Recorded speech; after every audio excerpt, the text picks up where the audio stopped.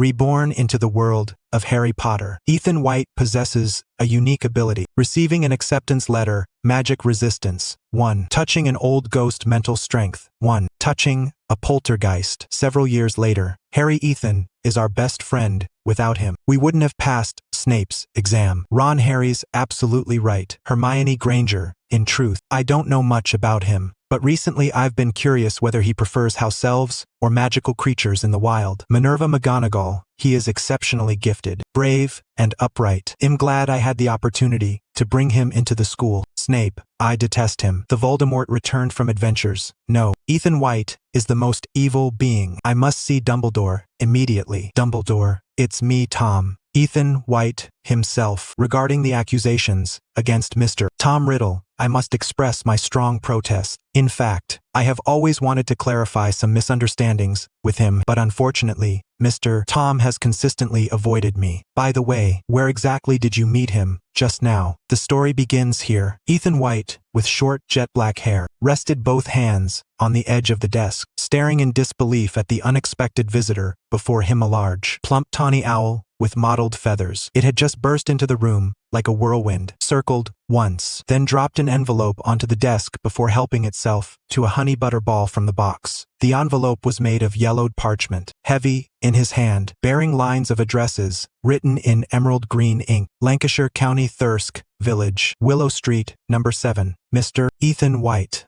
Ethan quietly slid the envelope closer, examined the writing, then flipped it over. The deep crimson wax seal bore a shield-shaped emblem with a prominent capital H at the center, surrounded by a lion, an eagle, a badger, and a serpent. Hogwarts. Is this for real? Ethan murmured to himself. Could this be a prank? Having lived in Thirsk Village for so many years, he had always believed he was merely a typical reincarnation in a mundane foreign land. Before receiving this letter, he had already planned his life until the age of 25, even considering where he would settle in the future. Swallowing nervously, Ethan opened the envelope. The parchment shimmered softly in the candlelight, the writing neat and solemn. Headmaster of Hogwarts School of Witchcraft and Wizardry, Albus Dumbledore. Dear Mr. White, we are pleased to inform you that you have been granted admission to Hogwarts School of Witchcraft and Wizardry. Enclosed, please find a list of required books and equipment. The term will commence on September 1st. Kindly reply by owl post before July 31st to confirm your intention to enroll. Deputy Headmistress Minerva McGonagall. Hiss, so formal. Is this really true? Ethan still couldn't believe it. A faint dark glow flickering in his pupils. Hogwarts acceptance letter. Exchange value 1 magic affinity. Ethan was stunned for a moment. Over the years, he had grown accustomed to this exchange system. Simply by coming into contact with certain special objects, he could gain attribute points. This letter could also be exchanged. That meant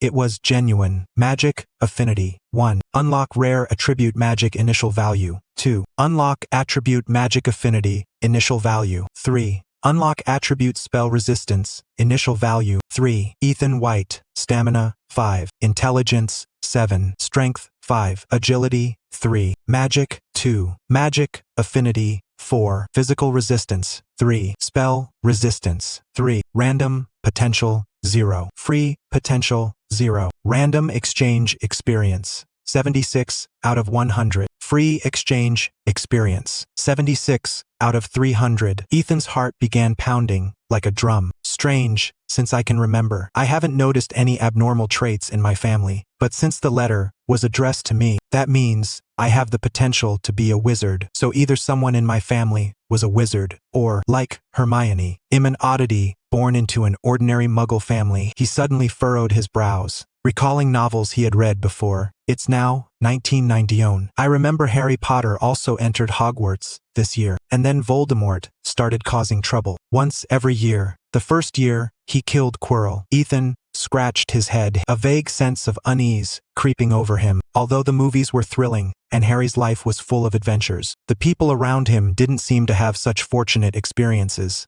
Take the Weasley children, for example. One was disfigured, another lost an ear, one lost their life, and yet another nearly lost theirs. Goodness, how many children are there in that family? Ethan muttered to himself, then opened the second page of the letter that had arrived with the acceptance. The page was densely filled with text. Ethan read carefully and couldn't help but feel a chill crawl over his scalp. Robes, hat, gloves, cloak, 8 sets of books, wand, cauldron, so many things. Oh heavens, how much must this cost? Fortunately, Hogwarts waives tuition and boarding fees. Or else, how could I possibly attend? The White family ran a small cake shop in the village, living just barely comfortably, far from affluent. For such an ordinary household, producing such a large sum at once was unlikely. Attending a local public school would be the more probable choice. Moreover, the White family was presumably not a wizarding family, and their attitude toward wizards was unknown. I can't just pin all my hopes on my family. I have to work hard myself. I will definitely attend the magic school. Ethan lowered his gaze to his small hands. Maybe I can ask the school if there is any scholarship available. Ethan couldn't help but glance again at the gluttonous bird on the desk. The fat owl was tilting its neck back, swallowing the last honey butterball, staring at the now empty candy box. Ethan gave it a sharp look. Eating so much, aren't you afraid of cavities? The owl seemed not quite satisfied yet. It cocked its head and stared at Ethan, emitting urgent cooing sounds from its throat. Oh, right.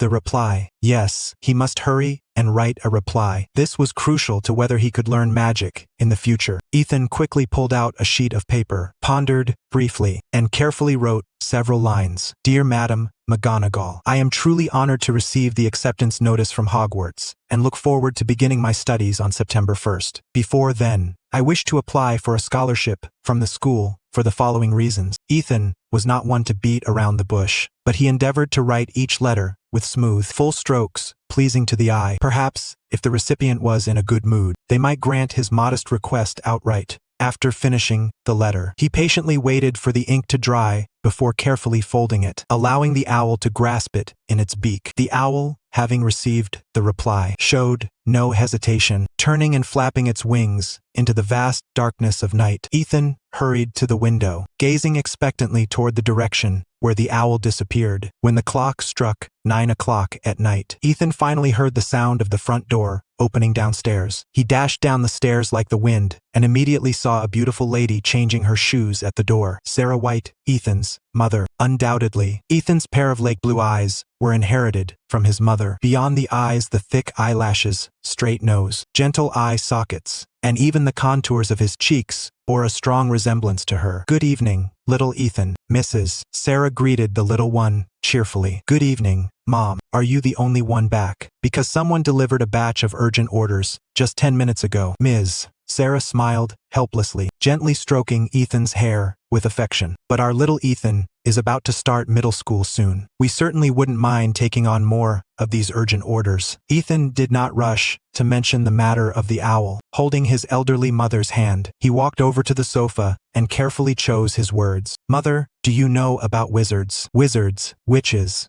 Of course, I know those stories, Ms. Sarah said, retrieving a can of beer from the refrigerator, her eyes sparkling with excitement. Lancashire was historically a gathering place for witches. Long ago, there were real witch trials held here. Ethan's eyes brightened immediately, and he asked eagerly, do you believe wizards exist in the world? I mean real wizardstos who can perform magic. Ms. Sarah burst into laughter, unable to contain herself. Ethan, please don't take offense, because you've always been very rational. From childhood until now, you have consistently used mathematics, physics, and chemistry to explain everything you see. Your academic achievements have been outstanding. Even the prestigious Rogers School has sent you an acceptance letter. I never expected you to be interested in magical stories. It's utterly adorable, my dear. Ethan awkwardly fidgeted his toes inside his shoes. When Ms. Sarah finally ceased laughing, she drew a deep breath and spoke seriously. But Ethan, you must understand that fantasy and reality are two entirely different things. It's like Santa Claus shavant. You noticed he seems to grow fatter every year. Even Santa Claus is just your father in disguise. Real wizards who can perform magic simply don't exist. Stories are just stories. Of course, if you're fascinated by wizard culture, when the old John Circus comes back to town. I can take you to meet their fortune-telling wizard. That poor old wizard has been a lifelong bachelor. Ethan fell silent. It seemed that, like Hermione, his parents were ordinary people without magical abilities. He composed himself and did not pursue the topic further. Instead, he asked Mother over the years, "Have you noticed anything unusual about me?" "Certainly, Ms." Sarah said, proudly. "My little Ethan is even more handsome than I was at his age. He looks a lot like young Bern Anderson. Besides, appearance. My little Ethan is very intelligent. In the entire town, only my Ethan received an acceptance letter from Roger's school." Listening to his mother's tone, filled with pride, Ethan could only scratch his head. Although he had obtained admission to a renowned school, he didn't truly believe it was due to exceptional intelligence. The exam was admittedly a bit challenging, but it did not stray beyond the scope of basic knowledge. For someone who had been pushed academically to the limits in his previous life as a University of Tokyo student, conquering such an exam was effortless for an 18-year-old young man. Moreover, his looks did give him some advantage: rosy lips and pearly teeth, and the interview was also breezed through with ease. "Mother, I mean, have I ever done anything extraordinary?" "Extraordinarily smart. Child, since you were 2 years old, you refused to sleep with us. That was because Father's snoring was too loud. I couldn't sleep. But I've heard that other children at 2 only knew how to wet the bed." Ms. Sarah looked at him proudly and continued, "Also, on your 5th birthday,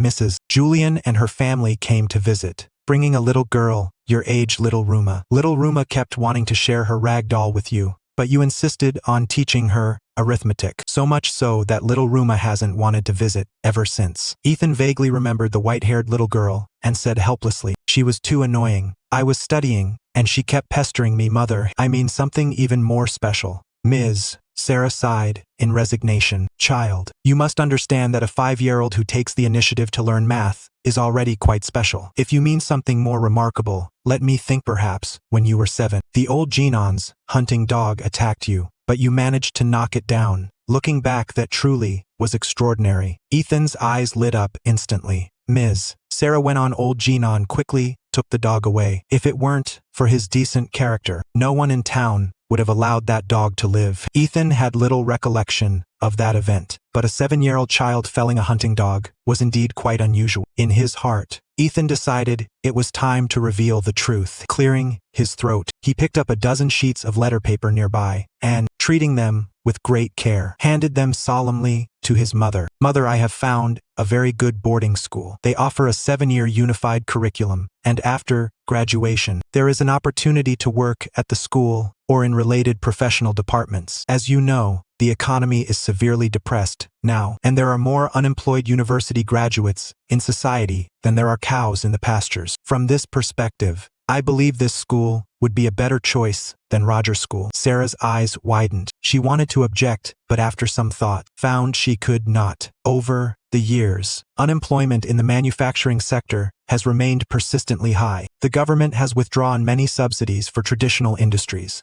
allowed various enterprises to privatize. Countless factories have shut down, and companies across many sectors have begun layoffs. This year, a new law called the Competition and Service Act was enacted, seemingly signaling a complete abandonment of manufacturing. Smart little Ethan was clearly unwilling to spend his life serving a company. "What a damned world." She waved the papers irritably and asked, "What is this?" "Essays." "Essays on what?" "The first discusses some of the most promising career choices in England over the next 10 years amid the continuous decline of manufacturing. The second is a brief exposition of my personal views." Ethan said, "I wrote these in 3 hours. There are many imperfections, but the main ideas should be clear. This is just the beginning. I plan to write more essays on this topic in the future. I hope to earn your understanding. I want to attend that 7-year unified curriculum school." Sarah looked at him blankly, first touching her own forehead, then Ethan's, falling into deep self-doubt. An 11-year-old child writing 2 essays in 3 hours. Children nowadays are even forced to learn how to write essays. God, this country is absolutely doomed. Ms. Sarah suppressed her strange feelings and quietly began to read the first essay. The essay opened with a brief summary of some social news, followed by a series of analyses based on real data, including detailed trend charts. The writing was evidently rough, but considering the author was an 11-year-old, the youthful awkwardness was not at all alarming. The essay focused primarily on the profound impact on individuals over the coming decade, as England abandons manufacturing and transitions to a service-based economy. The latter part addressed the current situation and suggested which careers would be wise choices in the future. Among these options, little Ethan provided very reasonable interpretations and personal opinions throughout the essay, though the format was somewhat off. The arguments were meticulously structured, logically coherent, and thoroughly convincing, impossible to dismiss. Even Mrs. Sarah, while perusing academic papers, would find herself involuntarily immersed, occasionally revealing expressions of sudden enlightenment intertwined with profound frustration. Had she encountered such a paper during her scholarly days, perhaps she would not now be merely the proprietor of a modest cake shop. She lifted her gaze, her eyes reflecting a complex mixture of emotions, as she regarded young Ethan, sighing softly. The formatting is somewhat unconventional, yet the data is impeccably accurate, rendering the entire paper both coherent and worthy of consideration. Every datum within was meticulously cited, leaving no room for doubt regarding its authenticity. Ethan was certain of this. He had deliberately crafted the paper with a certain roughness, otherwise it would have been far too audacious. Mrs. Sarah proceeded to examine the second paperet's theme, succinct yet profound. I will try anything once. Ethan's Guide to a Magical and Joyful Life. For reasons unknown, a subtle tremor stirred within Mrs. Sarah's heart. On the morning of July 29th, the sky hung low with dark clouds, accompanied by intermittent chilly breezes. A mottled cat deftly weaved through the pedestrians. It leapt into an alley, and shortly thereafter, a woman draped in an emerald green cloak, her expression solemn, emerged. Minerva McGonagall, deputy headmistress of Hogwarts, had come here to persuade a Muggle family, while also conducting a verification and assessment regarding certain matters mentioned by the gentleman in his letter. She extended her hand and pressed the doorbell of the white residence. Mrs. Sarah, about to step outside, suddenly paused, staring at the visitor in the verdant cloak, tentatively inquiring, "Is there something I can assist you with?" Professor McGonagall's gaze was gentle yet authoritative as she replied, "I am Minerva McGonagall, Deputy Headmistress of Hogwarts School of Witchcraft and Wizardry. I have come in response to Ethan White's letter." "Hogwarts? A school of magic?" Mrs. Sarah's eyes immediately revealed disbelief and incredulity. Of course, had it not been for the 2 essays from yesterday, her reaction now would have been far more intense, perhaps even prompting her to call the authorities. Suppressing her unease, she stammered, "It is an honor to meet you, Ms. McGonagall.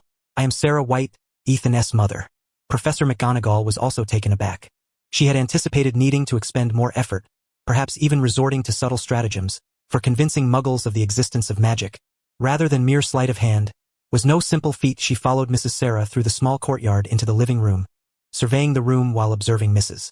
Sarah hastily bringing out orange juice and cake. The living room contained a set of brown fabric sofas, a coffee table, and a television. The kitchen housed some white appliances, and the air still retained the aroma of freshly baked omelets. On the tea table were teacups and a biscuit jar.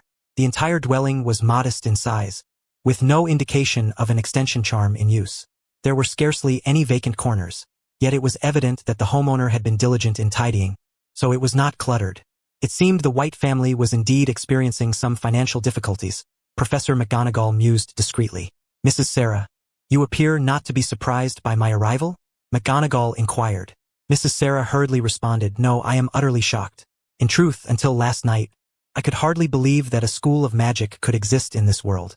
Professor McGonagall understood and said, "It seems you have seen our owl post." Mrs. Sarah shook her head.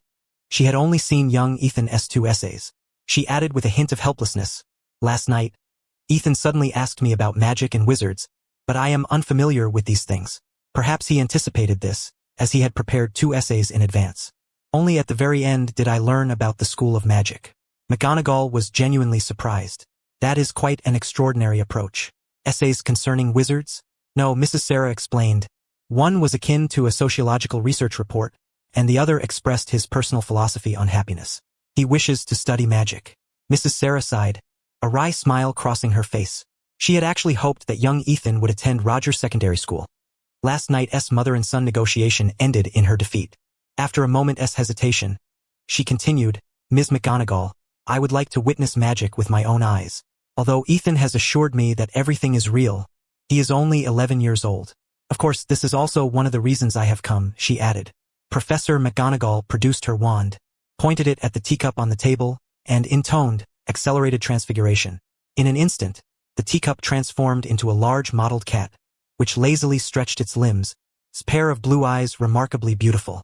Miss McGonagall smiled faintly and proceeded with a series of quick spells. The vase turned into a large goose, the table morphed into a doe, and the teacup became a flock of small birds. Mrs. Sarah immediately exclaimed in astonishment, momentarily flustered. Upstairs, Ethan heard the commotion and hurried down the stairs. Upon entering the living room, he saw the room filled with small animals. When he recognized the visitor, he was startled. "Professor Minerva McGonagall?" he exclaimed. "Good heavens, Ethan, look, the cup turned into a cat. It really is magic." "Yes, Mom, I saw it," Ethan replied. His mother, already astounded, was at a loss for words. Professor McGonagall turned to Ethan, her gaze appraising, and said, "Greetings, Mr. Ethan White. I am Minerva McGonagall, Deputy Headmistress of Hogwarts School of Witchcraft and Wizardry." Ethan bowed his head slightly. "Welcome, Professor McGonagall. I did not expect to meet you so soon." He thought to himself how astonishingly swift the professor's actions were, and that the owl had flown back to Hogwarts overnight.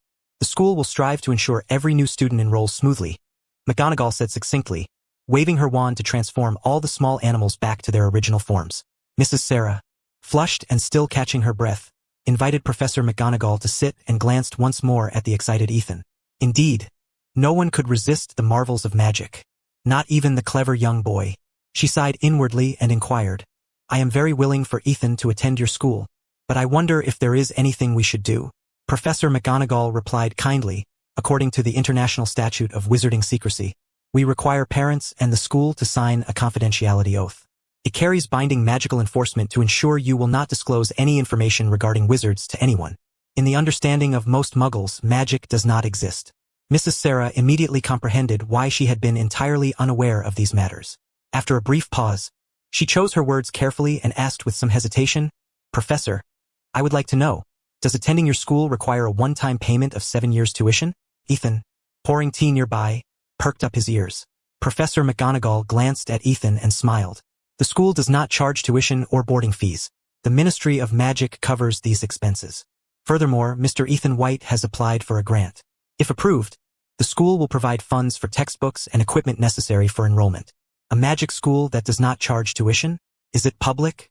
Mrs. Sarah was dumbfounded but could not conceal her delight. "I am truly grateful for the generosity of the school and the ministry. Honestly, if I were not so old, I would love to learn magic myself. It is truly wondrous." Professor McGonagall set down her juice and explained, "In fact, madam, only those who have shown magical ability are recorded in the Book of Admittance and the Quill of Acceptance. Upon reaching the age of 11, the owl messenger delivers the acceptance letter." Mrs. Sarah was speechless and smiled apologetically. "I just please understand, for anyone who witnesses magic for the first time cannot remain indifferent." The conversation with the school proved exceptionally brief and harmonious. Ethan was thrilled. The stern professor was not as unapproachable as she appeared. Mrs. Sarah had wished to persuade Professor McGonagall to stay for lunch, but she declined, citing a busy schedule.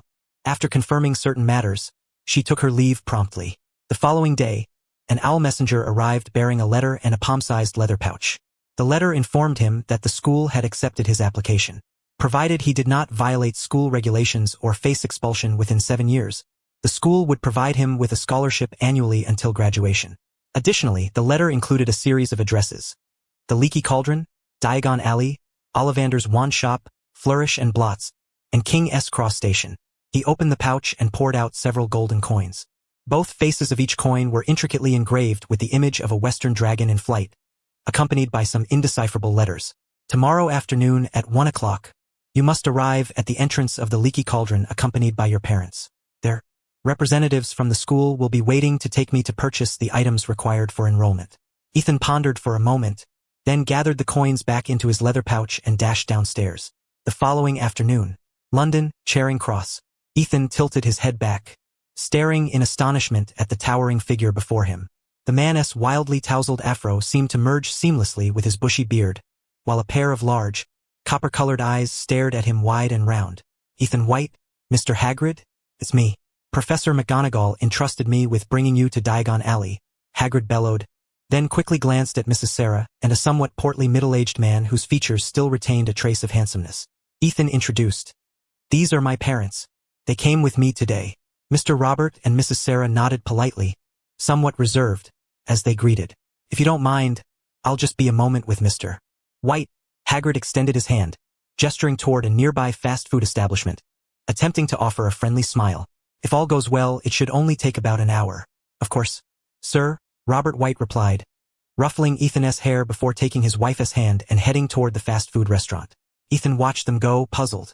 They can't come in? He recalled Hermione's parents had entered Diagon Alley. If it were Professor McGonagall, they probably could, Hagrid explained.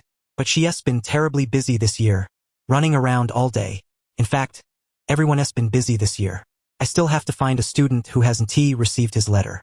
So, there wasn't time to apply to the Ministry of Magic. You must understand, not every wizard is friendly toward muggles. As Hagrid spoke, he turned and pushed open the battered door of the leaky cauldron. Ethan's eyes flickered momentarily. It was truly remarkable. Had Hagrid not turned to open the door, the entrance to the pub would have escaped his notice entirely. Hagrid led him inside. The interior was dark and grimy, the air thick with an indescribable foul odor. A few people sat in the corners, speaking in hushed tones. Behind the bar, a nearly bald man lifted a glass and called out, "The usual, Hagrid?" "No, Tom. I'm on business," Hagrid said, lifting Ethan and shaking him slightly before setting him back down. Ethan asked, "Is he the new little wizard this year?" "Quite a handsome young fellow." Hagrid grinned and led Ethan past the bar into a small courtyard, where he counted bricks against the wall for some time. Counting 3 bricks up and 2 across, he tapped the umbrella handle several times. The bricks trembled, and a small hole appeared at the center, gradually widening until a spacious archway emerged. Seemingly in a hurry to attend to other matters, Hagrid guided him inside while speaking rapidly. "This is Diagon Alley. Based on your shopping list, here's a little advice. If your budget is tight, start at the second-hand shops. The goods aren't exactly new, but who cares? As long as it's cheap. Of course, you'll want to buy a new wand. First years get a discount." Ethan nodded. It didn't matter if his clothes were a bit worn. Like Ron, whose pet was even hand-me-down from his brother. Why should he care? Hagrid was right, who cared? As long as it was affordable. Diagon Alley bustled with robed wizards on every side, lined with countless shops that dazzled the eye. Ethan had many items to purchase, but Hagrid had only granted him 1 hour. Throughout the journey, Ethan barely stopped running. He first went to the second-hand shop and bought a robe, hat, and cloak. He had initially wanted gloves, but all were in terrible condition, so he reluctantly purchased a new pair. Yet, all these items combined cost only 1.5 galleons. Ethan hurried to Flourish and Blots. After a brief inquiry, he learned that used textbooks were available and wasted no time selecting a complete set according to the list. Unfortunately, these books held no intrinsic value. Textbooks and wands accounted for the bulk of the expenses. Even second-hand, they consumed 1/3 of the school's allowance. New books ranged from 1 to 5 galleons each. Ethan then entered Ollivander's wand shop. Upon stepping inside, a sudden thrill surged through his heart, followed by a flood of countless impressions. His cheeks flushed as he forced himself not to look at the walls lined with wands. 10 minutes later, he emerged carrying a box. Inside lay a slender wand, willow wood, phoenix feather core, 11 1/3 inches long, with fair flexibility. Before departing Diagon Alley, Hagrid handed him a ticket. "Professor McGonagall asked me to give this to you. You must board the train by 11 o'clock on September 1st. Don't miss it. Good luck, Mr. White. I must be off." "Thank you, Mr. Hagrid," Ethan replied, pocketing the ticket.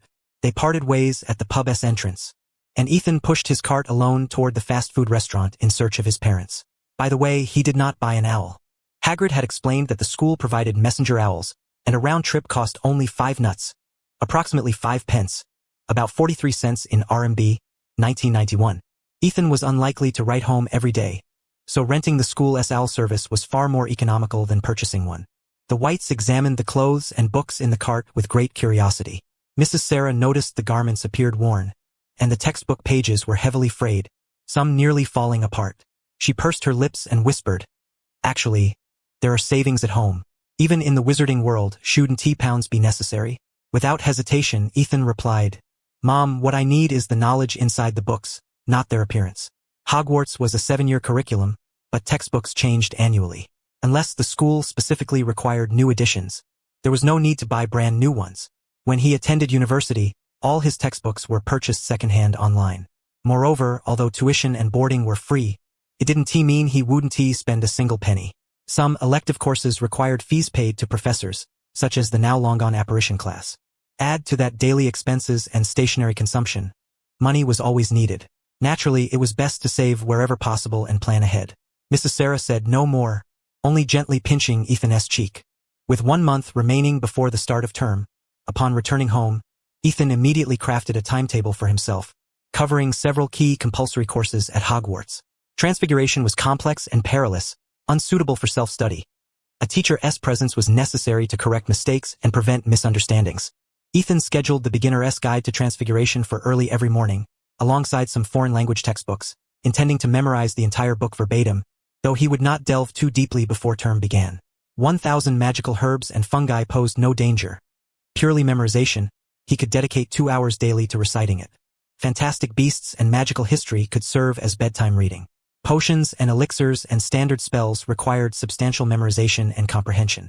Ethan swiftly organized his courses into categories, relegating the less important ones to leisure periods, while the crucial core subjects, such as potions, charms, and herbology, claimed the prime hours of each day.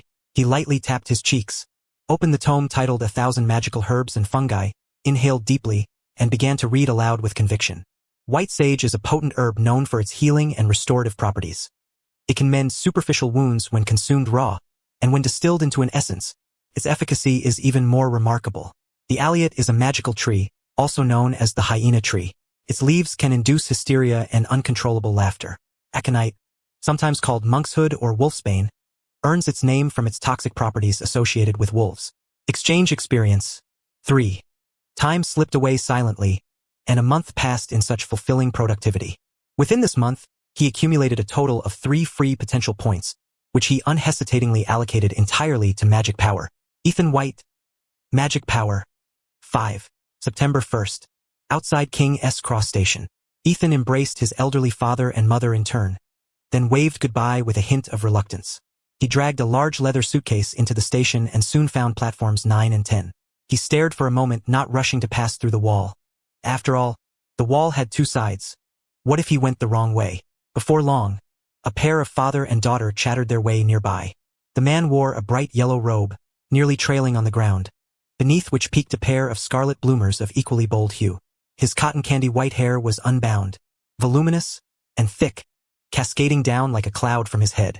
The girl beside him was smaller, with golden hair flowing gently over her shoulders, pale as moonlight, and her light-colored eyes possessed an ethereal quality. Remember what I told you about those nuisance flies? They especially like to swarm around anxious first years, buzzing and causing chaos. I'll wear my glasses, Dad. They help block the really big ones with purple spots. As they spoke, they pushed their trolley through the wall. Ethan watched thoughtfully, recognizing them as Luna and her somewhat unreliable father. Taking the cue, Ethan no longer hesitated. Gripping the suitcase handle firmly, he broke into a jog and dashed into the wall. His vision abruptly dimmed, and when he regained his senses, he found himself before a deep crimson steam train bearing the sign, Hogwarts Express. The platform was almost crowded to bursting. Steam billowed into the sky above the train. Cats of various colors weaved among the crowd's feet. The faint sound of wheels echoed behind him. Without pausing to observe further, Ethan quickly made way through the chattering throng and squeezed aboard the train ahead of others. Finding a seat in a rear carriage, he stowed his luggage and settled down, finally affording himself the leisure to gaze out the window. He spotted Luna and her father still conversing on the platform. The elder man pulled from his pocket a sparkling, carrot-shaped earring. Nearby stood a chubby, vacant-faced boy clutching the hand of an elderly woman wearing a tall hat, looking utterly despondent as he spoke. Ethan felt a strange reverie. In his past life, he had watched such scenes from behind a computer screen. In this life, he sat aboard a train peering through a small window, beholding these vivid yet dreamlike moments. Rubbing his brow, he turned away from the window and pulled out a thick textbook, immersing himself in study. How long had passed, he could not say, when a prolonged whistle startled him awake. Ethan looked up in confusion. Outside, the platform had vanished, replaced by rolling, undulating hills. Exchange experience. 1. Are you reading an herbology textbook? A clear, slightly high-pitched female voice inquired. Startled, Ethan glanced up to find 2 peers now in the carriage. Beside him sat the distracted round-faced boy. Opposite was a girl with tousled brown hair and prominent front teeth. She tilted her chin, having just posed the question. Ethan blinked, waving his book slightly, and nodded. It's quite a good read. The girl arched an eyebrow, a smirk tugging at her lips, and spoke rapidly. I read Herbology over the holidays and I memorized it all. In fact, I've memorized all the textbooks. But I prefer potions and transfiguration. Those two classes are incredibly difficult. I've heard even the professors can't guarantee we'll master them completely. Have you studied those? The young girl was no older than he, yet spoke with a maturity beyond her years, like a proud little peacock. Ethan vaguely guessed her identity and replied calmly, I hold a contrary view. As you said, those two subjects are very challenging, and without direct instruction from professors, attempting them on one's own is not only dangerous but risks developing bad habits. Therefore, I have not delved deeply into either. Oh, perhaps you're a bit timid then. She lifted her chin, a smug expression on her face. I've tried a few simple spells at home, and they worked well. I haven't encountered any danger. Although no one in my family understands magic, I believe that with sufficient caution, appropriate experimentation is permissible. Indeed, that's quite impressive. Ethan smiled and returned his gaze to the book. Reading a text 100 times reveals its meaning. Though I've memorized it all, each time I revisit it, I discover nuances I previously overlooked. The girl, about to introduce herself, noticed him reading again and puffed out her cheeks before turning to the round-faced boy, speaking boldly. I'm Hermione Granger. And you? The boy, seemingly shy and timid, replied softly, Neville Longbottom. Pleased to meet you. And what is your name, bookish gentleman? She asked. Realizing he could no longer peacefully read, Ethan closed his book and said, I'm Ethan White.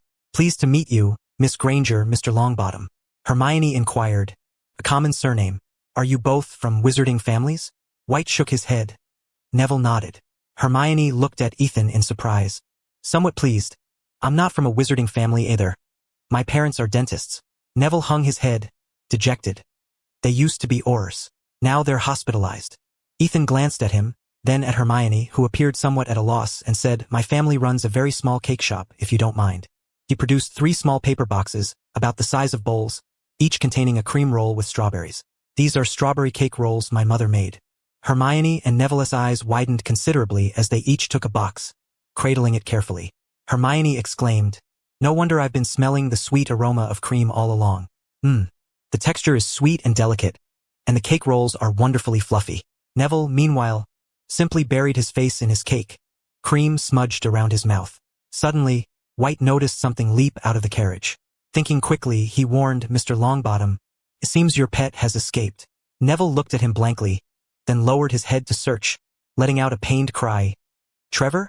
He dashed out of the carriage, clutching his cake roll in panic. Hermione hastily finished the cake in her box and followed, calling out, Delicious. When we get to school, I'll treat you to something. But for now, I must help Longbottom find his pet. Oh, and you'd better change into your robe, the school is near.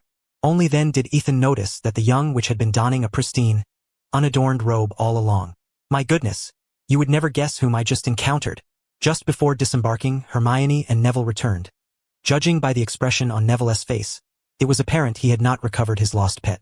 Hermione looked at Ethan, barely able to contain her excitement. I met Harry Potter, the savior who vanquished the Dark Lord. He was sitting in the adjacent compartment, accompanied by a boy named Weasley. Is that so? That's truly marvelous. Hermione, displeased by Ethan's muted response, asked curiously, You don't know Harry Potter? This is one of the rare major events these days. Without him, who knows how chaotic the world might be? Ethan sighed in resignation. Now I know. He truly is extraordinary. Of course, he was aware of Harry Potter, but by all logical reasoning, he should not know too much. For he was not from a wizarding family, nor had he purchased any extracurricular reading materials. Neville, distracted and timid, muttered, Granger, White is not from a wizarding family. Hermione shook her head. Neither am I, but this matter is common knowledge, at least within the wizarding world. Books such as Modern Magical History, The Rise and Fall of Dark Magic, and Significant Magical Events of the 20th Century all mention Harry Potter's name. Ethan remained silent, turning his gaze toward the window, where the sky still bore a lingering shade of deep purple, and endless mountains and forests stretched beyond. The train gradually decelerated. In 5 minutes, the train would arrive at Hogwarts. Please leave your luggage on board, and we will deliver it to the school. This announcement echoed continuously throughout the train. Ethan rose, checked his trunk carefully, especially to confirm his name, before stepping into the carriage, Hermione and Neville closely following behind. When the train came to a complete halt, The young witches and wizards surged toward the doors, descending onto a small, dark platform. The chill of the night sent involuntary shivers through the crowd. First-year students, this way. A boisterous, gruff voice drowned out all the noise, and the crowd instinctively moved in that direction. This way. Board the boats here. Hurry. Keep up with me. The one welcoming the new students was none other than Hagrid, whose towering stature was unmistakable. At that moment, he held a lantern aloft, beckoning everyone forward, while casually exchanging greetings with a thin little boy wearing glasses. Hermione gently poked Ethan's back and whispered, "Look, that's Harry Potter." Ethan gazed for a moment and nodded. Everyone followed Hagrid down a steep, narrow path, which ended at a dark lake. Across the lake stood a majestic castle, its spires numerous and towering, windows twinkling beneath the starry sky. Ethan was slightly dazed. Hogwarts appeared before him in all its vivid reality. Each boat may carry no more than 4 passengers, Hagrid announced loudly, pointing to a cluster of small boats moored by the shore. The closest boat was boarded by Harry and a red-haired boy. Hermione and Neville quickly followed, and Hermione glanced back at him as she stepped aboard. Ethan, uninterested in the commotion, casually chose a boat, quietly took a seat, and tilted his head upward, fixing his gaze on the castle. "Quite magnificent, I senti it?" A somewhat ethereal voice whispered in his ear. Ethan turned slightly and met a pair of pale eyes. Their owner possessed an exquisitely delicate, beautiful face, adorned with a pair of small carrot-shaped earrings. He nodded. "Indeed, it is remarkable." Luna gazed at him blankly, tilting her head. "We have met before at the station. Twice, actually. What a coincidence. My name is Ethan White." Ethan extended his hand proactively. Luna Lovegood. The young Luna likewise extended her hand, offering a light shake, and added, "My father is Xenophilius Lovegood. You may have seen him. He is the editor of the Quibbler. Pleasure to meet you." Ethan suddenly noticed a pair of eyes watching them. He instinctively glanced over and saw Neville staring at him blankly from another boat. The small boat glided over the mirror-like surface of the lake until it reached a hidden, open inlet. He followed the crowd along a pitch-dark tunnel, ascended a flight of stone steps, and arrived before a massive oak door. A tall, black-haired witch-clad in emerald-green robes stood waiting by the door. Her expression was stern, her gaze imposing. Under her scrutiny, the once boisterous young witches and wizards quickly fell silent. Ethan keenly observed Professor McGonagall glance in their direction. He bowed slightly, silently expressing gratitude for the ticket she had given him.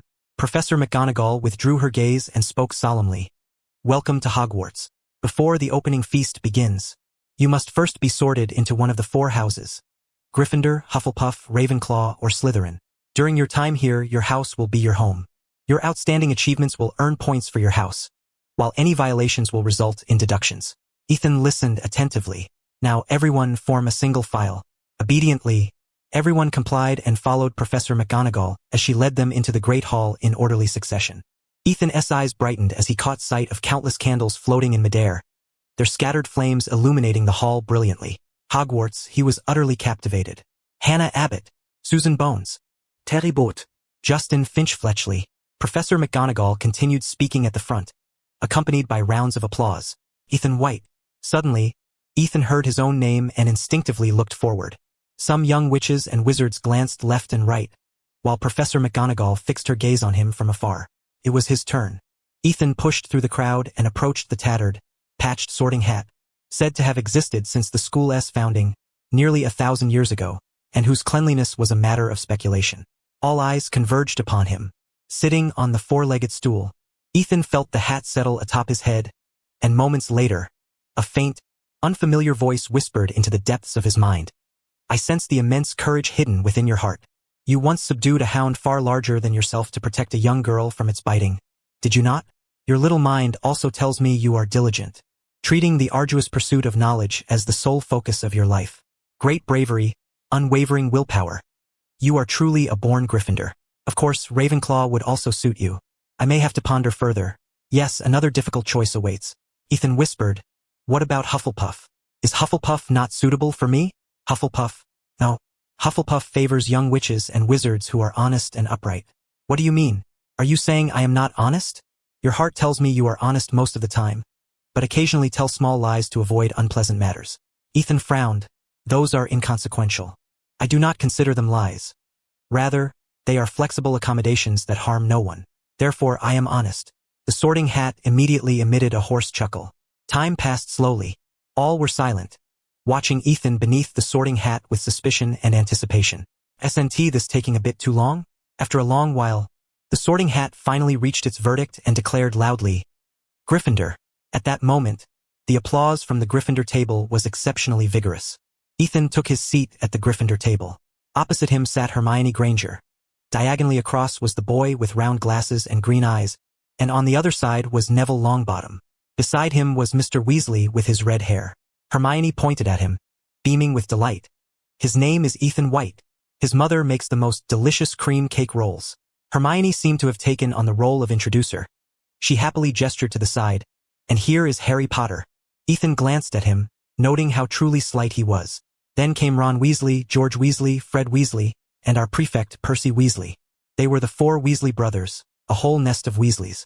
Ethan rose to his feet and shook hands with each of them in turn. Harry watched him curiously, his gaze probing yet not uneasy.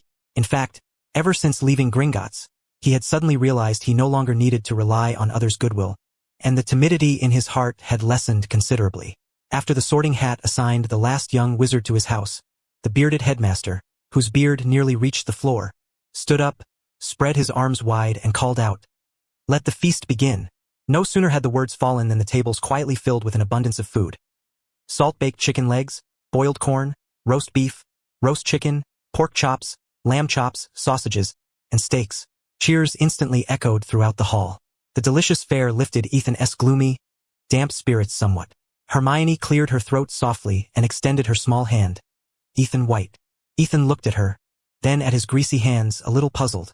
"We already know each other, Miss Granger." Hermione, however, shook her hair with slight displeasure. "But you've shaken hands with everyone you know. You can't skip me and Longbottom." Neville, who had been eating with his head down, looked up in confusion and whispered, "It's all right, Granger." Ethan had no choice but to clean his hands, gave her a light shake, and then reached out to Neville, who eagerly grasped his hand, beaming a wide smile. Thus it was settled. Ethan reached for a chicken leg, but suddenly, a transparent gray-white form appeared in his hand, followed by a message that rose in his mind. "You have touched a ghost. Unlocked rare attribute, mental power. Initial value 3. Unlocked attribute, mental resistance. Initial value 2. Sir Nicholas de Mimsy Porpington. Exchange value 3. Mental power, mental resistance. Exchange." Ethan did not understand what had happened, yet he could not help but shout this word silently in his heart. Mental power 1. Mental resistance 2. Under the table, faint sounds of alarm arose. The illusory figure beneath his hand trembled slightly, then vanished with a whoosh. Ethan's expression remained unchanged as he grabbed a large chicken leg. Elsewhere, low murmurs arose as countless ghosts floated and drifted through the air, greeting the newly arrived young wizards. "Good heavens! Ghosts! White, look up!" Hermione cried out excitedly. Ethan sipped his juice, swallowing the saliva stirred by the sight. He narrowed his eyes as he watched the ghosts darting about. A feather-light tickling sensation fluttered at his heart, making him itch with longing. If only he could touch them all, TSK. How tantalizing that would be. The Hogwarts ghosts came and went swiftly, seemingly only to show their faces to the freshmen. Sir Nicholas, whom Ethan had touched, appeared again, scrutinizing each table of new students with suspicion, trying to identify the culprit who had just assailed him. Ethan noticed that Sir Nicholas was somewhat more transparent than the other ghosts. Once everyone had eaten their fill, all the remaining food vanished from the plates. After a moment, puddings, various flavored ice creams, apple pies, fruit tarts, strawberries, and jellies appeared on the tables. The sight alone was sweet enough. Ethan only took some strawberries, eating them while listening to the young wizards around him introduce themselves. Neville, raised by his grandmother. Seymour of mixed blood. Hermione had initially wanted to discuss transfiguration with Ethan, but seeing him engrossed in the strawberries, she settled for chatting with Percy instead. The evening was lively, making Ethan, who was used to studying alone, feel somewhat out of place. Percy, who is the professor talking with Professor Quirrell? That would be Professor Snape, teaching potions and head of Slytherin. Listening to Harry and Percy's conversation, Ethan glanced back. The sullen-faced Snape was speaking with Professor Quirrell, who had his head wrapped in bandages and appeared meek and nervous.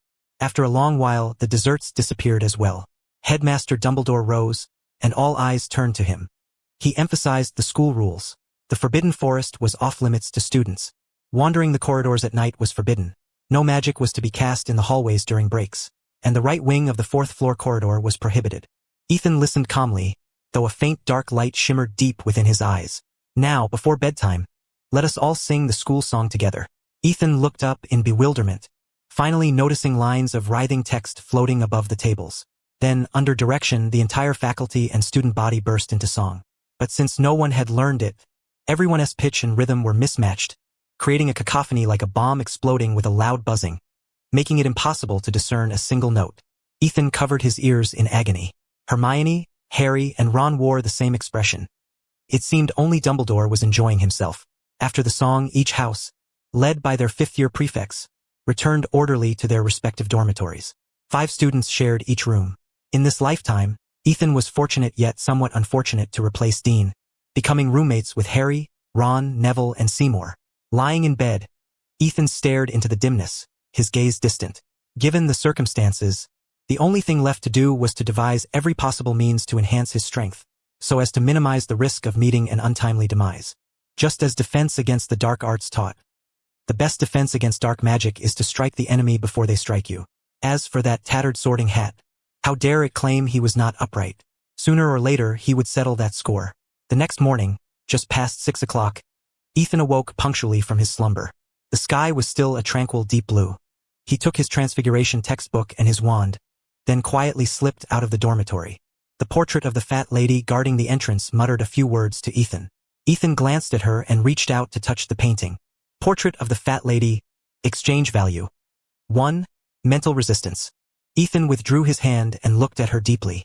The fat lady stared back, utterly bewildered, as he made his way to the transfiguration classroom on the first floor.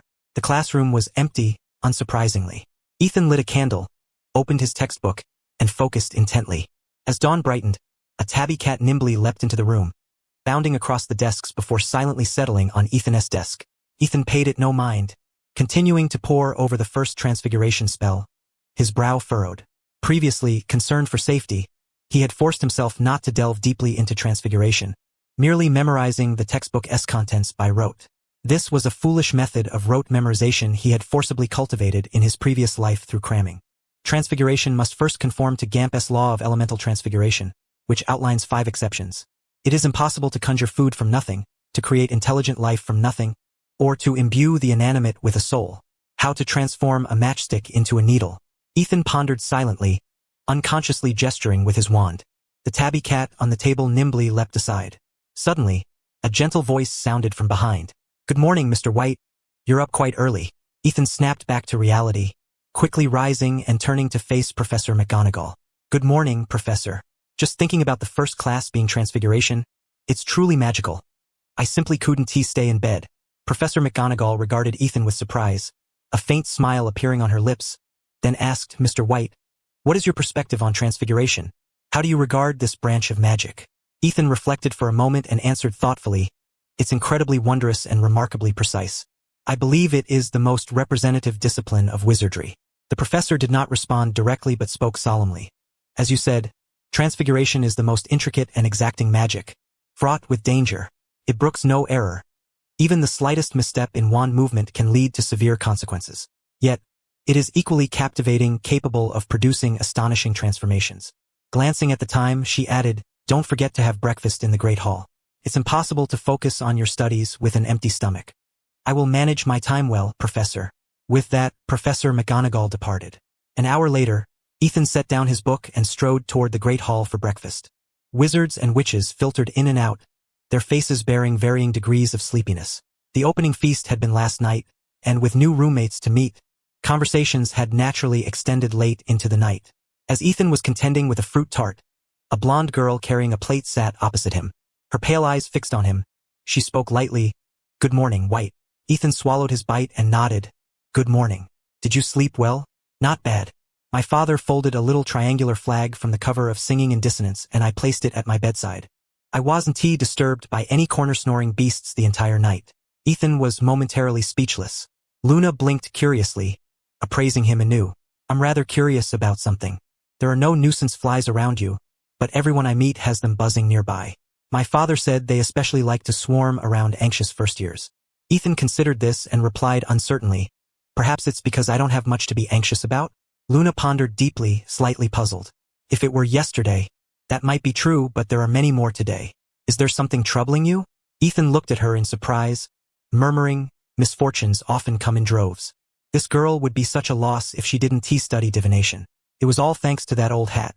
But he couldn't mention it. If word got out that he disliked Gryffindor, it might provoke hostility from other Gryffindors.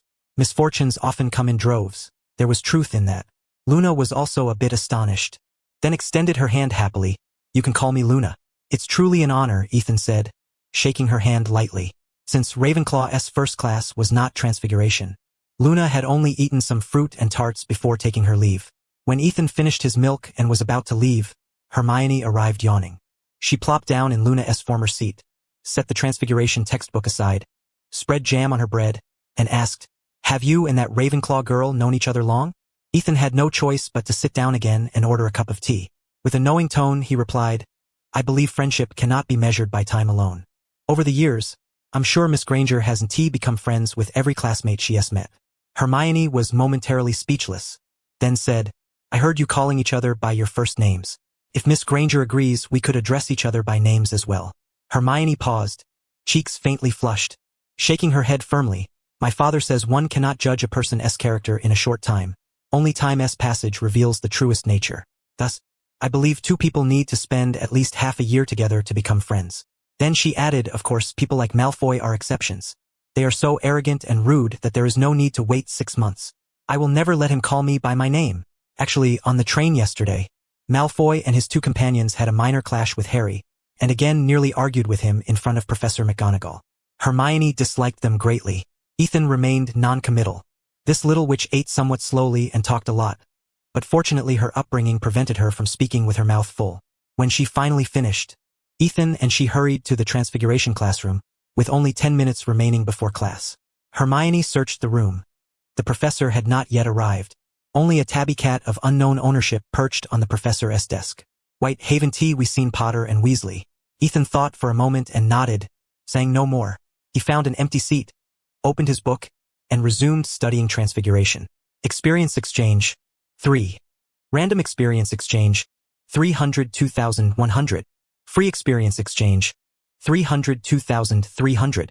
Ethan stroked his chin, contemplating where best to allocate this free potential.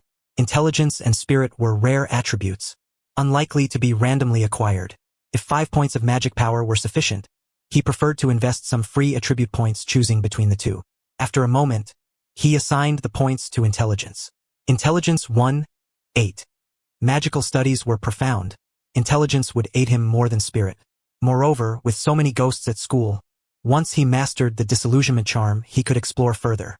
Last night, he had sensed a trace of spirit from Sir Nicholas. Ethan felt his mind invigorated again and, turning to his textbook, soon attained new understanding and insight. Time ticked slowly away. The 10 minutes before class seemed especially prolonged. The professor was late. Harry and Ron were also absent. Hermione glanced back at the door repeatedly, her expression confused. This class was shared by Gryffindor and Slytherin. Malfoy and his two companions sat at the front desk, watched disdainfully by the tabby cat from above. Malfoy had not found Harry, nor did he intend to cause trouble. Sitting obediently was not really obedience, but Professor McGonagall had warned everyone yesterday. "Anyone who misbehaves in my class will be asked to leave and never permitted to return." Transfiguration was notoriously difficult. The stern professor was known to follow through on her words. Even Malfoy dared not defy her. In the quiet classroom, 2 young wizards finally hurried in. Hermione glanced back. It was a sweating Harry and Ron. Ron breathed a sigh of relief. "We made it. Luckily, the professor hasn't arrived yet. If she knew we were late." Before he finished, the tabby cat suddenly leapt down and transformed into Professor McGonagall herself. The two were dumbfounded. Ethan was equally stunned, a term surfacing in his mind. "Animagus. That's incredible," Ron said dazedly. "Thank you for the compliment," Professor McGonagall said angrily. "But perhaps I should turn you two into pocket watches. Maybe then you'd understand the importance of punctuality." Harry was startled and nervously said, "I'm terribly sorry. We got lost and were stopped by Mr. Filch." That Mr. Filch, believing they intended to go to the 4th floor, stubbornly barred their way, even threatening to lock them in the dungeons. Had it not been for Professor Quirrell passing by at that moment, they might have missed their transfiguration class altogether. "So, should I turn you into a map?" I trust you don't need a map to find your own seats. Do you? The two of them shrank their necks and silently took their seats. At last, everyone had arrived. Professor McGonagall glanced around the room, convinced that if she were not the head of Gryffindor House, she would have docked quite a few points earlier. Mr. Ethan White? Ethan, who had been pondering a spell, instinctively stood up. Professor McGonagall gestured for him to sit and cast a gentle glance to the side, speaking in a kindly tone. If possible, I would like to ask you to wake Mr. Weasley and Mr. Potter each morning as well. That way, they should have ample time to find their classrooms. Harry and Ron simultaneously looked at Ethan, their wide eyes brimming with curiosity. They knew Ethan was their dorm mate, but since they hadn't had a deep conversation the previous evening, they were still somewhat strangers. Ethan paused, then tentatively inquired, "According to my schedule?" Professor McGonagall nodded solemnly. "Very well, I can give it a try," Ethan said diplomatically. Waking people up is one of the surest ways to end friendships. If he wasn't careful, he might even make enemies. He would have to communicate well with both of them later. As a headache settled over him, his resentment toward that wretched hat only grew stronger. Damn hat, just you wait. Before learning how to transform a matchstick into a needle, Professor McGonagall wished to assess how many still lacked a clear understanding of GAMP's fundamental transfiguration laws and the most basic principles of transfiguration. Ron and Harry honestly raised their hands. However, they were not the only ones. Altogether, about 1/3 of the students from both houses raised theirs. Professor McGonagall's brow twitched several times, and she had no choice but to begin her lecture from the very first page of the textbook. Transfiguration is an exceedingly delicate and rigorous subject. Thus, even the theory behind the silver needle transfiguration occupied 3/4 of the class time. By the time Professor McGonagall finished, only half an hour remained before the lesson ended. Then, with little hope, she handed each student a matchstick. Ethan set down his quill. Though he had previewed the textbook and could recite it verbatim, he still took copious notes. Much of what Professor McGonagall taught was absent from the textbook, and some was invaluable experiential wisdom that could save him from many detours. Although Ethan strove to keep pace and comprehend the professor's line of thought, dissecting the problem from this perspective, his intellect, rated at 8 o'clock, still struggled. Moreover, this approach was not necessarily the correct one. After all, over the years, Professor McGonagall's method must have evolved through continuous refinement on the foundation of profound transfiguration theory. But since he was to learn, naturally he must learn from the best. Experience exchanged. 11. Having received the match, Ethan pointed his wand at it. Scenes emphasized by Professor McGonagall flowed through his mind. He suddenly flicked his wand and whispered, "Rapid transfiguration." The matchstick swiftly elongated and thinned, shimmering with a silvery sheen, and a slender silver needle soon appeared upon the desk. Ethan could distinctly feel his magical energy ebbing away. He stared at the silver needle, a surge of excitement and delight welling deep within. After a moment, he flicked his wand again, and the silver needle reverted to the shape of a matchstick. Repeating this 3 times, Ethan's emotions finally settled, no longer as tense as at the outset. This class required practice not only of the transfiguration spell but also the reversion spell. Ethan glanced quietly around and noticed that the young wizards were all intently staring at their matchsticks, none paying attention to him in the corner. This gave him a slight sense of relief. He picked up his pen and recorded the sensations and shortcomings he experienced during the transfiguration in his notebook. His magical power was still somewhat low. With a magical capacity of 5 o'clock, he could sustain approximately 20 transformations. But if the object to be transfigured were slightly larger, he might not manage it. For instance, when Professor McGonagall casually transformed a desk into a pig earlier, even if he could perfectly replicate every step, he would never be able to produce the same result. He must enhance his magical power and strengthen his spirit. Ethan transformed the matchstick into a needle once more and began silently timing himself. This time, he wanted to see how long the transfiguration could be maintained. At some point, Professor McGonagall appeared beside his desk, softly applauding. "Your transfiguration and reversion spells are both excellent, Mr. White. It seems you have mastered them." Ethan was startled, completely unaware of when the professor had come over. "You flatter me, Professor." Professor McGonagall surveyed the surroundings and said, "Since Mr. White was not only the first to succeed in the transformation but also skillfully performed both the transfiguration and reversion spells, Gryffindor gains 2 points." Having said this, she returned to the podium.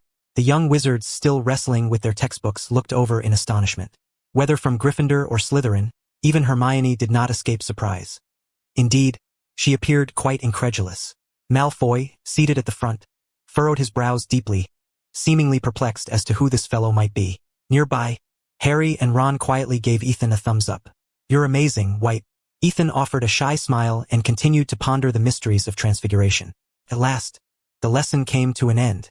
Before the bell rang, besides him, only Hermione had successfully transfigured the Silver Needle. When Professor McGonagall praised her, the young witch looked genuinely pleased. After class, no sooner had Professor McGonagall left than Ethan swiftly pulled Harry and Ron into a corner of the corridor, fixing them with a serious gaze. "Potter, Weasley, I sincerely advise you to apologize to Professor McGonagall and promise never to be late again. Perhaps then she will abandon the idea of having me wake you both up." Harry and Ron, initially quite nervous, looked at him blankly and asked, "You don't want to do it, White?" Ethan patiently explained, "It's not that I don't want to. It's just that I get up too early. It's a habit I've cultivated over many years. If you suddenly had to rise at the same time as me, you'd be completely drained all day." Harry confidently replied, "That's fine. What time do you get up?"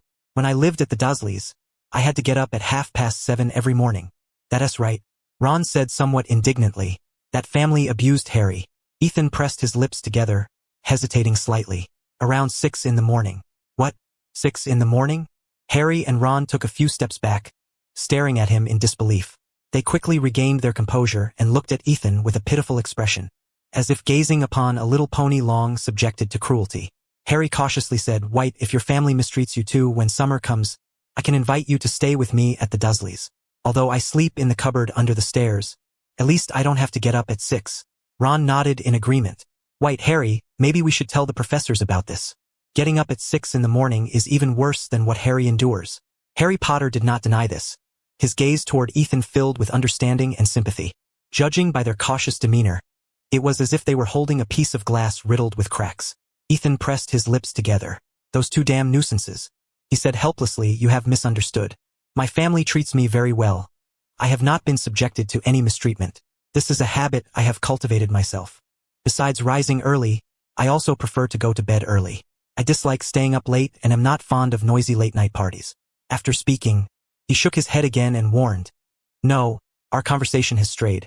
You two, if you do not want to wake up at 6 o'clock every day, go immediately to Professor McGonagall and apologize to earn her forgiveness." This time, the two did not hesitate at all and dashed desperately toward Professor McGonagall's office.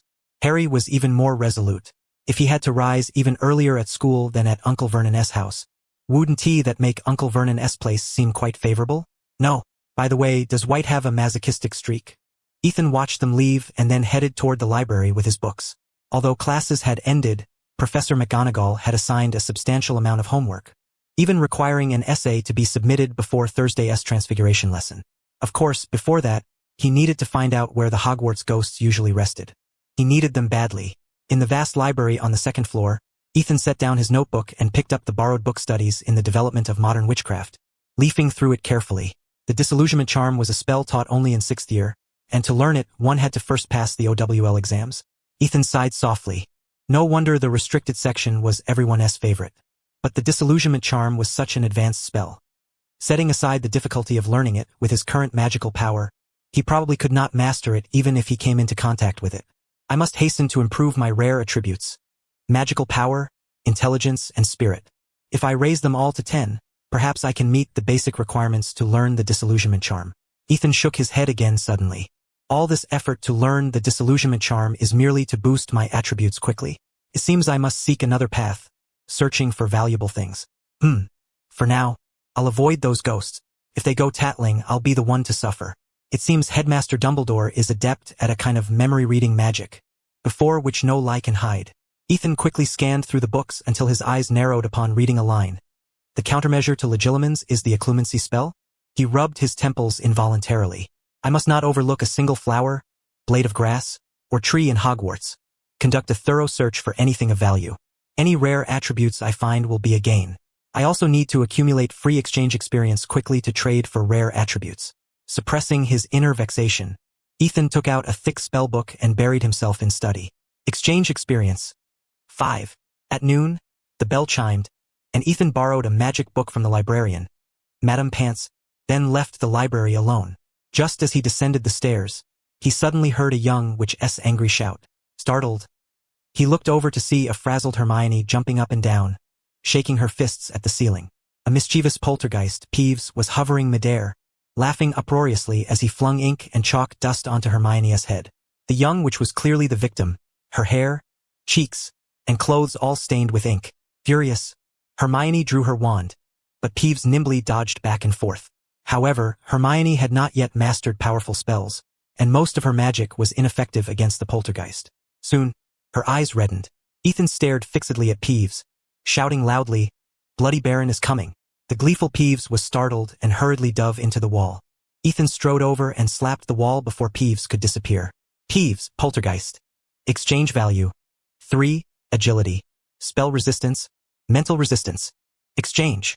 Agility +1. Spell resistance +1. Mental resistance +1.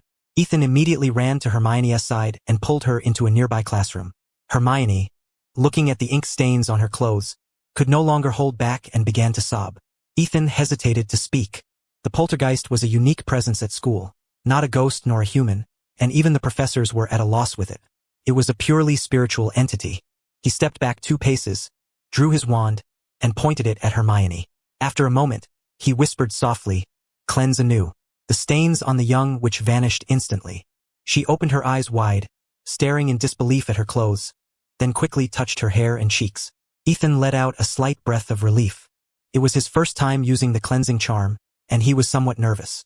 Hermione wiped her eyes and looked at Ethan strangely, pursing her lips. "You already know the cleansing charm?" Not very skillfully yet," Ethan mumbled softly. "If you encounter Peeves again, just run away. He won't dare to persistently bother you." Mentioning Peeves, Hermione's breathing grew heavier, and she stomped her foot in anger. "I didn't provoke him at all. If he listened to reason, he wouldn't be called Peeves." Ethan continued, "Percy said Peeves fears the Bloody Baron. If he chases you relentlessly, just shout the Baroness' name." "I did shout," Hermione said gloomily, "but it seems he knew I was bluffing." Ethan opened the classroom door and quickly left with her, heading to the Great Hall for lunch. The hall was filled with young witches and wizards. Harry and Ron were there too. Upon seeing them, the two immediately waved eagerly. "White, Granger, over here." Ethan White picked up a plate with a chicken leg, a glass of pomegranate juice, a small steak and sausages, and walked over with a concerned expression. Did Professor McGonagall agree? The 2's faces darkened and even showed despair. Professor McGonagall said she will only consider rescinding her decision if there are no new tardy records for at least 2 weeks. The 3 sighed in unison, their expressions grim. Harry could not imagine how miserable waking at 6 o'clock would make him in the morning. Ethan found it too troublesome. Hermione rolled her eyes and asked Potter Weasley, "Can't you even manage to be on time for class?" Ron hurried to defend himself. "We were late because Mr. Filch stopped us in the morning. If it weren't for him, we'd have been in class already." Harry nodded sadly. "Besides, if Ethan has to get up at 6, why should we get up so early? The Great Hall doesn't even open until 8. Ethan was equally listless. "You can familiarize yourself with the day's lessons in advance, review yesterday's, and practice spells. There's actually a lot you can do." Suddenly, a sparkling gaze appeared beside them. He turned his head and exchanged a glance with Hermione. The young witch, who had been sulking all the way, now looked unusually energized. "The first class starts at 9, but if you get up at 6 and spend 3 hours practicing transfiguration, you can indeed perform it smoothly in class. Is this your secret to being so impressive, White?" Hermione muttered to herself, with a mixture of enlightenment and deep frustration, nodding and shaking her head repeatedly. She looked at Ron and Harry and emphasized, "You really should get up at 6 to study.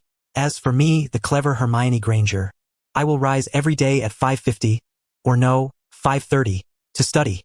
Hermione was overjoyed, having cast aside the earlier annoyance caused by Peeves. Ethan pondered that if she could truly persist and her grade soared, the professor's attention would be entirely on Harry and her, and they would pay even less attention to him. This seemed to him to be a fortunate occurrence. Whenever drowsiness crept in, one could always resort to a strong cup of coffee. Ethan's gaze brimmed with encouragement. Ron and Harry were left dumbfounded, a faint trace of apprehension lingering in their expressions. Ron whispered, "I told you her mind isn't quite right." Suddenly, Ethan recalled something and turned to them, blinking. "By the way, did you all bring your acceptance letters?" After lunch, within the boys' dormitory of Gryffindor, Ethan accepted 2 acceptance letters. Exchange value, 1, mental resistance. Exchange value, 1, mana. Ethan could hardly conceal his delight. What had started as a spontaneous idea had actually proven feasible. If one were to exchange random potential points, The chance of acquiring rare attributes was exceedingly slim. Only with free potential points could one allocate them entirely to rare traits. Yet the problem lay in the difficulty of amassing experience. He had calculated that a whole day of diligent study would only yield about 30 experience points. Gaining even a single rare attribute point would save 10 days of arduous effort. Mental resistance 1. Mana 1. He scrutinized the acceptance letter bearing Harry Potter's name, murmuring, could this have been penned by the headmaster himself? Or is it merely a stroke of luck? Harry, somewhat uneasy, inquired, what's wrong with my acceptance letter? Ethan snapped back to reality, placing the two letters side by side, speaking softly, look, the handwriting on these two differs slightly, whereas mine and Weasley's are identical. Ethan produced his own acceptance letter and positioned it between the other two. Ron's eyes widened in astonishment. They really are different. Harry's letter looks more like, well, something a man wrote? Every letter is somewhat sloppy. Harry pondered, maybe it was Hagrid? He personally delivered this letter to me. There were many before, but Uncle Vernon confiscated them all. Ethan blinked, about to comment, when Harry continued, unfortunately, Uncle Vernon burned all those letters. What a hot-tempered man. Harry nodded in agreement. Just then, Neville returned, clutching his toad, and curiously approached. What are you all looking at? Ron quickly replied, we're examining Harry's acceptance letter. It's not quite like ours. Neville, where's your acceptance letter?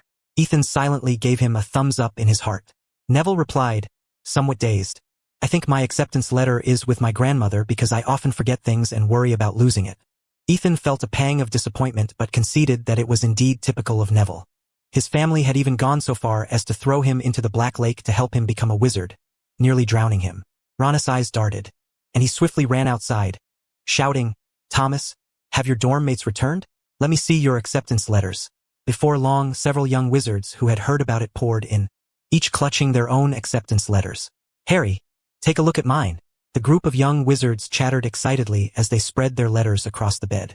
Ethan thoughtfully smoothed them out and soon gained 2 points in mental resistance, 2 points in mana affinity, and 1 point in spell resistance. Rare attributes remained a matter of chance. Because Professor Phileas Flitwick of Charms class was absent, the 1:30 afternoon Charms lesson was swapped with the Tuesday defense against the Dark Arts class. The second Herbology class remained unchanged. An envelope shaped like a mouth kept noisily complaining in the Gryffindor common room. Ethan gathered his textbooks for 2 classes and hurried out with Harry, Ron, Hermione, and Neville. The defense against the Dark Arts classroom was on the 4th floor, requiring the ascent of many stairs. The school contained 142 staircases in total, some broad and grand, others narrow and cramped, all swaying precariously. Some staircases ended abruptly halfway, with the upper steps vanishing or changing direction unexpectedly. This explained why, upon hearing about the schedule change, a crowd dashed upstairs as if pursued by dogs. Especially Ron and Harry, who had already been late once that morning and had spoken with Professor McGonagall. Another tardy arrival that afternoon would shatter any remaining trust she had in them. Yet the fear of lateness was only part of it. The other reason was the great anticipation everyone held for this course. In defense against the dark arts, one could learn offensive magic, how to wield attack spells to shield oneself from dark creatures and dark magic. In other words, the best defense was a good offense. If one could eliminate the enemy before they struck, that was a successful defense against dark magic. Before class, Ethan translated the essence of defense against the dark arts, eliciting hearty laughter from many. This class was held jointly by Gryffindor and Hufflepuff, with no detested Slytherins present. The atmosphere in the classroom was lively. The Hufflepuffs cast curious glances toward Gryffindor. More precisely, toward Harry Potter, the most renowned freshman. In a corner, Ethan quietly observed them, deep in thought. He had a strong desire to examine the acceptance letters of all freshmen, but Slytherin students were unlikely to pay him any mind, so conventional methods were unsuitable. As for Ravenclaw, perhaps he could try asking Luna. Most Ravenclaws kept to themselves, barely interacting even with their own housemates. A Gryffindor venturing forth to borrow acceptance letters would likely be met with rejection. Only the quiet, well-behaved, honest Hufflepuffs, such as Hannah Abbott and Susan Bones, might be more approachable. The classroom door silently opened and closed, followed by a pungent garlic odor that filled the entire room. Many young wizards' faces contorted, and they immediately covered their noses. Ethan was no exception. The stench forced him to hold his breath, nearly causing him to vomit. This smell, a blend of garlic and sour sweat, combined to produce an unimaginably lethal odor. Professor Quirrell of Defense against the Dark Arts stepped nervously onto the podium. Ethan could hardly bear to look. Wearing such a thick scarf in the height of summer explained the terrible smell. Only Voldemort lacked a nose. Otherwise, he might have been suffocated or at least overwhelmed by the stench. This was everyone's first defense against the dark arts class.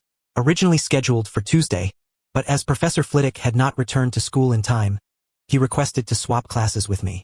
Quirrell's gaze flickered nervously as he stammered in a soft, feeble voice. Ron clutched his nose tightly and exclaimed, "Professor, why do you always wear that huge scarf?" Quirrell hastened to explain, "It's a complicated matter. I helped an African prince rid himself of a poltergeist's harassment, and this scarf was a gift from him." Ron looked even more bewildered. "He gave you a scarf soaked in garlic smell?" A low chuckle rippled through the room. Professor Quirrell's face flushed as he hurriedly added, "I also banished a vampire in Romania. To prevent its revenge, I stuffed some garlic into the scarf." Seamus eagerly raised his hand and asked, "Professor, may I ask what spell you used to deal with the poltergeist?" Everyone looked on with great anticipation. Poltergeists were terrifying dark creatures, and if the professor could use one as an example in teaching spells, it would be ideal. Professor Quirrell opened his mouth, his face crimson, and after a long pause said, "The weather this afternoon is quite pleasant. Perfect for a walk. Now please open your textbooks to the first page." A chorus of disappointed hisses erupted immediately within the classroom, yet the young wizards obediently complied, opening their textbooks. The first lesson was to understand what constitutes dark magic, along with its history and the rise and fall it has undergone. I swear, if this is what defense against the dark arts is going to be like, I'd rather attend Professor Bin's History of Magic class, Ron said with evident dismay, a sentiment echoed by the circle of young wizards around him, who voiced their complaints in unison. How dull! Among the 7 compulsory courses, History of Magic was universally acknowledged as the most tedious, with Professor Bin's monotonous and droning voice proving exceptionally trying. In stark contrast, Defense against the dark arts had originally been the class the young wizards most eagerly anticipated, for it promised instruction in offensive spells to repel dark magic. Who could resist waving a wand to summon flames or lightning? Yet, Professor Quirrell single-handedly managed to overturn all the students' expectations. If Professor Bin's lectures were both boring and torturous, then Quirrell's lessons were simultaneously soporific and agonizing. His voice lulled one into drowsiness, and the pungent garlic scent emanating from his scarf and hat was almost unbearable. Ethan's expression was equally grim. Although Professor Quirrell's abilities left much to be desired, he was, after all, a bona fide professor. Even if inept, surely teaching first-year students should be well within his capacity. Yet he resembled a hypnotic tape recorder, reciting the textbook verbatim, without a word more or less, like a merciless electronic voice reading from a thick dictionary, and with a garlicky aroma to boot. Consequently, Ethan gained scarcely anything from the entire lesson. Compared to Professor McGonagall's first class, the difference was like night and day. If it were merely a matter of learning textbook knowledge, why not just read the book on one's own? Quirrell was deliberate in his approach. Ethan gathered his belongings and left, harboring a deep-seated dislike for the man. There was no time for further complaint as the Gryffindor first-years hurried downstairs. Hogwarts' schedule was still tight. If 2 classes were back-to-back, the break between them was only 15 minutes. Herbology was held in the greenhouses, located at the rear of the school. There were 7 in total, numbered 1 through 7, with the danger increasing as the numbers rose. First years were assigned to greenhouse number 1. The instructor was Professor Pomona Sprout, head of Hufflepuff House. Unlike the stern Professor McGonagall, she was a kindly witch who beamed warmly at everyone and announced loudly, "Before we begin, there are some things you must all remember. First, under no circumstances are you to enter any greenhouse other than number 1. You might accidentally wander into greenhouse number 2, but it is best to avoid such mistakes, for that is where the mandrakes reside. The cries of mature mandrakes can be fatal. That is the curriculum for second-year students." The young wizards exchanged fearful glances. Harry was particularly uneasy, having recently gotten lost once before. Secondly, Professor Sprout addressed them all. "Before class you must wear dragonhide gloves. The plants we tend to are poisonous. Even the youngest seedlings are potent enough to incapacitate anyone. Today's lesson involved learning how to care for the laughter tree. Its leaves could induce hysteria and uncontrollable laughter, while the honey produced by the biting insects served as its antidote." As Ethan listened, he observed a small, dark, and slender plant in the flower pot before him. Its leaves were tiny and resembled dog's paws, somewhat wrinkled. Professor Sprout was not one for questioning. She delivered the theory in one breath, then demonstrated the process twice in full before strolling around the greenhouse, continually correcting the young wizard's mistakes. Ethan was quite familiar with the book 1000 Magical Herbs and Fungi, so the practical work was not particularly challenging. However, he did not rush to finish. Instead, he waited until Hermione successfully completed her task and received the professor's praise before completing his own care of the laughter tree. This lesson was fairly standard.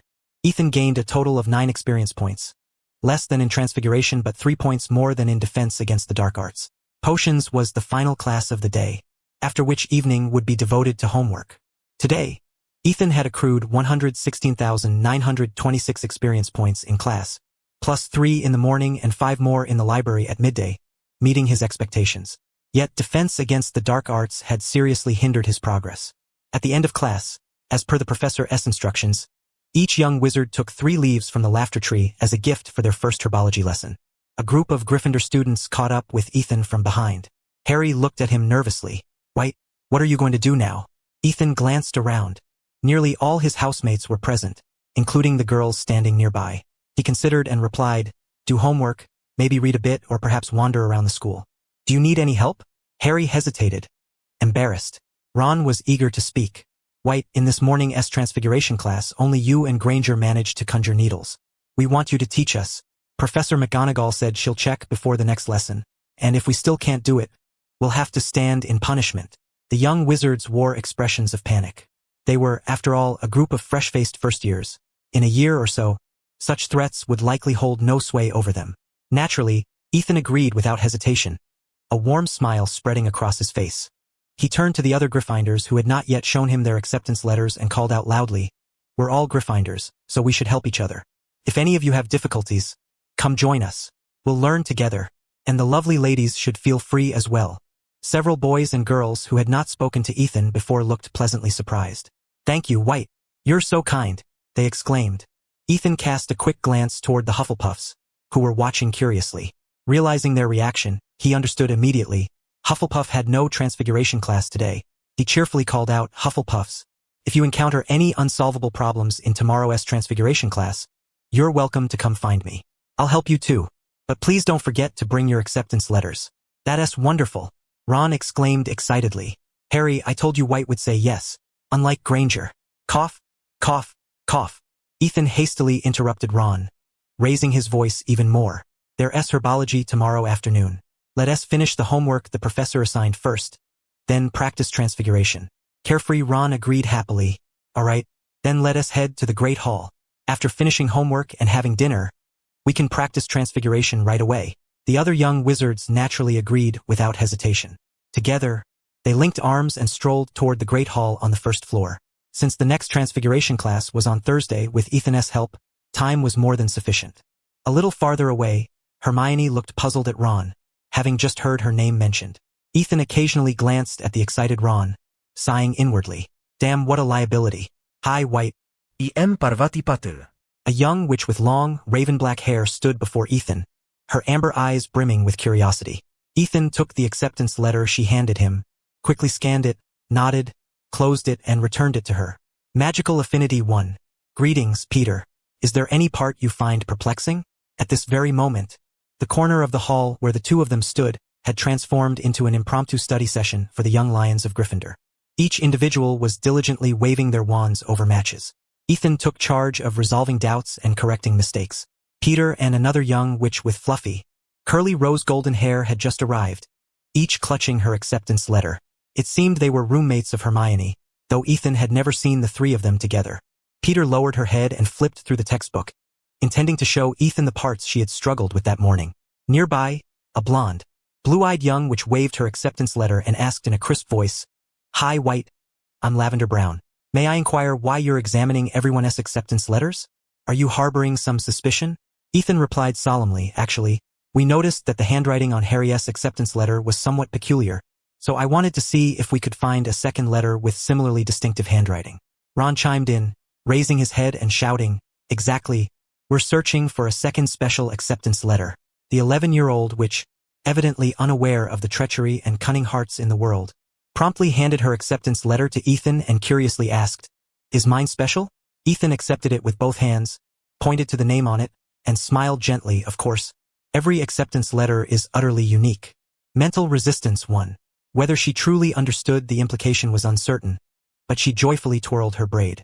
Wait, these parts about the fundamental principles of transfiguration are a bit unclear to me, Peter pointed out. Ethan pondered for a moment, then gestured to 2 vacant seats.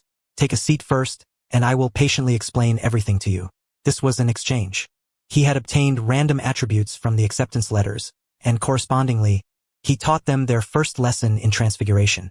Ethan believed this was a fair trade.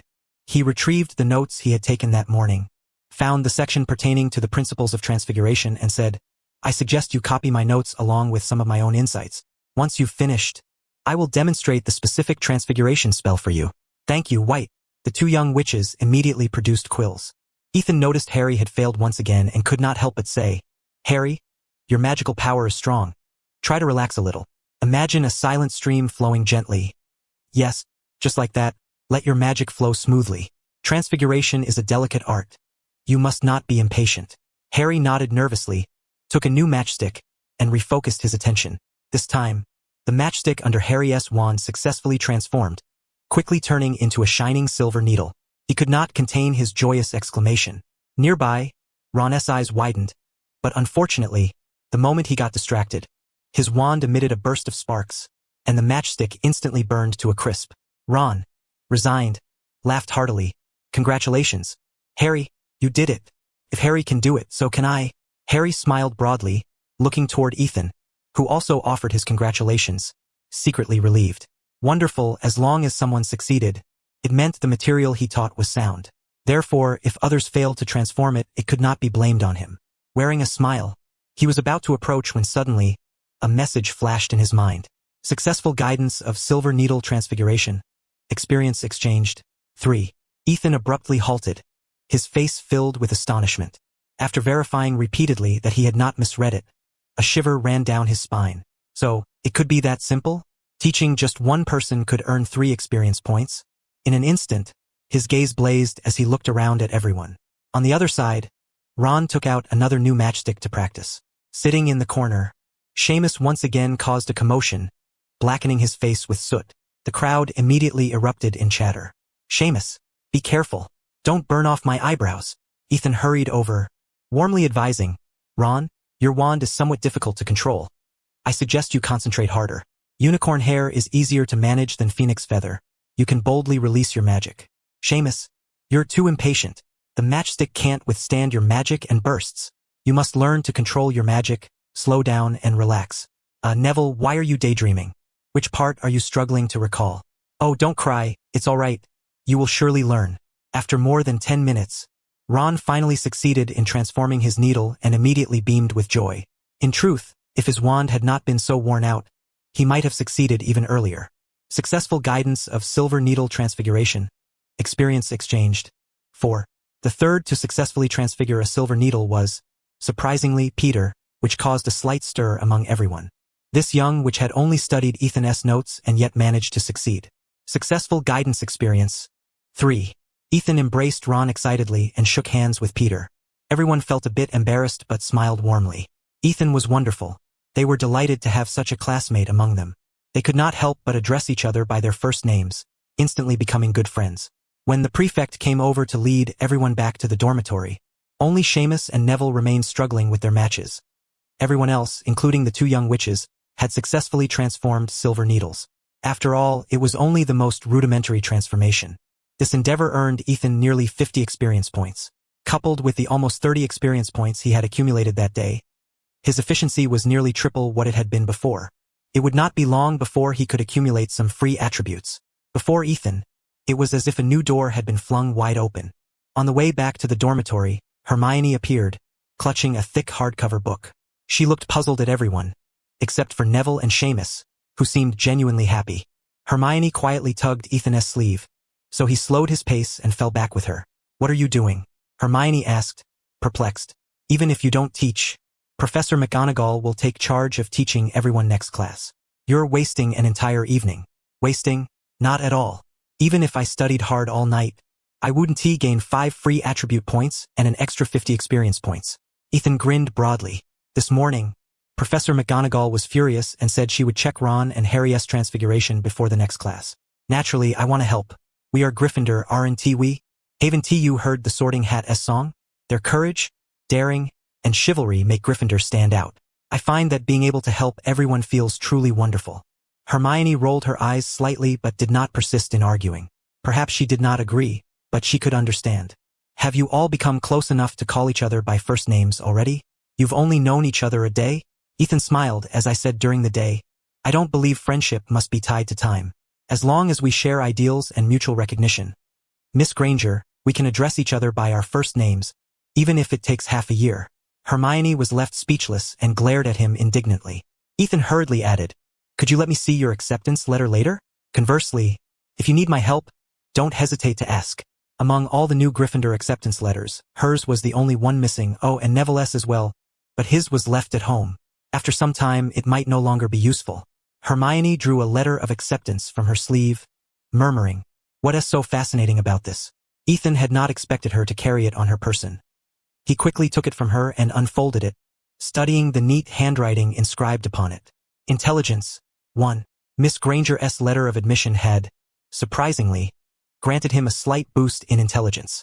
At 6 o'clock in the morning, Ethan awoke promptly and refreshed. With his attributes steadily improving, he felt invigorated. His mind was exceptionally clear, perfectly suited for absorbing more complex knowledge. Ron, Harry, time to rise. He had not forgotten Professor McGonagall's admonition and responsibly roused the two boys. Only when they sat up in bed, bleary-eyed and drowsy, did Ethan hastily depart. Due to Professor Quirrell's lackadaisical nature, Ethan had completely lost hope in him. This course might have to be self-taught.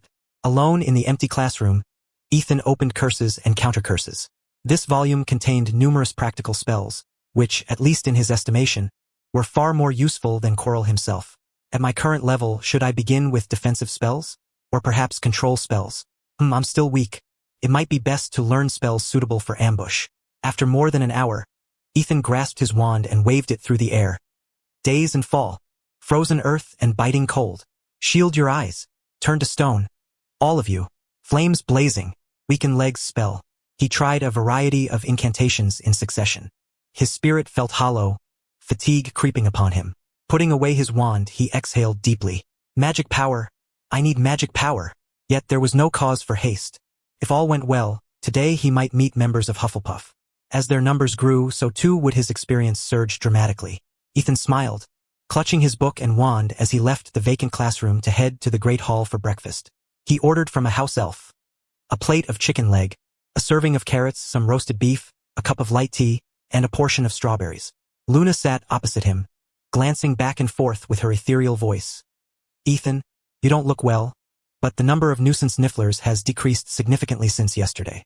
Have you managed to resolve the problem? I lost track of time practicing spells earlier, Ethan replied cheerfully, but I'm definitely less anxious than yesterday. I found that everyone in Gryffindor is quite wonderful. He glanced at her plate, which held an apple, a sandwich, a glass of milk, and a pudding. Luna, did you bring your acceptance letter to school? Of course. My father worries that those pestilent nifflers outside might attack strangers, so he insisted I carry my letter to prove I'm a student here. Luna pulled from her pocket a small triangularly folded piece of paper, with her name neatly visible in the center. This is my protective charm. If you don't mind, shall we exchange? Ethan was momentarily taken aback, then promptly produced his own acceptance letter. To deal with similar requests from other young witches and wizards, he had been carrying it these past few days. He extended his letter with both hands, and Luna handed over her charm in return. Ethan took it in his hands and lowered his gaze. Indeed, it was a pass, made from Luna's acceptance letter. Exchange value, 1, magic power.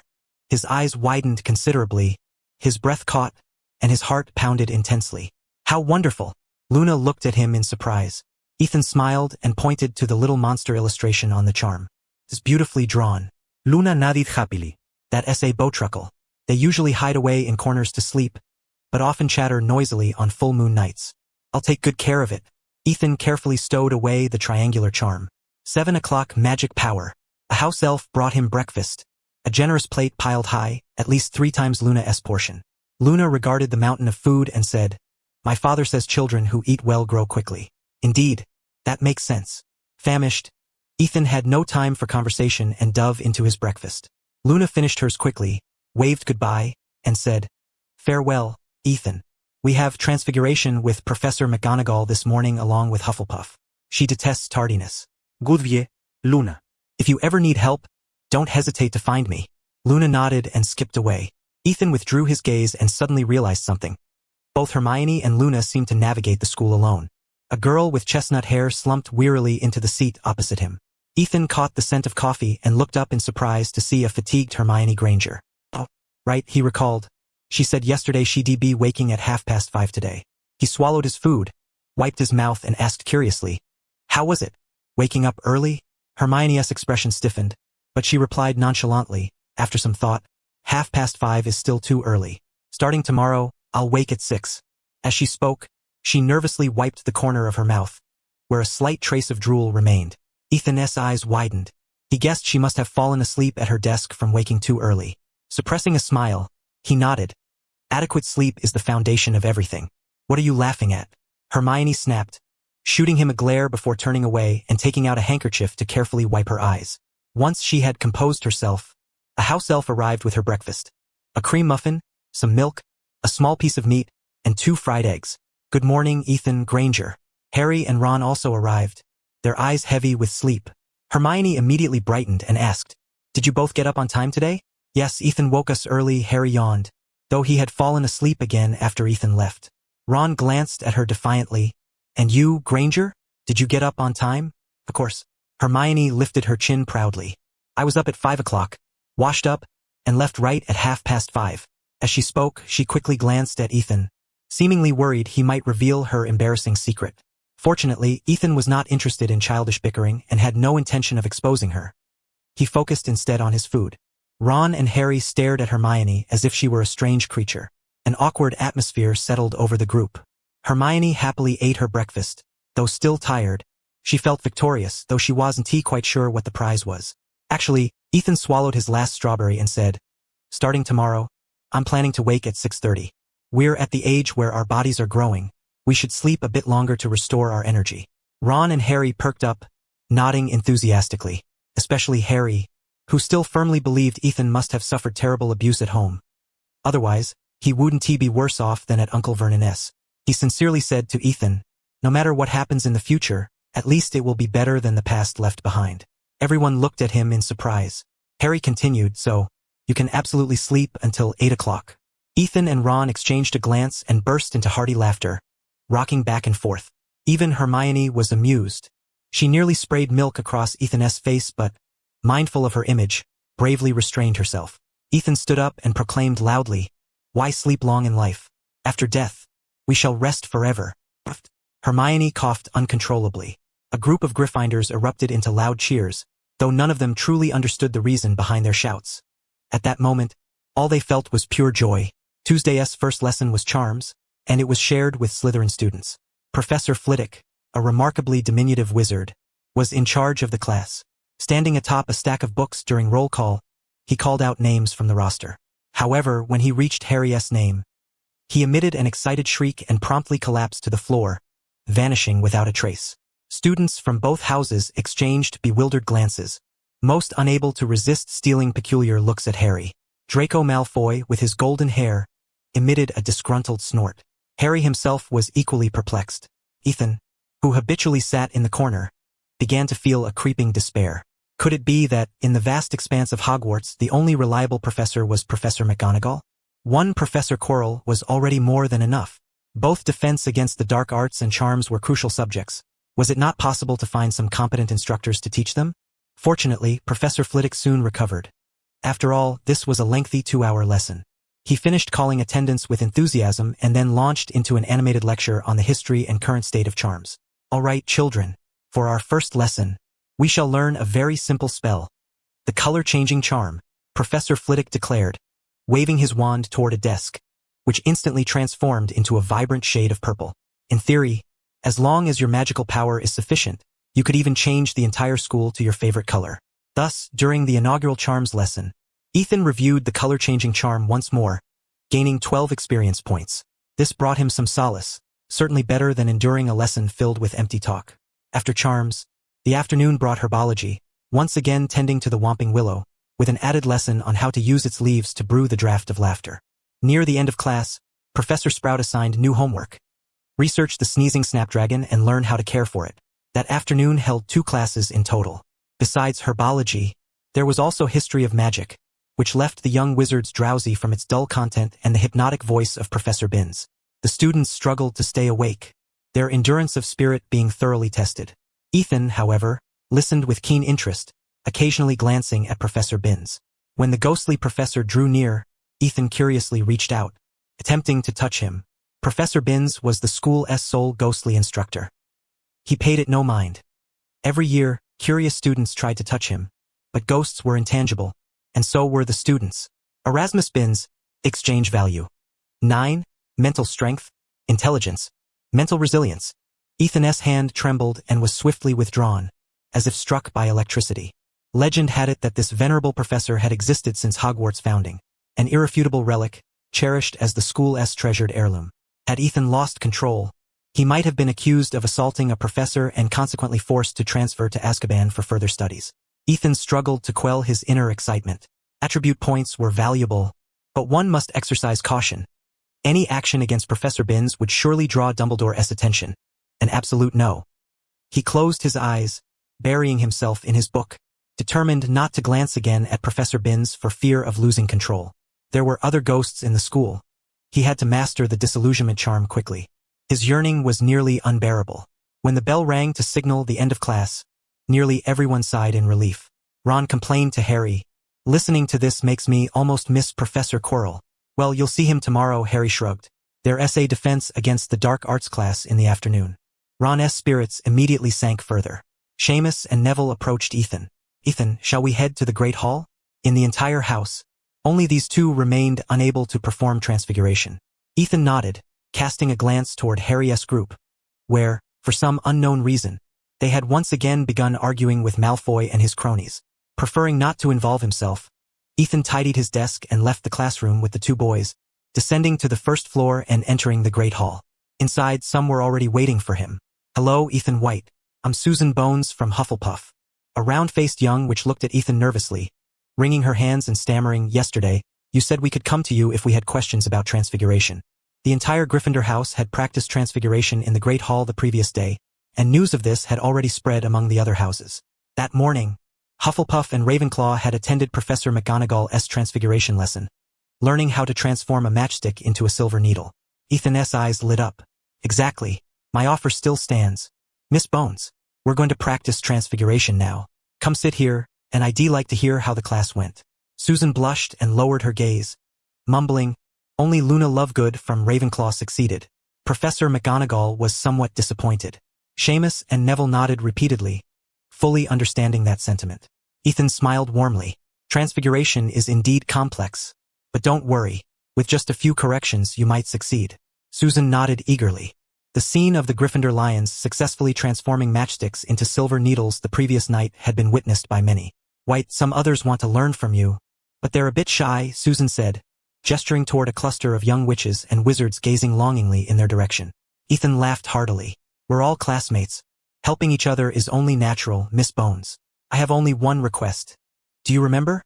To see your acceptance letter, right?" Susan whispered, looking somewhat uneasy. Ethan noticed this immediately and shook his head. "It's not mandatory. If you don't have it on hand, that's fine. I just want a quick look. It's not particularly important." "Really? Thank you, White."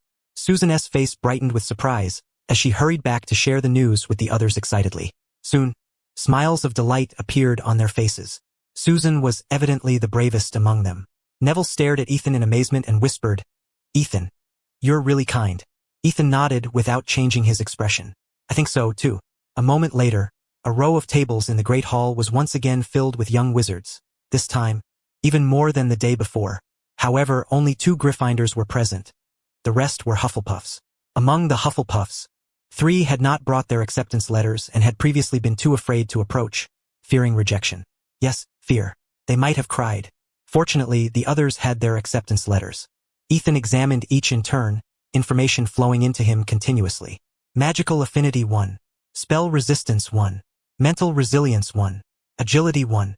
By the time Ethan finished reviewing the last acceptance letter, he had gained 2 points each in Magical Affinity, Mental Resilience, Spell Resistance, Agility, Stamina, Strength, and Physical Resistance. Of course, acquiring so many random attributes was not without reason. in the process of attempting to teach this group of young badgers the art of transfiguration. Ethan distinctly perceived the differences between them and the little lions. They required far greater patience and guidance. I've heard all about it. Ethan, Luna's voice chimed lightly, her tone so delicate it felt like a gentle massage upon the mind. Ethan delighted in hearing her speak. Lifting his head from the mountainous breakfast before him, he looked at her in bewilderment. What? They say you're teaching everyone transfiguration to curry favor with Professor McGonagall, Luna replied cheerfully. But regardless of the motive, still a good deed. Ethan was confused. To curry favor with Professor McGonagall?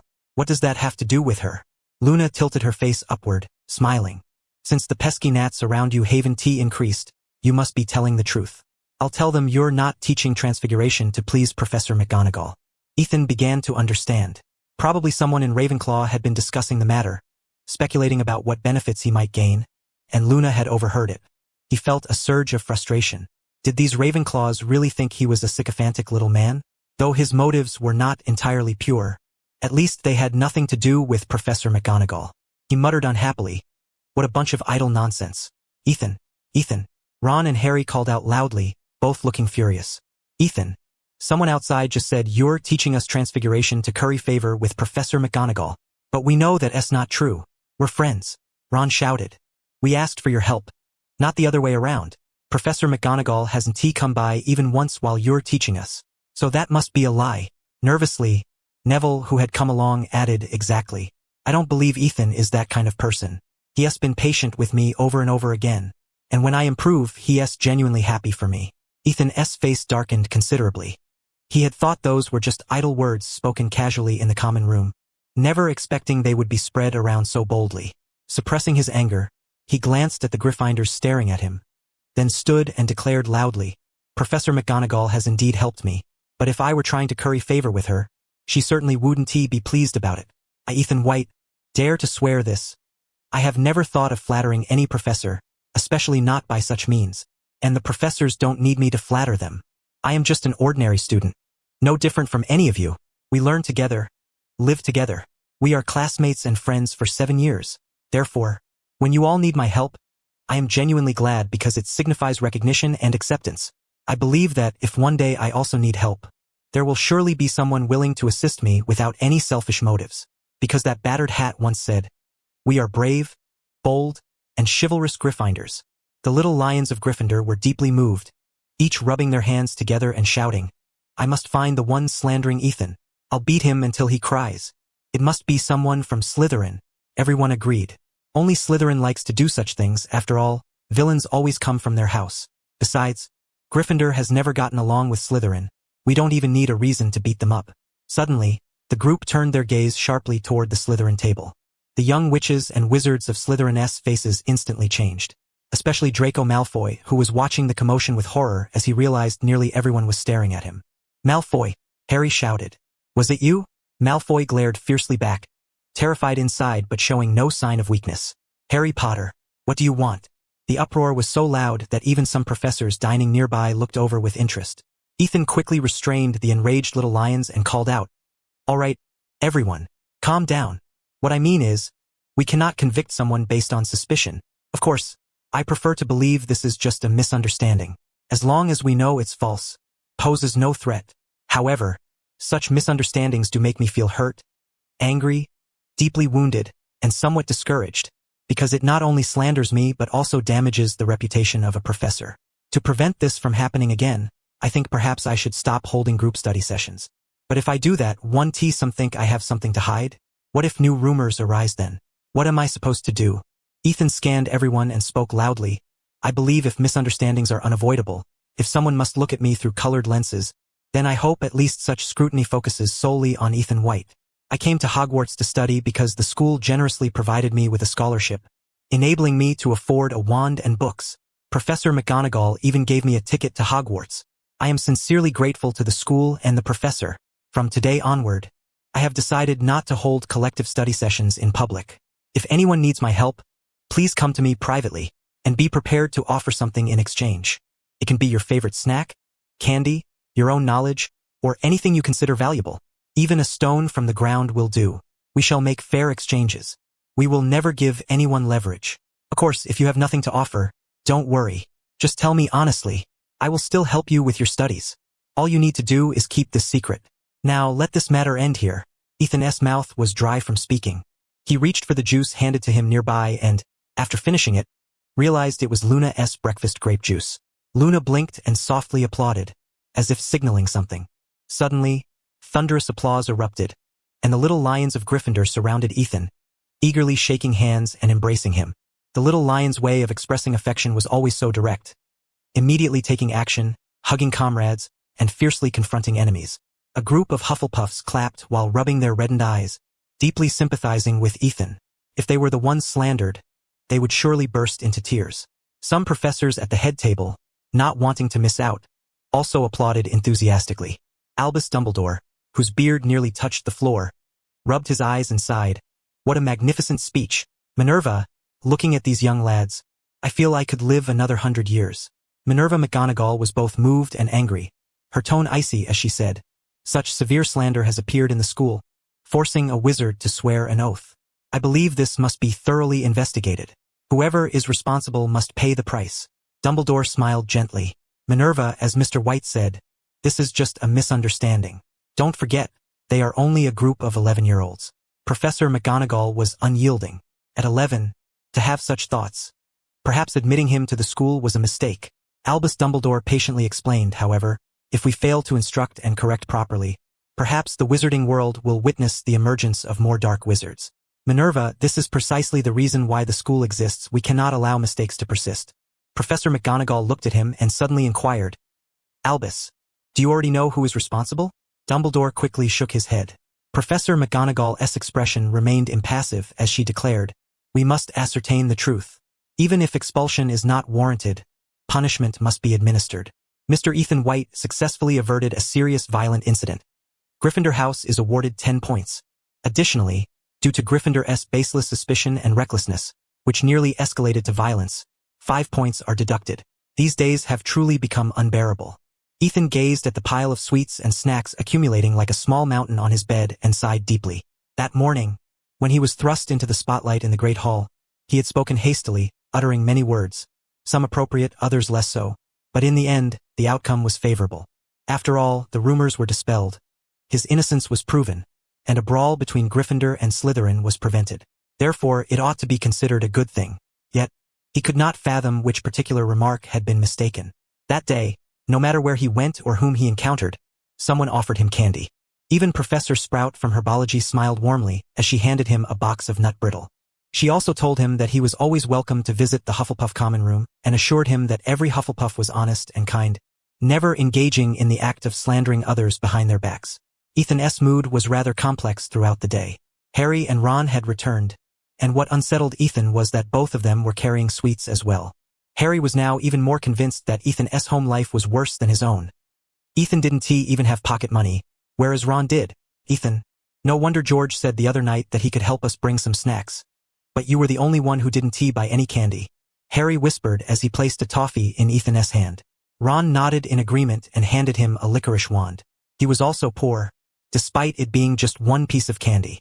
Trailing behind, Neville chuckled foolishly, holding a large box of fizzing Whizbees, juice jelly balls that made one feel as if floating in midair when eaten. These candies were similarly expensive. Ethan thanked them one by one and explained, like Granger, I come from a Muggle family. They don't understand wizards, and my family is indeed rather tight on money, so I never asked them for anything. But they have never mistreated me, and the school's financial aid is just enough for me. As for candy, I really don't have much of a sweet tooth. While speaking, he gathered a handful of sweets and distributed them among them, saying, now that I have so many, I can't eat them all alone. Let us share. I still have to deliver some to Granger's place. Harry immediately tore open a pack of pepper imps and, after chewing a few, burst flames simultaneously from his ears and nose, causing everyone to laugh heartily. Thus began a candy party in the Gryffindor boys' dormitory. Ethan packed several large bags of sweets, delivering one to the neighboring dormitory, and asked Ron to bring some to George and Percy, respectively. He also distributed some to the students in the common room and finally asked a witch to summon Hermione. The girls' dormitory was protected by a special charm. If any boy attempted to approach, the stairs would instantly transform into a slide. Hermione stared blankly at the large bag of sweets in her arms. This ISNT just for you, Ethan explained. You need to share it with your roommates. Hermione glanced at him and muttered, I don't really like candy. Causes cavities. My parents are dentists, and they constantly remind me to brush my teeth well. There's also chocolate, pies, and other treats. Just pick what you like. Miss Granger, Ethan waved his hand and returned to the boys' dormitory. Hogwarts did not have a habit of conducting dormitory inspections. Everyone in the dormitory was noisy, so Ethan had to remind them that their first class tomorrow was transfiguration, which finally calmed down the group of nearly overexcited young witches and wizards. Yet much candy remained. Even though several people ate heartily, they only managed to make a dent. After all, candy was not a meal and could become cloying. After brushing his teeth, Ethan tidied the remaining sweets and tucked them into his cupboard. He exchanged goodnights with several others, lay down on his bed, twisting the blanket around his legs, and began to feel regretful. Ravenclaw, just you wait. The night passed without incident. The next morning, when Ethan awoke, he found Ron and Harry already dressing. He looked at them in surprise. Both smiled. Ethan, may I have a cauldron cake? Ron asked. Of course, Ron, choose whichever you like, Ethan replied. After washing up, Ethan gathered his textbooks and 2 large bags of sweets and left the dormitory alone. At 8 o'clock, Ethan appeared punctually in the Great Hall, accompanied by Luna. He handed a large bag of sweets to Luna and said, This is for you alone. Thank you, Ethan. Luna hugged the sweets and murmured dreamily, I think I can keep eating until Halloween Eve. Lowering his voice, Ethan asked, Have your roommates said anything to you? Luna stared at him and nodded softly. They begged me not to tell anyone about that matter. They really caused me a lot of trouble. Ethan snorted. Luna appeared somewhat dazed and asked, Will you cause them trouble? No, I won't cause them trouble. They're only 11 years old, Ethan said, rubbing his forehead.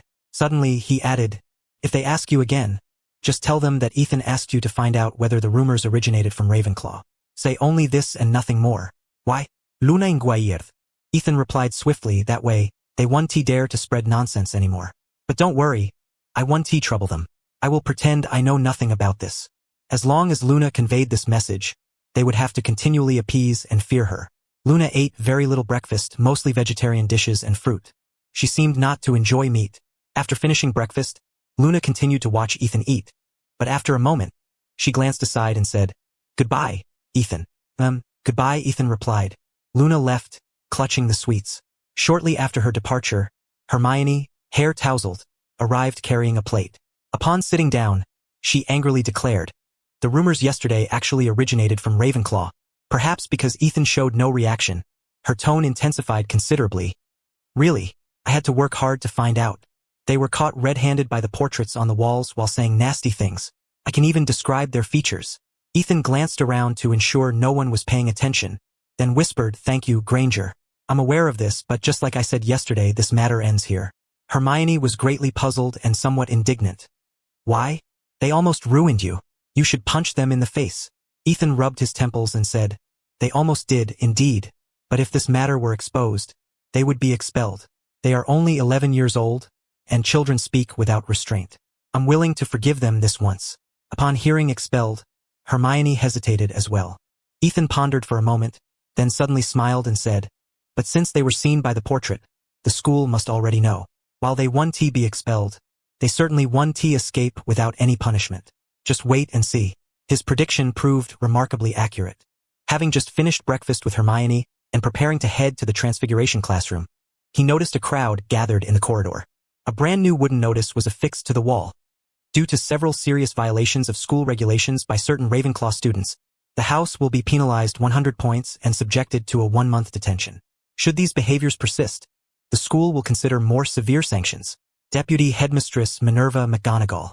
The notice did not specify exactly who was responsible. However, the tone was stern, and had it been any harsher, expulsion would have been the only remaining option. Many speculated wildly about what Ravenclaw could have done to provoke such wrath from Professor McGonagall. Ethan exchanged a knowing glance with Hermione, both subtly smirking as they proceeded toward the transfiguration classroom. Professor McGonagall shuffled forward, her stern visage seemingly cloaked in an icy frost. The young witches and wizards below were silent as the grave, with Harry and Ron trembling uncontrollably. To avoid being late, the two had risen alongside Ethan and were now sitting upright, struggling to keep their eyes wide open despite their exhaustion. No one was tardy today, yet judging by the professor's fury, it was as if everyone had blundered into the wrong classroom. As the head of Gryffindor House, Professor McGonagall's duties extended beyond teaching transfiguration. She was charged with nurturing each young witch and wizard, guiding them on the proper path to maturity.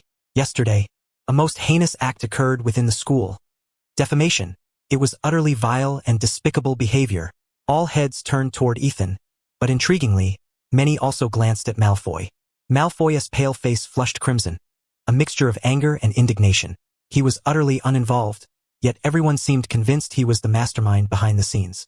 Professor McGonagall's glasses sparkled with anger as she declared, in light of Headmaster Dumbledore's intercession and Mr. Ethan White's appropriate handling of the situation, which prevented escalation, the school will, for now, refrain from expelling any students. However, leniency will not be granted lightly. Those who err must bear the consequences. Now I have 2 announcements. She first looked at Ethan, her gaze softening, and said, in recognition of Mr. Ethan White's conduct yesterday, Gryffindor shall be awarded 10 points. The young lion's eyes widened in astonishment before breaking into vigorous applause, their faces brimming with delight.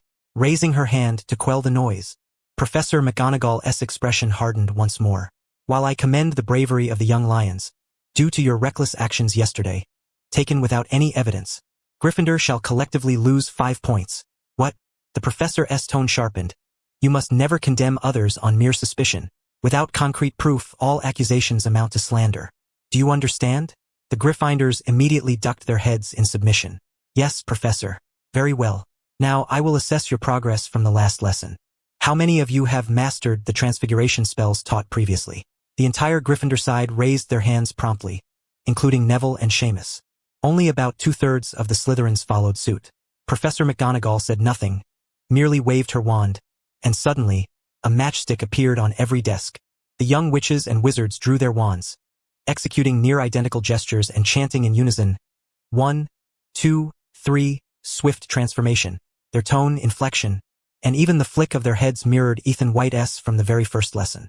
Needle-like silver pins soon materialized on each desk. Smiles blossomed across their faces. From the corner, Ethan keenly felt Professor McGonagall's gaze fixed upon him and offered an embarrassed smile. After all, he had only prepared one version of the notes. Everyone else had copied and learned the same material, hence the uniformity. Professor McGonagall appeared quite pleased, even managing the faintest smile. Even with assistance from your classmates, none of this would be possible without your own diligent practice. The Gryffindor students were elated, though mindful of the risk of losing points. Otherwise, they would have erupted in cheers. Turning her attention to the Slytherins, where barely over half had successfully performed the transfiguration and 2 still clutched their wands awkwardly, she expressed some disappointment. To those who have yet to complete the silver needle transformation, I expect to see improvement by the next lesson. Malfoy spun around, his expression fierce as he snarled, I think you'd be better suited for Hufflepuff. He felt deeply humiliated, especially in front of Harry Potter. The others glared at Malfoy just as fiercely. Ron and Harry wore looks of schadenfreude. They had long disliked Malfoy and had always wished for a chance to fight him, but he always fled too swiftly to allow it. Quiet. Sit down, Malfoy. Professor McGonagall shot Malfoy a stern glance. These Slytherins have been spoiled rotten by Snape. She continued slowly, in this lesson we will learn how to transform a beetle into a button, any kind of button. Since this involves the transformation of a living creature, everyone must pay close attention. Now, open your textbooks. We will begin with the fundamentals of transfiguration. Ethan listened intently, taking copious notes. Professor McGonagall's teaching style remained consistent. She skimmed lightly over the textbook material, focusing instead on knowledge not recorded in books. Especially the myriad subtleties to observe during spellcasting, secrets known only to masters of transfiguration. This underscored the vital importance of a great teacher. Ethan wished every professor at the school were as formidable and reliable as Professor McGonagall. He was utterly captivated, longing to engrave every word upon his mind. Learning could be addictive. During the customary 2-hour lesson, only 30 minutes were allotted for wand practice. Professor McGonagall distributed a beetle the size of a coin to each student. This time, Ethan did not rush to begin. Instead, he continued scribbling on his paper. Moments before the lesson ended, a sudden exclamation of delight came from Hermione's direction. She had successfully transformed her beetle into a black button. Professor McGonagall immediately praised her. Seizing the opportunity while everyone's attention was elsewhere, Ethan finally set down his pen and quietly waved his wand at his beetle. Wood, plastic, copper, iron, black, white, yellow, green, red, The beetle underwent a dazzling sequence of transformations before finally settling as an ordinary patterned button. He nodded discreetly in approval. Combining the color-changing charm with transfiguration indeed produced many surprising effects, though he had no idea what practical use they might serve. A compound spell blending transfiguration and the color-changing charm? Quite an ingenious idea, Mr. White. A delighted voice suddenly sounded nearby. Startled, Ethan quickly turned to see Professor McGonagall standing right beside him. Did the professor apparate here? He replied dryly, just a sudden inspiration, since I happened to learn the color-changing charm the day before yesterday. He glanced toward Hermione, who was staring at the button on his desk with a distinctly begrudging expression. Professor McGonagall spoke with a knowing tone. Mr. White, you might not be aware, but the school undergoes a reevaluation each year to determine the allocation of funding for the following year. As you know, perhaps every student here requires assistance. Yet the Ministry of Magic's budget is exceedingly limited, and the school must inevitably make difficult choices. Ethan's expression was nothing short of remarkable. Immediately after Thursday's classes concluded, a considerable number of students approached Ethan in swift succession, hurriedly handing him notes before quickly departing. During meals in the Great Hall, a long queue even formed beside him. Many were anxious, for transfiguration was a major subject with 2 sessions each week, and Professor McGonagall's standards were exceptionally stringent, allowing no margin for error. Moreover, the pace of the course was rapid. The first lesson only dealt with transformations between matches and silver pins, yet by the second, it escalated dramatically to beetles and buttons, a significant leap in difficulty. If only someone were willing to lend a helping hand at this moment. Ethan scarcely had time to eat. His hands were constantly extended, retrieving notes only to exchange them for the next, continuing endlessly. He even made sure to glance back and converse with his nearby companions.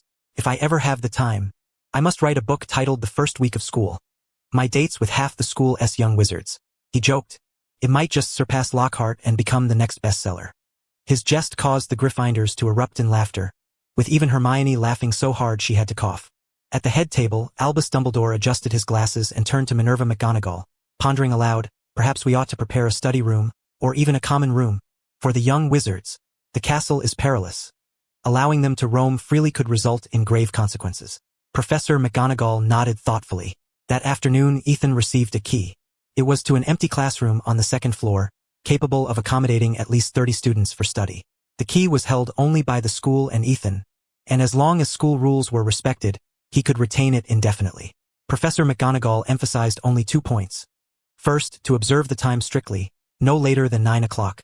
Second, the classroom was to be used solely for study, with professors occasionally inspecting. Truthfully, Ethan was pleasantly surprised. Having a room of his own for activities opened a world of possibilities. He quickly envisioned numerous plans, some of which quietly began to take shape. Before the notice board, Ron stared intently at a new announcement, reading each word aloud. First year after-class study sessions, located in the 7th classroom on the left side of the 2nd floor. Open daily from 6:30 to 9 o'clock in the evening. Classroom supervisor, Ethan White. Note 1. If any Slytherin or Ravenclaw students attend, they must bring their acceptance letters. Note 2. Students must prepare all materials necessary for magical practice themselves. Ethan White.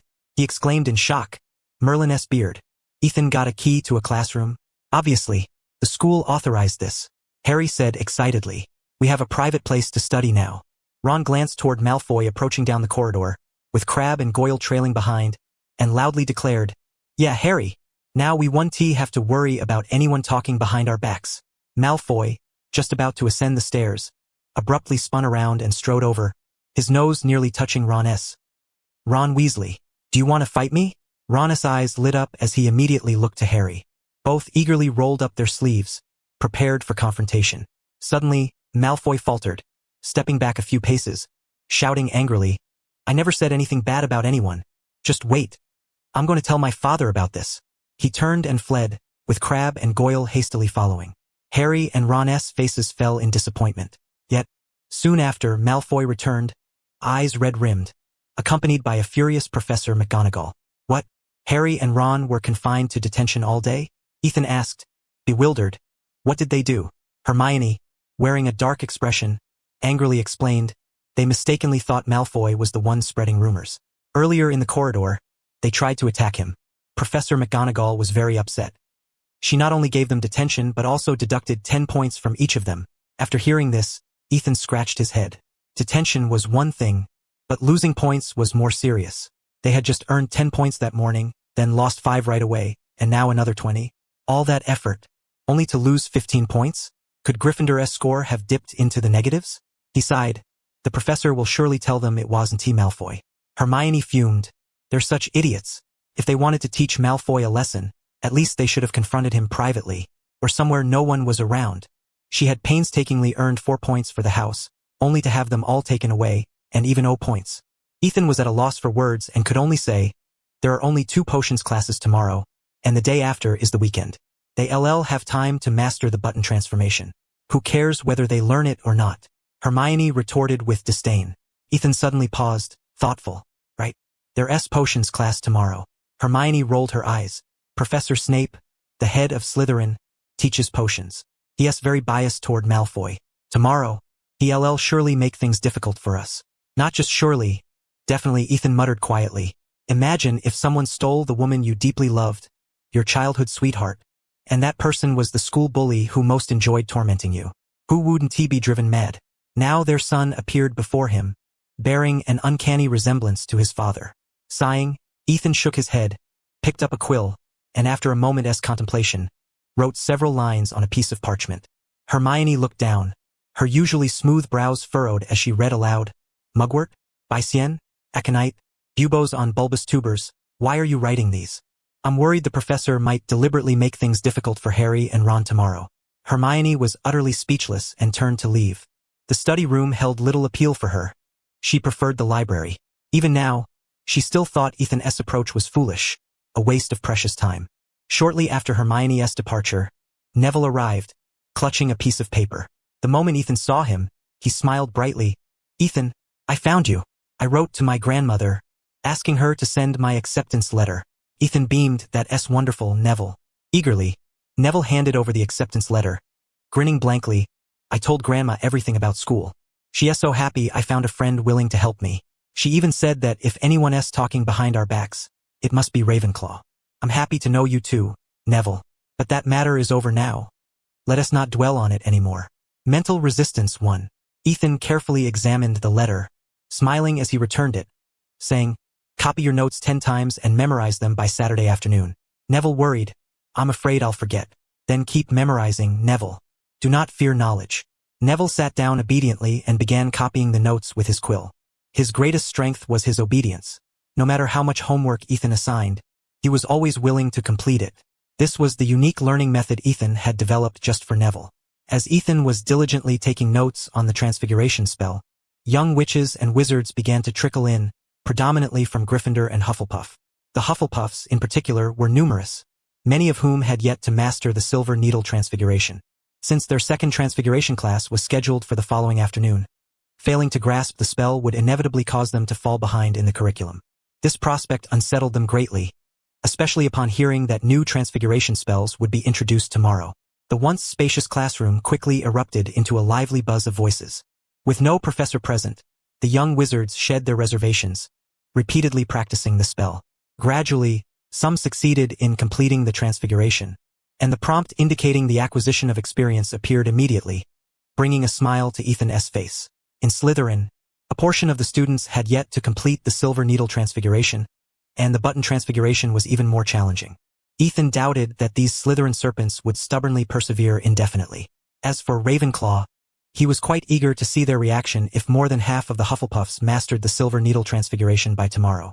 Of course, even if they obstinately refused to attend, it would not matter. Ethan was currently guiding all the Gryffindors and over half of the Hufflepuffs. By forging strong friendships, perhaps next year he would welcome 2 more freshmen from other houses, and in the long run, his experience would only grow. On Friday morning, Ethan quietly roused Harry and Ron from their drowsiness, forcibly dragging them to the study room on the 2nd floor. Watching the two, Ethan curiously inquired, "How was yesterday?" Harry and Ron, having been confined to detention until midnight, returned utterly exhausted. They slumped over their desks, voices weak. Professor McGonagall reprimanded us all afternoon, and we spent the entire night copying notes. Worse still was Malfoy. Just thinking of his smug face makes me furious. Ron lamented. Harry struggled to sit upright. Ethan, the professor said the school already knows who did it, but it's not Malfoy. But if not Malfoy, then who else? His father was a Death Eater. You know what that means? Servants of the Dark Lord. And yet he still holds power and influence. It must be his father's pressure that keeps the school from telling the truth. Harry, I think it really has nothing to do with Malfoy. We shouldn't concern ourselves with him. What matters is today. Ron paused, then suddenly said, Harry, we have potions class today. Professor Snape is the head of Slytherin. He'll definitely defend Malfoy. Harry was instantly sobered, his drowsiness completely vanishing. For some reason, he felt that the professor harbored a strong dislike for him. Ethan comforted them from the side. Professors can't punish students arbitrarily. I think Snape might ask some questions. These are some I thought of yesterday, you must memorize them now. He handed them 2 identical sheets of paper. Ron and Harry's eyes widened involuntarily. Mugwort infusion combined with daffodil root powder can be used to create a potent sleeping draught known as the Draught of Living Death. Other ingredients include valerian root and soporific beans. Monk's Hood and wolf-esbane are both aconite, but it is called wolf-esbane because aconite is often used as bait to poison animals. People sometimes coat wolf-hunting arrows with its juice. Pumice's fear is always the greatest catalyst for progress. Realizing that Professor Snape was likely to side with Malfoy and seek reasons to trouble them, Ron and Harry became intensely vigilant. At 8 o'clock in the morning, the 3 of them went to the Great Hall for breakfast. Hermione, yawning, approached with her tray, casting a surprised glance at the trio before casually remarking, I thought you 2 would only last 3 days of waking up early. Harry and Ron felt disheartened. They disliked Hermione's tone, especially her penchant for meddling, as if waking up early were her concern, yet she insisted they must do so. Unaware of their feelings, Hermione fixed her gaze on Ron and Harry and said earnestly, next time you 2 do something foolish, you'd better care more about Gryffindor. I don't want you to lose all the points that White and I earned from Professor McGonagall through transfiguration. Harry and Ron's expressions immediately darkened. Granger, there's still plenty of time before the year ends. Ron exclaimed, I mean, we don't necessarily have to lose the House Cup. We'll earn back the points we lost. Harry nodded in agreement. Exactly. Those points deducted, Ron and I will win them back. Hermione rolled her eyes, utterly hopeless about their efforts. She knew all too well how difficult it was to earn points. Ethan remained silent. That morning, he had yet to see Luna and glanced toward Ravenclaw's table, where Luna sat alone at the edge, eating breakfast while reading a book. Noticing his gaze, Luna looked up and smiled at him. Just as Ethan was about to approach, hundreds of owls suddenly flew into the Great Hall, circling the tables until they found their owners, then dropping off letters or parcels. A pure white owl alighted upon their table. It was Harry's snowy owl, Hedwig. Among the 4, only Harry owned an owl. Ron's pet was a mouse named Scabbers, while Ethan and Hermione had only their wands. Hedwig placed a note on Harry's plate and deftly snatched a small piece of toast. Harry unfolded the note and blurted out, Hagrid invited me to tea this afternoon.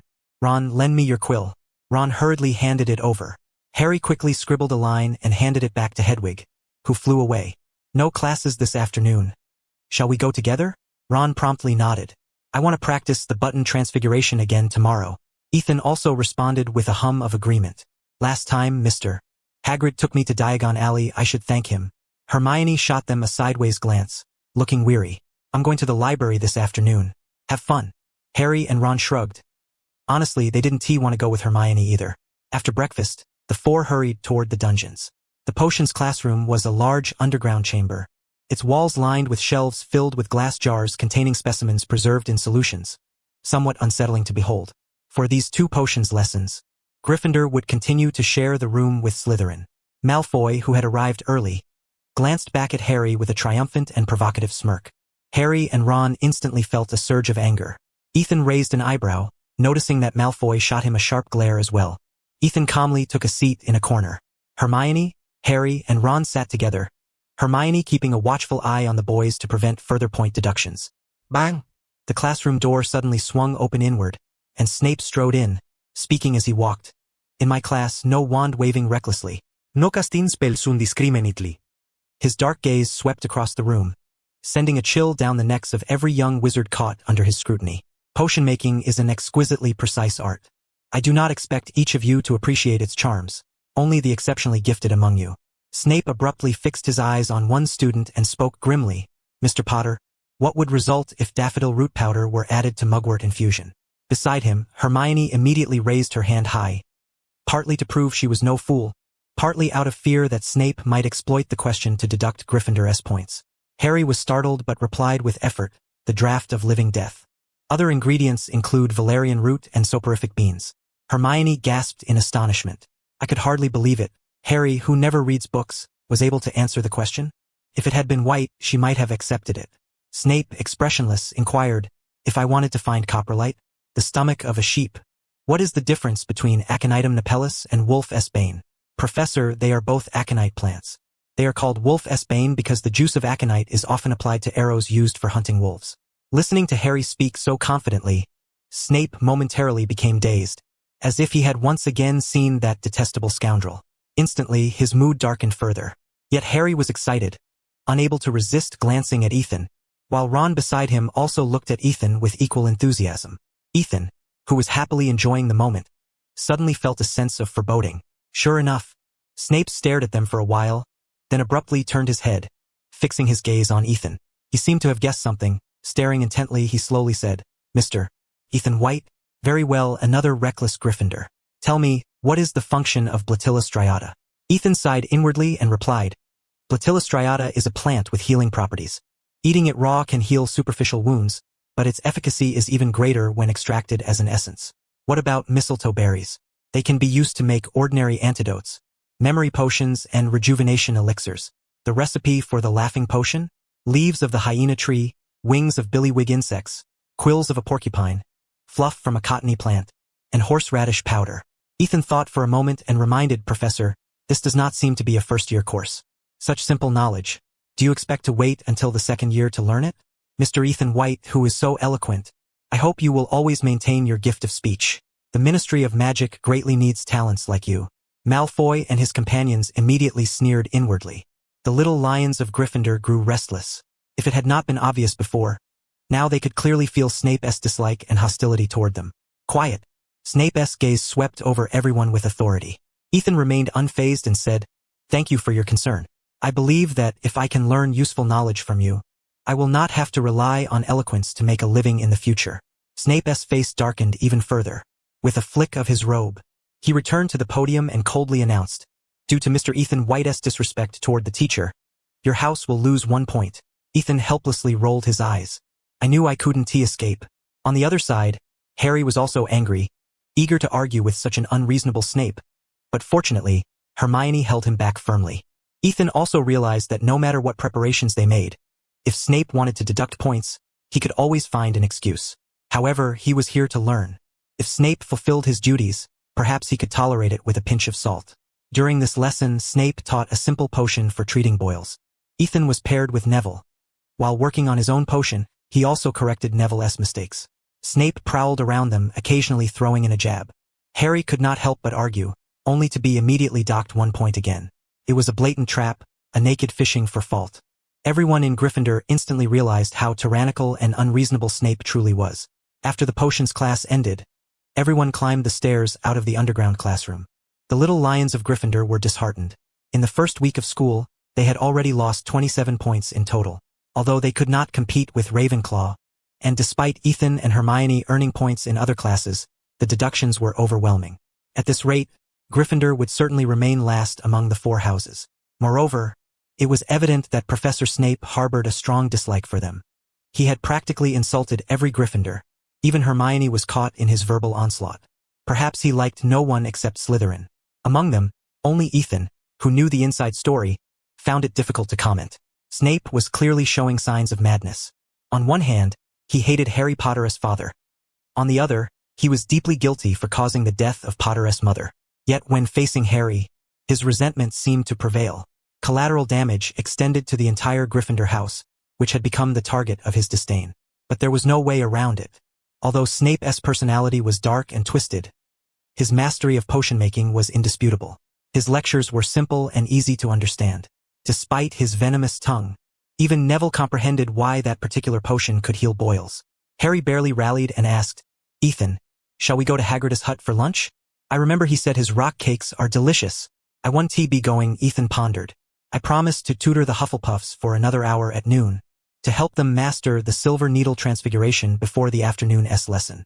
Most of the little badgers from Hufflepuff were indeed somewhat dim, not very adept at thinking for themselves. Like marionettes, they needed clear instructions for each step, following them precisely. However, whether it was transfiguration or potions, there was still a difference compared to the rigor of mathematics. Transfiguration demanded a wizard's imagination and conviction. You had to truly believe you could accomplish it to avoid failure. As for potions, creating genuinely effective magical brews also required wand-assisted magic.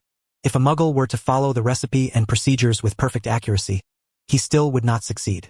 Yet Ethan believed that over the years, the professors must have been aware of each house's differences and would adjust the pace accordingly. If all went as expected, the second transfiguration lesson for Hufflepuff would still be the Silver Needle Transfiguration. Naturally, Ethan hoped that with his help, the Hufflepuffs would learn the Silver Needle Transfiguration. Harry and Ron exchanged a knowing look and said, "Then, Ethan, let us come over together at 3 o'clock this afternoon." Ethan nodded, parted ways with them, and headed alone to the second floor. Hermione caught up with him in a few strides, puzzled. Professor Snape assigned a ton of homework. "Are you sure it's worth spending your time on others? Sometimes saying no is a virtue." "Because I promised them," Ethan smiled. "If you make a promise, you have to keep it. I hope you won't regret it later." Hermione rolled her eyes and hurried up the stairs. In the study room, the Hufflepuffs had not yet arrived. Ethan was not in a hurry. While thinking, he worked on the potion homework but soon found himself stuck. The assignment Snape had given was quite difficult, requiring extensive reference materials from the library. After a moment's contemplation, he picked up a sheet of paper and began writing and drawing on it. When finished, he took out his wand and whispered softly, "Duplicate twice." Immediately, a pile of identical papers appeared on the table. "White, you're really early." Several Hufflepuff girls were both surprised and embarrassed. Ethan waved them over. They came running, carrying a faint scent of candy. He handed out the notes on the table and encouraged them with his eyes. "For the next hour, follow the exercises here. The theoretical knowledge is already well memorized. You just need more practice." The little badgers looked closely and found the notes detailed the wand movements, even marking the arcs of each gesture. Seeing these brand new notes, the little badgers were deeply moved, some even unable to resist hugging Ethan and kissing his cheeks. Ethan gently refused each one, merely urging everyone to make good use of their practice time. Throughout this hour, the young badgers were utterly absorbed, as if invigorated by an unseen force, repeatedly practicing their exercises. Gradually, at last, someone succeeded in conjuring silver needles. 5, 10, 12. A flurry of experience points notifications began to erupt wildly. Successfully mastered the Silver Needle Transfiguration. Exchanged for 4 experience points. Succeeded 5 times. What delighted Ethan most was that whenever a young badger completed the Silver Needle Transfiguration, he gained at least 4 experience points. Amidst cheers of joy, Ethan eagerly shook hands with each of them. Then, before the arrival of the first class in the afternoon, he watched them descend the stairs with a beaming smile. There were no classes for Gryffindor this afternoon. Ethan tidied the classroom, sat on a stool, and reviewed the experience he had accumulated over the past 4 days. Random experience exchange, 312,100. Free experience exchange, 312,300. Intelligence, 9. Magic power, 7. Spirit, 4. In just 4 days, he had gathered a modest amount of free potential. This was far faster than his solitary, intense study sessions. Without hesitation, Ethan allocated it to magic power. Although spirit was his lowest attribute, he currently needed intelligence and magic power more, prioritizing mastery of the phantom body spell. Every day, he encountered ghosts drifting through the corridors, some even daring to join him in study sessions. He had longed for this so much it brought tears to his eyes. Lunch had ended, and Ethan returned to the dormitory to change out of his soiled clothes, snacking on some candies and cakes until about 3 o'clock in the afternoon, when Harry's owl, Hedwig, flew into the dorm and dropped a note for him. Harry and Ron were waiting for him at the castle gate. The two had been off somewhere all day, and Ethan had not once caught sight of them. Minutes later, he reunited with the pair, and together they left the castle, crossing the grounds toward Hagrid's dwelling. Hagrid lived in a small wooden hut at the edge of the Forbidden Forest, with a crossbow and a pair of rubber-soled shoes by the door. When Harry knocked, a deep growl emanated from within. "Back off, Yaya!" The door of the hut cracked open, revealing Hagrid's large, beard-covered face.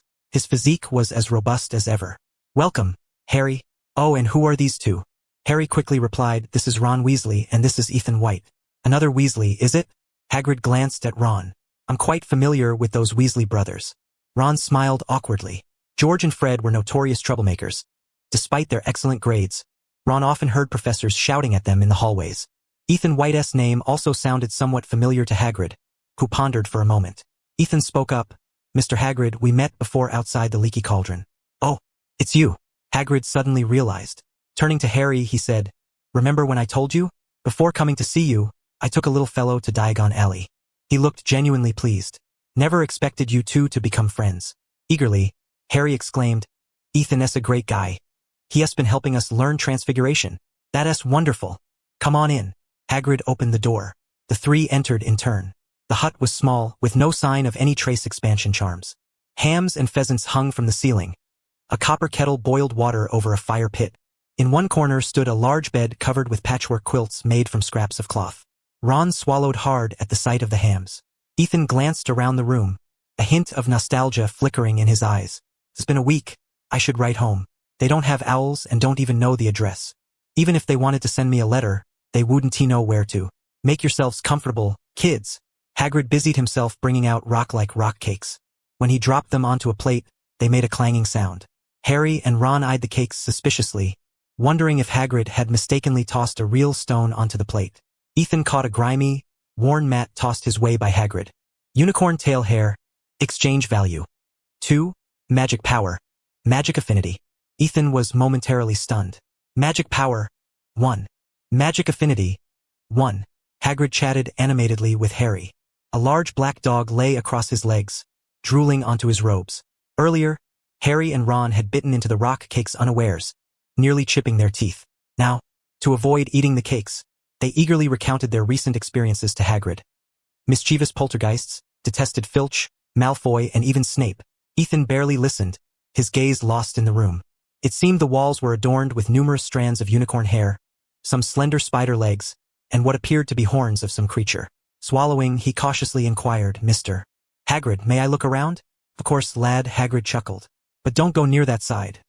That's unicorn tail hair the school's selling to Ollivander. And those bottles contain venom from 8-eyed giant spiders. Very dangerous.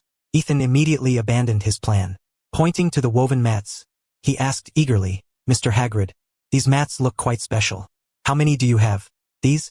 Hagrid said, rising and fetching 3 from the corner. I made them from unicorn hair Ollivander rejected. Doesn't tea meet wand quality? He asked kindly, want a few more mats? Ethan flushed deeply, his excitement spilling over in a jumble of words. Thank you. I'd love to see them all. Feel free to look at these, Hagrid said happily, passing them over. Having just heard much about Ethan, he was quite fond of the young lad. Ethan stared fixedly at the mats, his pupils shimmering with light. Stamina. 2. Magic affinity. 1. Spell resistance. 1. Magic power. 1. A flush of intoxicating excitement bloomed across Ethan's cheeks, almost prompting a triumphant cheer. Just 4 mats. Yet they granted him 2 points of magic power. Harry and Ron approached, curiosity piqued, but upon seeing the grimy, greasy mats, instinctively hesitated to touch them. Unlike Ethan, whose face was filled with rapt fascination. Ethan, are these mats really that special? Ethan nodded eagerly, grinning foolishly. They're unicorn tail hair. Extremely rare magical materials. Unicorns usually avoid humans and run incredibly fast, so obtaining their tail hair is very difficult. Ron stared dumbfounded at the dirty mats, then glanced at his wand with a strange expression. His wand core was, in fact, unicorn tail hair.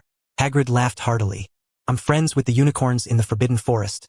I often bring them food and groom them. These are gifts they gave me. Ron and Harry were impressed, though they didn't fully understand. Ethan knew better than to snoop around indiscriminately. That would be rude. But he had already gained so much that he sat obediently, becoming a model listener. An hour later, the 3 took their leave. Hagrid packed them a generous supply of rock cakes. These were heavy enough to serve as stones if needed. Back at the castle, Ethan clutched his books and headed to the library, lost in thought. So far, the acceptance letter, the ghosts, the unicorn tail hair, all were valuable things. But what exactly was this value? Magic power? However, prior to arriving at this school, he had already come into contact with things of value. Though at that time he had not unlocked magical power. Most of these attributes concerned physical strength and stamina, albeit in modest amounts. Therefore, this notion of value should not be confined solely to magical power. Otherwise, wouldn't every young wizard and professor possess value? Ethan was still unable to fully comprehend this and could only temporarily bury his doubts deep within his heart. He borrowed books related to potion making from Madame Pomfrey and focused on completing the assignment set by Professor Snape. At precisely 6 o'clock in the evening, Ethan borrowed a stack of books, placed them in the study hall, and then hurried to the dining hall for his meal. He had missed lunch and was now nearly overcome by hunger. His order consisted of a portion of roast beef, a serving of pan-fried fish, 3 large chicken legs, a dish of vegetables and ham, accompanied by rice, a glass of water, 1 apple, and 2 strawberry puddings. Since it was still early, there were not many people dining in the hall, so when the house elf delivered his dinner, it caused a small stir of surprise among some of the onlookers. The amount was enough to feed 3 people. Ethan busied himself with eating. He was not particularly fastidious about the texture of food. As long as it did not have an unpleasant taste and was not difficult to eat, he was content. His most detested snack was something called Bertie Bott's every flavor beans, rumored to contain flavors such as booger and vomit. It was akin to a piece of chocolate tasting like excrement or a lump of excrement tasting like chocolate, so which would you choose? Hey Ethan, you look absolutely famished. A voice as light and melodious as a song gently reached his ears. Ethan swallowed his mouthful and mumbled, I missed lunch. You only need to go to the kitchen and tell the house elves. They will prepare a meal just for you. Honestly, I still can't understand how you could forget to eat lunch because of someone else's homework. That's simply unbelievable. Another voice, crisp and rapid like spilled beans, hurriedly spoke a string of words. Startled, Ethan looked up and realized that Hermione Granger and Luna Lovegood had arrived together. Hermione seemed to notice his confusion. Her eyes narrowed slightly as she quickly explained, We met in the library and talked a lot about recent events. Luna gently shook her head. Her dinner had not yet arrived. She looked at Ethan and asked, May I have one of your puddings? Of course. Ethan handed her the plate with the pudding. Hermione could not help but ask, Were you two already acquainted friends before this? Luna paused for a moment, then earnestly tried to recall if she had ever met Ethan before. Ethan replied, How could that be? Luna's family is a wizarding one, while mine runs a simple cake shop. I didn't even know about the wizarding world until I received my acceptance letter to Hogwarts. The 2 girls suddenly realized this and almost forgot the fact. But Hermione was even more perplexed and said, But you not only address each other by name but also share food as if you have been close friends for many years. You're overthinking it, Granger. She was just hungry, and I happened to have a pudding. As he spoke, Ethan pushed the other strawberry pudding toward her. Hermione looked down, hesitated for a long moment, then finally took a spoonful. My home is in the hills of Wiltshire, near the village of Ottery St. Catchpole, Luna said, gazing at Ethan. Ethan thought for a moment and replied, That's quite far. My family lives on Willow Street in Lancashire, though both places are in the west. One is south and the other north. Hermione glanced at Luna in surprise and couldn't help but say, I've heard from Ron that the Weasley family also lives in Wiltshire. Yes. Luna nodded cheerfully. The Lovegoods and the Weasleys are neighbors. Hermione was once again left speechless. Ethan, too hungry to care, mumbled while eating, That's really nice. After dinner, Luna left first, and Hermione was heading to the library. Ethan, feeling quite full, took a stroll outside the castle. On this early autumn evening, the weather was rather crisp. Ethan tilted his head to gaze at the night sky when suddenly he saw a broomstick silently take flight, upon which sat a figure cloaked tightly in black robes. Ethan was momentarily stunned, his eyes narrowing slightly as he watched the broomstick vanish into the distance. The Forbidden Forest? Inside the study hall, the Hufflepuff Badgers eagerly flooded in, clutching sweets as they surrounded Ethan. Ethan, in this afternoon's transfiguration class, all 16 of us completed the Silver Needle transformation. Professor McGonagall was very pleased and even gave us 2 extra points. Among the 4 houses, Hufflepuff had the most students, while Ravenclaw had the fewest. The ratio was roughly 3 to 1. However, not every Hufflepuff came to see him, as those who did not had their own study methods. At least he attended to everyone who sought him out. One Hufflepuff girl said, Because almost half of us have not yet mastered the Silver Needle transformation, Professor McGonagall did not require us to learn the button transformation. She hopes that by the next class, all Hufflepuff young wizards will be able to produce silver needles. Curious, Ethan asked, What about Ravenclaw? Susan Bones lowered her head and said, All Ravenclaws succeeded, and the professor awarded them 3 extra points. Ethan nodded, unsurprised. After all, the brightest young wizards were in Ravenclaw, sometimes even excessively so. Since it was Friday, the Hufflepuffs gave him a pile of sweets and then went off to play. A mound of sweets lay on the table, and Ethan gazed at it with a troubled expression. The school did not provide snacks, meaning that if one wanted to eat any, one had to buy them oneself. But he did not want sweets, and these treats were not cheap. Moreover, he already had a large stash in his dormitory. Even if he shared some, there would still be plenty left. He had to devise another plan. Ethan rubbed his forehead, pushed the sweets aside, and resumed reading. Experience exchanged. 12. Around 9 o'clock, Ethan locked the classroom door. On this Friday evening, not a single person had come to study with him. I even prepared a detailed guide on the button transformation. As Ethan was about to leave, he happened to see Professor McGonagall ascending the stairs. He suddenly remembered that her office was on the second floor. "Good evening, Professor," he greeted promptly. Professor McGonagall looked at him in surprise. "Good evening, Mr. White. Are you heading back to the dormitory?" "Yes, I'm just about to go." She nodded and regarded young Ethan with some admiration. This child possessed qualities unlike those of other young lions. He was not reckless, never thought of solving problems by fighting first, and was always willing to help classmates, especially with knowledge, showing great generosity and selflessness. She had examined the notes Ethan had prepared for the Hufflepuff Badgers very carefully, and had even copied some to use as tutoring materials for next year's young wizards. She looked him over and noticed the abundance of sweets he carried. Teasing Mr. White. "Are these the sweets you received today?" "Yes." "Would you like some?" "To be honest, there are so many that I hardly know what to do with them. If it were Dumbledore, he'd probably be glad to share, but as for me, I'd rather have a butterbeer." Professor McGonagall smiled and waved her hand playfully, adding, "If you're feeling troubled, you could always go to the headmaster's office. The headmaster is quite fond of sweets." Ethan smiled shyly, took a step, and hurried downstairs. "Good night, Professor." "Good night, Mr. White. Don't run in the corridors." Ethan would never seek out Albus Dumbledore. In fact, he scarcely dared to be anywhere near him. At the very least, before mastering the art of mental shielding, he would not permit himself to come close to Dumbledore. As for the matter of the sweets, he had already formed a vague notion. Upon returning to the dormitory, Harry, Ron, and Neville were playfully roughhousing among themselves. The moment they spotted him, they exclaimed joyfully, "Ethan, come have a Bertie Bott's every flavor bean." Scattered around them were numerous candy wrappers, all of which naturally originated from Ethan's trunk.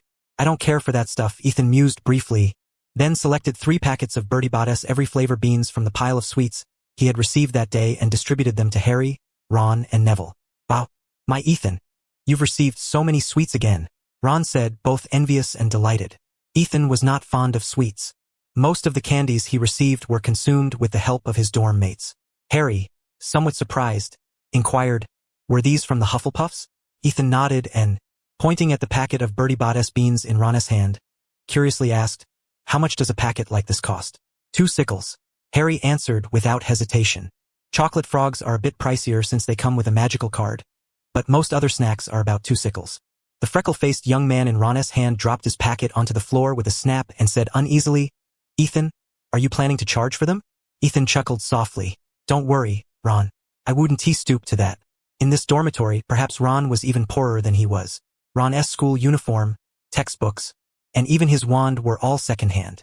Ethan took off his coat and pondered, "I just think these snacks are far too expensive. If I have to keep sending out sweets and treats every time, over time, that would become quite a burden for many, which runs counter to my original intention." "Ron." Harry, Neville, and Seamus gathered around him. Neville whispered hesitantly, "Are you not going to accept any more sweets, Ethan?" He seemed troubled. In truth, to thank Ethan, his grandmother had specially given him some extra money to buy more snacks. "Ethan, I believe you deserve this," Harry said. "You've helped so many people." Ron and Seamus nodded in agreement. They had all been genuinely helped by Ethan and knew well how earnest he truly was. "No, I just intend to impose some limits. Accepting nothing at all wouldn't honor the principle of exchange. And besides, it might give rise to new rumors and gossip," Ethan said, poking fun at himself. "For instance, people might say Ethan White is secretly receiving some benefits from the school, which is why he doesn't accept sweets anymore." The entire dorm burst into hearty laughter. Suddenly, Ron said, "Ethan, Fred, and George are well informed. I asked them to find out, and the last rumor seems to have originated from Ravenclaw. They also suspect that the school probably knew about it all along because many portraits were placed under a gag order." Harry added, "Exactly. Last time, Ravenclaw lost 100 points all at once, and someone was confined to detention for a whole month. Perhaps those were the rumor mongers. So we were planning to inquire over at Ravenclaw this afternoon," Harry continued. Neville scratched his head. "It's just a pity. Their password is too complicated. We can't get into their common room." Harry and Ron exchanged awkward glances. Ethan scratched his head and thought, no wonder Dumbledore says secrets always leak out. Perhaps under the scrutiny of those interested, this castle holds no secrets at all? He smiled and said, Thank you all, but let that matter go. Its impact isn't that significant. Ron looked at him steadily and sighed. You really are a good person, Ethan. In the profound silence of the night, Ethan silently donned his morning robe, grasped his wand, and tiptoed across the room. He descended the spiral staircase and entered the Gryffindor common room. The fireplace still held some embers flickering softly. The armchairs appeared as clusters of dark shadows. Wrapping his robe tightly around him, Ethan pushed aside the portrait of the fat lady and slipped out silently. The castle was unusually quiet in the dead of night. A cold draft whispered through the corridors. Even the figures in the portraits had their eyes tightly shut, their faces an unnatural shade of grayish-white. Ethan endeavored to make not a single sound as he swiftly made his way to the 4th floor and quietly entered the library. He was extremely cautious to evade the protective enchantments set by Madame Pants, taking 10 minutes before he could approach the restricted section. Only a single rope barred entry.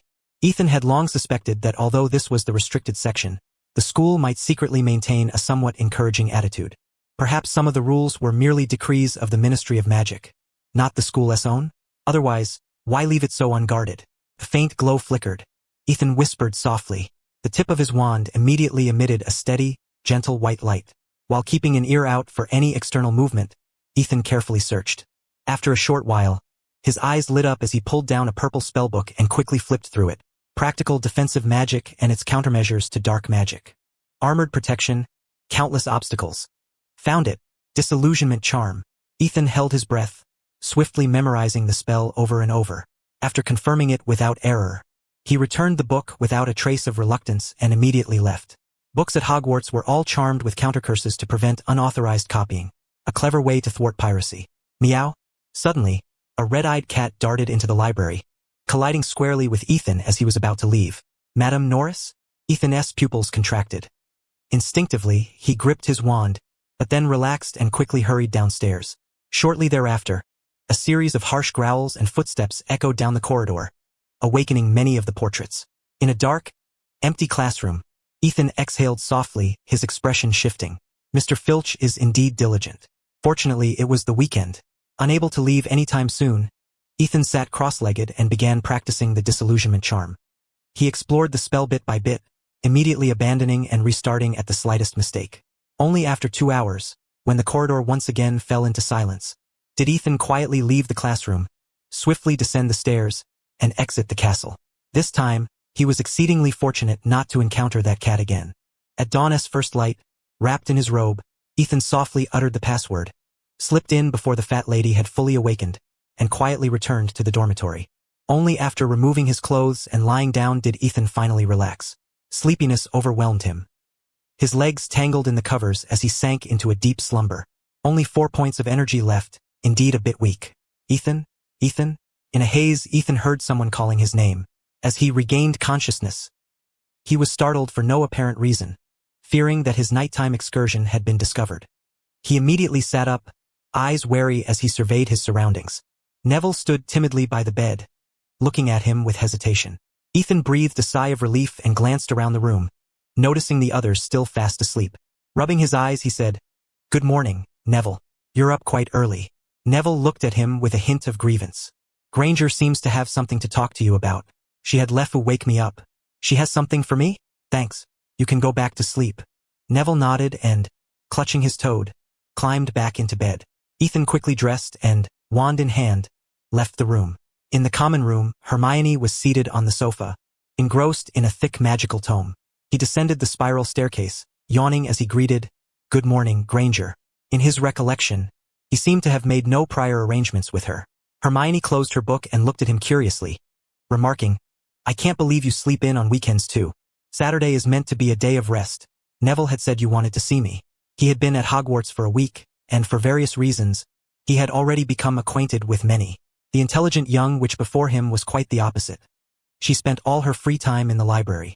Although she enjoyed guiding her classmates, perhaps due to her somewhat unapproachable demeanor, many preferred to seek him out instead.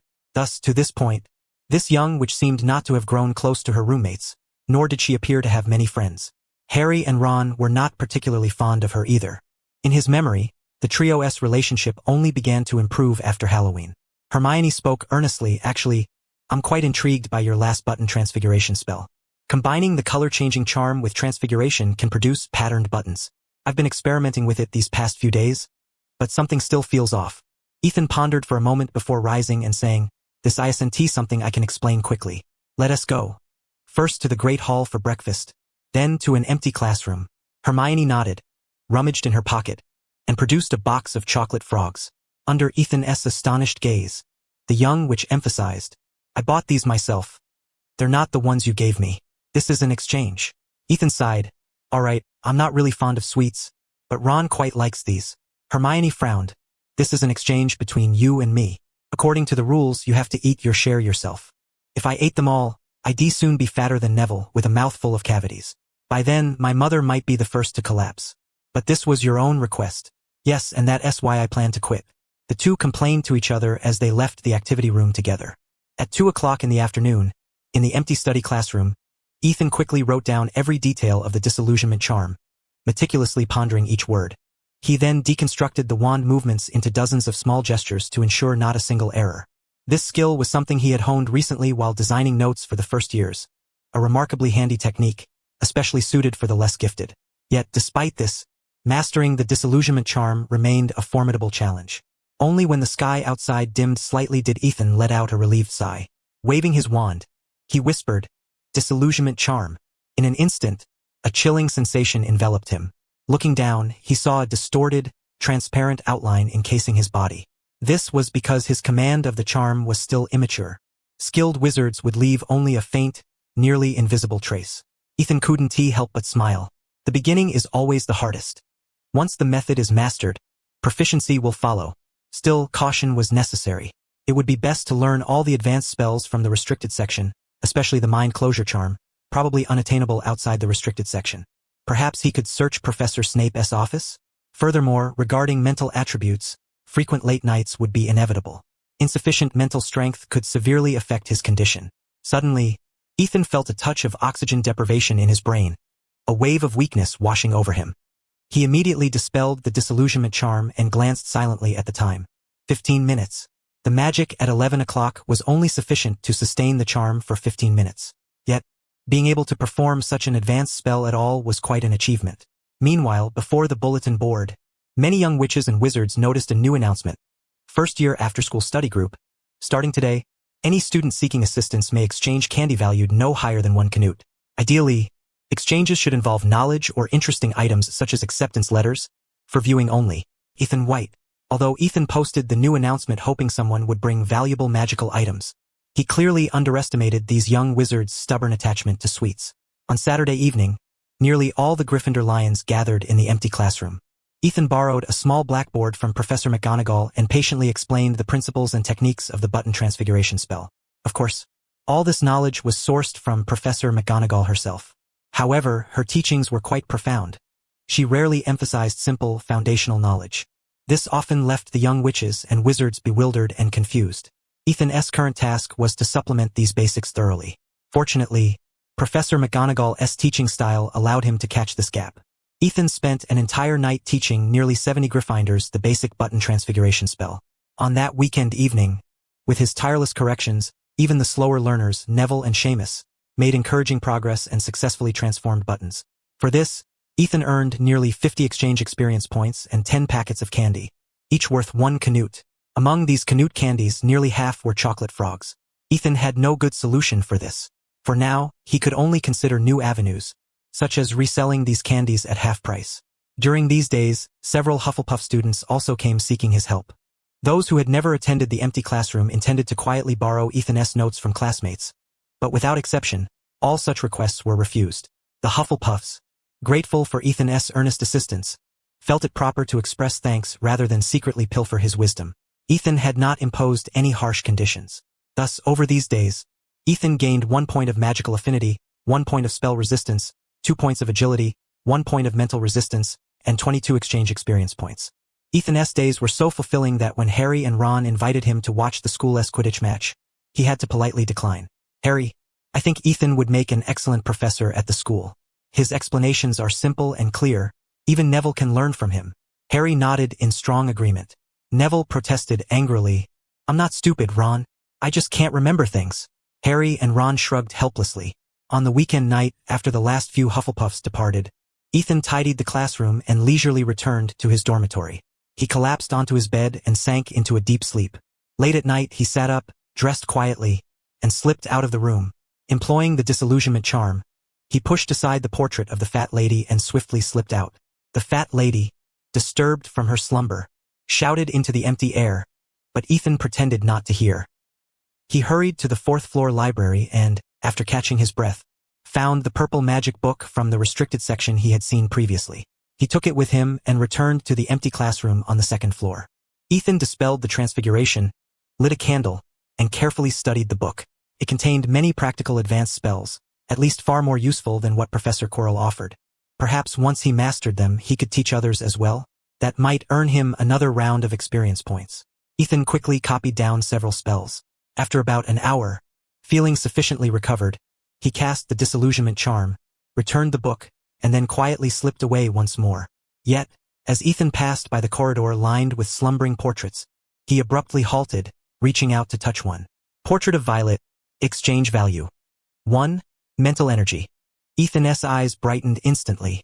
Without hesitation, he redeemed it and then swiftly turned away, sprinting off. Mental energy. 1. Moments later, a sharp, enraged shout echoed from behind, rousing several portraits from their slumber. By then, Ethan had already reached the dormitory and soon lay down to rest. At 7:30 in the morning, Ron awakened Ethan. Ethan released a grand yawn, still appearing utterly exhausted. Harry, with concern, inquired, "Ethan, have you been utterly worn out lately? The recent weather is perfect for sleeping in." Ethan murmured an indistinct response. Ron gazed foolishly out the window, where a fierce storm raged, gusty winds, torrential rain, flashes of lightning, and booming thunder. Perfect for sleeping in? He echoed skeptically. While chatting, the group changed their clothes and left the common room together. They huddled beneath a large umbrella, jostling as they hurried toward the castle. "Bring the umbrella a bit closer to me," Hermione shouted at them. Ethan and the others all bore puzzled expressions, a question mark forming on each forehead. When had she squeezed in? In the corridor by the entrance, young witches and wizards busily tidied their drenched garments. Ron scrutinized Hermione, curiously asking, "Did you get up late too?" Hermione retorted angrily, "I've been in the common room all along. How could you not have seen me? Maybe it's because you're so short. You ought to grow taller, Granger." Ron grinned broadly, and the others immediately noisily headed toward the great hall. Hermione stamped her foot in frustration, glared at Ethan, and then stormed off. Ethan looked utterly bewildered. What did Ron's comment have to do with him? After ordering breakfast, Ethan suddenly noticed Luna already seated in the great hall. He strode over, smiling warmly. "Good morning, Luna. You're quite early today." Luna was staring into a vacant spot in space. Upon seeing him, she blinked. "Ethan, it's already 8 o'clock. Ethan chuckled awkwardly and asked with curiosity, "How have you been these past few days? I haven't seen you around." Luna pondered for a moment, shaking her head. "I discovered a very interesting place and made new friends there. The rest of the time I've been doing homework in the library. The professors assigned so much that I spent half a day just finishing it." Ethan lowered his voice and inquired, "How are your roommates? I heard they were caught speaking ill by the portraits in the corridor." Luna considered this and said, "Professor McGonagall was very angry, and Professor Flitwick was too. They almost got expelled." Ethan nodded, concerned. "They didn't take it out on you, did they?" Luna blinked. "Professor McGonagall told us not to spread the matter around the school and to keep it a secret. Otherwise, no one could save them." "That's good," Ethan acknowledged. Just then, his breakfast arrived, dish after dish, soon filling half the table.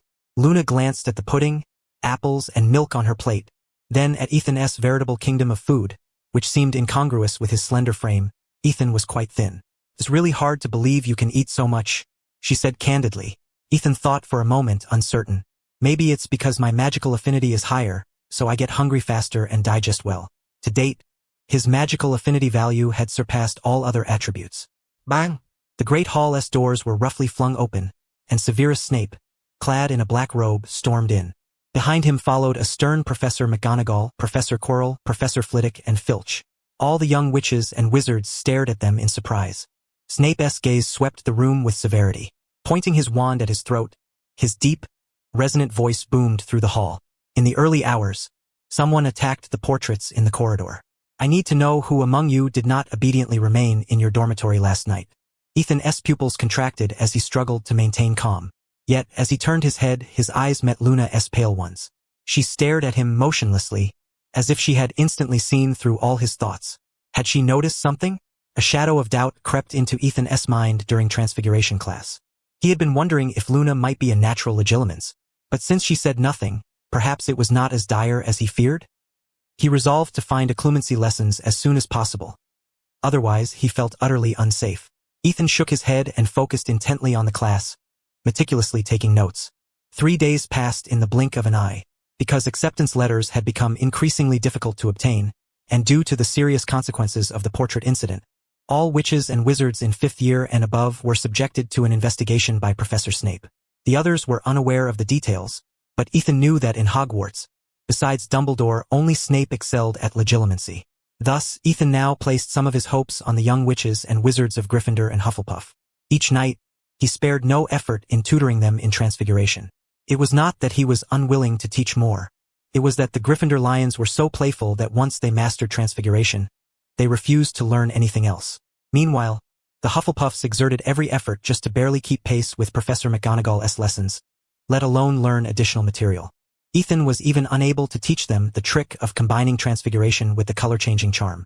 As for Slytherin and Ravenclaw, the former remained as arrogant as ever, looking down on Ethan's tutoring sessions even if they failed to learn. Among the Ravenclaws, aside from Luna, the others seemed to deliberately avoid Ethan. He no longer held high hopes for them. Perhaps he needed another approach, such as brewing a polyjuice potion to assume Malfoy's appearance and then defeating the Slytherin serpents one by one.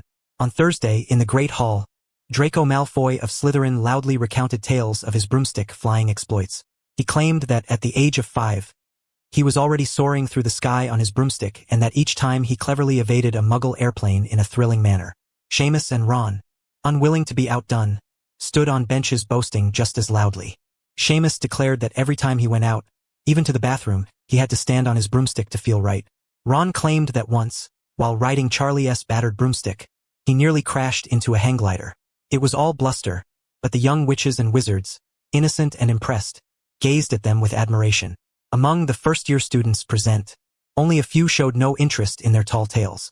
Hermione was one of them. The young witch looked quite anxious. There had been no flying lessons in the first week, and this class had only been announced yesterday. Do you know why witches and wizards use broomsticks for flying? Because they are easy to conceal, convenient to carry, and inexpensive. Even if muggles discover them, no explanation is necessary. The earliest broomsticks were made from ash wood sticks, with some hazel twigs haphazardly tied at one end, and simple spells were cast upon them, such as forward flight, ascent, descent, and stop. Hermione babbled on about her knowledge of flying broomsticks. Nearby, Neville listened nervously. He had never ridden a broomstick, and his grandmother never allowed him near one. He desperately hoped Hermione would say something useful rather than such nonsense. Ethan yawned, feeling somewhat drowsy. In recent days, he had been extraordinarily busy, his mind nearly operating at the brink of overload. He even allocated the free attribute points he had accumulated over the week entirely to mental, yet it still remained woefully insufficient.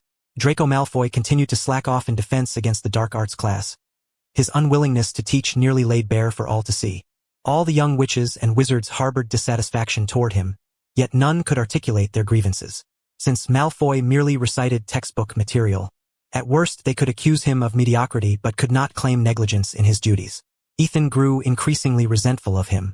However, there was one occasion when Malfoy demonstrated a spell publicly. Both its power and casting speed left Ethan utterly astonished. In that moment, he realized that no matter how inept or lazy Malfoy appeared, he still possessed a professor's caliber, far beyond Ethan's ability to contend with. This realization only deepened Ethan's urgency. A sudden flurry of owl messengers arrived, circling restlessly above the Great Hall. Ethan was long accustomed to their presence. A few days prior, he had written a letter home, assuring his family that all was well and that his days were full and meaningful. His mother promptly responded with 3 letters in one breath, chiding him for taking so long to write and requesting that he send a letter every week via owl post whenever possible. She also enclosed £5 sterling. Ethan already knew that pounds could be exchanged for galleons, but one had to visit Gringotts in Diagon Alley for that. Still, he currently had some money on hand, school subsidies, all spent on stationery and supplies. He carefully tucked away the £5, harboring no intention of frivolous spending. Look, Neville has obtained a remembrall. Ethan and Hermione turned to see Neville grasping a transparent crystal sphere. Hermione exclaimed in surprise, "I read in a book that if you forget something, the smoke inside the remembrall turns red." Neville looked around bewildered, murmuring, "The problem is, I can't remember what I've forgotten." A collective sigh of helplessness swept through the group. Just then, Draco Malfoy happened to pass by. Suddenly, he snatched the remembrall from Neville's hand. Ron and Harry sprang to their feet, blocking his path and fixing him with steely glares. In only 1 week, they had quarreled with Malfoy countless times in various parts of the school, and both were eager to give him a proper thrashing. Professor McGonagall, seated at the high table and observing the commotion, inquired, "What is going on here?" Neville, feeling wronged, said, "Professor, Malfoy took my remembrall." Malfoy's face darkened. He immediately tossed the ball back to Neville, then stalked away with a scowl. With McGonagall watching closely, Harry and Ron could only glare resentfully at Malfoy's retreating figure. "Someday we'll get him," Ron whispered to Neville. Harry nodded emphatically. "Yes, even more annoying than Dudley." At 3:30 in the afternoon, the young witches and wizards gathered on the front lawn. The weather was clear, with a gentle breeze and a sky as blue as a vast emerald, perfect for flying lessons. The only drawback was that Gryffindor would be sharing this class with Slytherin. Madame Hooch, the flying instructor, arrived. She had short gray hair and piercing yellow eyes, sharp like those of an eagle.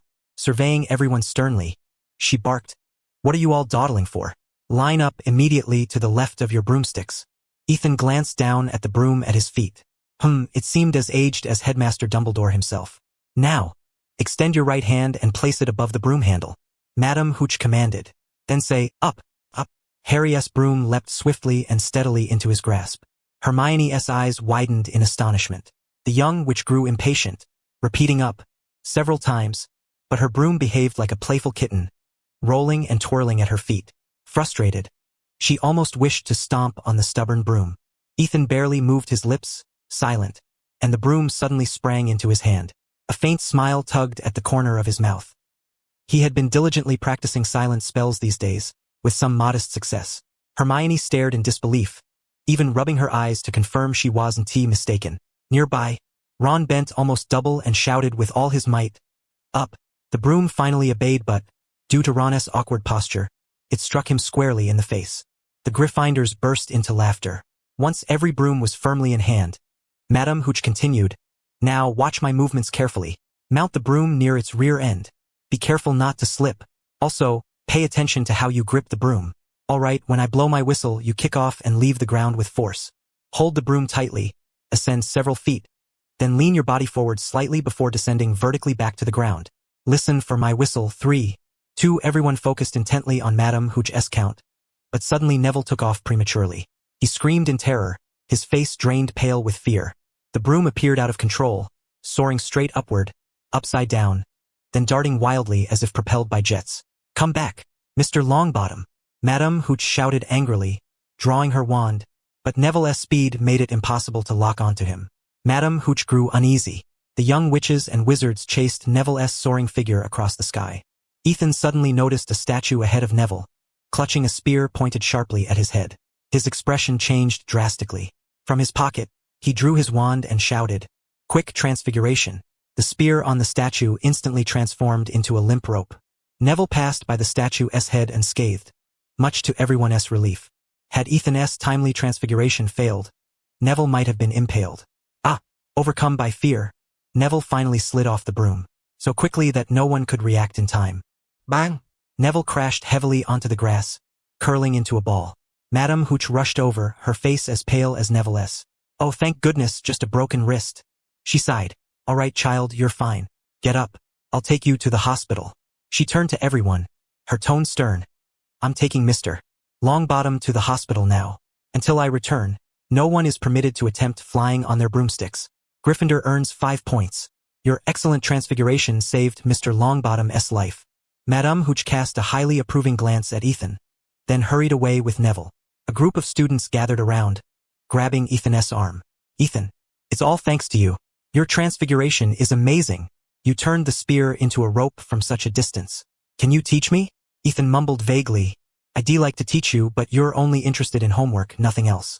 Many sheepishly scratched their heads. Indeed, once their assignments were done, they found it hard to stay focused. They simply could not fathom how Ethan could immerse himself so avidly in such thick, dull magical tomes. Hermione furrowed her brow, suspiciously asking, "Where did you learn the rope transfiguration?" "SNT that taught in first year? Just bored one day, casually reading in the library," he replied. "Which book is it exactly?" "The young witch is not one to give up easily." "Granger, you're getting a bit clingy," Ron grumbled displeasedly. Hermione shot him a fierce glare, then huffed and stormed off to sulk in a corner. "Ha ha ha, did you see that big oaf over there?" Suddenly a harsh, grating laugh echoed from the other side. Ethan and his companions instinctively turned their heads to look, spotting Draco Malfoy standing amid the Slytherins, holding a gleaming crystal ball in his hand. He laughed loudly, proclaiming, "He even lost the memory orb his grandmother gave him." "Malfoy, return the crystal ball," Harry shouted angrily. All the Gryffindor young witches and wizards dropped their brooms, faces twisted with fierce determination, rolling up their sleeves together. The school forbade dueling with wands. Violators faced expulsion, so when skirmishes broke out, everyone preferred to fight barehanded. Ethan observed calmly, showing no intention of intervening. Still uneasy, Ron said to him, "Ethan, you're too skinny. When the fight starts, hang back a bit and then use healing charms to fix our noses." Ethan gave him a reassuring look and, alongside Hermione, moved to the very back of the crowd. In truth, if it came to an actual fight, his stamina rated at 9 and strength at 7 might well rival anyone's. Unlike the tightly knit Gryffindor Lions, the Slytherins were less united. Seeing the impending clash, many began to quietly back away, casting wary glances at Ethan, who lingered at the rear. The earlier rope transfiguration had startled them. Malfoy himself was somewhat shaken, but, with many eyes upon him, he refused to show weakness, snarling, "Potter, want the memory orb? Come and get it if you dare. I'm not just going to leave it lying around for Longbottom to pick up." Impatiently, Malfoy leapt onto his broomstick and shot into the air with a swift whoosh. Indeed, he flew well, fast and steady, and his earlier boasts did not seem like empty bluster. Harry, furious, snatched up his broom and took off in pursuit. "Harry, come back. Madame Hooch forbids us from touching brooms," Hermione cried angrily. Harry paid no heed, focusing intently on Malfoy as he charged forward. The wind whipped through his hair, his robes billowing behind him. He flew with equal speed and precision. Ron's eyes darted, and he called out, "Ethan, turn Malfoy's broom into a rope." Ethan sighed. Too high up. He'd fall to his death. Ron reluctantly abandoned the plan. If Malfoy died, the school would surely expel Ethan. Malfoy, startled by the threat, hastily lowered his altitude to ensure that even if his broom transformed into a rope beneath him, he wouldn't plummet fatally. He shot a venomous glare at Ron and Ethan, then suddenly spotted Harry barreling toward him. Panic surged through him. Without hesitation, he hurled the crystal ball forcefully away and swiftly descended. He was terrified of being caught between Ethan and Harry's combined assault. Harry didn't hesitate, speeding straight toward the memory orb. He leaned forward, angling his flying broom downward, and in the blink of an eye, accelerated into a dive. Everyone's hearts leapt into their throats. Some young witches and wizards couldn't help but scream out loud. Harry snatched the crystal ball, then executed a graceful tailspin, straightening his broomstick and gently gliding back down. Even Ethan had to admire the move. It was both elegant and daring. Harry Potter. As the Gryffindor young witches and wizards erupted into cheers for Harry, a furious shout cut through the noise. Professor McGonagall, a fervent Quidditch enthusiast, stormed over, looking extremely angry. Everyone instantly fell silent. Harry, just landed, shivered uncontrollably, casting a desperate glance at Ron and Ethan. Would he be expelled? Ron looked uneasy as well, but Ethan gave him an encouraging gesture. Harry's mind was already a blank. He followed Professor McGonagall in despair. However, as they left, the professor suddenly turned to Ethan and said, "Mr. White, you're coming with me." Ethan's face registered sheer astonishment. What does this have to do with me?" Professor McGonagall instructed Ethan to wait in the second-floor corridor, then hurried upstairs with a visibly unsettled Harry. Ethan sighed deeply and sat on the stairs, furrowing his brow. Could the professor be about to question him on where he had learned the rope transfiguration? He rubbed his temples in frustration. If he had held back earlier, Neville might have died, and even Madame Hooch looked pale with fright. Compared to such grave consequences, a little illicit transfiguration study should hardly be a serious offense, right? Meow. Suddenly, a cat leapt out from the stairs, staring warily at Ethan. Ethan glanced at it but ignored the feline. Soon enough, Filch arrived in a flurry, his sinister eyes fixed on Ethan as he barked, "Mr. White of Gryffindor? This is class time. Why are you loitering in the corridor? Professor McGonagall asked me to wait here, Mr. Filch, Ethan replied. I expect she'll be here shortly. If Malfoy was disliked by Gryffindor, then Filch was unanimously detested by all 4 houses, no exceptions. Whoever made even the slightest mistake would find this caretaker emerging like a ghost, shouting at young witches and wizards with a terrifying scowl that seemed to wish to devour them alive. Filch's eyes bulged as he bellowed. If I catch you lying to me, Mr. White, I swear I'll lock you in the dungeon and hang you up. Ethan stood and demanded sharply, Mr. Filch, are you threatening me? Were you employed by the school to intimidate and threaten students? Filch's face twisted into a grimace, attempting to overpower Ethan with sheer menace and silence the young wizard. He charged forward aggressively. Ethan calmly drew his wand. Filch halted abruptly, his expression a mixture of anger and fear. If you dare attack me without cause, Mr. Filch, Ethan said evenly, I will employ every means necessary to defend my safety. As the tense standoff unfolded, Professor McGonagall hurried downstairs with Harry. Seeing the scene, she asked with a stern expression, What is going on here? Professor, Mr. Filch was threatening to lock me in the dungeon, Ethan said loudly. He even tried to attack me. I was forced to defend myself. Harry, trailing behind, shot Filch a fierce glare. Filch's face changed drastically. He hastened to explain, No, Professor, this boy lied to me, claiming you told him to wait here. I clearly saw him trying to skip class. Professor McGonagall's countenance grew even sterner, radiating authority without anger. Enough. Put your wand away, White, she commanded coldly. Mr. Filch, this is a flying lesson for Gryffindor, and I brought Mr. White here myself. Yes, Professor. It appears this was a misunderstanding, Filch said, bowing immediately. Professor McGonagall glared darkly at him. Furthermore, the use of dungeon punishment for students was abolished long ago. You have no authority to discipline students on your own. Should such intimidation occur again, I will recommend that Albus speak with you. Filch looked terrified, stammering denials as he gathered the cat and fled hurriedly. Professor McGonagall frowned slightly and turned to Harry. All right, back to class. Remember what I told you. Keep this secret and do not break the rules again. I will, Professor. Harry promptly responded, no longer harboring the earlier displeasure. He nodded to Ethan and swiftly descended the stairs. Ethan's expression remained rather grim. Professor McGonagall glanced at him and said, Come with me, Mr. White. Ethan silently followed her into the office. Professor McGonagall rummaged through her desk and produced a box of cookies adorned with an abundance of dried nuts. She placed the cookies on the table and gently pushed them toward Ethan. Have a seat, Mr. White. Are you still troubled by Mr. Filch's matter? Ethan replied, That caretaker is somewhat too harsh. A couple of days ago, he frightened Neville to tears, so much so that Neville was afraid to use the bathroom at night and nearly soiled his bed. Oh, poor Mr. Longbottom. Did he endure it all night? No. He woke us all up and insisted we accompany him. We had to keep a constant watch over him, Ethan said helplessly. At this, Professor McGonagall found herself at a loss for words and withdrew the hand that had reached for a cookie. I will find a time to have a word with Mr. Filch. He has indeed crossed the line recently, she said with a hint of anger. As the head of Gryffindor House, though she usually refrained from showing favoritism academically, hearing of Filch's excessive behavior kindled a flame of indignation within her. Ethan nodded and tentatively inquired, Professor, may I ask why you wish to see me? Professor McGonagall composed herself and smiled. There is no need to be nervous. I witnessed everything just now. Were it not for your timely intervention, Mr. Longbottom would have surely suffered serious injury. She gestured toward the window. Ethan stood on tiptoe to glance outside, finally realizing that the flying lessons for 2 houses were conducted right under the professor's watchful eyes. At that moment, I couldn't think of anything else.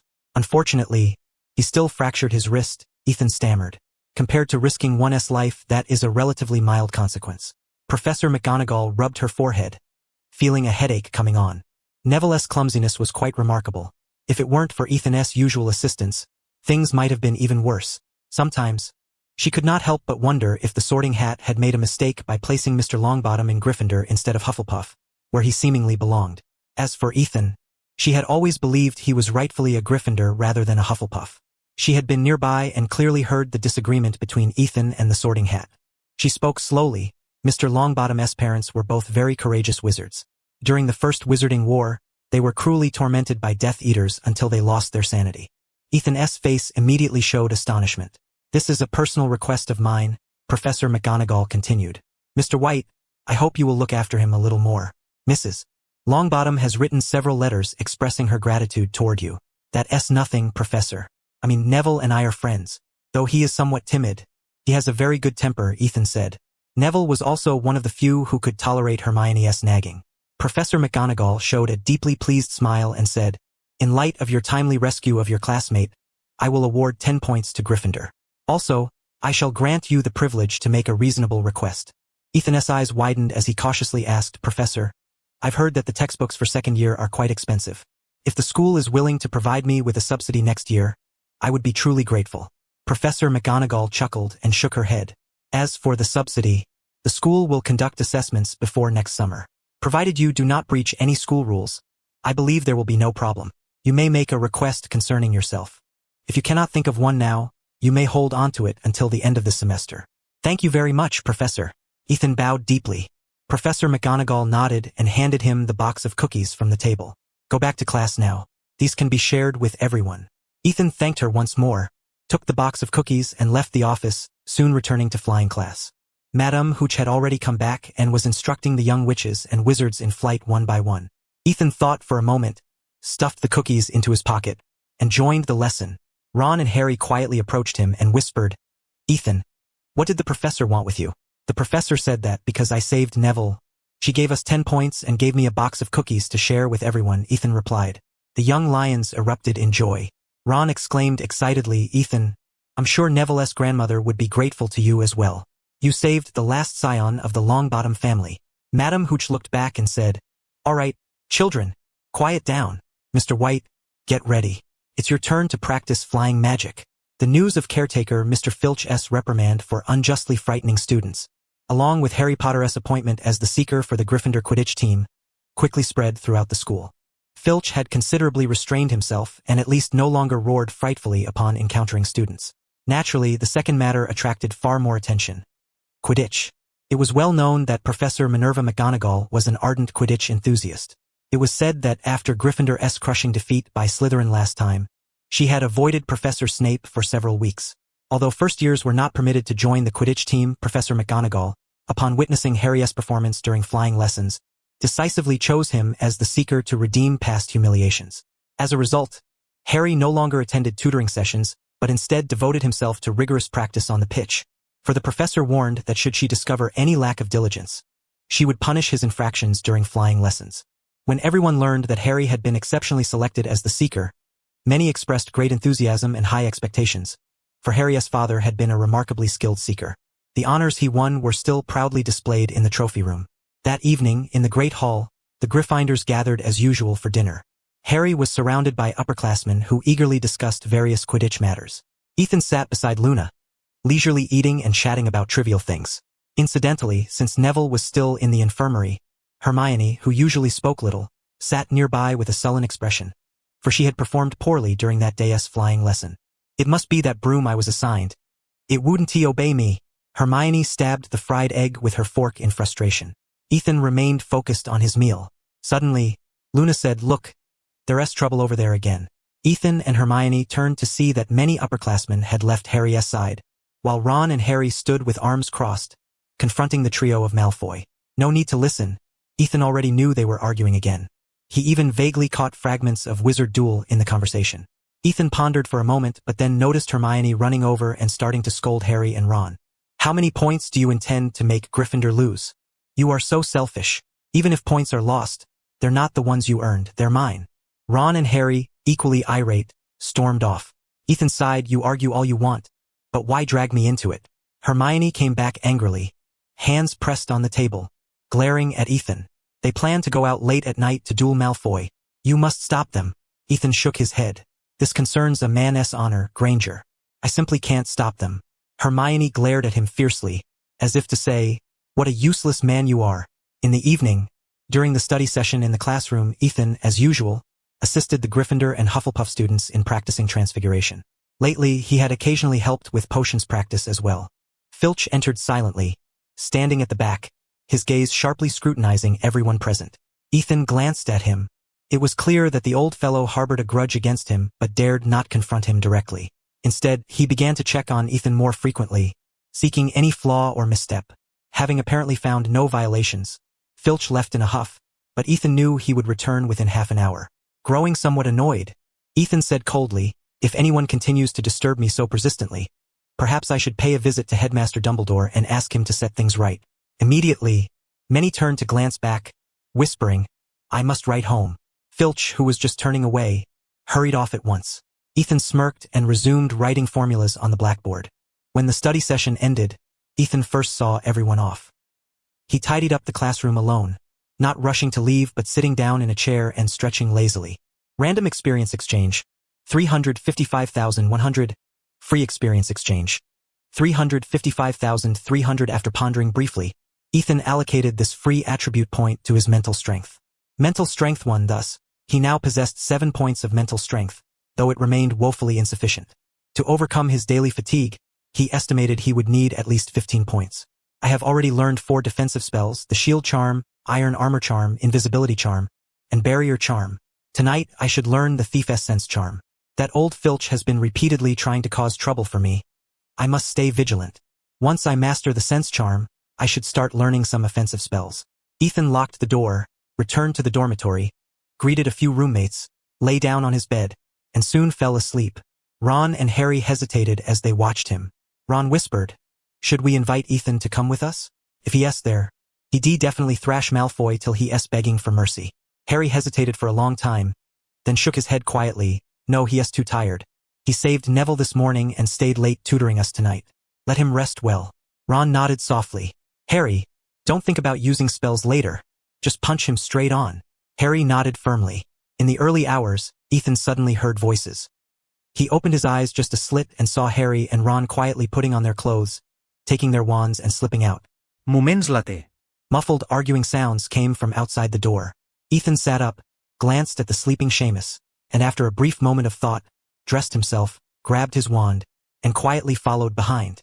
In the common room, Hermione was like an angry mother goose, lowering her voice as she scolded Ron and Harry. "Don't you care about Gryffindor at all, only about yourselves? You haven't earned a single point for the house, yet you've lost 26. The points White and I earned have all been wasted by you. Go away, Granger." "Ethan didn't say anything to us," Ron replied angrily. "Exactly." Hermione's anger flared. "White is as good as a dumb ox. He tutors you selflessly, worried you'll fall behind, painstakingly designs notes for you every day, and teaches you over and over. I can't believe you repay him like this. You have less conscience than pigs." Hidden in the shadows, Ethan glared at Hermione in embarrassment.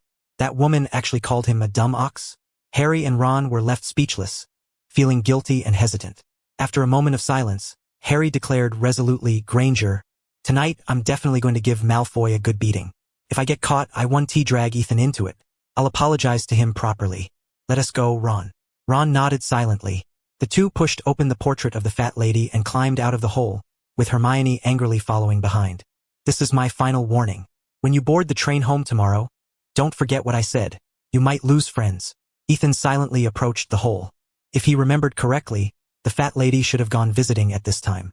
Sure enough, outside, Hermione realized she couldn't get back into the dormitory and immediately asked, "What should I do?" Ron's impatient voice came.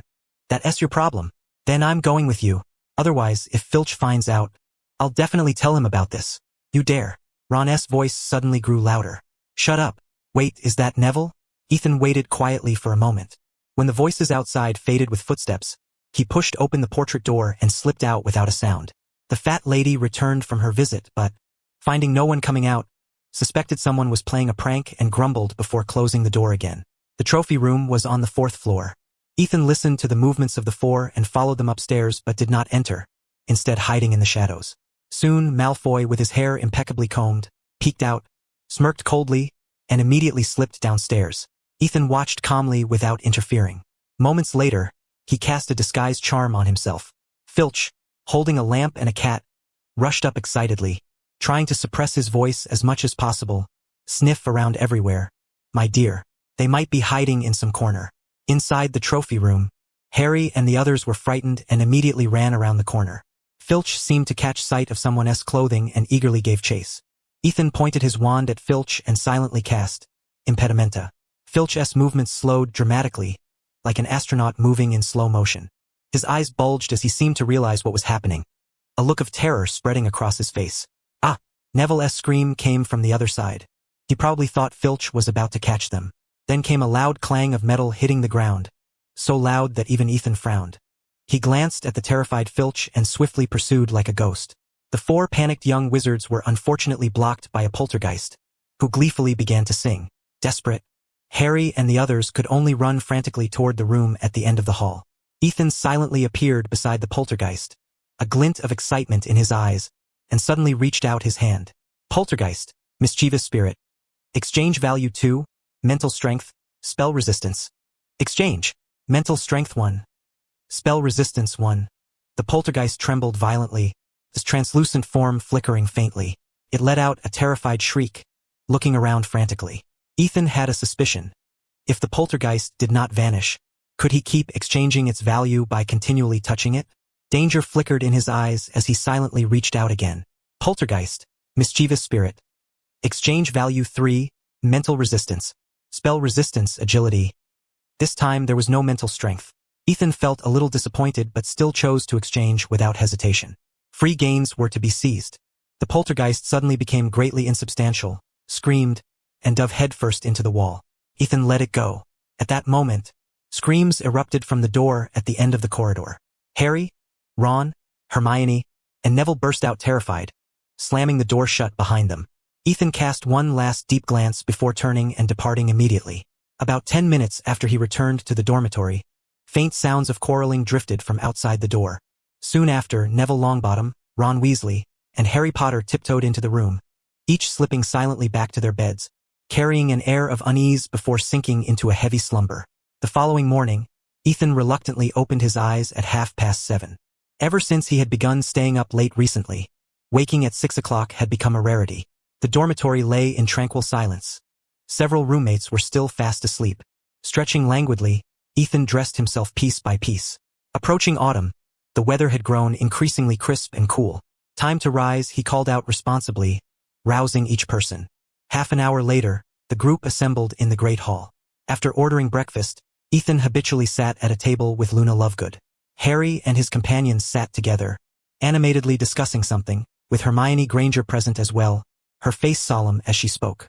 It seemed their relationships had not improved following the events of the previous night. However, the moment Draco Malfoy entered, the 3 of them sprang to their feet in unison, surrounding the terrified Malfoy. Were it not for the timely arrival of a professor, Ron's fist would have surely imprinted itself upon Malfoy's eye socket. Hermione continuously scolded Ron and Harry.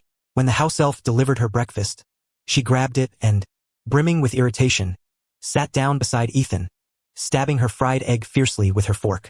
Ethan instinctively glanced toward Ron and the others, who both shrugged helplessly. He whispered, "Did you have an argument?" Hermione's eyebrows shot up sharply as she ground her teeth. "Those 2 fools. I'm done with them." Ethan's expression shifted oddly. Were he not possessed of a mature soul, he would have long since dismissed the childish squabble, if not grown angry with her himself. "It's a dumb ox. And Ron and Harry are stupid donkeys." This all-knowing young lady was certainly adept at bestowing nicknames. Luna blinked and swayed lightly, cheerfully observing. "Sounds like an intriguing secret." "There's nothing intriguing about it." Hermione rolled her eyes. Remembering the 3-headed hellhound she had seen the previous night, she trembled involuntarily. She had come perilously close to death. Luna tilted her head and suddenly remarked, "You have quite a few pesky gnats around you." Startled, Hermione hurriedly looked around but saw nothing. She cast Luna a peculiar glance, silently thinking how strange this Ravenclaw girl truly was.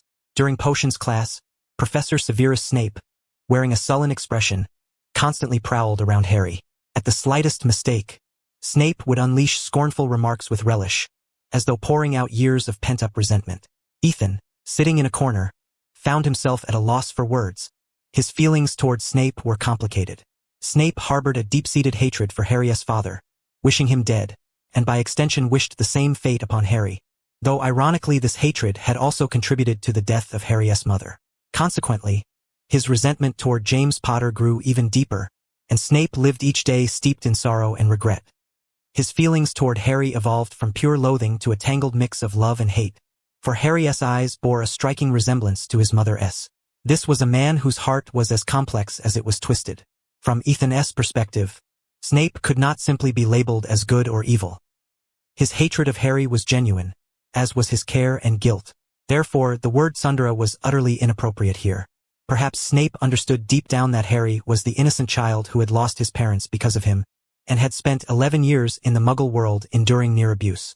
Yet whenever Snape saw Harry's face so much like James Potter's, he could not control his temper, even descending into a kind of pathological frenzy. When Harry faced danger, however, Snape's thoughts turned to Harry's mother, stirring feelings of protectiveness, profound indebtedness, and intense anxiety. Maybe this was why he was willing to act as Dumbledore's double agent, why he yearned so desperately to eliminate Voldemort, and yet simultaneously despised Harry at his core. Harry endured nearly the entire class under Snape's relentless berating. His lips trembled with anger, nearly losing control and challenging Snape to a duel, but reason prevailed, just barely. At the same time, Harry became painfully aware that Snape truly disliked him, even harboring a vague hatred. Ethan, seated in the corner, initially thought he would be left out, but Snape did not spare him either, posing numerous tricky questions, some even beyond the third-year syllabus. Ethan refused to answer obediently, indignantly declaring he would complain to Headmaster Dumbledore about the potion's master's deliberate difficulty. Snape responded with several cold chuckles, but the remark did have some effect. Snape's demeanor softened somewhat. Nevertheless, his gaze toward Ethan carried a trace of disdain. Ethan disliked Snape just as much, though he was still preferable to that ne'er-do-well Gilderoy Lockhart. Snape's words were harsh, but he did teach something of value. After 2 lessons, a nearly enraged Harry stormed out, while the other Gryffindors quietly packed their things and left swiftly, refusing to meet Snape's sullen glare, expressing silent protest. Suddenly, Ethan said, "Professor Snape, to vent your personal frustrations on an 11-year-old child, if I may be so candid, is hardly befitting of a professor's stature." Ethan White. Snape roared angrily. Insolence toward a professor. 10 points from Gryffindor. Ethan paid no mind to the deduction. Just as he was about to leave, an elderly man with a white beard entered, holding Harry's hand. Harry's eyes were red-rimmed, clearly having cried. "Calm down, Severus. Maintain your dignity." The voice of Albus Dumbledore carried a soothing magic that instantly pacified both Ethan and Snape. Dumbledore cast a gentle glance at Ethan, smiling warmly. "Brave little lion. Always willing to stand up for your classmates. I'm awarding Gryffindor 10 points. Now go back with Harry. I will have a word with your potions master." Ethan expressed his gratitude and departed with Harry, completely ignoring the bulging veins on Snape's forehead. Meanwhile, the Slytherins watching the scene scattered like mice at the sight of a cat the moment Dumbledore appeared. Dumbledore looked at Snape kindly and said, "Severus, your emotions are out of balance. You are a professor of this school." "Apologies, headmaster," Snape replied calmly. "I suspect some potion I took earlier affected me. I did lose control today." Dumbledore sighed and said, "Regardless, these are merely 11-year-old children. Do not be too harsh." Snape took a deep breath, and at Ethan's earlier words, ground his teeth. "Children? That one is the biggest troublemaker in Gryffindor. I think he is the worst of all." At that moment, Gryffindor's greatest troublemaker, Ethan White, was walking back to the dormitory with Harry. Harry's voice was still choked with emotion as he said, "Thank you, Ethan. I never expected you to say such things on my behalf." "It's nothing, Harry. He did go too far," Ethan said with a resigned smile, repeatedly patting Harry's shoulder. The chosen one seemed fragile, leaning on Ethan's shoulder the entire way. To prevent misunderstandings, Ethan imitated Ron, linking arms with Harry as they walked. Harry remained heartbroken for a long time and nearly missed the afternoon's Quidditch practice. As usual, Ethan completed all his assignments and assisted the young witches and wizards from 2 houses in practicing transfiguration. At 2 o'clock in the morning, Ethan opened his eyes, dressed quietly, and slipped out of the dormitory, heading straight to the potions classroom.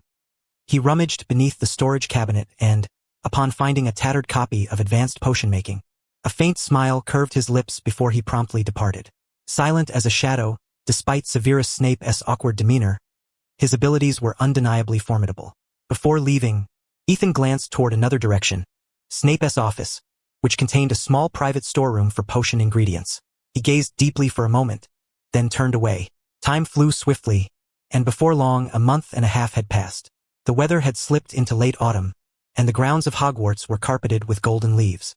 Since Dumbledore's last conversation with him, Professor Snape seemed to have restrained his venomous tongue, but his attitude remained unchanged. It had merely shifted form. He began to treat Harry and Ethan with an unfeeling coldness, what Ethan called a form of silent hostility. Ethan was indifferent to this. Snape might be awkward, but his approach to work was meticulous. Otherwise, he would not have become head of house. Although he had little patience for foolish students, he taught everything he was supposed to. Whether they learned it or not was no concern of his. Ethan was competent enough. He not only took comprehensive notes on everything Snape taught, but he also dissected each sentence and organized them into volumes. He even posted a new announcement on the school bulletin board: first-year after-school study group. Starting immediately, additional potion class analyses will be offered. Young witches and wizards in need should prepare the necessary materials themselves. In exchange, they must provide Ethan with an extra ingredient. The moment this notice appeared, first years from Gryffindor and Hufflepuff swarmed in, eager and clamoring to ask questions about the potion lessons. In Snape's eyes, only a handful of students across the 4 houses were worthy of his guidance. The rest he simply ignored. This led to generally poor potion grades among first years. Even Harry's ordinary wizarding level exam score in potions was merely satisfactory. In this course, Snape firmly believed that innate talent trumped all else. Yet Ethan demonstrated what diligent effort could achieve. He welcomed all comers, breaking down Snape's lessons into digestible pieces, much to the delight of many students. His popularity at times even eclipsed that of Professor McGonagall's transfiguration class. Naturally, problems arose. The classroom was too small to accommodate all the students who wished to study, forcing some to stand outside the door just to listen, and near altercations almost occurred several times. The sheer volume and variety of questions made the study session time feel insufficient. None of this posed a challenge for Ethan, who sought only the freedom to gain experience. He petitioned Professor McGonagall for a larger classroom, still on the 2nd floor, but twice the size of the original. He also established a question collection system, requiring everyone to write down their queries, organize them, and submit them to him.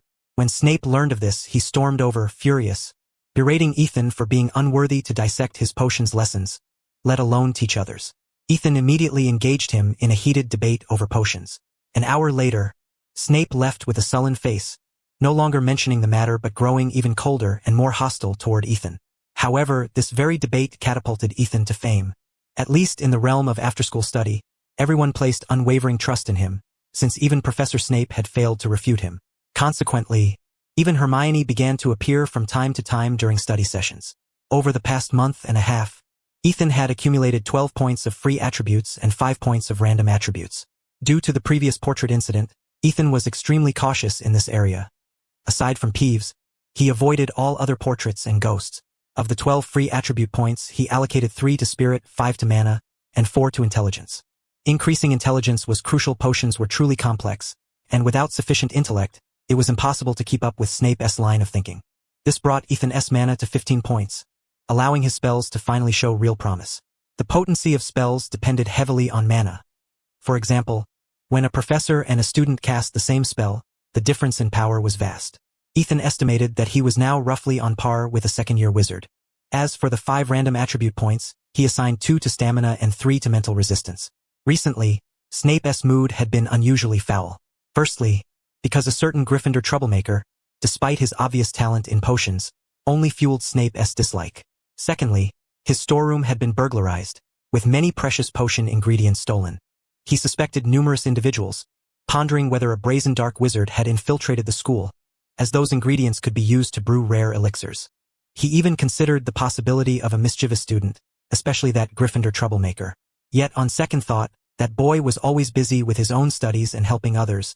Sometimes he even missed dinner, and occasionally Professor McGonagall would pity him enough to give him a box of biscuits. From this perspective, he had no time to commit such a crime. Even the most gifted first year could not possibly bypass Snape's enchantments. Not to mention the technique, they likely lacked sufficient mana. Thus, Snape refrained from investigating Ethan. After all, the boy was Minerva's cherished protégé, and she had spoken on his behalf more than once recently. Of course, even Snape had to admit that Ethan's talent for learning surpassed Hermione Granger's, and perhaps even ranked among the best in Hogwarts history. Yet he remained baffled as to why the Sorting Hat had not placed Ethan in Ravenclaw, instead consigning him to the house Snape disliked most, Gryffindor. As Halloween approached, the corridors of the school began to fill with the sweet scent of roasted pumpkins. Ethan, indifferent to such festivities, hurried toward the charms classroom on the 4th floor. Hermione trailed behind, unwilling to let the matter rest. Why does the confundus charm I brewed last night always come out inferior to yours? I followed your breakdown of the steps exactly. Ethan replied as they walked. There could be many reasons. The heat during brewing, timing, even the mana used. Brewing potions isn't like solving a math problem. It's difficult to achieve identical results. Practice is key. The focus should be on mastering the technique rather than obsessing over quality. Hermione rolled her eyes. She had long mastered the potion-making method, yet her concoctions always fell short of Ethan's, which gnawed at her persistently. Nearby, Harry and Ron exchanged glances at Hermione but remained silent. In truth, ever since the incident a month and a half ago, Hermione had not spoken to them. Yet neither Ron nor Harry believed they had done anything wrong.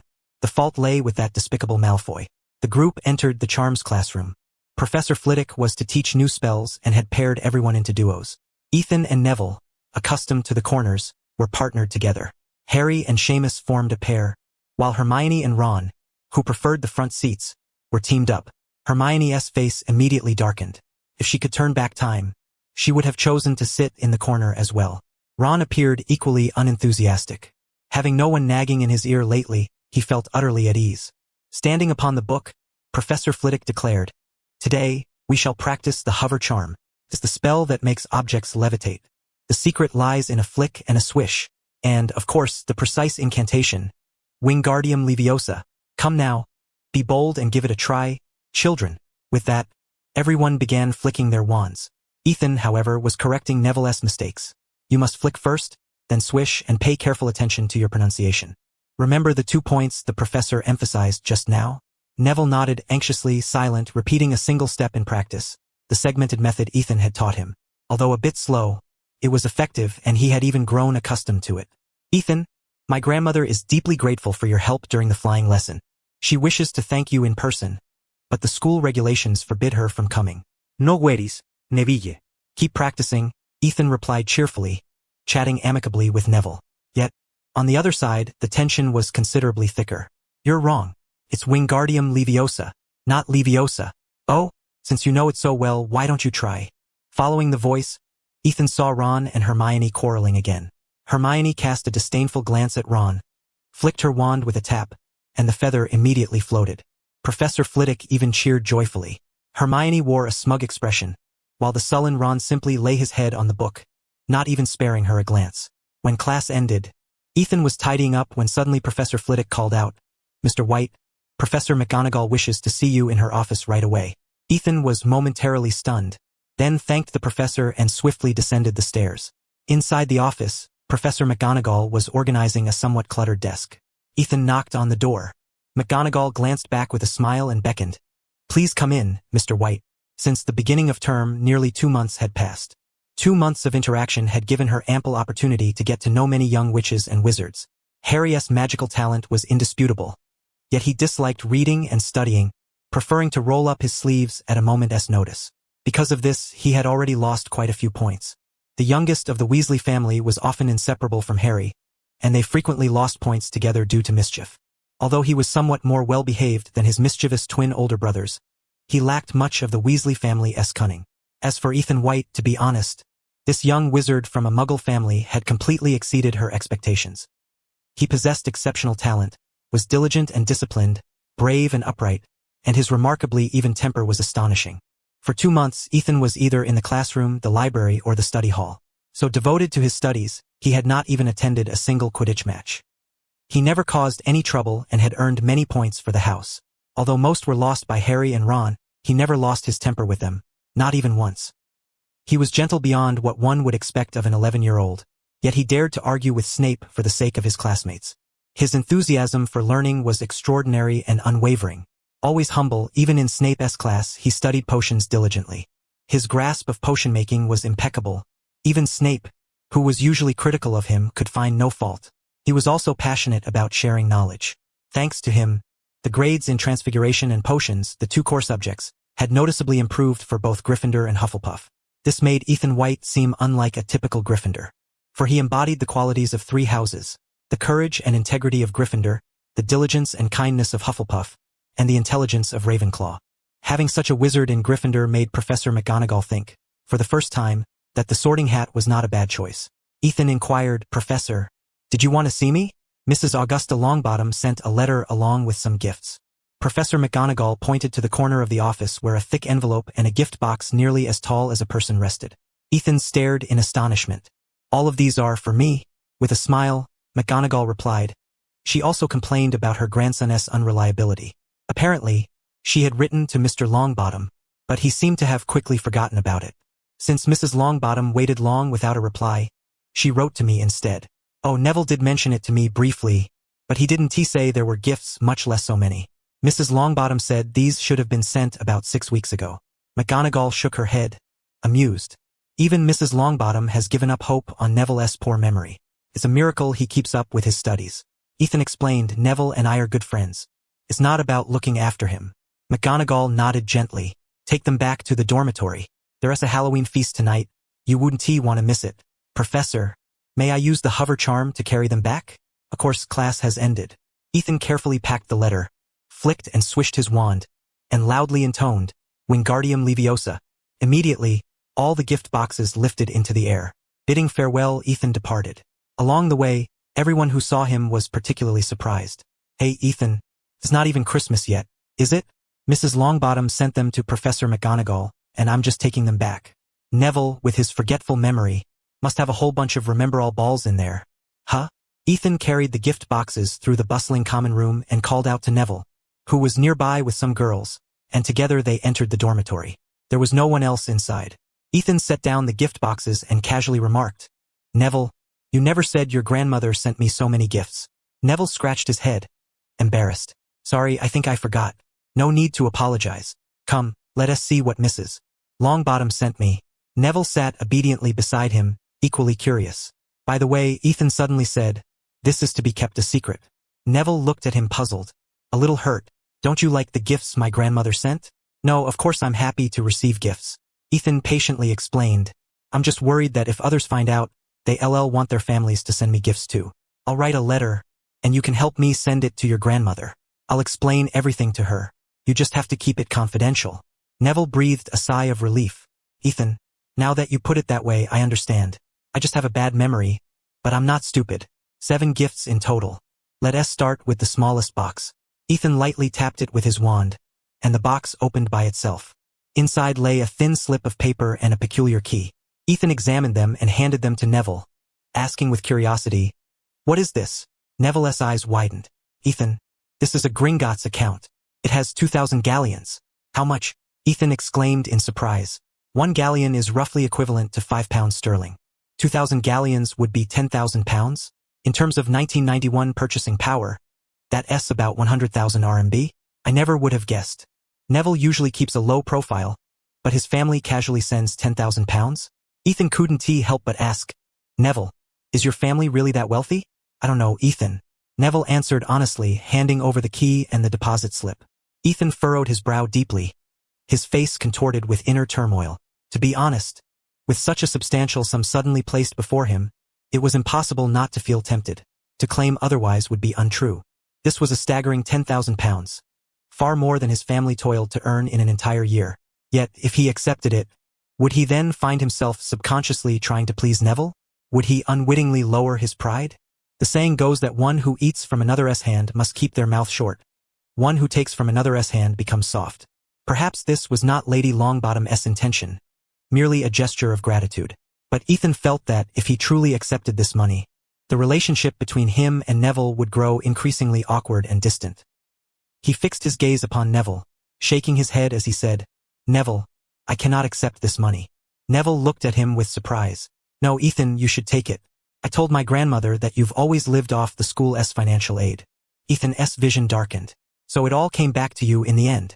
This is for our friendship. Neville, if we don't intend to remain friends, then maybe I'll consider accepting it. Ethan retorted fiercely. Neville was nearly terrified, tears welling in his eyes. Ethan, please don't scare me. Remember, Neville, true friendship doesn't need anything else to sustain it, especially not money.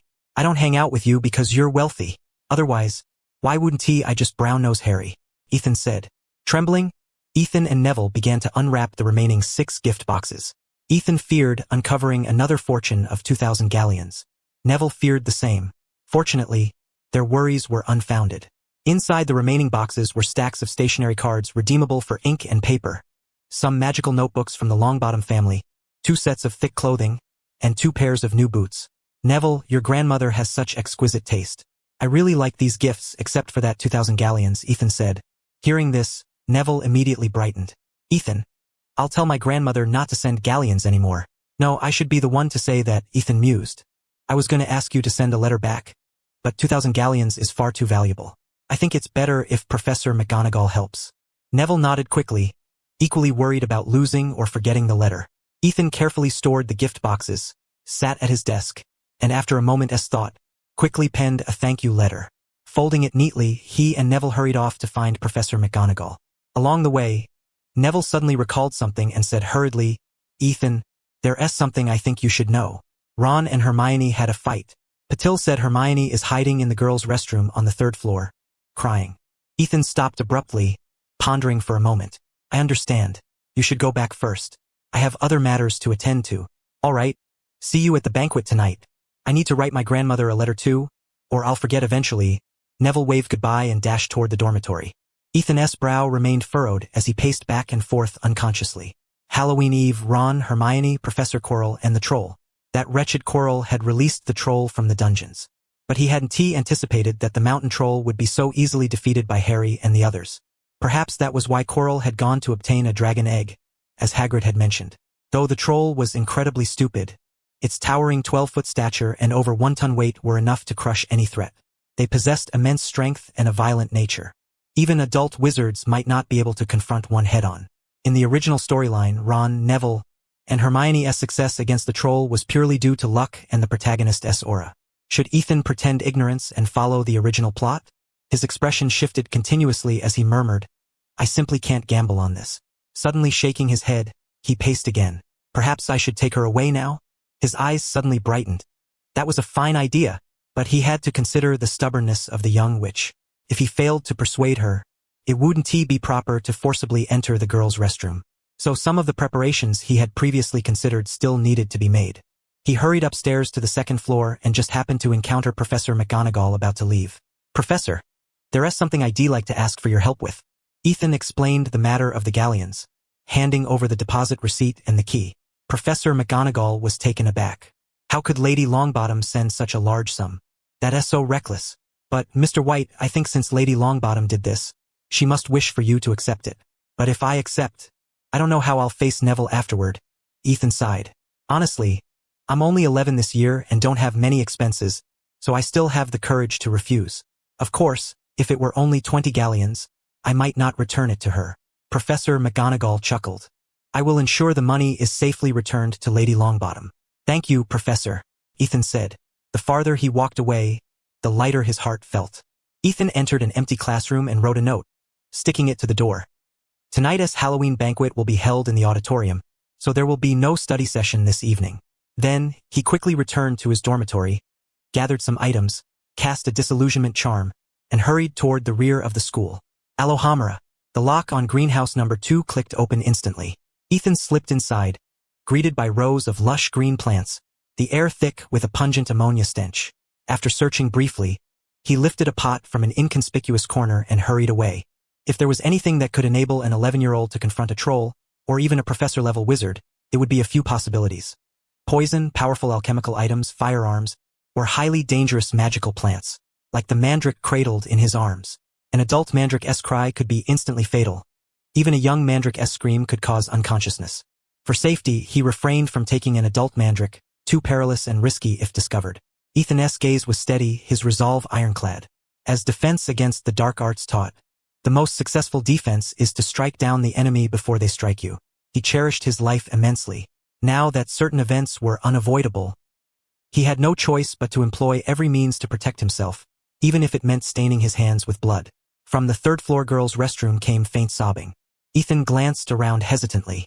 Seizing a moment when no one was near, he knocked gently on the door. Sobs replied, I'm sorry, I'll open it now. Soon, a tear-streaked pale face appeared before him. Hermione was stunned. She never expected a boy to knock on the girls' restroom door, let alone that it would be Ethan. Ethan hurriedly said, Neville told me you're here. I came to find you. Hermione exhaled in relief, then pursed her lips and slammed the door shut, sobbing sorrowfully. Are you here to mock me?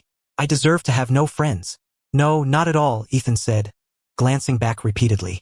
Although you said it takes at least half a year for two people to become friends, I feel like we've already been friends for a long time. Everyone is your friend. White, you're so kind to everyone. I don't matter at all. Hermione was so overwhelmed with emotion that her words came out in a jumble. Just like the Weasleys said, I am a nightmare. Ethan scratched his head. If you don't come out soon, the real nightmare will be upon us. He continued, Granger, at least open the door first, or we could change locations. Have a rich cup of hot cocoa together, maybe some sweets. Go away, White. I want to be alone a little longer. Ethan lowered his head in thought, then said, Granger, I think what you said just now is completely wrong. If you don't believe me, would you be willing to make a bet with me? What kind of bet? I bet Ron and Harry will definitely come looking for you, and Ron will apologize to you. They're both your friends. If you ask, even if reluctantly, they will come. But I don't need that. No, I haven't told them yet. Ethan replied patiently, but I believe they will come. You can open the door now, and we can sit on the toilet together and wait. This is the girls' restroom. We can also sit in the hallway and wait. Well, if they don't come, doesn't that prove I'm right? Only if you're willing to be friends with just those two. No, I don't want that at all, especially the Weasleys. The restroom door opened, and Hermione wiped away tears, angrily declaring, but whether Ron Weasley comes or not, he should apologize to me. I think he won't disappoint you. Ethan pointed his wand at the floor and whispered, Scourgify. They both sat down on the floor. Ethan pulled out some candy and handed it to Hermione. She hesitated for a moment but then reached out and took a bag of butter soft candies. These sweets were only sold at Honeyduke's candy shop, costing 2 sickles per pack, but she looked at the crooked line of writing on the package and couldn't help but purse her lips, murmuring as she ate, 1 canute. Huh, Ethan pondered. 17 sickles make 1 galleon, roughly enough for 9 packs of candy, which means on average, every 3 weeks, everyone would give me candy equivalent to 1 galleon. That's too expensive. After Halloween, I don't plan to collect candy anymore. If you don't collect anything, they won't come again. Without hesitation, Hermione said, just by trading some candy, you can learn the most difficult transfiguration and potions classes. This deal is incredibly worthwhile. In a few years, many people will earn the 2 most valuable certificates. So even if you ask for a bit more, they will be happy to pay. Humphing, Hermione added, you're worth that price. Ethan shook his head and asked, what do you think if I change the price to 1 canute, would it cause dissatisfaction among everyone? How could it? Hermione looked at him incredulously and couldn't help but say, how much do you really underestimate yourself? Or your knowledge? 1 canute? Good heavens. 1 canute can't even buy a single candy. This knowledge doesn't belong to me. I can't profit from it, and I never intended to make money from it. Ethan waved his hand. Besides, I believe the school must have people like me who have always lived on school grants. If they need my help but have to grit their teeth and buy 2 sickles worth of candy, I would feel terrible. Honestly, if it weren't for those 2 overly clever Ravenclaws, I wouldn't have set any conditions. So from tomorrow on, I will only charge 1 canute, not a penny more. Hermione stared at him in a daze. Ethan leaned back lazily, seemingly truly indifferent to these matters. For a moment, she inexplicably felt ashamed. Downstairs, there seemed to be some commotion, followed by strange vibrations through the floor. At the stairway appeared a massive figure, its skin as rough and hard as granite, its bloated form nearly blocking the entire corridor. The monster noticed them, muttering in a low tone as it dragged a thick wooden club forward. Its eyes gleamed with ferocity and bloodlust, and viscous transparent saliva dripped from the corners of its mouth. Hermione's head buzzed, instantly blank. A troll? A troll? How could there be a troll in the school?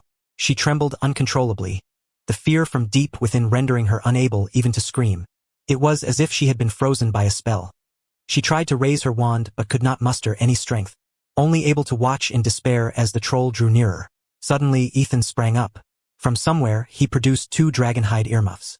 Hermione watched as he placed one on her, then put on the other himself. She saw Ethan raise his wand but heard no incantation. The enormous troll suddenly stiffened, its beady eyes wide with shock, and the heavy wooden club dropped clattering to the floor. Then, as if by magic, Ethan pulled out a large potted plant from somewhere. Grasping the verdant leaves, he yanked upwards sharply. Instantly, a wrinkled, hideously ugly creature filled her vision. Even through the thick dragonhide earmuffs, she still heard an extremely piercing wail. Her vision darkened, and she nearly fainted. Mandrake! It was a mandrake! Ethan, holding the mandrake, showed no change in expression and even stepped a few paces closer to the troll. The troll swayed dizzily for a moment and then crashed backward onto the floor. Ethan immediately placed the mandrake back into its ceramic pot. The shrill crying ceased, and he breathed a sigh of relief. Although his mental resistance was strong, being this close was still unbearably oppressive, making his head spin. Fortunately, it wasn't a fully mature mandrake. Ethan took a few steps to the trollless side, his eyes shining with a dark gleam, and reached out to touch it. There was no response. He was slightly stunned and furrowed his brow. Though he knew trolls were worthless, he hadn't expected them to be utterly devoid of value. Suddenly, the trollless eyes snapped open, struggling to rise. Ethan was startled, and Hermione, who had just regained some strength, was also greatly frightened. Ethan had not expected the mandrake's crying effect to last so briefly. He gritted his teeth, flicked his wand, pointing at the wooden club, and shouted, Wingardium Leviosa. The heavy wooden club immediately soared high into the air. Ethan's heart hardened. He swung it down fiercely, smashing the club against the trollless neck. With a sickening crunch, the trollless face contorted in pain. Its bloated body struggled for a moment before crashing to the ground. Lifeless. Ethan broke out in a cold sweat. Hermione sank to the floor, dumbfounded, staring at the scene. Hesitating, Ethan reached out to touch it again. Mountain Troll. Exchange value. 8. Stamina 2. Strength 2. Spell resistance 1. Mental resistance 3. Ethan's heart throbbed violently. His throat felt unbearably dry. So that was how it was. The troll's body seemed to have shrunk somewhat. Ethan touched it once more. This time there was no reaction. He silently withdrew his hand. He suddenly realized, if this only worked on dead trolls, did that mean that as long as a magical creature was dead, he could touch it? If true, once this ability were exposed, even Dumbledore might be the first to come after him. Wait, you, Ethan snapped awake, turning quickly to look at her with great anxiety. Hermione clutched her head, still terrified, staring at the trollless corpse on the ground. She pointed at the potted plant in his arms and asked uneasily, How do you have a mandrake? Ethan blinked. I borrowed it from the greenhouse. Hermione didn't believe him at all. Borrowed? From Professor Sprout? How could she lend it to you? Oh, when I arrived, the professor happened to be absent. Hermione was immediately dumbfounded. She couldn't help but glance anxiously from side to side and, lowering her voice, urged, My goodness, you call this borrowing? Return it at once. If the professor discovers this, you're finished. Unauthorized borrowing of such a perilous herb won't be taken lightly, no matter if it's Ethan White. Don't worry, I will return it before tomorrow. Right now, I'm going to put it back. What did you steal the mandrake root for? I originally intended to conduct some research, but it turned out to be a great help, Ethan muttered vaguely. Granger, you'll keep this a secret for me. One to you? After all, it saved both our lives. Hermione's face paled, and she cast a fearful glance at the trollless corpse before pursing her lips in anger. Of course, I'll keep it secret, but I don't approve of your methods. You've truly learned bad habits from them. Besides, how could there possibly be a troll in the school? Ethan shook his head. Of course, there wouldn't normally be such a dangerous creature in school. But to protect the Philosopher's Stone, Quirrell brought it in. Dumbledore knows about this too, which is why Quirrell uttered that phrase, In a low voice, Ethan said, Let us leave now. If the professor sees us, it'll be difficult to explain. Let us tidy up and leave no trace. Hermione immediately agreed. She didn't want to stay there a moment longer. The two hurriedly gathered their belongings and even thoroughly cleaned the surrounding area. They skirted around the troll's corpse and hurried toward the stairwell. Just as they were about to descend, they nearly collided with a flustered Harry and Ron rushing up. The two were overjoyed and exclaimed loudly, We're heading back to the dormitory. Ethan, Granger, a troll has escaped from the dungeons. Hermione was instantly astonished and instinctively looked toward Ethan. Ethan shook his head and whispered, Let us go quickly. If the professor sees us, it won't be good. We'll lose a lot of points and might even get detention. The three of them grew tense and dared not say more. They hurried down the stairs and mingled with the crowd leaving the school. Within the school, a grim-faced Severus Snape hobbled down the stairs. Upon reaching the third-floor corridor, he immediately spotted McGonagall, Flitwick, and Quirrell standing before the trollless corpse. He cast a dark glance at Quirrell and approached, looking toward Professor McGonagall. Resolved? Minerva replied solemnly, No. When we arrived, the troll was already dead. It had been killed by a wooden club smashing its neck. It's a death that truly depends on luck. Professor Flitwick spoke loudly. What intrigues me more is how the person who killed the troll managed to bring it down in the first place. Quirrell remained silent, staring at the troll's body in shock, disbelief evident in his eyes. Snape pondered briefly, then asked coldly, So, you're telling me the troll wasn't killed by any professor, but by a student? The troll's thick skin and considerable magical resistance led Professor Flitwick to assert confidently, It must have been an upperclassman. At least a fifth-year student would have the ability to kill a troll. Professor McGonagall was angry. They must have dashed up for a date. These kids really are a handful. At least no one was injured, Snape said coldly. Fixing his gaze on Quirrell, he slowly asked, I suppose the most important matter now is to ascertain why a troll appeared in the school, yes, Professor Quirrell? Quirrell snapped back to attention, forcing a smile and evasively replied, I completely agree with Professor Snape. McGonagall glared at the trollless corpse, drew her wand, and struck it fiercely, transforming it into a palm-sized stone. With a flick, the stone shattered into powder, which the wind swept out the window. The presence of a troll in the school did little to dampen the Halloween feast's atmosphere. House-elves delivered food to the common room, where everyone gathered, eating and laughing heartily, the mood remarkably lively. The dormitories were magically protected, guarded by portraits. A troll could never enter, so the students were perfectly safe. Hermione ate some food, calming herself, then searched everywhere for Ethan's figure. Ron and Harry blocked her path. Ron hesitated for a moment, stammering, sorry, I was too harsh before. Having experienced the troll incident, Hermione no longer took his apology to heart. Yet they had genuinely come looking for her. She steadied herself and asked without much anger, Have you seen White? Ron and Harry instinctively looked around. Ron uncertainly said, he should be back in the dormitory. He never liked noisy places. Harry immediately nodded that's why Ethan never watches Quidditch matches, he finds them too loud. Ron asked, should I go fetch him? No. It's not necessary. Hermione shook her head, quietly picking up her food. Suspecting Ethan was not in the dormitory, she slipped out secretly. At that moment, Ethan was indeed not in the dormitory. He had circled to the back of the school, first returning the Mandrake route. He had somewhat underestimated the Herb's danger. If the school discovered it, even without expulsion, the consequences would be severe. Yet the thing was undeniably useful. Though indiscriminate and prone to causing unintended harm, without it, he could not have so easily dealt with the troll earlier. Having smoothly returned the Mandrake route, Ethan intended to return immediately to avoid the professors suddenly inspecting the dormitories. The troll's death could not be concealed, and the professors might seek out whoever was responsible. However, upon reaching the school gate, a suspicious trio caught his attention. A plump boy spoke anxiously, Malfoy, let us hurry back. If the professor finds out, we'll be punished. Shut up, Goyle. Malfoy glared fiercely, then looked excitedly toward the stairs. Just now, I saw Potter and that Weasley sneaking upstairs. If we run into the professor, I'll be sure to tell them. Crabbe and Goyle dared not utter another word. The three leaned against the wall, eyes fixed intently on the stairwell. Ethan silently approached, scrutinizing Malfoy, a slight smirk curling his lips. He had long sought an opportunity, since you've offered it willingly.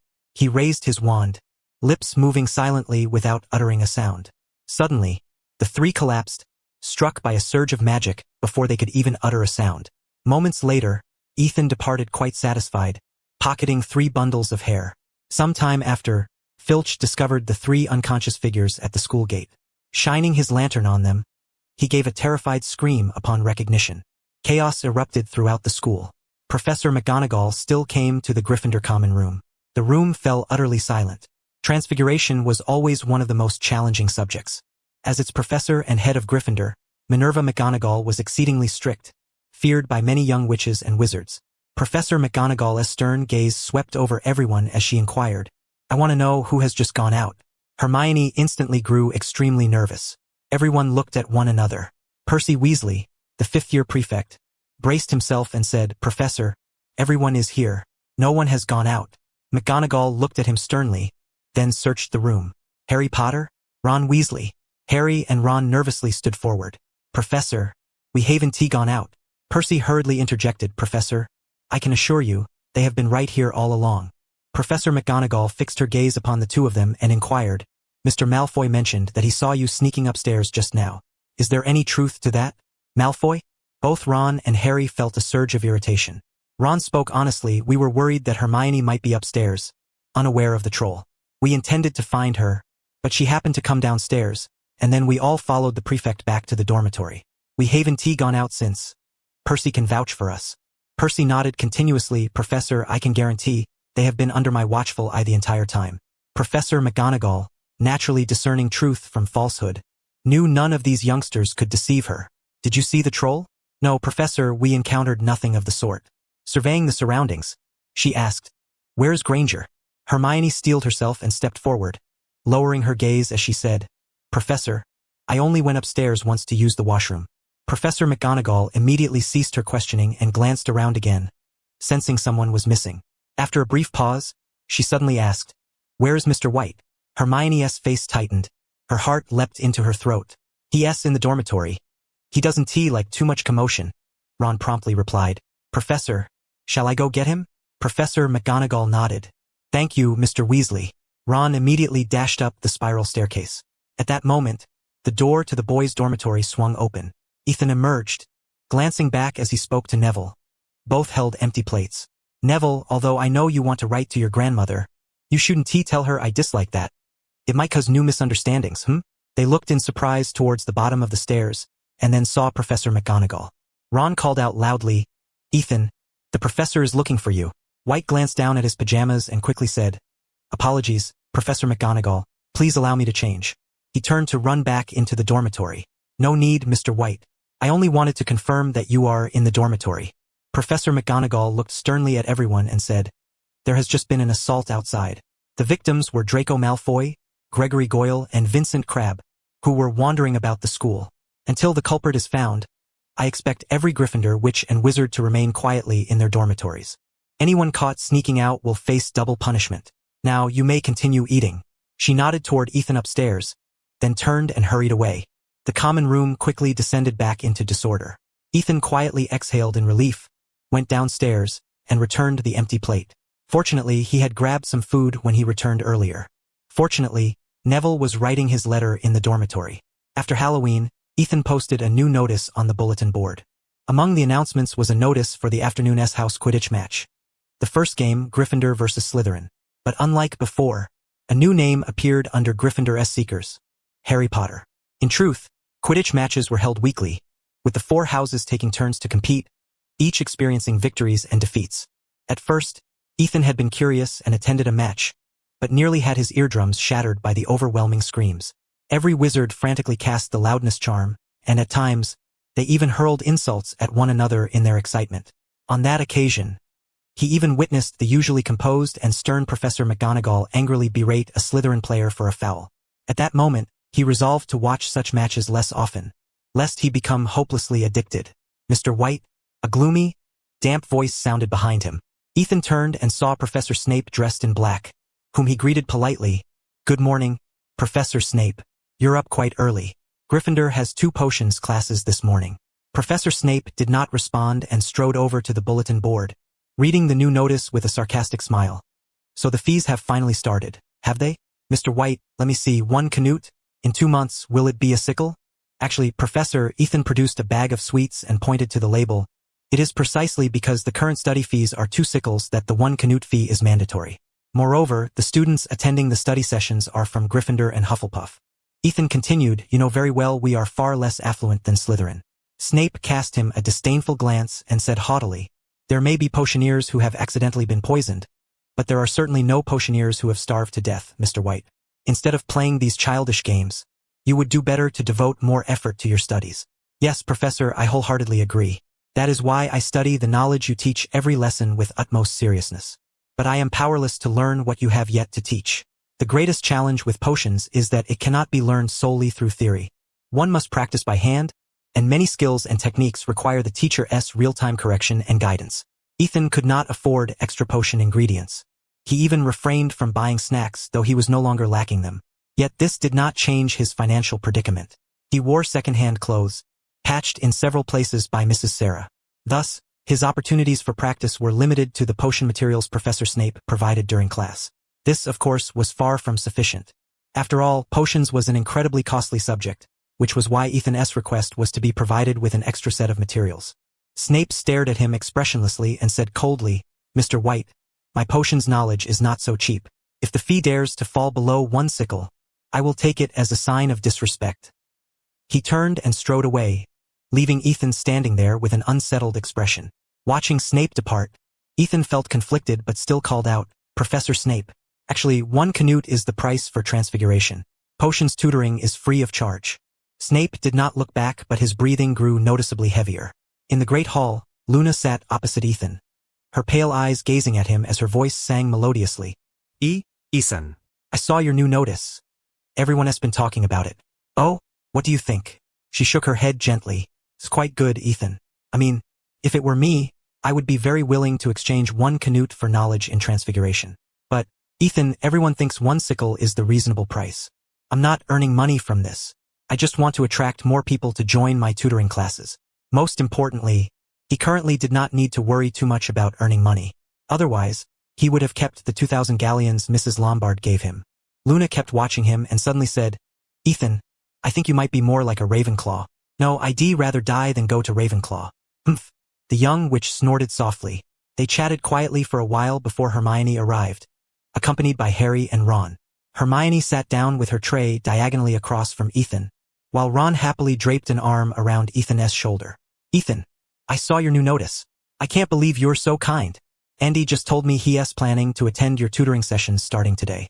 Andy is a Gryffindor who resides in the dormitory next door. Like Ethan, he subsists solely on the school's financial aid. At first, the young man was keen on attending extra tutoring sessions, but over time, his enthusiasm waned, and Ethan seldom saw him anymore. This was truly a blessing. Hermione cast a disdainful glance at Ron and said, If you don't eat soon, I'm certain Professor Snape will dock you 3 points. Ron shrugged and obediently went to fetch his breakfast. They had hoped that yesterday might have improved their relationship somewhat, yet it seemed the reasons for dislike remained as plentiful as ever. Oh right, Harry, Ethan suddenly said. Good luck in the Quidditch match this afternoon. Let us crush Slytherin. Harry's heart was touched, his cheeks flushing with a rosy glow. He nodded happily. Thanks, Ethan, I'll do my best. Beside him, Ron whispered excitedly. Professor McGonagall bought Harry a Firebolt 2000. It's the latest top-tier broomstick. Ron, keep your voice down. Harry hurriedly admonished, his tone anxious. If everyone finds out, they'll all want one. Ron nodded quickly, indeed envious, though Professor McGonagall had no idea who he was. Hermione glanced at Ethan with subtle curiosity and asked, White, will you be attending the match this afternoon? Ethan smiled cheerfully. Of course, I wouldn't miss it. Besides, I have a little experiment to conduct. Having crossed paths with Professor Snape that morning, Ethan had anticipated some trouble during the lesson, but he had underestimated Snape's acerbity. In that class, Snape commanded Ethan to stand at the very front, demonstrating to all the witches and wizards how to brew a potion of forgetfulness. Throughout Ethan's focused preparation, the professor unleashed a torrent of biting remarks, accompanied by the smug Slytherins who laughed uproariously, as if attending a stand-up comedy show. One man speaking, the crowd roaring. I hear my potion tutoring is free of charge. Not even a single canute. Oh, how generous Mr. Ethan White is. Look at the robes he wears. I suspect they might be older than I am. The Slytherin students broke into uncontrollable laughter. Though Ethan's composure was commendable, a flicker of anger still flared within him. Fortunately, his emotional control was sufficient to prevent Snape's deliberate provocation from spoiling the potion. The Gryffindor students did not laugh. Instead, they fixed their gaze intently on Snape. That Gryffindor harbored such strong animosity toward Slytherin was perhaps largely due to this very professor. Ethan waved his wand to extinguish the fire beneath the cauldron. After a brief pause, he added the final key ingredient, valerian root. This was the crucial moment that determined whether the potion of forgetfulness would succeed. To ensure success, the valerian must be added only after the temperature had cooled somewhat. The instant the valerian touched the potion, its color transformed instantly, bubbles of myriad hues rising and then gradually settling into a remarkably pure pale blue. Ethan gently tapped his wand above the cauldron and intoned, Whirlwind Cleanse. An immediate swirling current appeared overhead, sweeping away the diffusing fumes straight out of the classroom. Lowering his wand, Ethan scrutinized each Slytherin present. Snape abruptly fell silent, his gaze fixed on Ethan with an inscrutable expression. The Slytherins ceased their laughter as well, each shifting uncomfortably under Ethan's steady stare, especially the Malfoy trio, who felt a chill creep over them. Today, all three wore scarves wrapped around their heads, resembling miniature Professor Quirrells. Ethan remained impassive. Those were the ones who had laughed the loudest earlier. Laugh now, but soon enough the tables will turn. Professor, the potion is ready. Snape's face darkened as he examined it. After a moment he grunted, Gryffindor gains 1 point. Mr. White, I do hope you can maintain this momentum. A threat, blatantly veiled as encouragement. Ethan bowed slightly and returned to his seat. The other young lions widened their eyes in astonishment. Added points? Ethan had earned a point in potions class? Good heavens! Gryffindor had lost the majority of its points in potions. Yet to gain points was unprecedented. Before they could celebrate, Snape's cold voice cut through the room. Now, who can tell me the precise timing and sequence of each ingredient's addition during Mr. Ethan White's brewing of the forgetfulness potion? And the heat applied? The classroom fell into a profound silence. Snape's expression remained grim as he pressed on. Who can tell me how many techniques you have learned were incorporated into this potion? How many critical details must be observed? Hermione considered raising her hand but hesitated, uncertain about some aspects. After a brief pause, she raised it high. Mr. Potter? Harry's face changed, and forcing himself to answer, he said, I don't know. Inattentive in class, Gryffindor lost 1 point. The atmosphere in Gryffindor sank once more. Snape was still the same Snape. Malfoy glanced back at Harry and let out a silent sneer. Harry shot him a fierce glare. Ron, beside him, pointed at his own head and pulled a face at Malfoy. Malfoy's face twisted in fury. Snape strode to the blackboard and said darkly, Forgetfulness potion is highly dangerous. No one is permitted to brew it unsupervised until all steps are memorized, especially not outside the classroom. Some students glanced at Ethan. Ethan appeared oblivious. His head bowed as he scribbled on a piece of paper. Even Snape said nothing further this time. In the afternoon, during study hall, Ethan gently stirred the potion in the cauldron. 3 parts liquid luck herb, 2 bundles of twin-ear grass, 4 parts leeches, 2 spoons of lacewing flies, African tree snake skin, and unicorn horn brewing for another 24 hours. He stood, stretching his stiffened limbs slightly, then used a hovering charm to move the cauldron to a corner. Vanished without a trace. Of course, it had not truly disappeared, merely rendered invisible. Ethan cast a cleaning charm upon himself before heading to the Quidditch pitch. All 4 houses' young witches and wizards had gathered, eagerly awaiting the match's commencement. Ethan was somewhat late. 2 teams were already circling the flagpole, their movements fluid and skillful, a delightful sight. Every Gryffindor wore a gold and scarlet checkered scarf, cheering Harry on while cursing the Slytherins. Even the usually timid and gentle Neville was gripping the wooden railing with one hand, roaring and shaking his fist toward the Slytherin side. Hermione bounced excitedly, pumping her fists and shouting encouragement. Ethan twitched at the corner of his eye. Quidditch was terrifying, capable of transforming even a person's character with ease. Turning his head, Ethan began searching for his target. Professor Quirrell's large hat, especially conspicuous with its perpetually anguished expression. He approached nearby, yawning as he leaned against a pillar. The match began. Gryffindor's seeker skillfully broke through the defense, sending the quaffle through one of Slytherin's hoops. Points scored. The young lions of Gryffindor erupted into a thunderous cheer. Ethan put on his gloves and pulled a crystal vial from his pocket. The bottle contained a swelling potion, a concoction that, upon contact with the skin, would instantly induce swelling. This was knowledge imparted in the 4th grade potion class, with the ingredients generously supplied by Professor Snape. The situation on the field shifted in the blink of an eye. Gryffindor's keeper was taken down by an opposing batter, allowing Slytherin to begin scoring consecutively. The commentator, Lee Jordan, erupted in a tirade, condemning Slytherin's shamelessness. Yet soon, Harry spotted the golden snitch and gave chase, his Nimbus 2000 moving so swiftly it left only a blur in its wake. But at that very moment, Harry's broom spiraled out of control, nearly throwing him from the sky. Amidst the gasps and cries, Ethan unscrewed the potion's lid, pointed his wand at it, and the entire bottle instantly transformed into a coin. Ethan silently uttered another incantation, and the coin floated erratically through the air until it reached Professor Quirrell. Quirrell's eyes remained fixed intently on the broomstick, his lips moving incessantly. Though he noticed something drifting by, he evidently paid it no mind. Ethan's lips curved into a subtle smile as he swiftly cast the reversion charm. The coin snapped back to its original form with a sharp pop, and under an invisible force, it spiraled wildly, spraying the entire arena. Without a backward glance and devoid of any hesitation, Ethan swiftly departed, concealing his deeds in silence and anonymity. Quirrell, mouth agape, helplessly watched as some of the potion flew into his mouth, instantly sending a sharp, stinging, swelling sensation piercing his nerves. He could not suppress a cry of pain. Professor Snape, seated in the front row, abruptly turned around, only to be struck on the head by a bottle. His forehead immediately swelled into a pronounced bump.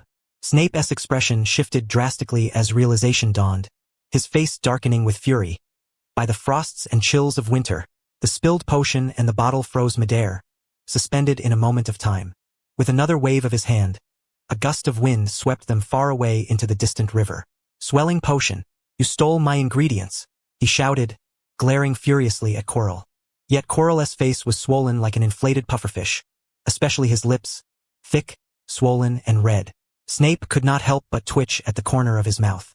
At that very moment, the commentator's excited voice echoed throughout the stadium. Harry Potter has caught the golden snitch. He has earned 150 points for his team.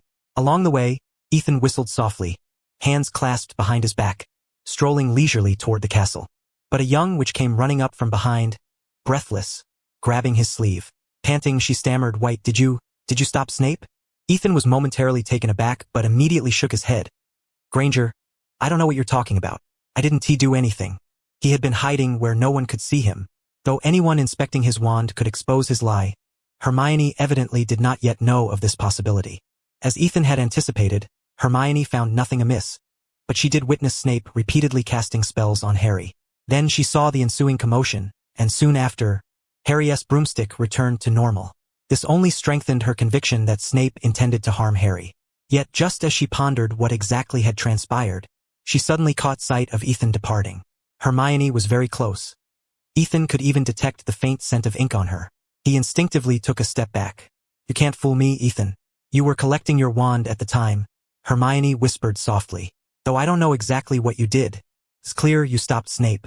White, you said we're friends, and I believe friends should be honest with each other." The young witch's eyes were crystal clear, filled with concern. Suddenly, the friendship they had forged only the night before faced its greatest test. Ethan had no choice but to confess. "I just heard Quirrell curse Harry to fall off his broom, so I wanted to teach him a lesson. You have to keep this a secret." Hermione's eyes widened in disbelief. "Professor Quirrell? Didn't you notice? Think about it. What has he actually taught us these past 2 months?" Hermione lowered her gaze, contemplating uncertainly. "It seems like he has only been having us recite the textbook and listen to his stories. He never assigns homework. Quirrell's classes are lax. He never deducts or adds points, but he also never teaches anything substantial," Ethan explained. "Exactly, Quirrell deliberately avoids teaching us anything. That's why many still can't properly cast basic spells." Hermione considered this carefully and realized it was true. Some of the offensive spells she knew were ones she had secretly learned on her own. Many others, like Harry, seemed to only know the incantations without any practical instruction. Quirrell described spells in class but never taught the specifics. Hermione felt as though she had uncovered a blind spot. "But why would he do that?" she asked in disbelief. "Who knows?" Ethan mused. "But there's definitely something wrong with him. I even suspect he was behind the troll incident yesterday." As November began, the autumn wind turned sharp and cold. After the Quidditch match, Hagrid invited Harry for tea in his hut. Harry went with Ron, eagerly telling Hagrid on the way that Snape was trying to harm him because Hermione had seen him casting spells. But Hagrid refused to believe it, and in his muttering, he accidentally let slip some things he should not have said. Ethan and Hermione were unaware of these developments. At that moment, the two sat in the library, poring over their notes. They meticulously reviewed the past 2 months of defense against the dark arts lessons and found everything matched Ethan's observations. Quirrell had hardly taught anything related to defense against the dark arts, merely reading the textbook and describing spells. Perhaps he was better suited to teaching magical history than practical defense. Hermione's face was filled with disbelief as she exclaimed, "Why would he do this? Good heavens! We should tell Headmaster Dumbledore." "Tell him what?" Ethan asked. "The best. He'd just reprimand Quirrell for incompetence, but nothing more." Hermione grew anxious, unable to calm herself at the thought of having such a negligent professor. This was the most crucial magic class, defense against the dark arts. As a righteous witch, she would inevitably face dark wizards in the future. Without a proper teacher now, she feared they would only flee in panic later. Even setting aside the distant future, she might not even achieve excellent grades in the final exams. Heavens! The thought was unbearable. For the first time, the young witch felt a crushing anxiety, as though the sky was falling. Perhaps she realized that some things were immutable, like the impossibility of demanding an immediate replacement for the defense against the dark arts teacher. Perhaps she understood that the only path now was self-improvement. She could no longer dwell on the earlier matter with Ethan and hurried off to borrow books from Madame Pants to study. Fortunately, the first-year curriculum was not too difficult, mostly elementary material, and with nearly 2 months until the final exams, there was ample time. Ethan read alongside her for a while. As dusk fell, he returned to the study classroom, glanced at the brewing of the compound potion, cast the spell once more, and quietly awaited the arrival of the young witches and wizards. Random experience gained 303,100. Free experience gained 303,300. Magic power 1. Another day of growth. Ethan ran his hand through his thick, luxuriant hair. Hey, Ethan. Several young witches and wizards from Hufflepuff burst into the room, chattering excitedly. Today in potions class, the professor forbade us from brewing any potions, but we heard he made an exception for you. May we start tonight? No, Ethan replied gently. The value of memory is beyond question for us. The forgetfulness potion is perilous enough that the professor must supervise its preparation. Over the past 2 months, the study room saw a steady flow of students coming and going, yet fortunately the majority remained diligent in their studies. Late at night, after seeing off the last 2 young witches and wizards, Ethan once again cast an invisibility charm over the potion he had brewed before leaving the school and returning to the common room. Once the compound potion was ready, he planned first to find the mind-sealing charm in Professor Snape's office, and after mastering it, he intended to teach those Slytherin troublemakers a lesson. At this moment, however, the common room was filled with a cacophony of quarreling voices from 3 young witches and wizards. On one side stood Hermione, on the other Harry and Ron. Judging by their expressions, Hermione's side clearly lost the argument. She trembled with anger, while Ron and Harry cast evasive glances, though there was no trace of remorse. The moment Hermione caught sight of him, she immediately called out, "White, those 2 lost 10 points again today." Harry and Ron instantly lowered their heads in embarrassment, barely daring to meet Ethan's gaze. In the castle's entrance hall stood 4 hourglasses, each magically recording the points of every house in real time. Whenever a professor announced an addition or deduction, the number of gems within the corresponding hourglass would change accordingly. Thus, everyone could clearly see the current standings of each house. At present, Ravenclaw held the lowest score, but thanks to the intelligence of the Little Eagles, they had nearly reversed their decline over the past 2 months. Gryffindor was in second to last place. In truth, aside from Ravenclaw, the differences among the other 3 houses were not great. Moreover, Gryffindor had Ethan and Hermione, with Ethan even managing to squeeze points out of Professor Snape. Yet, 2 troublemakers undermined their efforts. Consequently, the points earned by Ethan and Hermione were almost entirely lost due to Harry and Ron's antics, which explained Hermione's fury. Even they themselves found it difficult to face Ethan. Ethan's interest in the House Cup was minimal, but he was somewhat curious about the latest point deductions and approached to inquire, what happened? Hermione scolded. They pulled the scarf off Malfoy's head and led a group to mock him. Then Professor Snape arrived. Ron and Harry exchanged a glance and burst into laughter again. Ethan, you don't know. Malfoy's head was completely shaved. He even made excuses about being sick. Ha ha ha. Almost everyone in Gryffindor loathed Slytherin, especially Malfoy, who was the most vociferous. Harry was often driven to near madness by Malfoy's provocations but was powerless to retaliate. Now that they had finally found Malfoy's weak spot, if they didn't laugh for 10 days or more, he wouldn't be Harry. The 2 laughed so hard their sides ached and failed to notice Ethan's peculiar expression. No doubt, when Snape witnessed this scene, he must have been reminded of someone. Still chuckling, Harry and Ron returned to their dormitory arm in arm, somewhat intimidated by Hermione's incessant nagging, which even made Ron momentarily recall his own mother. The common room was sparsely occupied. 5th years were busy preparing for exams and advanced classes, while 3rd and 4th years rarely appeared, each absorbed in their own affairs. Hermione flopped into an armchair, dejected. I always thought that as the chosen one, at least I shouldn't let the house lose points. I should be Gryffindor's pride. The young witch made no effort to conceal her discouragement.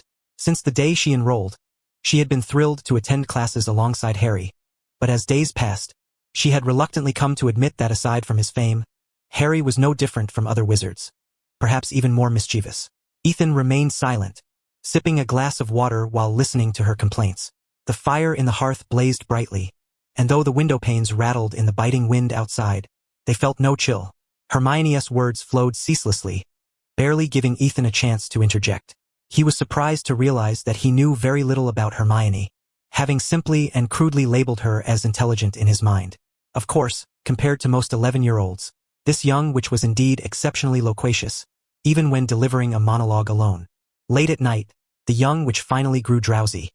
She had been exhausted all day, spending the entire afternoon on edge. "Good night, Ethan. Good night." The 2 parted ways at the dormitory entrance, one turning right, the other left. Inside the dormitory, several roommates were hosting a candy party. Ron's nose and ears emitted sparks, causing everyone to laugh heartily. He first went to wash up, carefully cleansing his face and feet, then thoroughly brushing his teeth before lying back down, enveloped in warmth as the laughter around him became a lullaby. The next day, in the study room, Ethan's eyes gleamed as he gazed upon a freshly brewed compound potion, a faint smile gradually curling his lips. From the washroom came a series of agonized retching sounds. Ethan examined himself in the mirror. Although the concoction tasted far worse than imagined, its effects were undeniably impressive. Perhaps it could be made into a jelly and coated with a layer of sugar? The boy in the mirror bore a pale, oval face, his light golden hair deliberately styled. When he lifted his chin, an air of haughty defiance naturally emerged. Yet when his thin lips pressed together, sharpness immediately surfaced. Every Slytherin looked pale. Because their dormitory lay underground, even extending beneath the Black Lake, they could admire the swimming fish beneath the surface each night before sleep. But the problem was, there was no sunlight. Snakes abhorred sunlight. Ethan tried several expressions before the mirror, a faint smile tugging at his lips, then strode confidently out of the washroom. On the basement level, in front of Professor Snape's office, Ethan glanced left and right, drew his wand, and swiftly whispered, "Alohomora." The door lock clicked open. Ethan pushed the door and slipped inside immediately. Professor Snape's office was as gloomy and damp as ever, shelves lining the walls cluttered with countless glass specimen jars. Ethan paid them no heed, instead cautiously surveying his surroundings. He drew his wand and lightly waved it through the air. Revelio. Suddenly, faint strands of light appeared in the formerly empty air, resembling a spider's web draped across the walls. Clearly, these were dark charms, even more evidently following the previous theft. Professor Snape had exerted considerable effort to set up these curses, especially around the little storeroom for magical ingredients. Ethan carefully avoided them, making his way to Snape's bookshelf, the Chamber of Mental Barriers and Soul. Ethan delicately removed several books from the shelf. These tomes appeared older than even Albus Dumbledore. He quickly skimmed through them. Although his 13-year-old intellect was insufficient for photographic memory, it clearly enhanced his judgment. The books were utterly captivating. Ethan was reluctant to divert his gaze. These were Professor Snape's private collection, and not a single fragment could be found even in the restricted section. Knowledge was truly wonderful. He waved his wand, attempting to duplicate one of the books, but, unsurprisingly, the attempt failed. The book was protected by an anti-duplication curse. Ethan clenched his teeth involuntarily. It seemed he had no choice but to resort to a clumsy approach. He cast a long, deliberate glance at the bookshelf, forcibly restraining the urge to clear it out completely. Hastily, he returned the books to their places, cast a disillusionment charm upon himself, and swiftly departed from the office. As he approached the stairs, Severus Snape, cloaked in black robes, happened to be descending hastily. Ethan immediately held his breath and pressed himself against the wall, narrowly evading detection by a hair's breadth. Quietly exhaling in relief, Ethan made his way out of the castle and did not relax until he reached the edge of the Black Lake. With his hands clasped behind his back and head bowed, he repeatedly reviewed the contents of the book he had just read. The early winter season was already bitterly cold. The night wind howled fiercely, faintly intermingled with the anguished howls of wolves.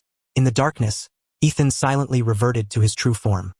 He took out a quill and jotted down several questions on paper, then promptly burned the notes, watching the ashes turn to smoke and dissipate over the lake's surface. After gazing at the lake for a while, he turned and quickly returned to the study hall. Inside, many young witches and wizards were diligently completing their assignments. Even without new lessons, they had grown accustomed to coming here to do their homework, rather than gathering in the more crowded Great Hall.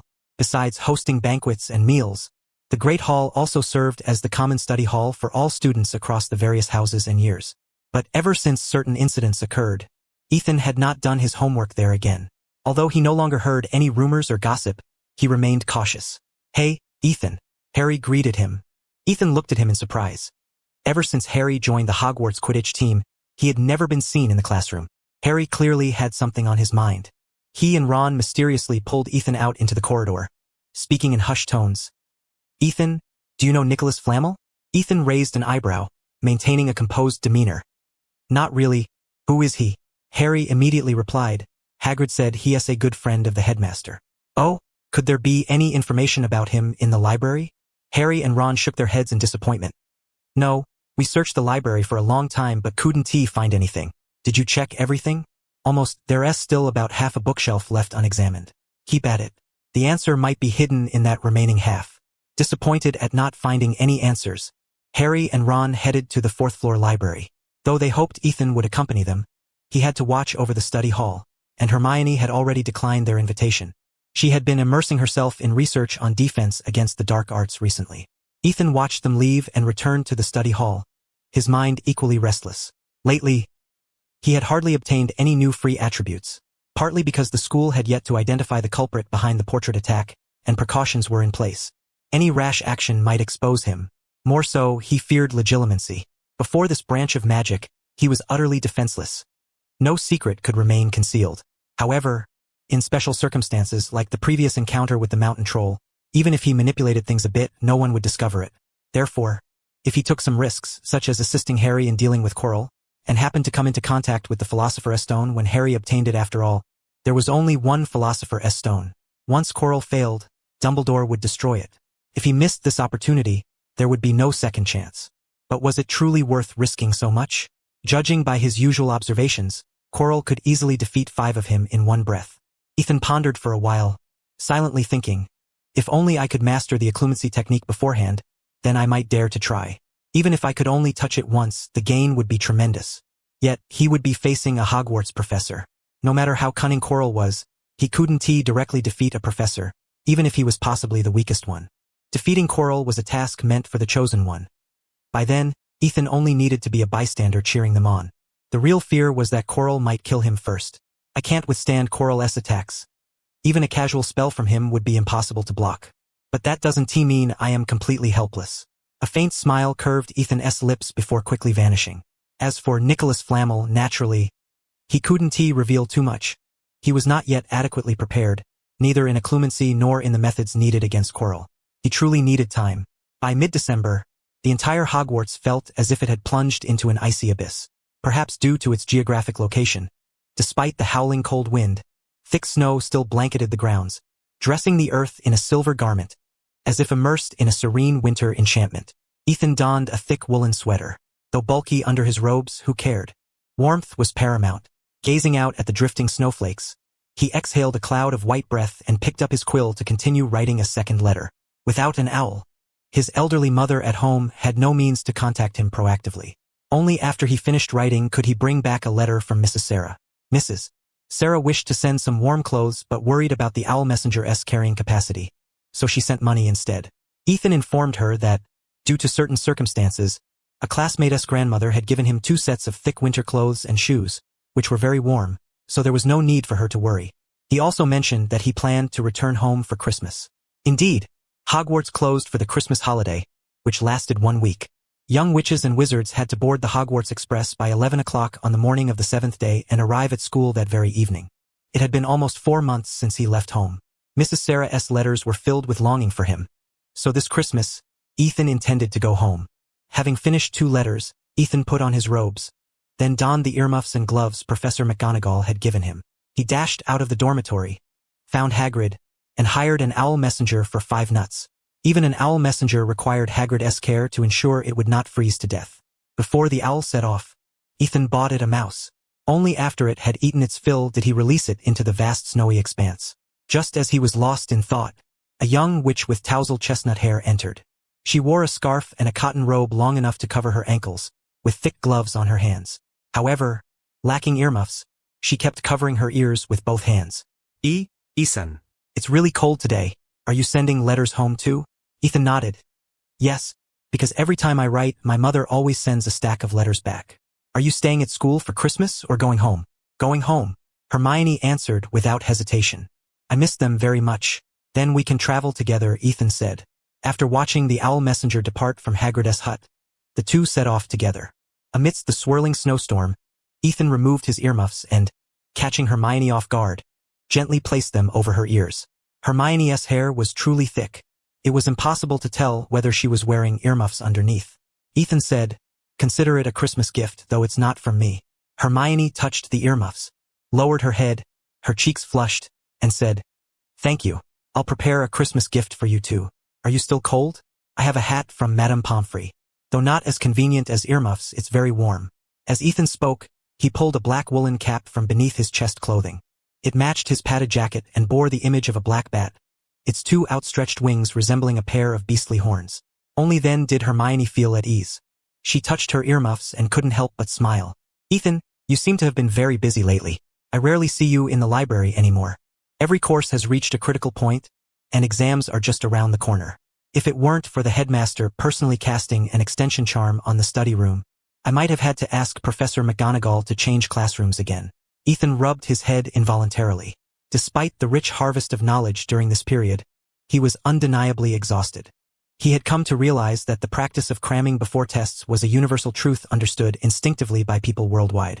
Whenever a test or major exam was approaching, his study room would instantly become the most popular spot among first-year wizards. Although this popularity was limited to members of Gryffindor, Hufflepuff, and a certain Luna Lovegood from Ravenclaw. Luna had recently taken a liking to the study room. She never helped others with their homework but occasionally chatted with them. However, her conversations often left the other young witches and wizards dizzy and dazed. Gradually, apart from Ethan, no one else sought her company. During study sessions, Ethan was mostly occupied assisting other young wizards with their learning and had little time to chat with Luna. But Luna seemed content with this. She said the study room was lively, and she enjoyed the bustle. Thinking of Luna, Ethan couldn't help but smile faintly. The curriculum at Hogwarts was incredibly demanding, yet his time spent with Luna was always relaxing. Especially recently, he had been busy finding time every day to visit Professor Snape's office to study, accumulating free experience points, and preparing for some secretive endeavors. These days, he fell asleep as soon as his head touched the pillow. Of course, in the past 1.5 months, he had gained a total of 2,790 free experience points, which converted to 9 points in free attributes. Previously, despite his hard work, he barely earned 3 points of free attributes in an entire month. He allocated 3 points to intelligence, 2 points to spirit, and 4 points to magic. Though the improvement was not immediately apparent, he could still feel the difference.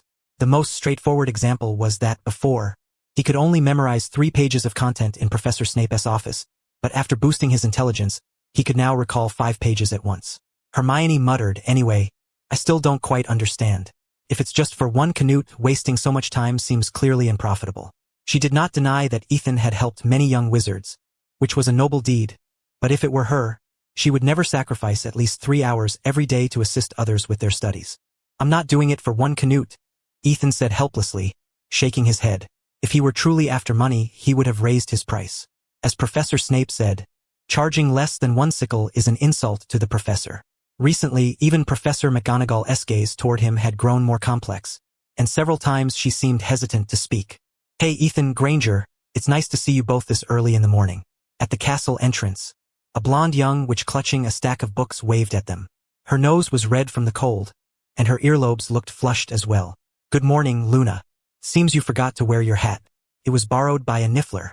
"I couldn't find it this morning," Luna replied. Ethan responded with an "oh," stretching out his hand and letting snowflakes fall onto his gloves, thoughtfully remarking, "It's probably too cold lately. I haven't figured out what Christmas gift to give you yet, but this hat might be just right."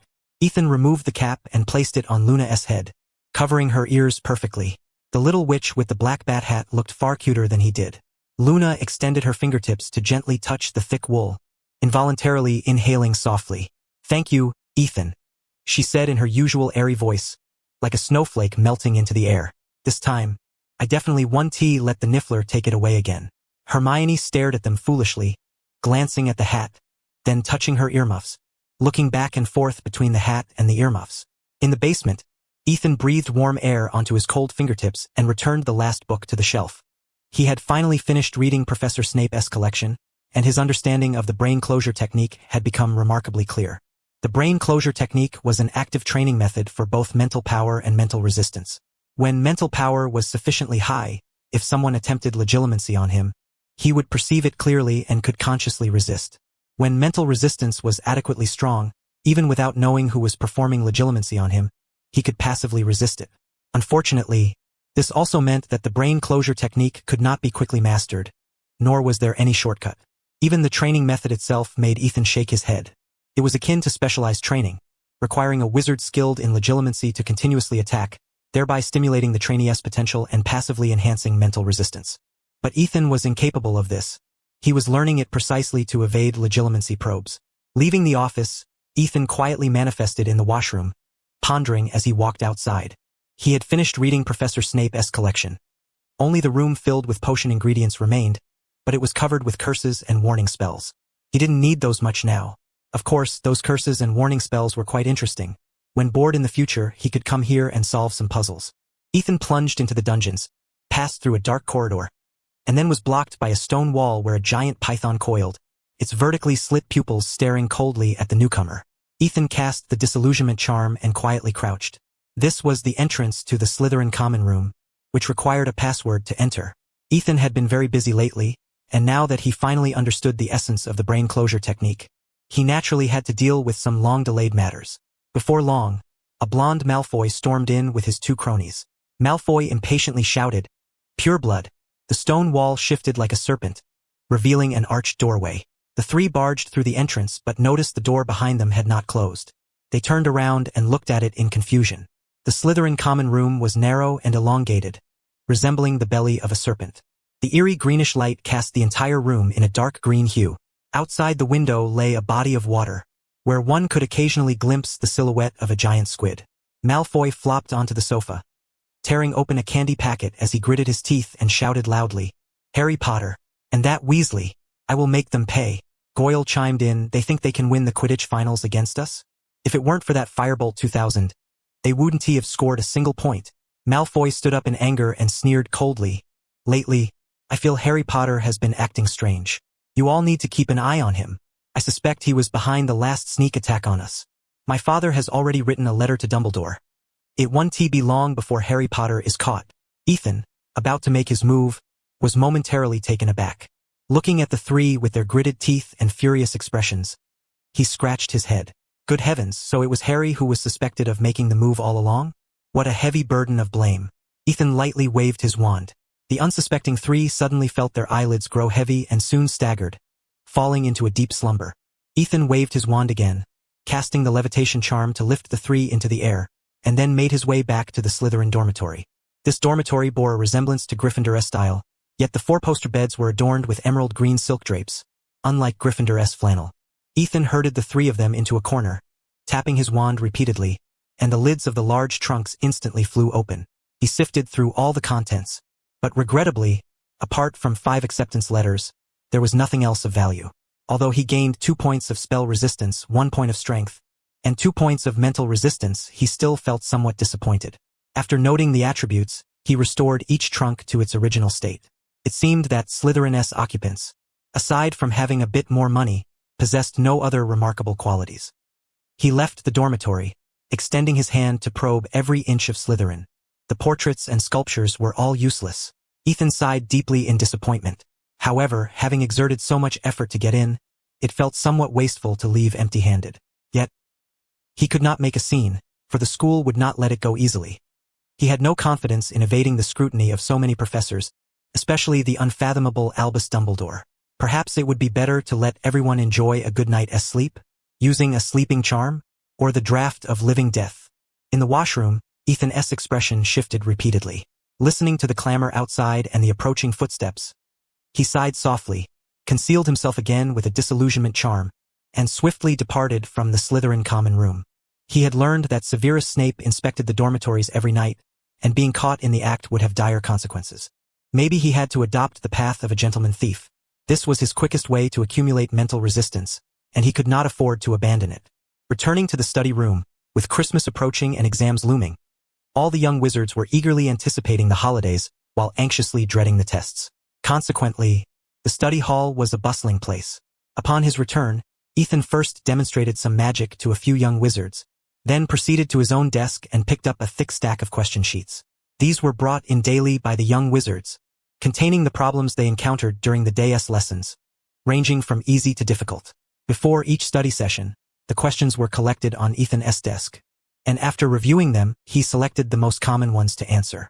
After perusing them for a while, he stood and walked to the blackboard, writing a line of title. The noisy study hall quickly fell silent. Turning around to face everyone, he mused, "I just saw a question that is very interesting.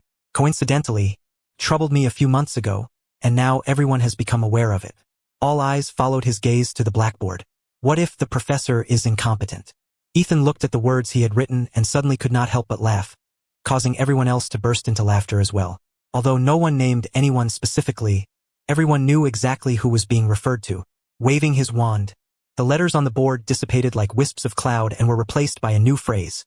Never cease to push oneself forward. Pacing back and forth, he recalled, I believe the professor's duty is to impart knowledge and resolve doubts. But if a professor fails to do so, then he is unqualified. However, as you all know, the school employs a lifetime tenure system, so we cannot decide the quality of a professor. So, if we are unfortunate enough to encounter such a person, should we simply give up? No. Even if we lose the professor, the school has an immense library where we can find any answers we seek and learn any knowledge we desire. Even without help, no matter how difficult it gets, we must not cease our pursuit of learning. We are not alone. Even when facing problems we cannot comprehend, we can still assist each other. This is the conclusion I have reached after my own struggles. Late at night, feeling weary, Ethan lay down on his bed, tilting his head to watch Harry and Ron huddled together playing wizardess chess. This served as a unique lullaby. Watching them before sleep ensured a deep, peaceful rest. Yet tonight seemed somewhat unusual. A strange sound lingered persistently in his ears. He turned his head and saw a gray-furred rat gnawing at a candy bag. This dormitory housed only one rat, Ron's pet, Scabbers. Ethan turned onto his side, his gaze subtly fixed on it. This rat seemed to be a wizard named something or other. The one who first betrayed Harry's parents and later played a significant role in resurrecting Voldemort, effectively ruining Harry's family. Wait a moment. Suddenly, he realized something. If Scabbers was not truly a rat but a capable wizard, then all his recent covert activities might have been observed right under his nose? Ethan turned, eyes slightly narrowed. It seemed there was a spell called the Obliviate Charm, but it was not found in the library, nor the restricted section, nor in Professor Snape's office. Where should he look? The night passed without incident. The next morning, outside the window lay a blanket of pristine snow. Ethan shivered as he donned thick clothes, hugged his books, and hurried toward the castle. His hat and earmuffs had been given away, but fortunately, he still had a spare hat, and luckily no one needed gloves. As Christmas neared, many young wizards found it difficult to concentrate on their studies, eagerly awaiting the holiday break. Hogwarts' curriculum was far more demanding than that of ordinary secondary schools. Although there were only 7 compulsory subjects, their difficulty was such that even Ethan struggled. Besides the necessary homework for each class, an additional essay had to be submitted. Moreover, due to the incompetence of a certain professor, the ambitious young wizards now had to self-study an exceedingly profound and dangerous core course. With such constant pressure, it was no wonder they longed for the holidays. Even Ethan looked forward to returning home. In his childhood, during winter, his father would bring home rabbits and pheasants hunted in town, setting up a large pot inside the house. Snowflakes would fall outside, while the room filled with the aroma of meat. Outside in the corridor, the 2 third-year Weasley brothers were throwing snowballs at each other. They had enchanted the snowballs to chase their targets, and even Professor Quirrell, passing by, was hit several times. In the hallway, a semi-transparent poltergeist was tossing chalk at the young wizards' heads. Some senior wizards threatened to summon Bloody Baron, but the poltergeist paid no heed and continued laughing mischievously. The poltergeist had not appeared for some time, so it was apparent that it had become more frenzied than before. Ethan observed it quietly. Was it recovering? A piece of chalk struck his forehead, snapping him back to reality. He looked at the poltergeist making a face at him and, far from annoyed, smiled gently. Poltergeist, be gone. With a shout, the poltergeist vanished in a flash. Whether by coincidence or because someone indeed summoned the Bloody Baron, the spectral figure chased the poltergeist, roaring as it crashed into the wall. As Ethan pondered this, several young witches ran over, one of the bolder ones patting him on the shoulder. Ethan, will you be staying at school this Christmas? Ethan turned to look at her. The young witch had long, glossy black hair and large, spirited eyes, her gaze intense and daring, exuding an exotic charm. No, Pavarti, I plan to go home. I want to go home too, but the snow is too heavy, so my family insisted I stay until the summer holidays. Ethan could not help but glance out the window, his brow furrowing slightly. The town of Thurso was quite remote, and the roads were in a dreadful state. Could it be that the heavy snowfall had sealed them off? Underage wizards were not permitted to fly broomsticks outdoors, and even if they could, it would be impossible to ride in such freezing conditions. One would surely perish from the cold. Hey, Ethan. Luna, passing by just then, waved to him. She still wore her little bat-shaped hat, which looked somewhat odd paired with her robes, but who cared? Ethan was dressed similarly. Ethan bid Parvati a brief see you in class later, quickened his pace to catch up with Luna, and could not help but chuckle. Is that a charm? Luna's skin was flawless and pale, her long, pale golden hair smooth and luminous, lending her the ethereal appearance of a beautiful elven maiden from myth. A tiny triangular flag was pinned to Luna's hat. She lifted her face, her hollow eyes focusing somewhat. I'm worried that the Cornish pixies might steal it. Cornish pixies are afraid of the cold too? The two of them exchanged these somewhat whimsical remarks as they summoned their house-elves for breakfast. Ethan ordered a bowl of spicy beef soup, a serving of stewed lamb, and some bread. Luna, meanwhile, ate sparingly, mostly vegetarian fare. Ethan glanced at her breakfast and pushed the stewed lamb toward her. You should have some meat broth or you'll freeze stiff. You have Herbology this morning, right? Luna blinked, noticing Ethan had ordered another bowl of stewed lamb. Ethan, I discovered a wonderful place near the school, but it's too cold now. When spring comes, I'd like to explore it. Would you like to come with me? Of course. I'm quite interested in the Forbidden Forest as well. That's fantastic. Ethan, you always speak so directly. For a moment, Ethan couldn't tell whether she was sincere or veiled in sarcasm. He smiled and the two of them each took a piece of lamb. That morning, Gryffindor's first class was Transfiguration. Having spent so much time together, Professor McGonagall was now accustomed to the sight of her young wizards counting 1, 2, 3, then casting spells in unison. Compared to Gryffindor, Slytherin's side was somewhat chaotic. They looked over at Gryffindor with puzzlement, especially at Ethan White, who was tucked away in a corner. It was as if he were the one standing at the podium, wielding his wand like a conductor's baton, orchestrating a transfiguration performance.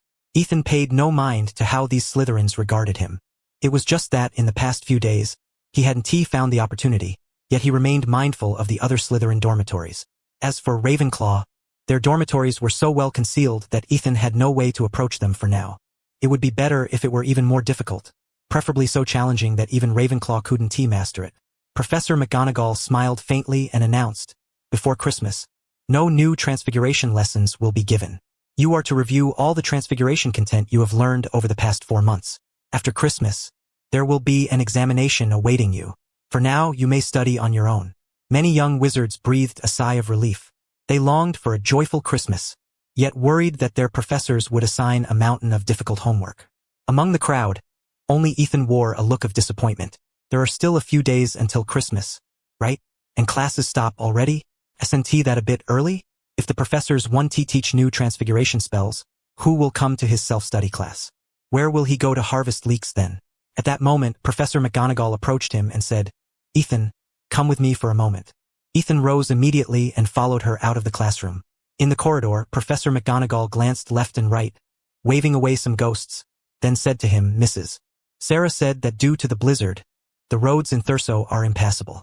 However, the bakery's business will become increasingly hectic, and she won't have time to care for you.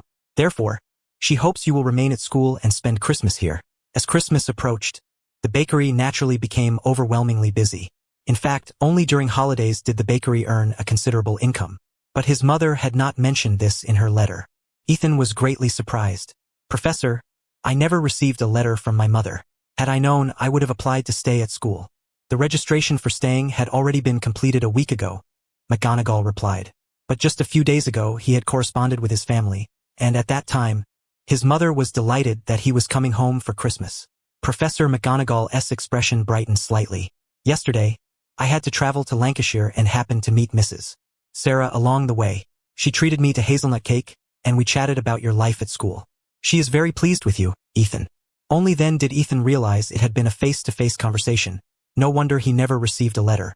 When the class bell rang and McGonagall departed, a group of students immediately surrounded Ethan, eagerly asking, Ethan, what did the professor want with you? Nothing much, just delivering a letter from my mother, Ethan said, waving the envelope in his hand. The Gryffindor lions all exclaimed in unison, then dispersed with a clatter, leaving only Hermione and Ethan to pack up their books together. Why did the professor have to deliver it for you? Because I don't have an owl. If my mother needs to contact me, she has to wait for me to send a letter first. Ethan thought for a moment and added, it's snowing heavily in Lancashire, and the roads are blocked. The professor told me I have to stay at school. Hermione could not help but feel a bit disappointed. Her eyes flickered as she attempted, maybe I could invite you to spend Christmas at my house? I live in London. There's no heavy snow there. Ethan shook his head. Christmas is a holiday to be spent with family. It's like visiting classmates during the new year. Both sides would feel awkward. All right. Hermione was somewhat disheartened. Having grown up with very few friends, she had hoped that if she brought Ethan home, her parents might be happy that she had made friends at school. But if Ethan was unwilling, she could not force him. She pondered and asked, "Would it be hard if you can't go home for Christmas?" Ethan smiled gently. "It's something you have to experience sooner or later." Hermione shrugged. During the second period S-Charms class, Professor Flitwick announced the same news. No new spells would be taught before Christmas. They would review everything previously learned. A bad premonition crept into Ethan's heart. Sure enough, every professor repeated the exact same words. Even Professor Quirrell, that great scoundrel, seemed very pleased, as if he had been freed. Thus, that evening's self-study session was left with only Ethan himself. He sighed. His progress in gaining experience had suddenly slowed to a crawl. Going from abundance to frugality was truly an adjustment. However, perhaps not going home for Christmas was not entirely a bad thing. The Slytherins would all return home, so maybe it was a good opportunity to visit the dormitories? Bang! Professor Snape, his expression dark, burst into the study room. Ethan was first stunned, then involuntarily nervous, his mind in turmoil. Had his sneaking into the office been discovered? Or his secret entry into the Slytherin dormitory? Or the polyjuice potion? Resistance? Preemptive strike? No. Absolutely impossible. Snape was undoubtedly the most formidable figure at school. No matter how hard Ethan struggled, he could never hope to win against him. After realizing this, he gradually calmed down. Whether he fought or surrendered, death was inevitable, but the things he had done should not be punishable by death. If he confessed honestly, perhaps he could earn a reprieve. He put down his pen, placed his hands on his lap, and waited obediently for the sentence. Professor Snape approached without expression, looked down at him, and said coldly, "Professor McGonagall informed me that, due to the weather, Mr. Ethan White will be unable to return home for Christmas." Ethan obediently lowered his head and said, "Yes, Professor." Severus Snape spoke in a sullen tone, "I have a batch of materials to process and must brew a batch of rejuvenation drafts. Due to the tight schedule, I require an assistant. If he can flawlessly handle everything, I shall reward him with 5 galleons. However, if he botches even a single potion, I will dismiss him permanently." Ethan raised his hand and asked, "Expulsion?"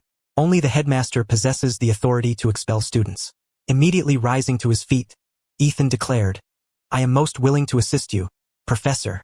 I can assure you that I will exert every effort to brew each rejuvenation draft perfectly." Professor Snape gave a cold smile and said, "Had you dared to guarantee just now that you wouldn't ruin a single potion, I would have left at once. But that answer was cunning enough. Now, gather your things and proceed to greenhouse number 2 to find Professor Sprout. Then go see Hagrid to obtain the necessary materials. You have half an hour. I shall wait for you in the potions classroom." Without hesitation, Ethan promptly packed his books, placed them neatly on his desk, tucked his wand into his pocket, donned dragonhide gloves and a mask, and dashed out of the classroom. Snape remained behind, staring coldly at the books on the desk. His fingers twitched slightly, and a volume of magical potions and brews flipped open on its own. He scrutinized the densely annotated pages, his expression softening somewhat. Closing the book, Snape departed the classroom as swiftly as a gust of wind.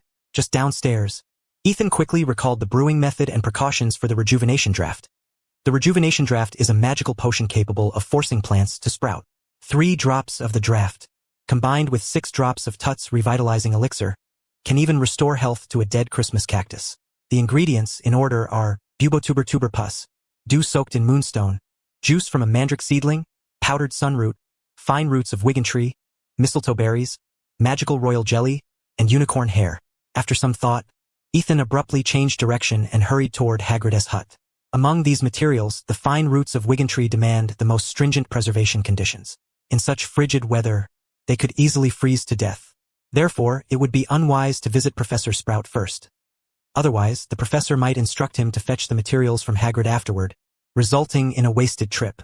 Of course, he could retrieve the greenhouse materials first and bring them to the potions classroom, but he dared not risk Snape's patience. He must visit Hagrid first to obtain the magical royal jelly and unicorn hair. Ethan curled his lip. Snape surely knew this all too well but deliberately said nothing. From a distance, Ethan spotted Hagrid's massive frame standing in front of the hut, a large crate beside him. "Good evening, Mr. Hagrid," Ethan called out, waving enthusiastically. Hagrid looked at him in surprise, shrugging his broad shoulders. "Little Ethan? Harry didn't he come by today?"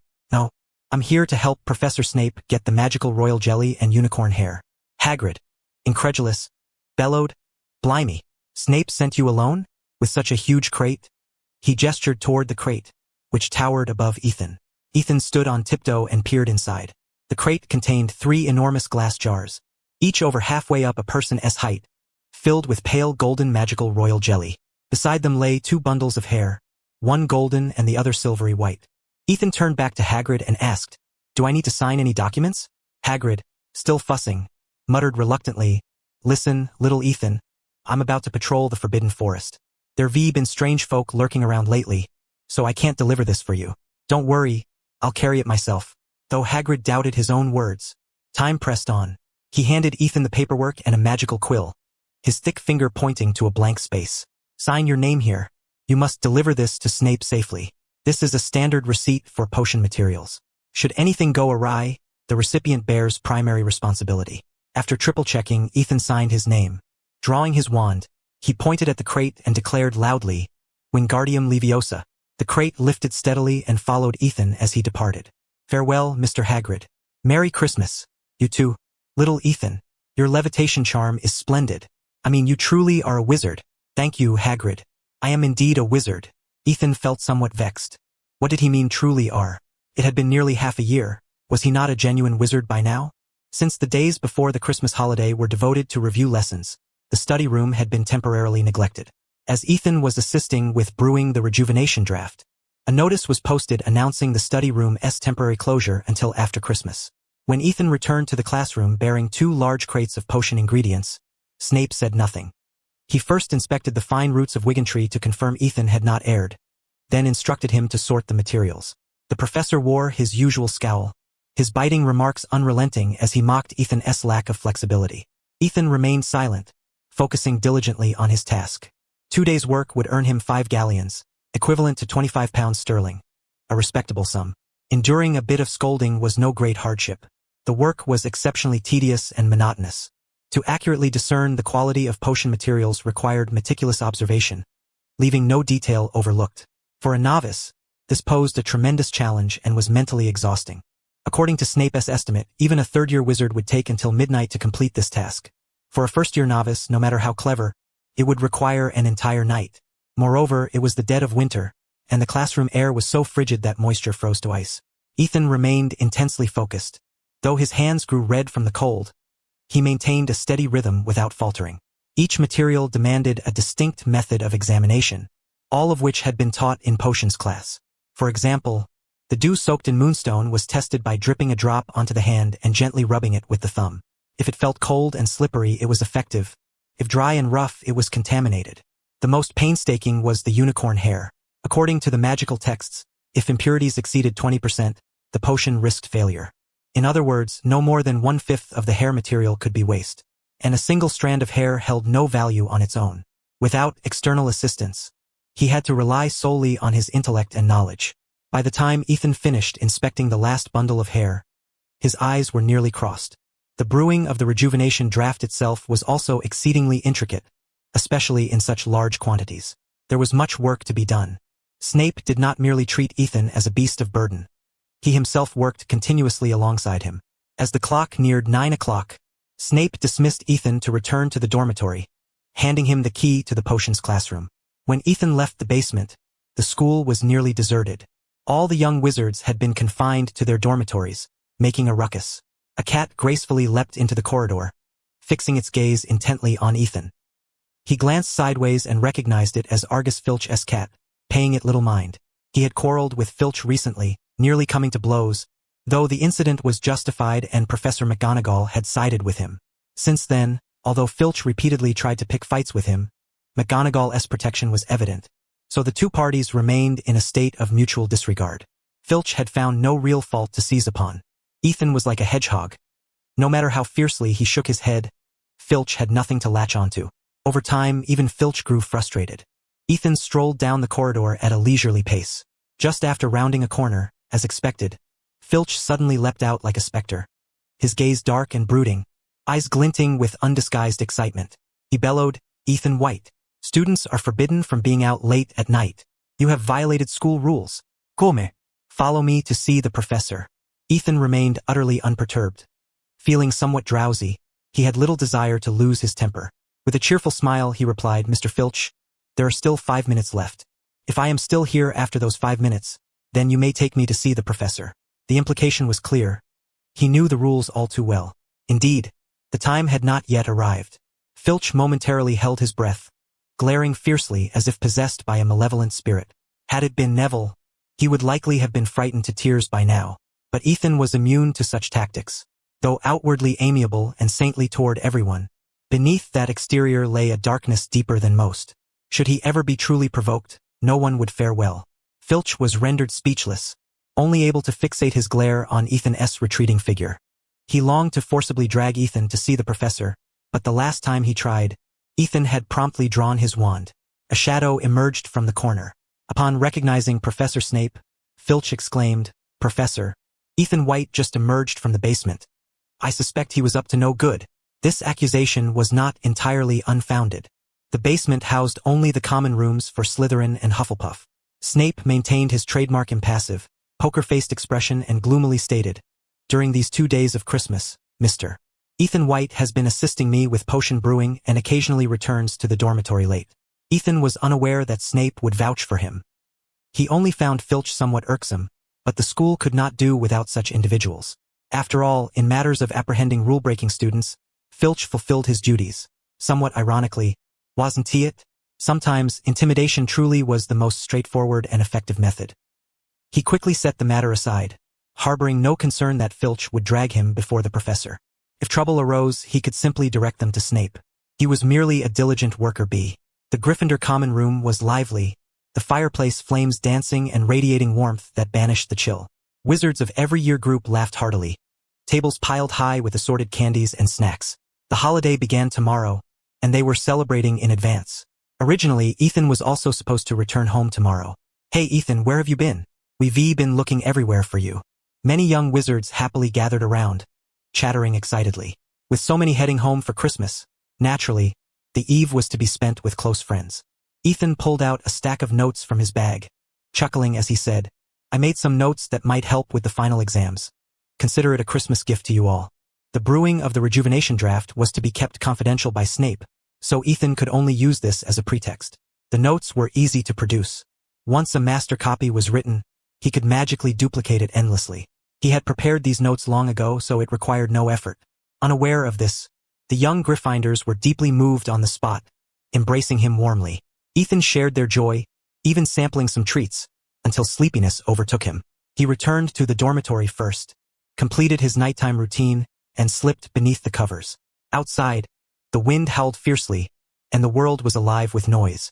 Pillowing his head on his folded arms, Ethan felt an unprecedented sense of fulfillment.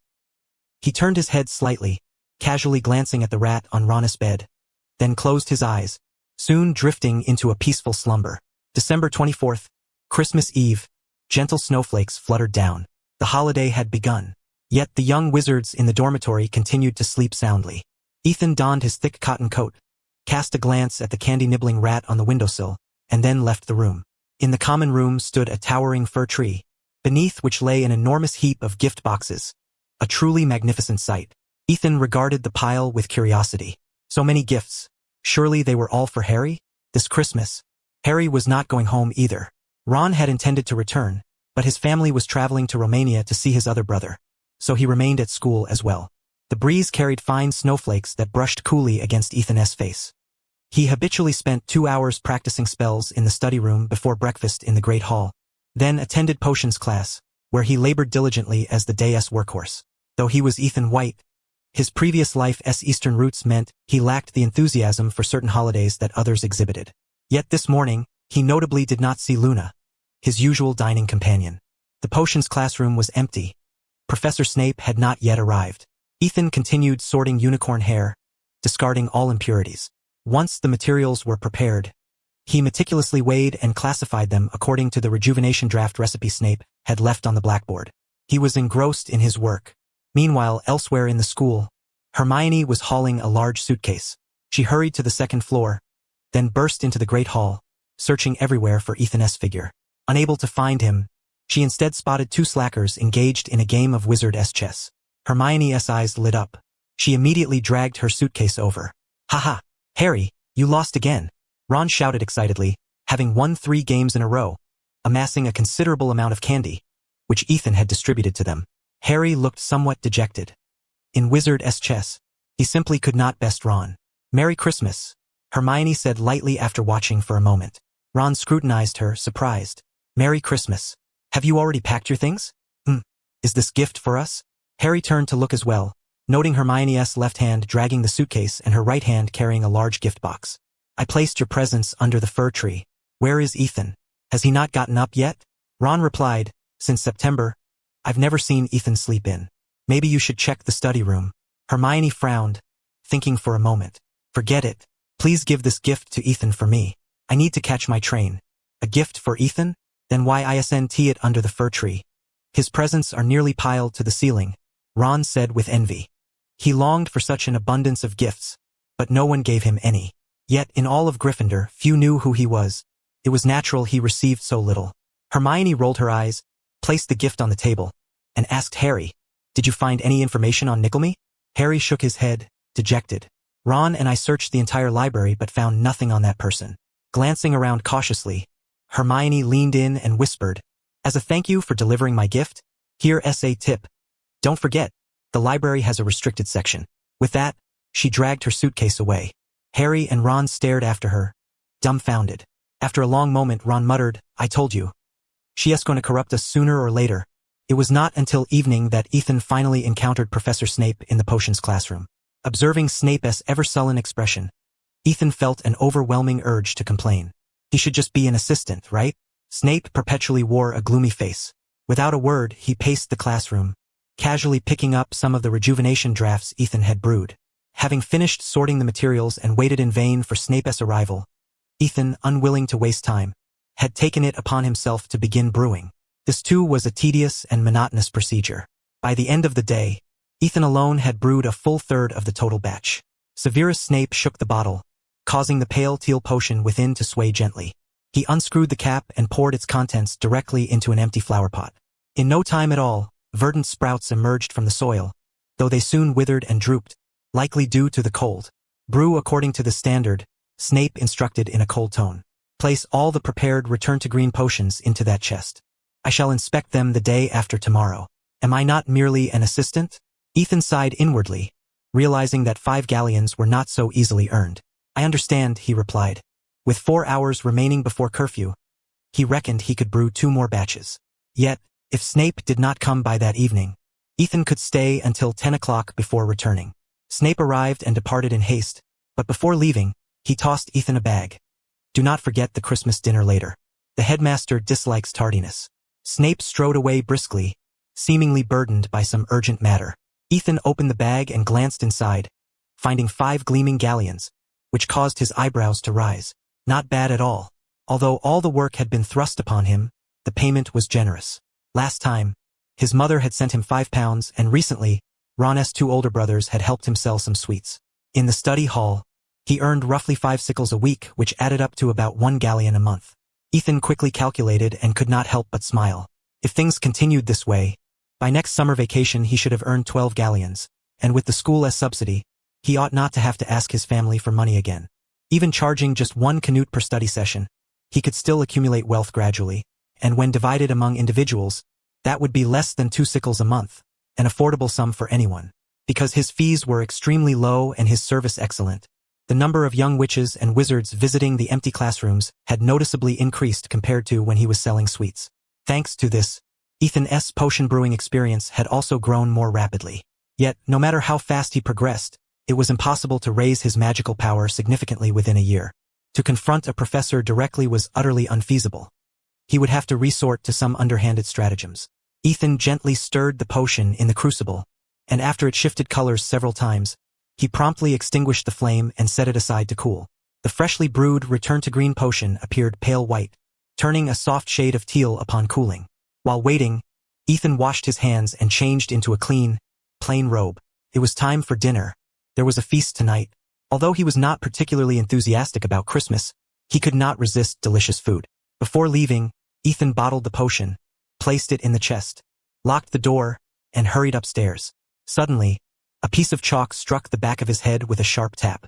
He halted and turned to look, Peeves the poltergeist grinned widely, throwing chalk bits as he shouted excitedly. "There's a naughty student sneaking into the potions classroom.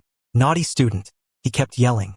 Ethan's fingers twitched slightly, but out of the corner of his eye, he caught sight of a corner of a garment.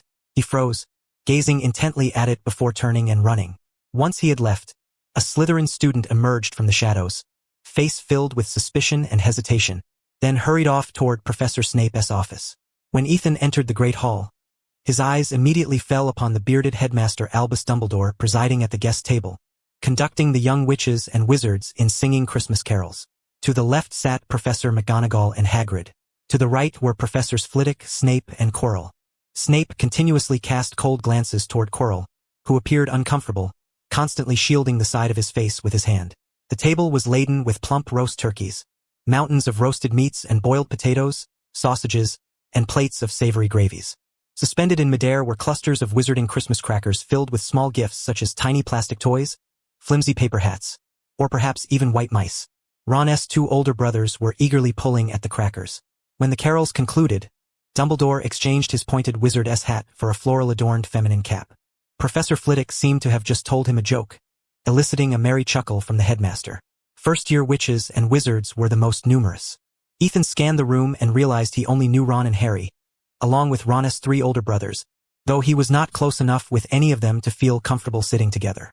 Harry and Ron both wore dark brown sweaters embroidered with the letters H and R respectively. Ethan noticed that Ron's three brothers wore similar sweaters, each bearing a different initial.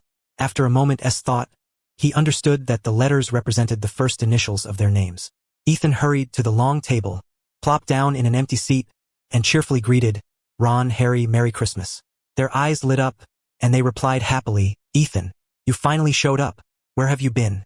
We've been looking everywhere for you." Over the past 6 months, Ethan had treated them well, especially academically, and they had gained much from him, growing quite fond of him. Yet Ethan was always busy, so they seldom had the chance to gather. "I helped the professor with some work. That sweater is nice." Ron's eyes brightened, and he said joyfully, "Really? My mother knitted it. It's a pity she doesn't know you, or she would have sent you one too." Harry nodded repeatedly and placed a square gift box into Ethan's lap, eyes filled with curiosity. "This is Hermione's Christmas present." Ethan shook the box gently. It felt heavy but showed no sign of magical value. He guessed probably a book. "That's what we thought too," they said in unison. After all, giving books fit that young witch's character perfectly. Ethan smiled and set the box aside, about to help himself to some food, when he suddenly sensed eyes upon him. Instinctively, he glanced back and saw a Slytherin wizard standing nervously beside Professor Snape, whispering something anxiously. Snape and Ethan exchanged a glance before Snape turned to look toward Professor McGonagall, who was beckoning him over. Ethan had no choice but to set down his chicken leg, wipe his hands and rise to approach. Ron and Harry chased after his retreating figure, soon locking eyes with Snape. Both shrank back slightly, their expressions uncertain. Ron whispered, "It seems Ethan has gotten on Snape's bad side." Harry felt an inexplicable tension and could only watch Ethan's back with worry. Ethan reached the guest table, where a row of professors watched him intently, making him feel nervous. Among them, Quirrell was the weakest, while Dumbledore was akin to a supreme overlord, his legilimency skills masterful. Ethan feared the headmaster might disrespect his age and casually peruse his thoughts. However, legilimency required direct eye contact, which Ethan avoided, instead standing before Professor McGonagall's table and cautiously saying, "Professor, Merry Christmas." "Merry Christmas, Ethan," McGonagall replied warmly, without a trace of her usual sternness. "I heard from Professor Snape that you have done an excellent job." "It was simply my duty," Ethan said instinctively, glancing towards Snape. Snape's face was dark and sullen as he spoke briefly to the nearby young wizard, who looked terrified and promptly fled. Albus Dumbledore regarded Ethan with keen interest, turning his head with a genial smile as he remarked, "It brings me great joy that the school boasts such an outstanding young wizard this year." Professor McGonagall returned the smile gracefully, saying, "I have left a Christmas gift for you in the study room. I do hope you will find it to your liking." "Thank you, Professor. I shall treasure it carefully," Ethan replied. McGonagall smiled gently. "Now off you go. Enjoy your Christmas feast."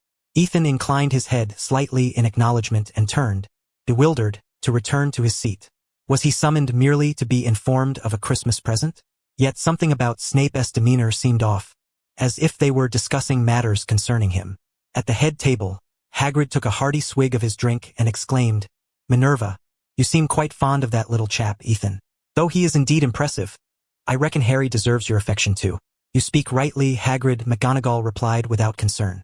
I hold equal fondness for every Gryffindor. But Harry did not receive a Christmas gift from you.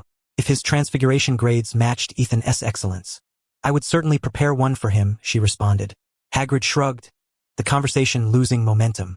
He had shared several afternoon teas with Harry, and was well aware that transfiguration was not Harry's strong suit, unlike Ethan's.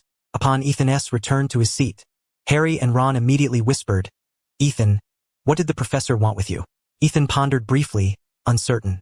The professor told me she left a gift in the study room, and that was all. But something about it feels a little strange. Harry's eyes lit up with excitement. Could it be a Firebolt 2000? Last time, Professor McGonagall gave me one.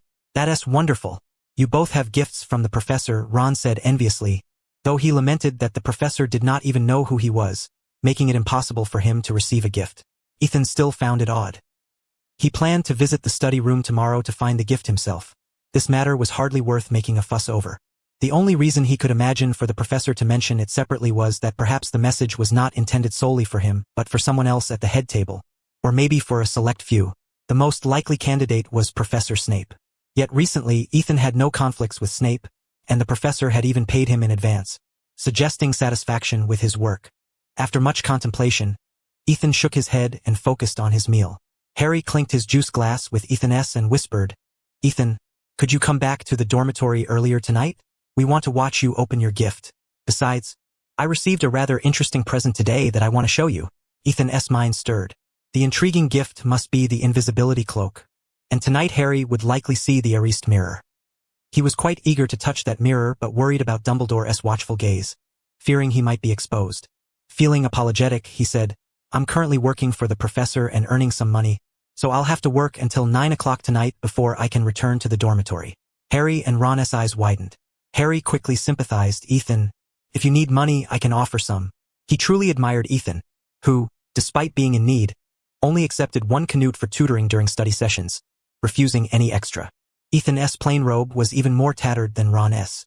The school was well aware of his situation, which was why they provided some work opportunities. Ron, tempted, ventured, Ethan, do you need help? Maybe I could assist? Ethan thought for a moment, then apologized. Sorry, Ron, this work was assigned by the professor, and I'm required to keep it confidential. Harry chuckled. Ron, you'd better focus on passing your finals first. Ron shrugged and grabbed a chicken leg, taking a hearty bite. The Christmas feast concluded, and Ethan strolled leisurely toward the study room, accompanied by Ron and Harry. Initially, Ethan had no intention of coming, but the two were curious about Professor McGonagall's Christmas gift and had persistently urged him to take a look. The study room bore no other changes, except for a large, square gift box resting on the front desk, adorned with a red ribbon inscribed, To Ethan, Christmas gift from Minerva McGonagall. Harry and Ron gathered around, their eyes gleaming as they urged, Ethan, hurry and open it. They appeared even more excited than Ethan himself. He picked up the box and shook it. It felt heavy. Smiling, he guessed it's probably books. Professor gifts to students rarely took the form of something too extravagant, Harry's broomstick being a notable exception, given McGonagall's fervent passion for Quidditch, nor something too trivial like sweets or snacks. As for the choice of gift, it had to be considered carefully. Nothing dangerous, ostentatious, or frivolous, nor anything peculiar. Thus, books or writing instruments like quills were the most fitting presents from teacher to student. He untied the ribbon and lifted the box upside down. Inside were indeed several hefty books, at least 3, and atop them lay a stack of cards. Books indeed. Harry and Ron's enthusiasm quickly waned. Having spent countless hours in the library recently, the sight of books now somewhat nauseated them. Ethan first gathered the cards and, upon examining them, raised an eyebrow. Wow! These are gift cards for Madame Malkin's robes for all occasions. Ron leaned in, astonished. One card lets you order a set of school uniform, formal robes, and travel cloak from there. Harry was equally surprised. Ethan, my clothes were also custom-made at Madame Malkin's. Everything's great except for the one downside, I ran into Draco Malfoy there. Ethan silently counted the cards. 10 in total, meaning he could order a new outfit from Madame Malkin's every year.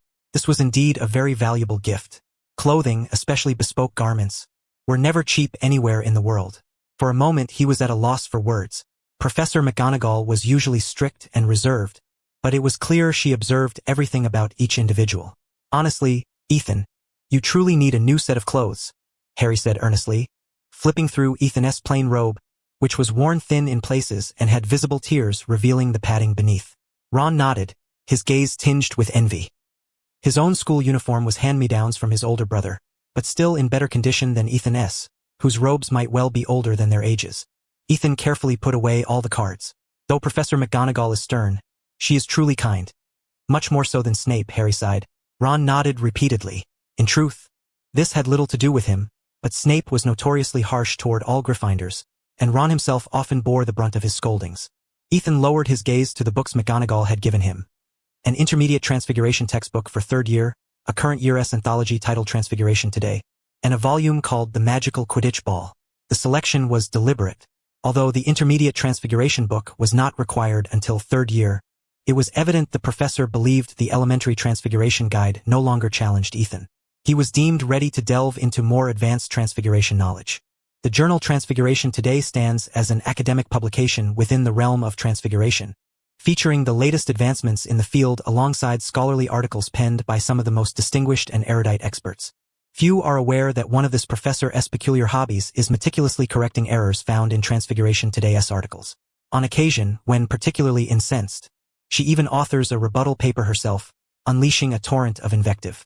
Should her ire escalate further, she would not hesitate to drag Albus Dumbledore along to pay a personal visit, engaging in a rigorous debate until victory is secured. After all, she is a Gryffindor. Suddenly, Ron inquired, "Harry, which professor do you like best?" Harry paused, his expression vacant, before murmuring, "I like Hagrid the most, but he is not a professor." He knew every professor at school paid attention to him, yet none treated him as kindly as Professor McGonagall did toward Ethan, except for Hagrid. He and Hagrid were friends. "What about you, Ron?" Ron pondered for a moment before replying despondently, "I suppose none of the professors even know who I am, but if you ask who I dislike, I can name one person." He exchanged a glance with Harry, and in unison, they said, "Snape." Ethan chuckled softly. Indeed, Snape's tongue was notoriously caustic. Even Hermione had been brought to tears by his harsh words on several occasions. Only Ethan, with his shameless resilience, never let those biting remarks get under his skin. Both turned their gaze to him. Ethan shrugged. "I dislike Quirrell more." Harry and Ron fell silent. Indeed, Quirrell was rather unpopular, especially after everyone discovered he never actually taught defense against the dark arts. Were it not for Snape, Quirrell would undoubtedly be Hogwarts' most detested professor. Harry reflected briefly and concluded that Snape was still more detestable. Although Quirrell failed to teach, his classes were lenient and he rarely deducted points arbitrarily. The three conversed for a while before leaving the study room together. They parted ways at the school's main gate, Harry and Ron heading back to their dormitories. Tonight, Harry harbored a splendid plan, though he dared not reveal its details, preferring to undertake it in secret. Ron was eager to return and see if anyone had sent him gifts. As for Ethan, after bidding them farewell, he slipped into the basement level, continuing his toils in the potion classroom. Professor Snape seemed completely at ease with him. Remarkably, he had not appeared again that evening. Ethan cast a warding spell upon the door, then lightly tapped his wand, igniting flames beneath 3 cauldrons simultaneously. Potion ingredients were added one by one, the pestle stirring gently. Time flowed silently like a river. Harry lay in bed, waiting and waiting, but Ethan did not return. Resigned, he sat up, glanced at Ron, who was sound asleep on the opposite bed, clenched his teeth, dressed quickly, draped the invisibility cloak over himself, lit a lantern, and quietly slipped out of the common room. Hermione had been right. The library contained a restricted section. He had to uncover who Nicklum was and what secrets lay beneath the trapdoor guarded by the 3-headed dog. The fat lady, roused by the door being pushed open, croaked several times, but seeing no one, she grumbled before closing off the passage again. The library was eerie and forbidding. Harry carried his lantern along row upon row of bookshelves until he crossed the thin cord and stepped into the restricted section. Here, there was barely any defense, no iron locks, not even a protective spell. Harry found it incredible and understood why Hermione had warned him about this area. But with so many books, where could he find anything about Nicklum? If only Ethan were here, so clever, he would surely locate the information in no time. Harry sighed in frustration, set down his cloak, and began searching. The books in the restricted section were strange and peculiar, appearing older than the school itself. Some bore no titles. Others seemed almost alive, accompanied by faint whispers that seemed to emanate from within. The hairs on the back of Harry's neck stood on end. He deeply regretted not waiting for Ethan and bringing him along. After a short while, he pulled out a large book bound in black and silver. The moment he opened it, a piercing scream echoed from within. Terrified, Harry hastily slammed the book shut. Before he could relax, hurried footsteps sounded outside, followed by Filch's sharp demand. "Who's in there?" Harry nearly lost his wits. Panicked, he wrapped the invisibility cloak tightly around himself. Though he accidentally broke the lantern in the process, he ignored it, covered his nose, and crouched as he fled from the library. Just as he thought he could catch his breath, he unexpectedly collided with Snape and Quirrell. Snape appeared to be interrogating Quirrell, but as Harry approached, both professors simultaneously sensed his presence and turned sharply to face him. Harry nearly screamed. He clamped his hand over his mouth, backed away slowly until reaching a corner, then spun around and fled desperately toward the basement level. Only 7 cauldrons of rejuvenation potion remained. Ethan could finish them easily tomorrow. Ethan glanced at the clock on the wall. It was 10:40, well past curfew. It was time for him to leave. Snape would not be coming again tonight. Yet Snape was clearly not resting. Based on his understanding of the original story, Snape should be confronting Quirrell at this hour, and might even have encountered Harry in the dead of night. Harry's invisibility cloak had never fooled Professor Snape, yet Snape refrained from exposing him, choosing instead to toy with the poor boy. Snape had warned Harry that if he wandered about at such hours again, he would personally have him expelled. Before the dinner ended, Harry had hinted to Snape to return early, presumably to accompany him to the library to research Nicklum. But Ethan had thought it over and decided not to get involved. Because tonight, not only Snape and Quirrell were watching in the shadows, Dumbledore was too. He was guarding a trove of secrets that must never be revealed. There was no way Ethan would deliver them on a silver platter. Ethan locked the door and had barely taken a few steps when suddenly an arm appeared out of thin air. Startled, Ethan whipped out his wand. "Ethan, it's me," came a hurried whisper. Harry suddenly emerged halfway out from beneath the invisibility cloak, both relieved and anxious. At such a late hour, the sudden appearance of half a person was quite startling. The shock jolted Ethan, who responded with a scowl, though he rarely showed his emotions, merely asking in surprise, "Harry, what are you doing here?" "No time to explain," Harry said nervously. "Filch and Snape were chasing me. If they catch me, I'm done for." This was no exaggeration. Anyone caught breaking school rules faced severe consequences, except Harry. But tonight was a joyous occasion, especially since Professor McGonagall had gifted him such a precious Christmas present. If he caused trouble now, she would be deeply disappointed. Ethan had a legitimate reason to be out late. Even if Snape caught him, he was not afraid. If matters escalated to Professor McGonagall, he was confident she would support him. Originally, Ethan was supposed to assist with brewing the rejuvenation potion, but Snape had completely abdicated responsibility. From selecting potion ingredients to brewing the concoction, it had fallen entirely on Ethan's shoulders. To meet the deadline, Ethan had no choice but to work overtime into the late hours. But Harry was different. He had snuck out. If caught, he would not be so fortunate. Harry was engulfed in panic, nearly losing his composure and running recklessly. Ethan soothed him gently. "Don't be afraid. Follow me." He retrieved the key and unlocked the potion's classroom door once more, ushering Harry inside before closing it behind them. The hurried footsteps descending the stairs could still be heard faintly. Pointing to the seat in the farthest corner, he whispered, "Go sit over there, and remain silent." Harry, already disoriented and unsettled, immediately complied without hesitation. In fact, the Gryffindor wizards had grown accustomed to following Ethan's lead. With utmost caution, Ethan settled onto the stool, draping the invisibility cloak over himself until he vanished completely into thin air. He did not provide Harry with any further concealment. Instead, he snapped his fingers, and the flames beneath the recently cooled cauldron flared up again, gently heating and transforming the potion within. Bang! The classroom door suddenly swung open. Severus Snape entered with a sullen expression, followed closely by Argus Filch. Harry, hidden in the corner, was instantly terrified, pressing his hand over his mouth and daring not to breathe a sound. Snape cast a subtle glance toward the corner of the room, then fixed his gaze on Ethan, his voice dark and questioning. "Mr. Ethan White, what time is it now?" Ethan replied with a hint of resentment. "But I must work overtime to ensure all the rejuvenation potions are completed before the day after tomorrow. Honestly, I was hoping to see you sooner." Filch widened his eyes, glancing at the piles of potion ingredients scattered around the classroom and the dozen or so cauldrons on the tables, his expression growing increasingly peculiar. So the professor had locked Ethan White in the potions classroom, treating him like a beast of burden? Such a first-year lad, forced to brew so many potions, It was no wonder he had to toil late into the night. Truly a harsh fate. Snape found himself momentarily speechless. Indeed, he was the rightful one to brew the potions, but in recent days, Quirrell had been quite unruly, requiring close supervision. As a result, Ethan had been somewhat neglected. It was mainly because Ethan performed so impeccably that Snape found no fault with his work, subconsciously overlooking the fact that Ethan was but a first-year wizard.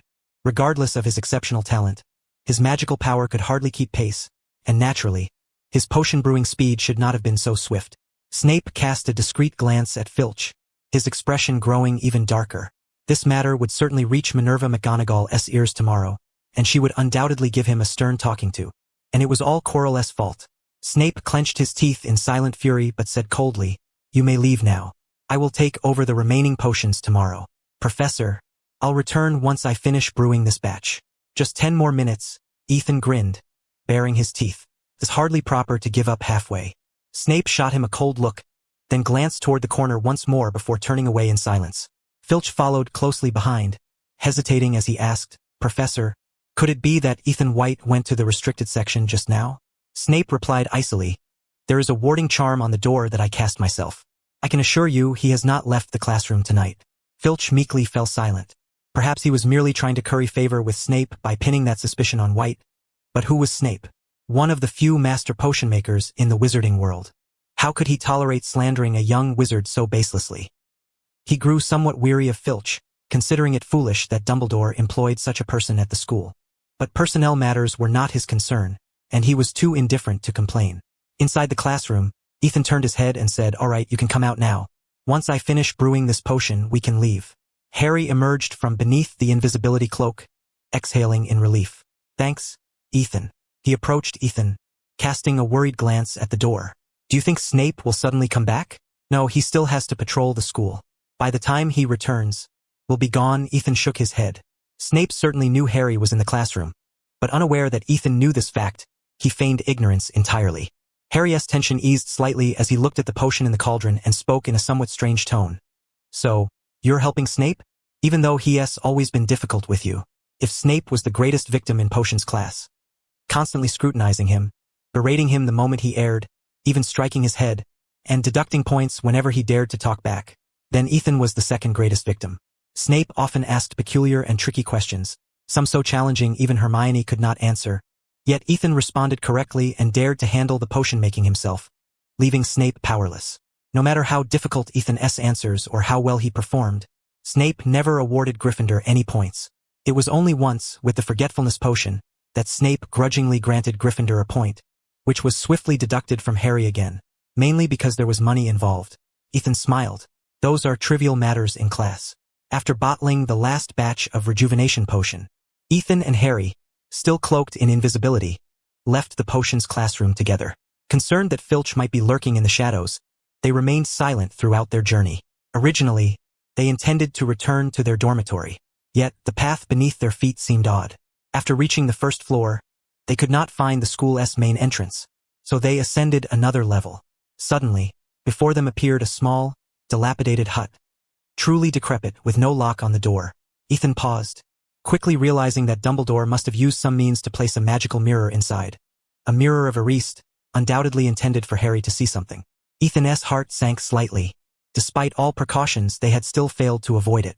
If he accompanied Harry to view the mirror, the old busybody, referring to Dumbledore, might ask what he saw, what his innermost desire was. But the problem was, Ethan did not even know what he himself desired. He neither sought power nor wealth. Until now, the only thing he truly cared about was striving to grow and not becoming cannon fodder beside Harry. Standing before the door, his expression flickered uncertainly as he hesitated whether to proceed. Harry gently tugged at him and whispered, "Let us go quickly, or Filch will come looking for trouble." The door ahead opened of its own accord, without a breeze. Ethan sighed silently but followed inside. Behind them, footsteps sounded as he had feared. If they were caught in the act, it would cause a great deal of trouble. Upon entering, Ethan discovered Harry had removed the cloak and was standing in front of an imposing, grand mirror, gazing blankly. The mirror reached all the way to the ceiling, framed in ornate gold with two claw-shaped feet supporting it below. The Mirror of Erised. Ethan found himself quietly entranced and stepped forward unconsciously. Having come this far, naturally he wished to see what his own heart truly desired. He stood beside Harry, calmly staring into the mirror. Soon, a strange image appeared. At first, he was stunned. Then his expression grew increasingly peculiar. Harry remained dazed, but suddenly tears streamed down his face. He reached out to touch the mirror, choking as he whispered, "Dad, Mom." Ethan heard the voice and fell silent, his gaze laden with complexity. He gently patted Harry's shoulder. Harry's family was truly unfortunate. Because of an unreliable prophecy and someone's betrayal. Prophecies, Ethan did not believe in them at all, as their causal relationships were difficult to ascertain. Had it not been for that cursed prophecy, Harry's parents would not have perished at Voldemort's hands, nor would Harry have become a Horcrux. If they were to meet in the future, Harry might not necessarily be able to defeat Voldemort. Of course, it was also possible that Voldemort might truly perish at Harry's hands. Nonetheless, regardless of the circumstances, the death of Harry's parents was inevitably linked to the one who made that prophecy. This was also the second most detestable matter, and the second most detested person. For him at school, he did not believe in prophecies. He trusted only himself. He believed that what is called the future is merely a foundation laid by today's actions. How one lives today determines the nature of one's future. In other words, he did not believe in fate. Ethan's gaze was calm. When his ears twitched, he heard footsteps behind him and instinctively turned his head. Sure enough, there stood the bearded Albus Dumbledore, who had long concealed himself nearby with an invisibility charm. Ethan displayed a look of astonishment and hastily saluted. "Headmaster, Harry and I did not intend to come here. We were just passing by on our way back to the dormitory." Dumbledore smiled gently, blinking his eyes as he said, "It's quite all right, Mr. White. I understand well. Sometimes Professor Snape can indeed be careless in certain matters." Ethan smiled awkwardly. As expected, everything tonight was under the watchful eyes of this old busybody. Had he not recalled this, would he have obediently stayed in the potions classroom all evening? He would have long since raided the Slytherin dormitory. Harry came back to his senses, clearly frightened as well. He looked at Dumbledore and stammered, "I didn't know you were here, sir. We were just passing through." Dumbledore did not press the matter.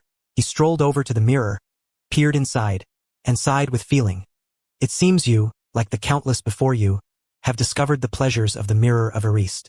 I don't know what this is, Headmaster, but I saw my parents," Harry said, his voice choking with emotion. Dumbledore's eyes softened as he looked at him, then suddenly turned toward the silent Ethan, asking with some curiosity, "Mr. White, what did you see?" Ethan knew he could not lie before this headmaster, so he answered honestly, I gave Professor Quirrell a good thrashing."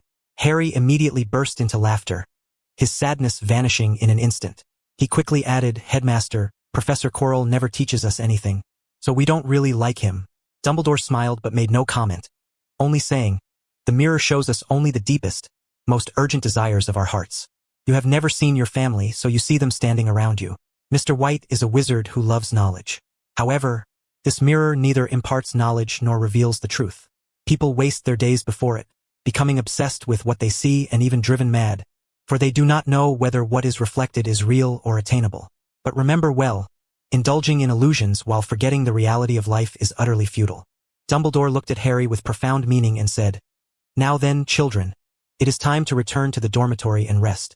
Harry cast one last lingering glance at the mirror, unable to resist touching it with his hand.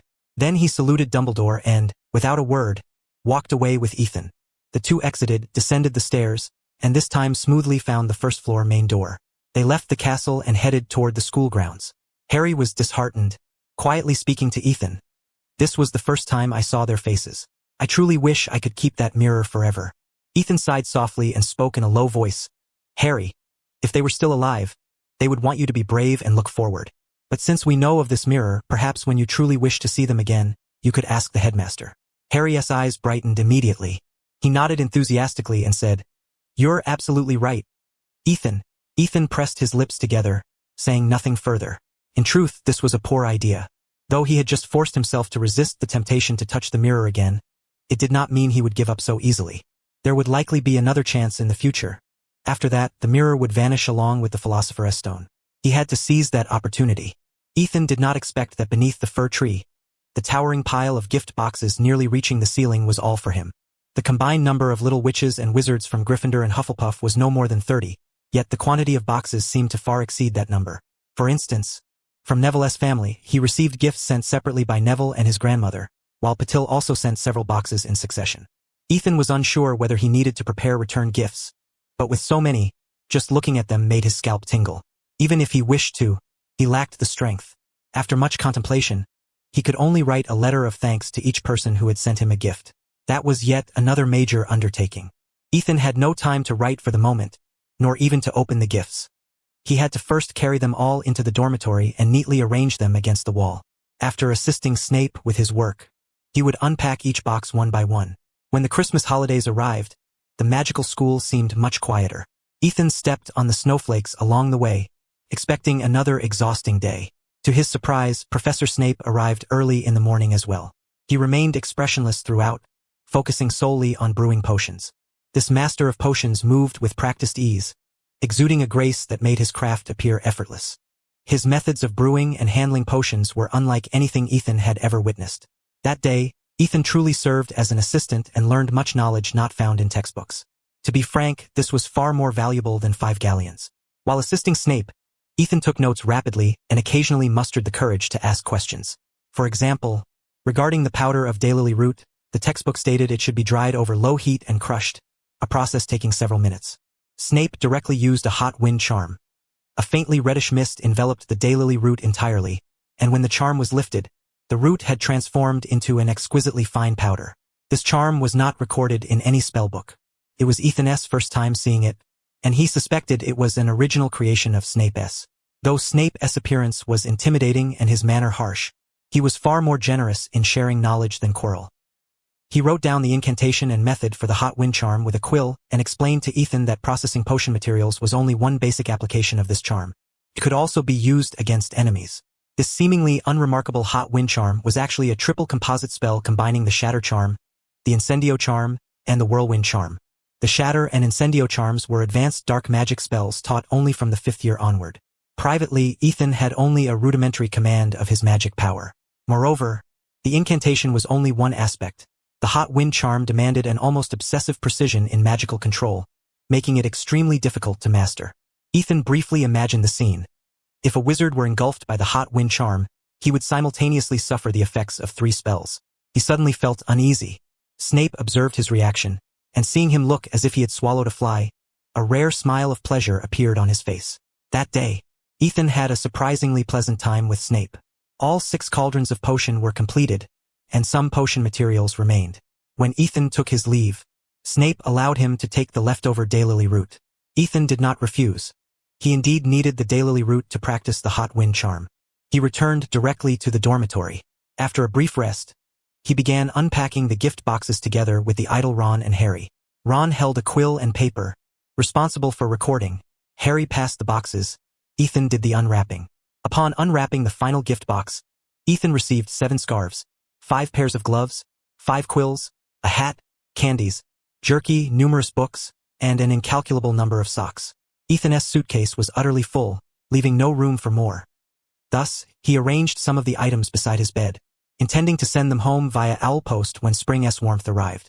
Immediately thereafter, Ethan commenced writing reply letters. However, he certainly would not compose them one by one in a conventional manner. Instead, he reserved the headings, penned the content first, duplicated it in pairs, and finally filled in each recipient's name. This method left Harry and Ron utterly astonished, their eyes wide with sudden realization. So one could write letters like that. They conscientiously absorbed the lesson but then reconsidered, thinking that no one would send them such an abundance of gift boxes anyway. Even if they mastered the technique, it seemed to hold little practical use. This discovery was profoundly disheartening. Ethan cheerfully produced the jerky to share, recognizing that such minor moods come swiftly and fade just as quickly, requiring no consolation. The 3 of them sat by the fireplace, chatting about various topics, and before they knew it, an entire day had slipped away. In the dead of night, Ethan opened his eyes, glanced at Harry's empty bed, and shook his head. Although Harry did not voice it, his mind was clearly preoccupied with the erased mirror in recent days. Yet, he was destined for disappointment. Dumbledore must have concealed the mirror deep within the Chamber of Secrets. Sure enough, after about half an hour, Harry returned. He carefully folded the invisibility cloak and pressed it to the bottom of his trunk before quietly climbing into bed. Despite his best efforts to muffle his voice, Ethan heard faint sobbing. Harry drew his wand and gently traced it through the darkness. Sleep soon enveloped the dormitory, and Harry quickly found restful slumber, his breathing growing long and steady. Even Ron's pet rat slept soundly. Ethan dressed quietly, slipped out of bed with barely a sound, and silently left the common room. The fat lady, once again disturbed from her sleep, saw no one and instantly vented her frustration into the empty air before resentfully barring the door and closing her eyes. Ethan watched her from afar, pondered for a moment, then shook his head, deciding against confronting her. It was not yet time. Ethan swiftly returned to the castle, moving like a well-rested but famished wolf, swiftly traversing corridors and classrooms. He deliberately made loud footsteps in the hallway while remaining alert to any sounds. Upon reaching the 5th floor, he suddenly heard the twisting of a doorknob. Immediately, a shadow darted toward him. It was a poltergeist, hovering midair. It excitedly searched for the source of the sound, shouting, "Annoying first-year brat, wandering around at midnight. Where are you? I will definitely find you." It scurried aimlessly down the corridor like a headless fly. Under the guise of an illusion charm, Ethan watched silently before suddenly extending his hand. Poltergeist, mischievous spirit. Exchange value: 3, mental resistance, magical resistance, agility. Exchange. Mental resistance: 1. Magical resistance: 1. Agility: 1. The poltergeist's semi-transparent form immediately flickered and diminished significantly. It suddenly recalled an encounter from several days prior and let out a terrified scream. "It's you! It's you!" Yet, unable to locate its target, it fled in panic into the walls. Danger gleamed in Ethan's eyes as he once again silently extended his hand. Poltergeist, mischievous spirit. Exchange value: 2, mental resistance. Magical resistance. Mental resistance: 1. Magical resistance: 1. The poltergeist nearly dissolved into a wisp of smoke. Amidst pitiful shrieks, it managed to escape, disappearing into the shadows in a disordered retreat. Ethan withdrew his hand and stood silently. The corridor was bleak and chill, the flames tinged with a ghostly green hue. A spectral figure appeared silently, a ghost wearing shackles, its robe stained with blood. It widened its eyes and vigilantly scanned the surroundings. Barrow the Bloody, the slithering ghost, had come chasing the sound of the poltergeist. Ethan slowly inserted his hand into the ghost's chest, though he felt nothing. "You have touched a ghost." And Barrow the Bloody, exchange value: 5, spirit, mental resistance, magical resistance. Spirit: 1. Mental resistance: 1. Magical resistance: 3. Barrow's ashen form shuddered, and countless wisps of smoke dispersed as he emitted an enormous, furious roar. This time, Ethan did not linger and quickly withdrew. The next morning, Ethan was roused by someone nudging him awake. Though it was still the Christmas holiday, after a tiring night, Ethan had hoped to sleep in a little. Harry whispered urgently, "Get up quickly, Ethan. There's trouble at school." Instantly alert, Ethan dressed while asking with concern, "Has Professor Quirrell finally been dismissed?" Not Quirrell," Harry replied with a strange expression, thinking to himself that Ethan must truly despise Quirrell to be so eager for his dismissal. Once dressed, Ethan was immediately pulled out by Harry. Professor McGonagall, clad in her emerald green robes, blocked the dormitory door. She looked at Ethan and shrugged slightly. "Sorry to disappoint you. Professor Quirrell has not been dismissed." Ethan's expression shifted, and he awkwardly muttered, "I was just talking nonsense." Minerva shook her head. Recently, she had often heard young witches and wizards complain about Quirrell, grumbling that he taught nothing and that his classes were even duller than Professor Binz's. Just yesterday, she heard from Dumbledore that clever Mr. White was so frustrated by the lack of knowledge in defense against the dark arts that he nearly wanted to give Quirrell a good thrashing. Honestly, if a suitable defense against the dark arts professor could be found, Dumbledore would not hesitate to make a change. But the problem was no one could be found. This involved some secrets McGonagall could not disclose to students. She only solemnly stated, "Last night, Mr. Barrow the Bloody suffered an unknown attack. We must investigate thoroughly to eliminate any threats." Harry listened in shock and blurted out, "Barrow the Bloody? A ghost? Who could attack a ghost? We can't even touch them." Hogwarts Castle was undoubtedly the most haunted place in all England. Ghosts were everywhere. They even attended classes and walked the halls in groups like students. Young witches and wizards passed through them without obstruction. No wonder Harry was incredulous. He simply could not fathom what means could touch a ghost. Professor McGonagall tilted her head slightly and said helplessly, "In any case, the ghosts are collectively protesting. If the school does not provide an explanation, they intend to leave home." Ghosts leaving home? Ethan and Harry exchanged bewildered glances. Once Ron awoke, The three of them followed Professor McGonagall out of the common room. Along the way, Harry whispered, "I swear, this is the strangest thing I've ever heard. Ghosts staging a walkout." Ron barely stifled a laugh by covering his mouth with both hands. Ethan drooped his eyelids. Suspecting that, because it was the Christmas holiday and few remained at school, Dumbledore and Snape had decided to examine all the witches and wizards first. As for how to conduct such an examination, perhaps there was no better method than legilimency. During this period, Ethan had remained inactive, worried about this very matter. Now, indeed, as he had predicted, the Great Hall was filled with countless ghosts fluttering about and clamoring loudly. A group of young witches and wizards tilted their heads, mouths agape as they watched them. At the head table, Dumbledore, Snape, Flitwick, McGonagall, and Quirrell stood in a solemn line. Ron murmured, "Good heavens, I never imagined the school harbored so many ghosts." Ethan, equally wide-eyed, could scarcely believe his sight. If he could touch each one, might he not amplify his psychic powers to an outrageously formidable degree? Alas, it was merely a fanciful thought. Just yesterday he had touched the Bloody Barrow, and now all of Hogwarts was in an uproar. Filch stood guard at the gate. "Silence!" Dumbledore's sonorous voice drowned out every other sound. Once silence fell on both sides, he began to address the matter. Ethan paid no heed nor thought, instead replaying in his mind the pages of 1,000 magical herbs and fungi, relentlessly recalling each detail, resolutely barring any other thoughts from surfacing. Professor Snape paced slowly, passing before each young wizard. He paused briefly before Harry, and again when he reached Ethan. Then, without further ado, he departed. Ethan dared not relax. He forcibly suppressed all distractions, withdrawing a book on magical plants to flip through page after page, committing each to memory. Immersed thus, a hand tugged at his sleeve, and Harry's voice slipped into his ear. "Ethan, we can go now." Ethan snapped back to reality and instinctively glanced at the head table, where the headmaster was conversing with the ghosts.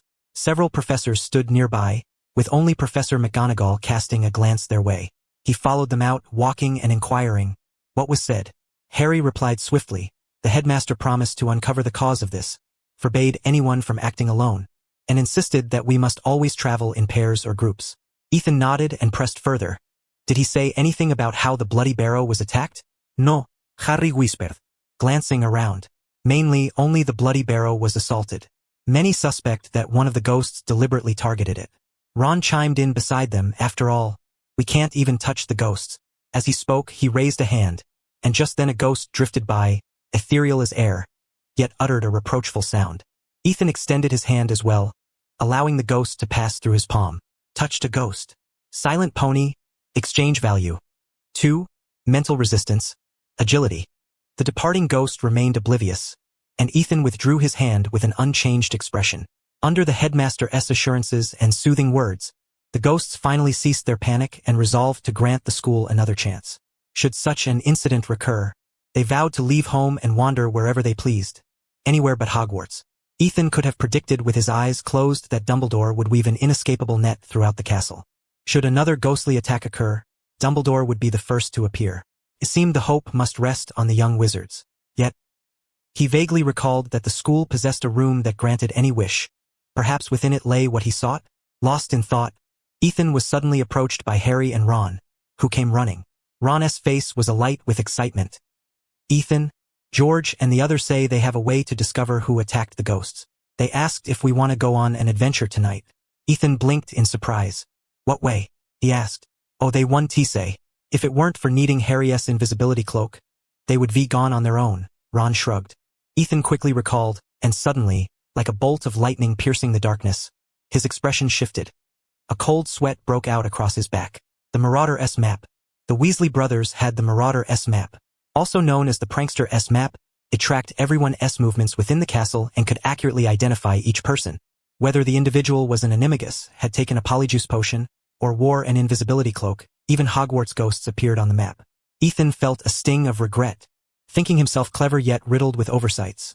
Ron's rat and the Marauder's map in the Weasley brothers' hands. Ron waited expectantly for his answer. Ethan turned to Harry and asked, "Harry, will you go? Especially since it's your invisibility cloak." Without hesitation, Harry nodded firmly. "Yes. We have to figure out what this danger is. Can harm ghosts and it might even harm us." Ethan silently nodded. "All right, we'll go together." He did not know if the cloak could conceal 5 people, but he understood that if they ventured into the castle, they would certainly be caught. Yet this was an opportunity. Something had to be done, preferably to have Filch confiscate that Marauder-S map once more. The three donned their robes and quietly left the dormitory. The Weasley twins, 2 years their senior, awaited them downstairs. George, one of the twins, threw an arm around Ethan's shoulder, laughing heartily. "I was worried you wouldn't come, Ethan. I heard from the Slytherins that someone snitched on you to Snape and got scolded for it." Fred added, "If we get caught by Snape tonight, we're counting on you." The two brothers were identical in height, appearance, and even hairstyle. Ethan glanced around, unable to tell them apart. Not even their own mother could. He shook his head. "I've been doing some work for Professor Snape these past few days. If I get caught tonight, he won't go easy on me." The brothers exchanged glances, astonished. Was that so?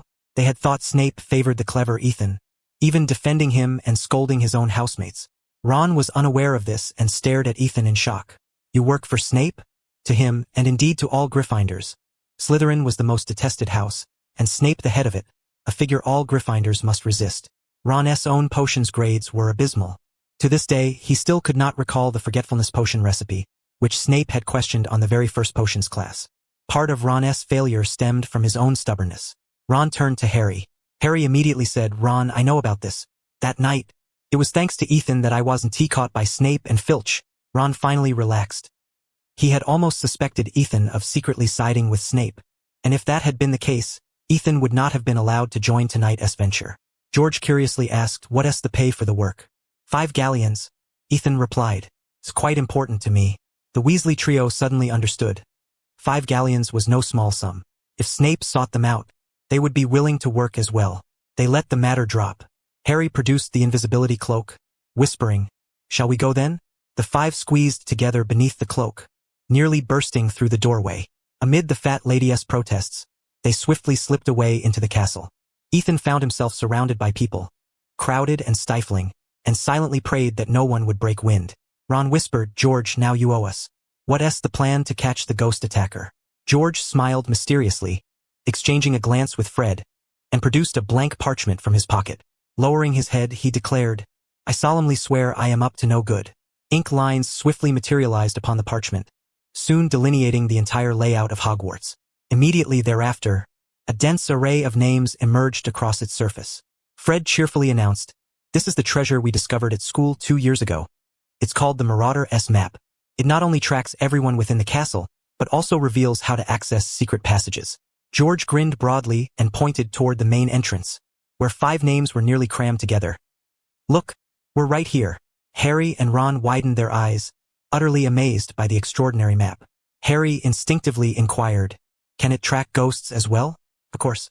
George replied gleefully, indicating a spot. "See, nearly headless Nick? He.S. hiding next to the headmaster's office. Before, he always rested in the Gryffindor common room." "What about the Bloody Baron?" "The Bloody Baron? It seems he.s. not in the castle." After searching around, George and Fred each shook their heads. Ethan's heart stirred, and he suddenly said, "Filch is coming." The group tensed instantly, eyes fixed on the approaching name of Filch on the map. "Quick, press against the wall and stay silent." They swiftly concealed themselves along the wall. Not long after, Filch, carrying a lantern and accompanied by his cat, hurried past without noticing them. Just as they exhaled in relief, Ethan glanced at the map, his expression suddenly peculiar. He said, "Someone else is coming. I think this time we have to run." They hurriedly looked at the map and were shocked to see Professor Snape and Professor Quirrell approaching together. Even more astonishing, a large name, Hagrid, followed closely behind them. "This is bad. Hagrid must be bringing the dog." Fred and George's faces darkened drastically. The invisibility cloak could conceal them visually, but it could not mask their scent. Harry was equally terrified. He had a good relationship with Fong, but if Fong detected him, the dog would surely pounce. Now was absolutely not the time to be discovered. "Run. Head to the 2nd floor. Forget about the invisibility cloak for now," Fred urged, hastily slipping out of the cloak. The 5 of them clustered together were too slow to escape. George followed suit. The brothers always acted in unison. Harry and Ron, drenched in sweat and panic-stricken, dashed out, neglecting even the cloak. Ethan, still cloaked, instinctively parted his lips, but the two were already sprinting swiftly up the stairs. Ethan shook his head in silent frustration. What was the use of running to the 2nd floor? Except for Filch, the professors all possessed keys to the 2nd floor study rooms, where no one could hide. He drew his wand, pointed it at himself, and whispered softly, Evanesco. His figure soon became translucent, and his scent vanished without a trace. Strictly speaking, the invisibility charm is a branch of transfiguration, applicable to both persons and objects. Can evade a dog's detection, truly miraculous. Ethan had used it before when brewing the polyjuice potion and now applied it to himself. Moments later, Professor Snape and Quirrell entered the school through the main gate, proceeding directly to the second floor without hesitation. The burly Hagrid trailed behind, leading a large black dog. Fong's south nose remained close to the floor, sniffing intently, as though he had caught a scent. He pawed toward the spot where the group had been standing moments before, then lifted his head, eyes lingering hauntingly on the staircase, letting out several low barks. Hagrid paused, glancing down at Fong with suspicion. Snape and Quirrell both turned their heads. Did you find anything, Hagrid? No, professor. This little fellow only picked up Harry's scent. Hagrid shrugged, attempting to smooth things over. Harry hasn't been here for days. Snape furrowed his brow slightly, about to speak, when a piercing howl suddenly echoed from upstairs. Ethan's face shifted subtly as he immediately recognized the sound. The Howler Charm, one of the alarm spells. Snape and Quirrell exchanged a glance and swiftly transformed into shadows, racing upstairs. Hagrid hurried after them. The Weasley brothers had been caught. Relying on the Marauder's map, they had been playing a game of cat and mouse with the two professors. However, Fong had been released and directly cornered them in a 7th-floor storage closet. They had intended to escape via a secret passage, but the professor's pursuit was too relentless to allow time for its activation. Harry and Ron narrowly avoided disaster by hiding in a study room. Though lacking keys, they knew unlocking spells, likely a psychological scar left by their previous encounter with the Hellhound. Both felt compelled to master the art of lockpicking. Amid the chaos, Ethan found them. Cloaked, the three fled the castle. We're doomed. Back in the dormitory, Ron wore a sour expression, sighing repeatedly. His two older brothers were notorious troublemakers. Heaven only knew how furious Professor McGonagall would be upon learning of this tomorrow. Harry, equally disheartened, muttered, "Who would have thought they'd bring Fong along?" Ethan had little to add and joined their chorus of sighs. After a while, each climbed into bed. The two brothers were apprehended. They could no longer cause any more trouble for the professors. The night passed uneventfully. Early the next morning, the three were unsurprised to face Professor McGonagall's wrathful glare. In front of everyone, she announced the punishment for the Weasley twins. A deduction of 50 points, 1 month of detention, and immediate expulsion should they violate the rules again. The brothers hung their heads in dejection. Despite everything, they remained loyal, refusing to betray Ethan and the others. After McGonagall stormed off, Ron and Harry approached, hearing the twins lament.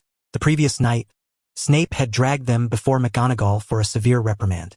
The Marauder's map had been confiscated by Snape, and they would have to devise a way to steal it back from the office. Damn it, I have no idea who set the Howler Charm on the 3rd-floor stairs. The brothers exchanged a glance and sighed again. Harry and Ron's faces were etched with lingering fear and relief. Thankfully, they had not followed the twins upstairs. Otherwise, McGonagall would have undoubtedly exploded with rage. George looked at the three and curiously asked, "How did you manage to avoid getting caught?" "We hid in Ethan's study room." Harry and Ron answered in unison. Ethan explained, "I wore Harry's invisibility cloak, and when the howler went off upstairs, the professors and Hagrid all rushed up there." The twins immediately fell silent. "Damn that Howler Charm. Ethan, I want a bag of Honeydukes candies. You must still have some, right?" Ethan nodded and dashed back to the dormitory, soon returning with a pile of sweets. Lately, Ethan was never short of candy. The five shared the treats, and the brothers' mood brightened considerably. Linking arms, they headed off to detention, where McGonagall would personally supervise them this time. "I need to practice Quidditch too. After school starts, we'll have a showdown with Slytherin," Harry said, glancing at Ron. Ron nodded non-committally. "Let us go together. I have to write some thank you letters," Ethan shrugged, parting ways with them and returning to his dorm to actually begin composing the notes. Not until noon did Ethan leave the dormitory. He cast the disguise charm upon himself and skillfully made his way to Professor Snape's office.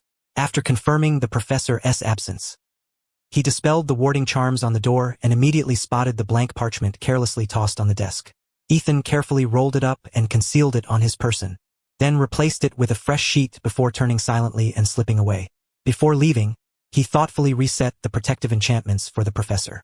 Securing the Marauder's map was imperative, for it held the key to his deepest secret.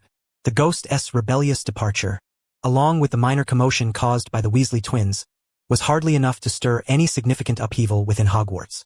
The school soon resumed its tranquil routine. The Christmas holiday had drawn to a close. Hermione returned to school, dragging a large suitcase behind her. Upon learning that Harry had been sneaking into the restricted section every night without uncovering any information related to Nickleby, she could not help but feel utterly exasperated.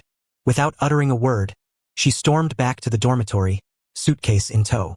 Harry was eager for her to offer some guidance, but as soon as they stepped onto the stairway leading to the girls' dormitory, the stairs transformed into a slippery slide, flinging him and Ron out unceremoniously.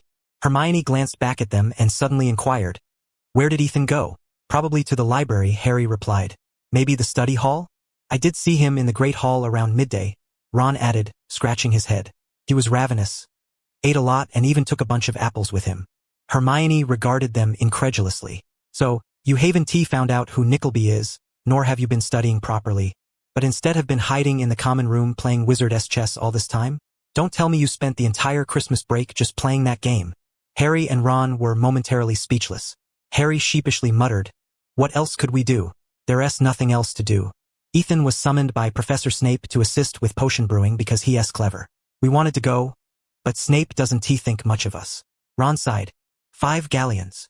"I'm quite envious. I'd like to earn some money myself, but just looking at the potion textbook makes my head spin. I feel restless and uneasy. That kind of money isn't something I can earn." Hermione's disappointment was palpable as she lost all hope in them. "Well, carry on with your wizard chess then. I'm gonna find Ethan later and ask what's going on." "Come with me," Harry urged. "Exams are coming up soon. I need to greet him and secure a seat in the study hall. It's truly unbelievable. You don't study, yet you know when the exams are?" Hermione said bluntly. Ron and Harry shrugged. That was precisely what annoyed her. Always speaking as if she were above them. In the study hall, Ethan set down his wand, his face flushed with excitement. Experience points redeemed. 615,300. Magic power, 1. Intelligence, 1. After half a year, his magic power had finally surpassed 20 points. It was no small feat. Among all his attributes, mental resistance remained the highest, followed by magical power, both fruits of his relentless effort over the past 6 months. His lowest attribute, however, was physical resistance, which stood at a mere 5 points. But that was inevitable. Wizards did not rely on physical strength to withstand attacks. Even with defensive measures, they were merely layers of spells. Yet, Ethan could not afford to focus solely on increasing his magical power, lest he become akin to a house-elf. A magical creature possessing great power but limited intellect, living a miserable existence. Intelligence was equally crucial to his advancement, enabling him to grasp complex knowledge swiftly. Take the Scorching Wind charm he had recently acquired, for instance. It was a triple composite spell, 2 parts of which were advanced dark magic. Even with his current intelligence, he found it perplexing.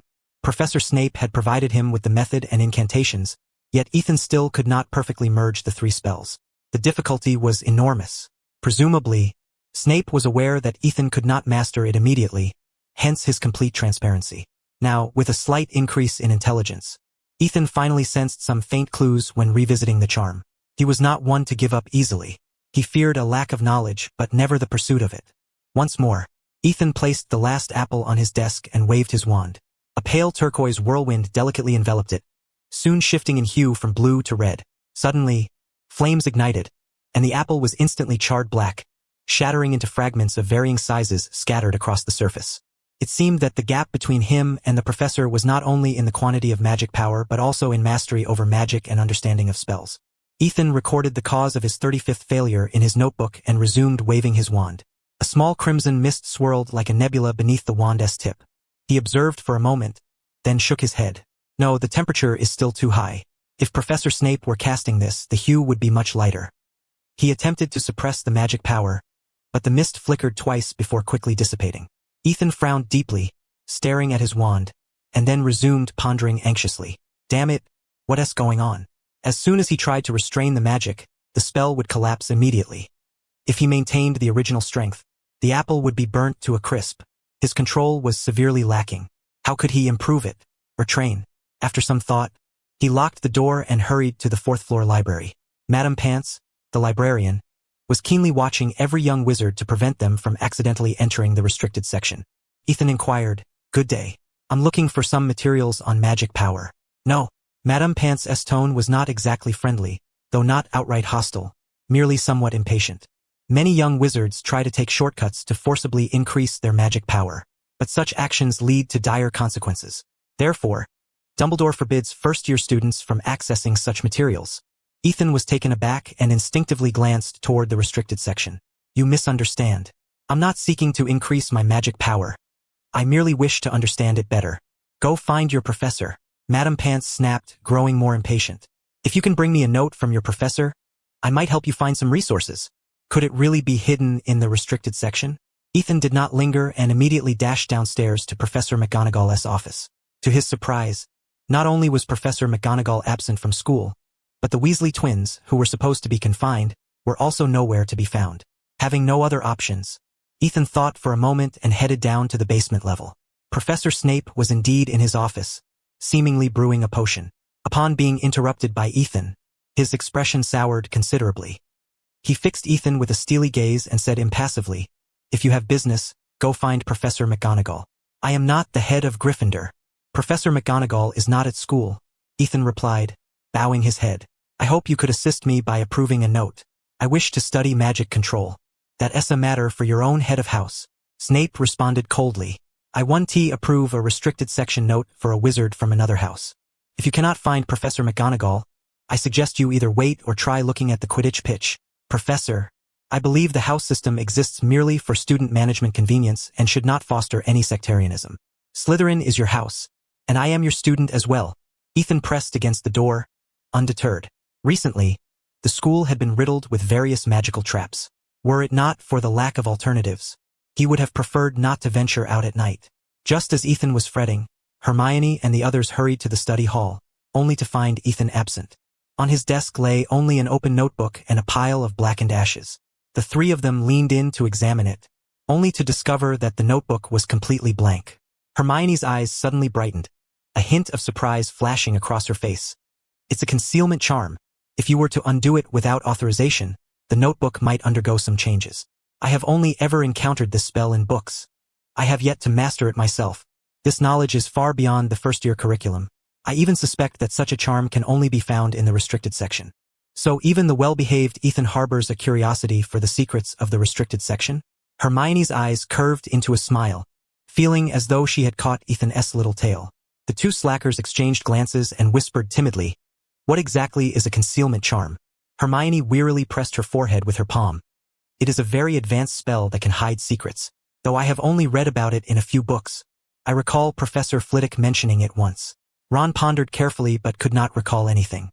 He scrutinized the notebook, speculating aloud. "So, this means the notebook contains Ethan's secrets?"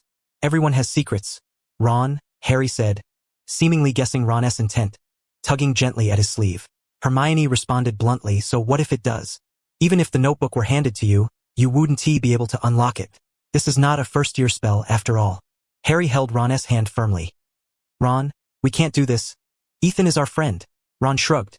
"But aren't you all curious why Ethan is so outstanding? Every professor praises him, and even Snape sought him out as an assistant. That's simply incredible." Hermione was instantly indignant. "So what? My grades are excellent too, and every professor admires me. If I hadn't gone home for Christmas break, Professor Snape would have surely asked me to be his assistant." Harry and Ron wanted to retort, but upon reflection it did seem to be true. This year, Gryffindor's points largely came from Ethan and Hermione, even though much of those points were lost by the two of them. Yet, they still believed that if a professor needed an assistant, Ethan would be the first choice. As for the reasons why, they could not quite put their finger on it. Ron, intrigued, pinched a piece of apple core and asked, "What is this? Bread crumbs? Dirt? Meat scraps? Maybe the remains of some kind of insect."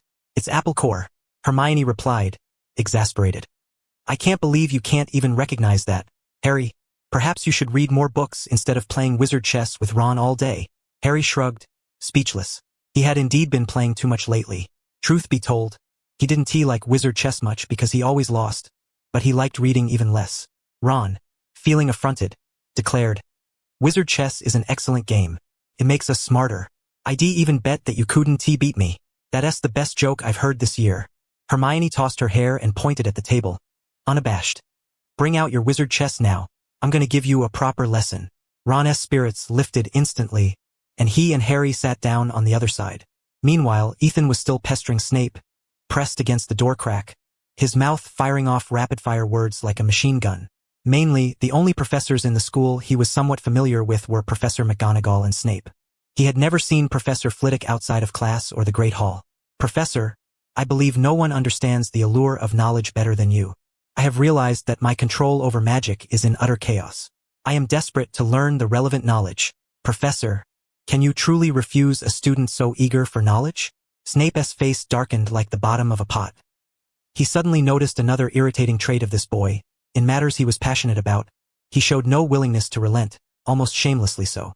Snape was thoroughly exasperated.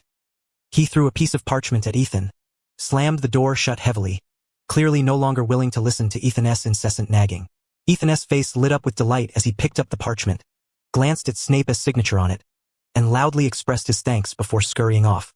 When Ethan returned to the study classroom clutching a stack of books, he was surprised to find Hermione and the other two gathered around a wizard chessboard, engaged in a fierce battle. Judging by their expressions, it was clear Hermione had lost quite a few games. Queen to e5. "Hermione, you've lost again." Ron and Harry burst into loud laughter. Hermione's face flushed with anger, but she was at a loss for words. Indeed, in wizard chess, she could not defeat Ron. Ethan lowered his gaze to the books in his arms and curiously approached. "How do you play chess here? We're waiting for you to come back." Hermione breathed a slight sigh of relief, immediately standing up. With a wave of her hand over the board, the carefully arranged wizard chess pieces toppled in disarray. Ron curled his lip, packed away the chessboard, eyes gleaming as he pointed at the notebook. "Ethan, what's written in here?" Ethan set the books down, smiling cheerfully. "This is my notebook for mistakes." He waved his wand, and dense lines of letters and formulas appeared instantly. "Don't look too closely. These are all errors," Ethan warned as he noticed the trio engrossed in the contents. Hermione pondered for a moment, furrowing her brow. "Indeed, these are incorrect casting methods, and some are quite dangerous. Why do you record so many erroneous formulas?" To avoid making the same mistake twice, Ethan explained, waving his wand again as the writing on the notebook swiftly vanished. Harry suddenly understood. "No wonder you added a concealment charm."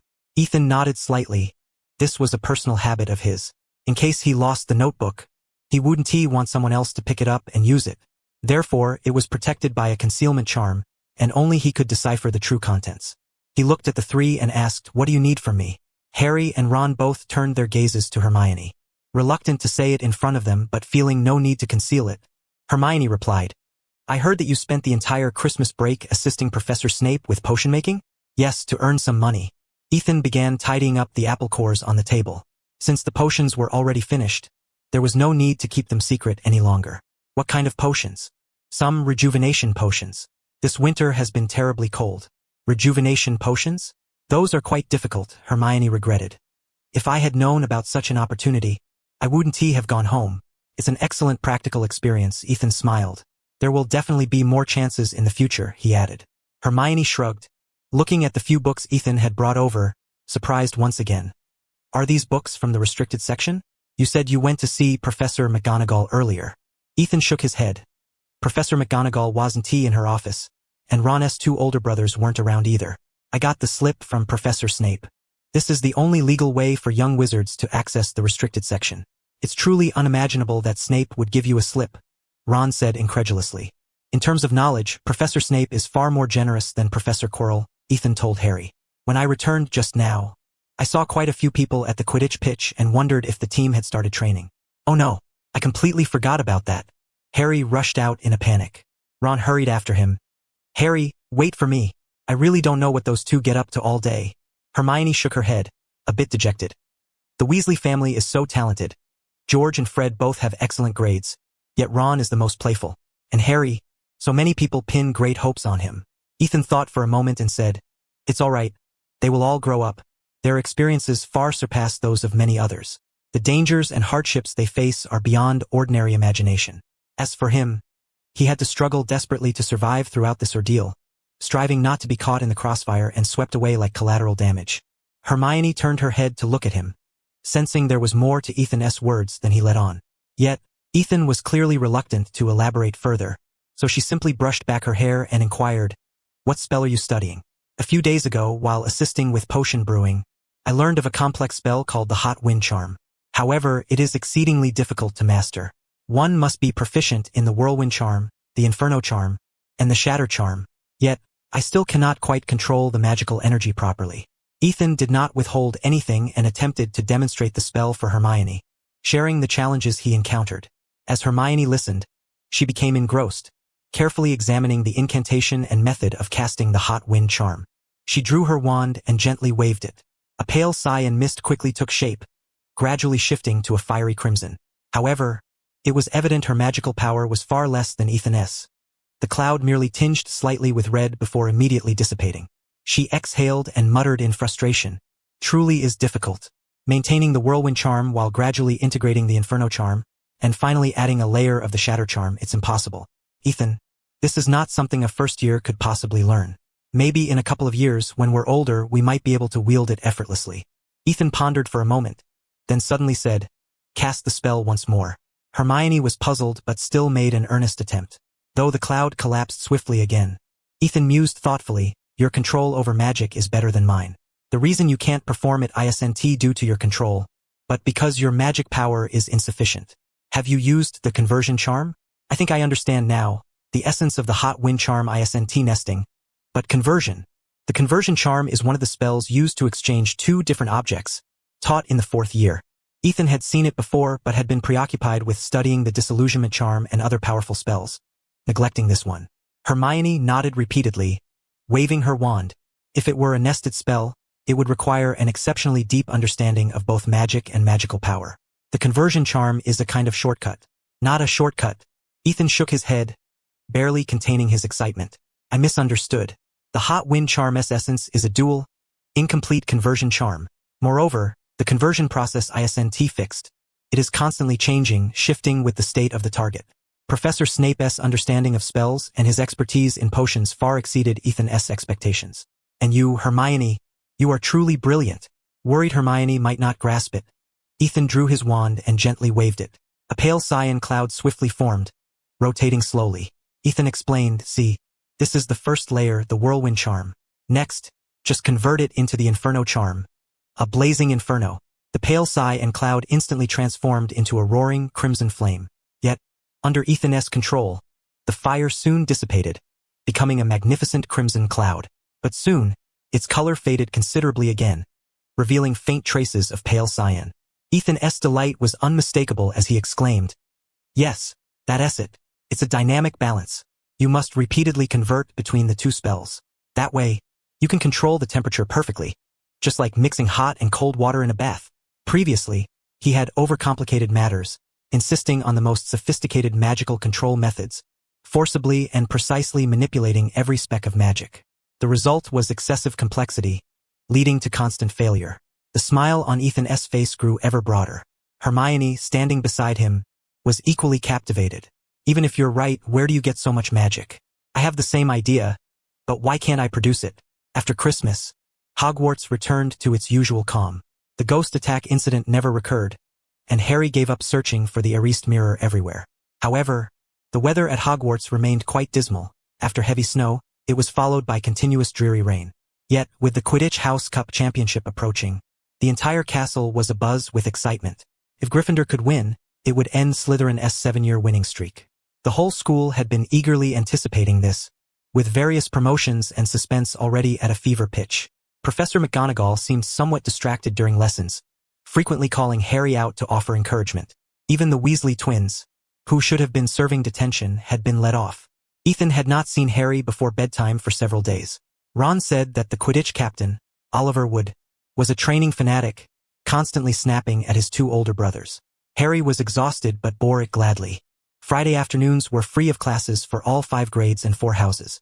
The Quidditch House Cup final was originally scheduled for that afternoon, but due to the severe weather, it was postponed to Saturday. Today's afternoon match was between Hufflepuff and Ravenclaw, serving as a warm-up for tomorrow. Ethan disliked noise, and since today's match did not involve Gryffindor, he chose not to join the crowd. Instead, he hid in the study room, continuing to practice the conversion charm. When the balance between the Whirlwind Charm and Inferno Charm was maintained for a while, finally converting into the Shatter Charm, that was the Hot Wind Charm. Of course, Ethan also discovered Professor Snape's deceit. Snape claimed the spell could be used offensively against enemies, but in truth, he had lied. Strictly speaking, the hot wind charm is merely a technique for controlling magical power and spells. The caster must constantly maintain equilibrium between the two. Otherwise, the spell collapses instantly and becomes utterly harmless. At first, Ethan was somewhat angry upon realizing this. But on reflection, if the hot wind charm were truly a highly destructive dark spell, how could Snape have so easily taught it to him? Their relationship was not that close. Once he understood this, Ethan muttered a few curses about Snape's cunning and then felt at ease. Luna pushed open the classroom door, found Ethan, and cheerfully asked, "Ethan, do you remember what we talked about last time?" Ethan stared at her for a moment, then quickly recalled what it was. She had discovered an interesting place and asked if he wanted to go together. That place was likely the Forbidden Forest. Ethan glanced out at the drizzling rain and curiously asked, "Now?" Luna nodded, patted the small bag slung over her shoulder, and smiled brightly, revealing teeth like fragments of jade. "I prepared some gifts, but the school guards have been too strict lately, with howling curses everywhere." She had tried several times before but failed to slip out, so she waited for an afternoon without classes to come find Ethan. Ethan considered for a moment and nodded. "All right, let us go now. It's good to leave early and return early." The Forbidden Forest at night was too dangerous, not only because of the magical creatures within but also due to Quirrell, the unicorn hunter. This afternoon, he could familiarize himself with the forest's terrain and then act opportunely. He tidied his desk and, hand in hand with Luna, happily left the school. He wished to be more composed, but he could not keep up with the lively little witch beside him. If he did not skip along, he would be left behind. Hagrid was guarding the entrance to the Forbidden Forest, accompanied by a large black dog. "If we go this way, we'll definitely be stopped," Luna said as she rummaged through her pocket and produced a small box filled with white powder. "But don't worry, it's been raining all day, and I brought some odor-removing powder." She grabbed a handful, sprinkled it over Ethan, then handed him the box. Mimicking her, Ethan sprinkled the powder over her as well. "Ethan, do you like the Christmas gift I gave you?" I really do." Luna's Christmas present was a crystal orb the size of a fist, within which a pair of tiny dancers performed a lively duet beneath swirling snowflakes. Ethan placed it on his bedside table and made it a point to gaze at it for a while before drifting to sleep. Evidently, this was not Luna's first venture into the Forbidden Forest. She led Ethan on a winding path, dodging to the east and west, yet remarkably, they never drew Hagrid's attention and successfully slipped into a vast grove of towering oaks. The light around them dimmed considerably, and the ground beneath was soft and decayed, layered with countless years' accumulation of rotting leaves. The air was thick with the earthy, sweet musk of soil mingled with the faintly sour scent of decomposing wood, an unpleasant combination. Were it not for the relatively good ventilation here, noxious miasma might have taken hold. Luna's eyes widened, her pale irises seeming to reflect everything around her. She grasped Ethan's hand and exclaimed joyfully, "Over there!" Following her lead, Ethan ran alongside her to the edge of a puddle. Luna released his hand, retrieved a piece of beef from her bag, intricately tied with a colorful ribbon. "It might be a little late, but I still want to say Merry Christmas," she said, tilting her head toward the air. She untied the ribbon and tossed the beef into the void. Then, Ethan watched as the piece of meat gradually vanished into thin air. His pupils constricted as he whispered, "Thestral?" The Thestral, a profoundly mysterious magical creature, was said to be visible only to those who had confronted death directly or had come to understand its true meaning. Legend had it that Hagrid was the only person in all of Britain to have tamed a Thestral, and those dwelling in the Forbidden Forest were all under his care. Typically, these creatures pulled the school's carriages, but occasionally, when Dumbledore was away on extended travels and wished to avoid apparition, he would use a Thestral for transportation. The Thestral itself symbolized death and ominous portent, and the core of the Elder Wand was believed to be a Thestral's tail feather. At this thought, a subtle ripple stirred within Ethan's heart, and he tentatively asked, "Luna, may I touch it?" Luna looked up at the air for a moment and replied absent-mindedly, "It's gone." "Ethan, I don't think it likes you very much." Ethan shook his head regretfully. This creature seemed even smarter than Hermione. "Don't worry, it's probably just our first meeting. We'll come here often, and it'll grow fond of you over time." As she spoke, Luna produced several more pieces of beef, carefully arranging them on the ground. "These are gifts for the Nargles. I hope they won't bother me too much in the coming year." Ethan watched silently. Though he wasn't certain whether Nargles really existed, Luna explained that when someone tells a lie, the number of Nargles surrounding them increases. She used this to discern truth from falsehood, and she had never been wrong. This led Ethan to somewhat believe in their existence himself. Perhaps Luna possessed an extraordinary gift, like a natural legilimens, able to vaguely perceive a person's true thoughts and thus distinguish reality from deception. Luna continued speaking to the air. Ethan listened for a while, glancing around. The towering oaks formed a shadowy canopy, and the darkness was so thick that to encounter someone here by accident seemed nearly impossible unless they literally bumped into each other's faces. From the gloom, a faint, furtive gaze fixed itself on Ethan. Suddenly, a prickling sensation erupted across his scalp. Without hesitation, he drew his wand and growled. Protego. A jet of dark energy sliced through the air, striking Ethan's back and knocking him to the ground. Thanks to the timely shield charm, he suffered no injury and quickly deduced that the assailant must be far away. Otherwise, the spell's impact would have been far more severe. Ethan twisted sharply to the side just as another dark bolt crashed into the earth, sending a plume of dirt skyward. He swiftly pulled Luna down and urgently whispered a spell. Protego. Luna was momentarily stunned but understood they were under attack. She gripped her wand tightly, though she seemed somewhat bewildered. Thanks to Professor Quirrell, first-year witches and wizards had no opportunity to learn offensive magic, so when confronted with an ambush, they were utterly helpless, unsure how to defend themselves or counterattack. Ethan dragged her behind a sturdy oak and whispered, "Don't be nervous. The one dare come closer." Silence fell once more. The air grew heavy and oppressive, making each breath laborious. Ethan was neither one to wait passively nor to endure blows without retaliation. A shadow flickered in his eyes. After a brief hesitation, he whispered, "From now on, I need you to close your eyes and slowly crouch down. If I don't speak, do not open them." Though unsure why, Luna nodded and withdrew her wand, covering her eyes tightly as she lowered herself gradually. Ethan watched her intently. With a silent flick of his wand, both their forms vanished from sight. Silent casting, invisibility charm, and body double enchantment combined. Having completed the preparations, Ethan gripped his wand and stepped deeper into the shadowed forest. After nearly 30 meters, he finally glimpsed a figure. A tall man cloaked in black robes, striding into the forest's depths. Ethan's pupils constricted as he raised his wand and pointed coldly. The air was silently cleaved, and an invisible blade sliced through leaves, carving a sharp incision. Whoosh, whoosh, whoosh. 3 invisible blades followed in rapid succession. The figure more than 10 meters away reacted abruptly, brandishing his wand to cast a shield charm. Golden sparks erupted around him, followed by 3 more bursts. Stomp, stomp, stomp. The man staggered backward several paces. Ethan crouched low and advanced swiftly, striking again with his wand, channeling all 21 points of his magical power. His blade sang a piercing whistle as it struck the man's chest with brutal force. The black robes tore apart, revealing an unfamiliar face twisted with fury. Ethan blinked in surprise. He had expected Quirrell's meddling but was met instead by a stranger. This fellow did not look like anyone from the school. Why was he in the Forbidden Forest? Was he not afraid of Dumbledore? At that thought, Ethan's attack intensified. Had it been a professor, he might have hesitated, but a stranger who dared ambush him and expected to escape unscathed? Dream on. Another fierce strike whistled through the air as Ethan changed position. Thanks to the body double charm, the man couldn't immediately pinpoint Ethan's location. His face grew increasingly enraged as he frantically blasted spells in all directions, but wary of raising a commotion, he refrained from unleashing more powerful fire spells. Ethan, however, had no such reservations. He produced 2 crystal vials, originally intended for Quirrell but now fatefully repurposed.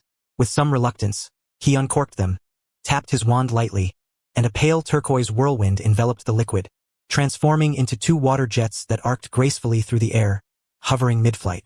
Seizing the moment, Ethan slammed his wand downward, drenching the stranger in the purple and brown potions. Sizzle. Caught completely off guard, the middle-aged wizard's face swelled grotesquely into a pig-like snout, followed by a burst of white smoke as his Ethan felt the restless stirrings of the wand in his hand, his gaze harboring a ruthless resolve far beyond his years. He lifted the wand, pointing it distantly at the middle-aged wizard, and issued a sharp command. Fall unconscious. The wand emitted a mournful wail, its tip bursting into a crimson blaze. The middle-aged wizard collapsed heavily onto the ground. Ethan strode forward, eyeing the man who had fainted. He raised the wand, then lowered it repeatedly, his expression alternating between fierce determination and inner struggle. Finally, he sighed, relinquishing some troubling thoughts. He produced a pair of dragonhide gloves and swiftly searched the man's person, retrieving a pouch, several peculiar crystal bottles, and a scroll of parchment. These were spoils of victory. Ethan would not leave a single item behind. After the search, he cast a cutting charm, tearing the man's clothes into strips, which he then tied together and hung from a tree. With a flourish of his wand, he shot a massive firework skyward. The commotion was loud enough to draw attention, whether from Hagrid or the school itself. Such unusual disturbances could not be ignored. Ethan then unleashed a whirlwind spell upon the naked wizard, erasing all traces of his presence. He scattered a few haphazard curses around, blowing the surrounding earth into chaotic disarray. Only then, burdened with all the spoils, did he set off in search of Luna. A human-shaped apparition appeared, and Luna materialized before his eyes. The young witch was still crouching by a tree, her hands shielding her eyes. "All right, let us go back," Ethan whispered gently, pulling her to her feet and heading out of the forbidden forest. Luna glanced back, noting the loud noises and unfamiliar screams from earlier. Who were they? Don't know. Definitely not wizards from the school. What happened to him? I gave him a bottle of swelling potion and knocked him out, Ethan replied swiftly. Luna blinked. As they hastened out of the forest, Ethan's expression suddenly changed. He pulled Luna behind an oak tree, tense and alert. Figures on broomsticks swiftly descended toward the direction of the earlier fireworks.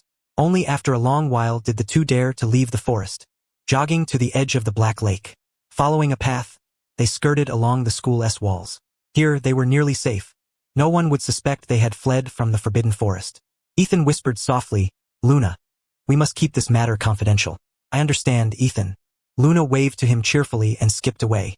Ethan watched her leave, intending to return to the dormitory. Yet after a few steps, an inexplicable unease crept over him, as if something had been overlooked. He furrowed his brow, his thoughts unraveling like a film rewinding rapidly to the moment before the attack. He stopped, his face growing increasingly troubled. Suddenly, he recalled.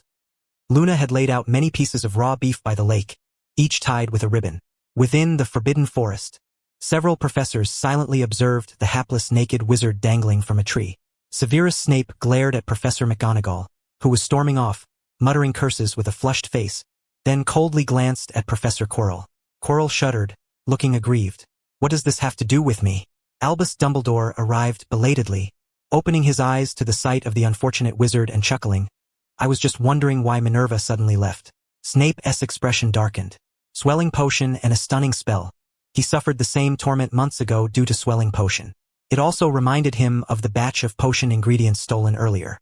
Give him some healing potions and a robe. With so many students at the school, we can't have him wandering around naked, Dumbledore instructed.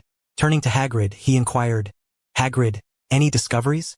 A unicorn was nudging Hagrid with its head, its silver mane silky and lustrous as the finest satin. Quirrell kept glancing over, his eyes darting nervously. Hagrid finally stroked the unicorn's head, then let it go. Approaching Dumbledore, he hesitated. It said that not long ago, two youngsters sneaked into the forbidden forest. They greeted the Thestral and were ambushed by this fellow. The professors' faces simultaneously darkened. Dumbledore's expression grew grave, an invisible pressure enveloping the surroundings, making it hard even for Hagrid's large frame to breathe. "Quick, search the area," Dumbledore commanded. "Wait." Hagrid stopped several professors, hesitating further. It said one young wizard blocked the ambush and defeated the assailant, then fled. He pointed with his thick finger at the man hanging from the tree, his furry face filled with disbelief. This was an adult wizard, possibly a malevolent dark wizard. Even a fifth-year student would be only 16 years old. The news was truly astonishing. Even Dumbledore was taken aback, glancing at Snape and Quirrell with a smile. Among the fifth-year students, who has befriended the Thestral? Two professors furrowed their brows, recalling silently, then shook their heads. Snape said grimly, "Swelling potion is a third-year subject. Fifth years no longer study it. This must be an illicitly brewed potion." Quirrell timidly added, "Maybe we should narrow the scope to wizards who have taken the care of magical creatures class, as that's the only way they could have contact with the Thestral. Don't forget, second years can ride the carriages pulled by Thestrals back to school." Snape's voice lowered in a cold tone. "Besides, ordinary people cannot see them." Dumbledore pondered. Then his face softened. "Whoever it is, this is good news. You have nurtured a formidable young wizard who successfully protected himself, defeated an enemy, and, after stunning him, did not cause further harm, only a mild punishment." Hagrid shrugged and added, "I guess they fled secretly, worried about being punished for trespassing into the forbidden forest." Snape and Quirrell remained non-committal. Dumbledore sighed. "Hagrid, This is your negligence. You must reflect on this. The fifth years have too many tricks up their sleeves. Headmaster, Hagrid grumbled, prompting Snape to frown deeply and retort expressionlessly. Mr. Rubius Hagrid means you are unfit to guard the game reserve? Hagrid shrugged again, falling silent. Dumbledore raised his hand calmly. Severus, treat him and awaken him. Let us examine his memory. Snape immediately lowered the man and produced a vial from his pocket, applying the potion to the man's swollen face. The swelling quickly subsided, revealing a completely unfamiliar middle-aged visage. Dumbledore sighed. A very unfamiliar face. It seems he sought something at the school. Snape examined him closely, his expression darkening further. This fellow is very weak, likely severely injured. Humph. Such a wretch deserves a lifetime in Azkaban, Hagrid growled. Snape shot him a glance, his wand coldly pointed. Finite incantatum. The middle-aged wizard shuddered and slowly opened his eyes. But upon recognizing Dumbledore, Snape, Hagrid, and a professor in a large hat standing before him, despair flooded his gaze. His eyes rolled back, and he fainted again. Ethan spent the entire night on edge, terrified that a few carrots might betray his identity, leading Professor McGonagall to deliver him to Azkaban for further study. The night passed without incident. Early on Saturday morning, all the houses received simultaneous notifications, summoning them immediately to the Great Hall for a meeting. Ethan's heart skipped a beat, vaguely sensing what might be amiss. Yet, no one had sought him out all day yesterday. Perhaps he and Luna had not been exposed. With a restless mind, he followed the others into the hall, deliberately choosing a seat out of sight from the place of honor. At the dais, Albus Dumbledore stood alongside the professors, awaiting their arrival.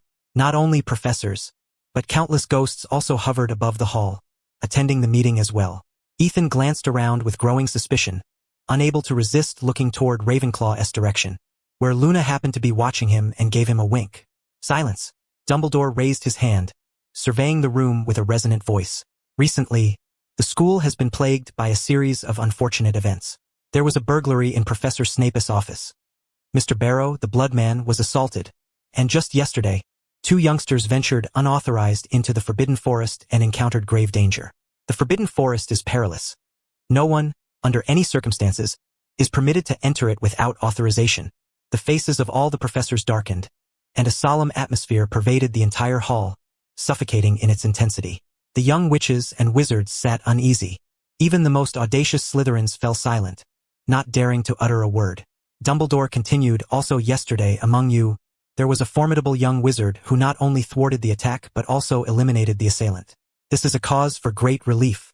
However, I must inform you, the attacker was a notorious dark wizard, weakened only by a perilous experiment, which allowed him to be defeated. Had he been at full strength, none of you could have overcome him. We now suspect that the recent incidents at the school are connected to him and his accomplices. But rest assured, the Aurors of the Ministry will soon apprehend them all. The school deeply regrets the breach in our defenses. Henceforth, I pledge that the school will enhance all protective measures, assign professors to patrol, and employ thunderous force to strike down any dark wizards who illegally infiltrate the school. Listening to the principal's solemn assurances from the dais, Ethan's eyes grew ever brighter, his spirit lifted with a thrill. Wonderful. The scapegoat. No, the culprit has been found. The school is safe. All will pass peacefully. No wonder. After the Monkey King's havoc in heaven, every deity greeted him with smiles and called him great sage. So affectionate indeed, Ethan mused, shaking his head. After the meeting dispersed, smiles adorned everyone's faces, even the ghosts. The wrongdoers were caught, the school was secure, all mysteries began to unravel, and once again, everyone could resume their gatherings. As for the dark wizards daring to sneak into the school, the Dementors in Azkaban would surely take good care of them. Ethan tossed a chocolate frog into his mouth. The rich, fragrant sweetness of strawberry jelly mingled with cream filled his palate, making him feel utterly delightful. He took out the confiscated wand and examined it closely. It appeared to be made of pine, 11.5 inches long, with a unicorn hair core. This wand strongly resisted him. Previously, in the Forbidden Forest, he had barely managed to cast a stupefy. More powerful spells were beyond his reach. The phrase too precious to discard, yet useless to wield aptly described this wand. Clutching it tightly, a faint glow flickered in Ethan's eyes. Wand, pine. Exchange value. 5. Magical power, mana affinity, mental strength, mental resistance, spell resistance. I really can't keep you, Ethan sighed softly, choosing to exchange it. In an instant, the entire wand withered and dulled considerably, losing its former luster, and even its invisible resistance waned to the extreme. Ethan grasped it again. Wand Pine. Exchange value. 2 mana affinity. Mental resistance. Suddenly, the wand in Ethan's hand snapped in two like rotten wood, revealing a core devoid of any sheen. A pale azure whirlwind rose, gradually shifting to a fiery red. Ethan opened the window. The cold wind blew in, carrying away a handful of ash. He then pulled out several crystal vials, scrutinizing them for a moment before frowning. Antidote, white fresh essence, and blood tonic. Dumbledore was right. This person had indeed suffered grievous wounds. Could he also be seeking unicorn blood? Then why had he recklessly launched a sneak attack on Ethan? Muttering in frustration, Ethan produced a yellowed blank parchment.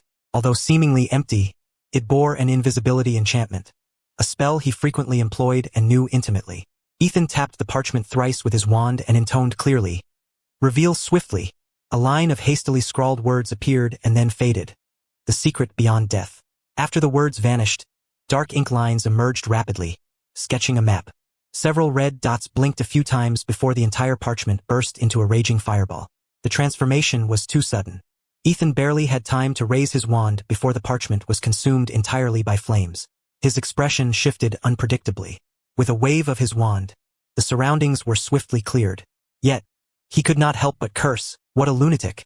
When the red dots flickered earlier, he had naturally discerned their locations. One in the headmaster's office, one in Professor Quirrell's office, and another seemingly on the 8th floor of the castle, though too vague to determine precisely.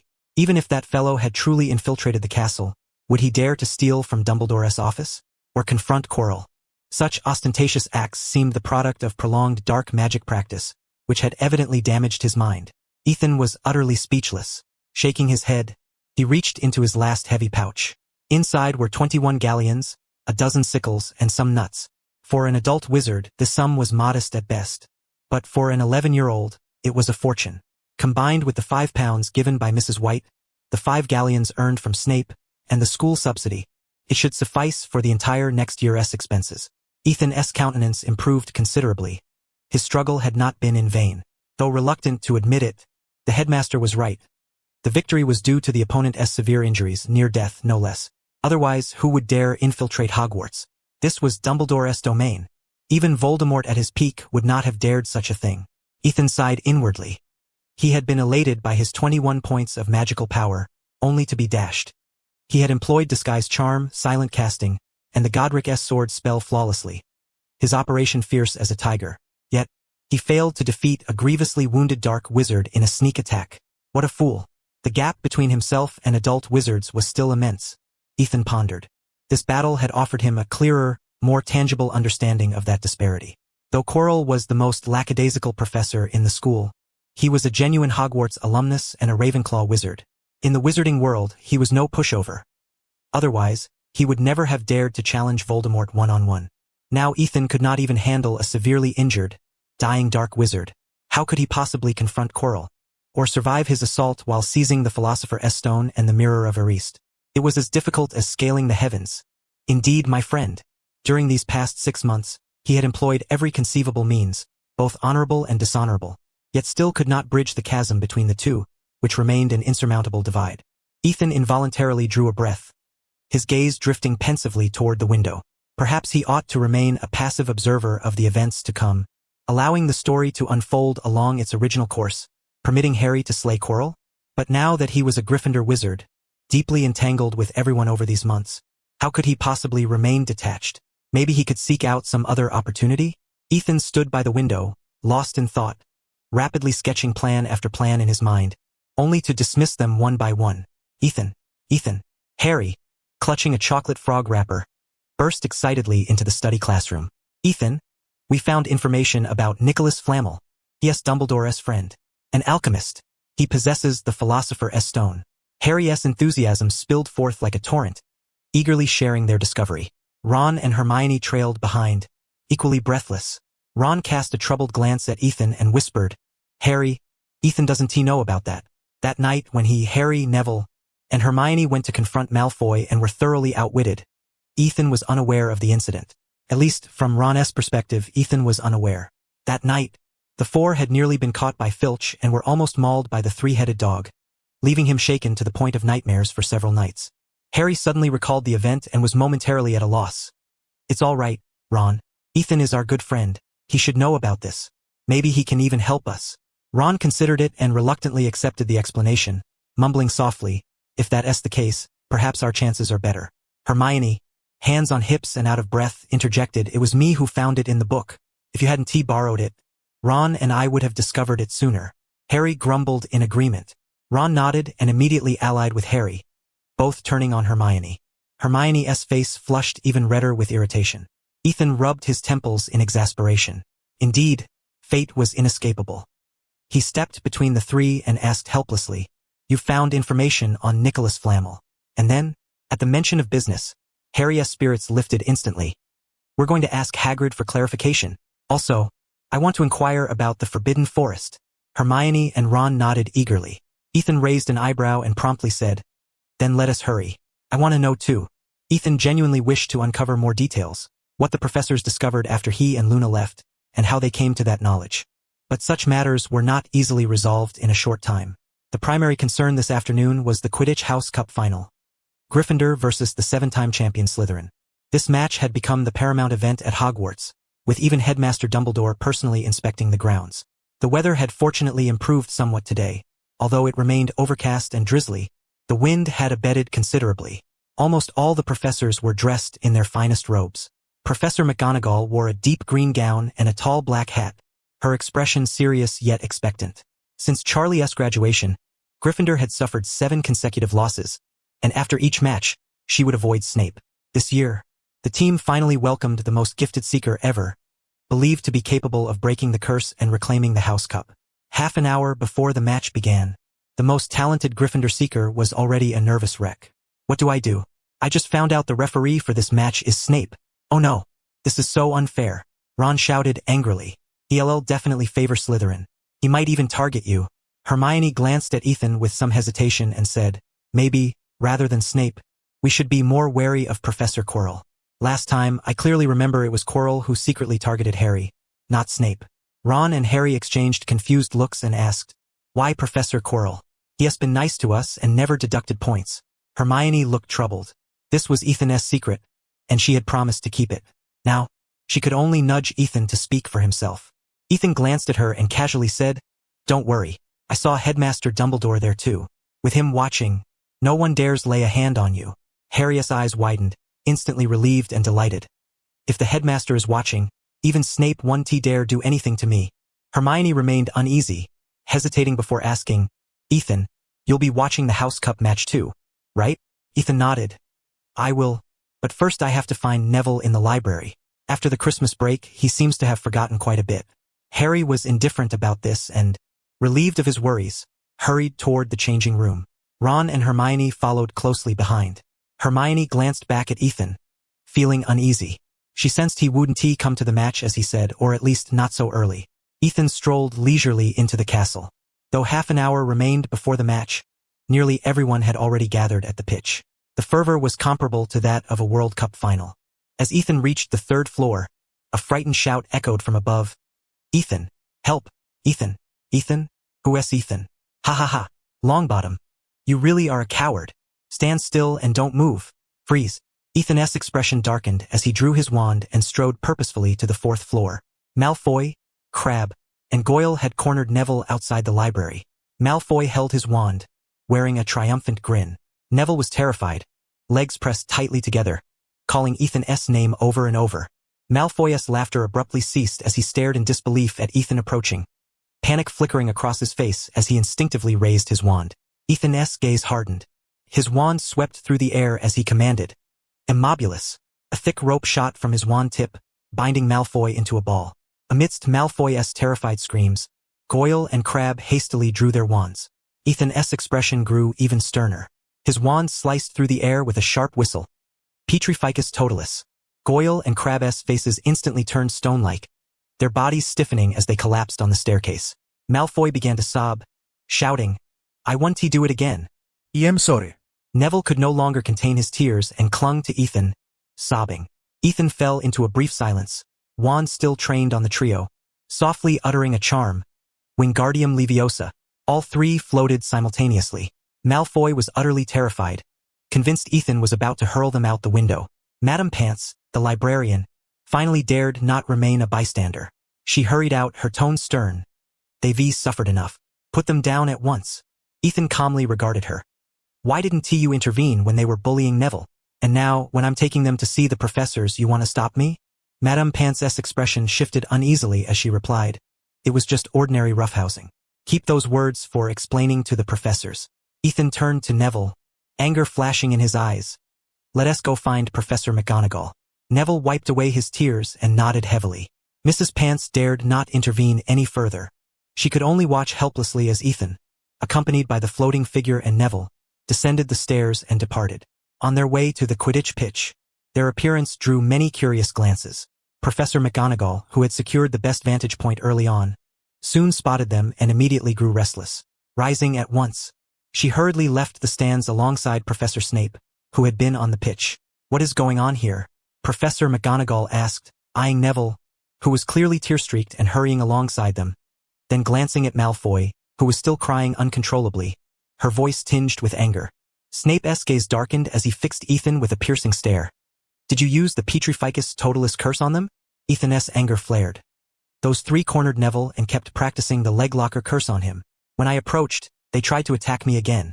I was forced to defend myself, and Mrs. Pants just sat there and did nothing. She only tried to stop me when I was bringing them to find the professors. Unable to hold back any longer, Neville burst into loud sobs. Snape's face registered shock as he suddenly stared hard at Malfoy. Professor McGonagall's cheeks flushed visibly with rage, her eyes blazing. She drew her wand, pointed it at Neville's legs, and without uttering a spell, the leglocker curse was lifted. Neville threw his arms around Ethan once more. Put them down, Ethan.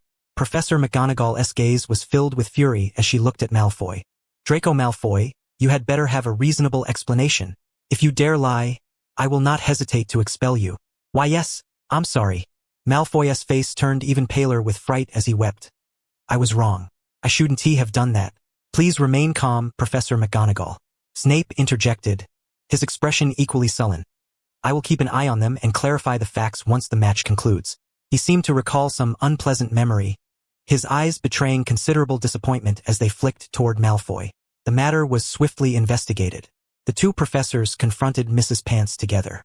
Under their stern gaze, the irritable librarian was forced to grimace and offer an explanation, daring not to conceal anything. Yet both Minerva McGonagall and Severus Snape were deeply dissatisfied with her. As the librarian, to have allowed such behavior to occur and then attempt to cover it up was utterly reprehensible. Snape also examined Malfoy's wand, confirming that he had indeed cast the leglocker curse. By this point, all the evidence was in place. Snape immediately declared a deduction of 150 points from Slytherin, and imposed a 1-month detention on Malfoy, Crabbe, and Goyle. Should they offend again, he vowed to expel them personally. Neville cried twice over, even earning McGonagall's sympathy. Neville's parents, Frank and Alice Longbottom, had been driven insane by the Cruciatus curse during the battle with Death Eaters 11 years ago, a pain deeply etched in every member of the Order of the Phoenix. Therefore, when she angrily demanded Malfoy's expulsion but heard Snape plead for leniency, McGonagall was struck with astonishment, disappointment, and an even greater fury. This nearly led to a heated argument between the two professors, eventually drawing the attention of Albus Dumbledore. Only after his mediation did Professor McGonagall relent and release Malfoy and his companions, storming off with Ethan and Neville in tow. Ethan, should I tell my grandmother? Neville sobbed. Ethan hesitated, then sighed. Malfoy and the others have been punished. I'm not defending them, but your grandmother is quite old. If you tell her, all she'll do is get angry and worry about you. You're a young man, you'll face things like this again. You have to be brave and overcome them. Don't let your family worry about you constantly. Neville. Ethan and Neville had always been close friends, perhaps closer than anyone else in their dormitory. Seeing Neville bullied just now had genuinely angered him. Neville sniffled. I want to tell Grandma. Professor McGonagall felt relieved and was about to say something, only to hear Ethan add, I'll teach you some powerful spells. Next time you meet Malfoy, you can give him a taste of his own medicine. If your wand doesn't work well, you can always use your fists. Neville nodded emphatically. I'll give him everything I've got. McGonagall's expression stiffened, and she pretended not to have heard, ignoring them as she hurried back to the stands. The Quidditch pitch was a roaring sea of cheers. Everyone was shouting at the top of their lungs. Harry swooped around the field like an eagle, diving sharply and swiftly capturing the golden snitch. The crowd erupted with a thunderous roar, so loud that even Ethan felt his eardrums ache. This grandly prepared House Cup semifinal concluded in less than 5 minutes. Gryffindor ended Slytherin's 7-year winning streak. On the stands, Professor McGonagall abandoned her usual composure, shouting loudly and even pumping her fist at Snape. Snape's expression was indeed extremely unpleasant, in every conceivable way. The match was over, so swift that even Ethan was surprised. Slytherin didn't put up much of a fight, he remarked, but that was of little consequence. He patted himself down and, with Neville, walked off cheerfully. 2 hours later, Harry, Ron, and Hermione arrived at the study room together. Ethan, you won, believe it. Professor McGonagall just awarded us 50 points. Harry's cheeks were flushed, excitement shining in his eyes.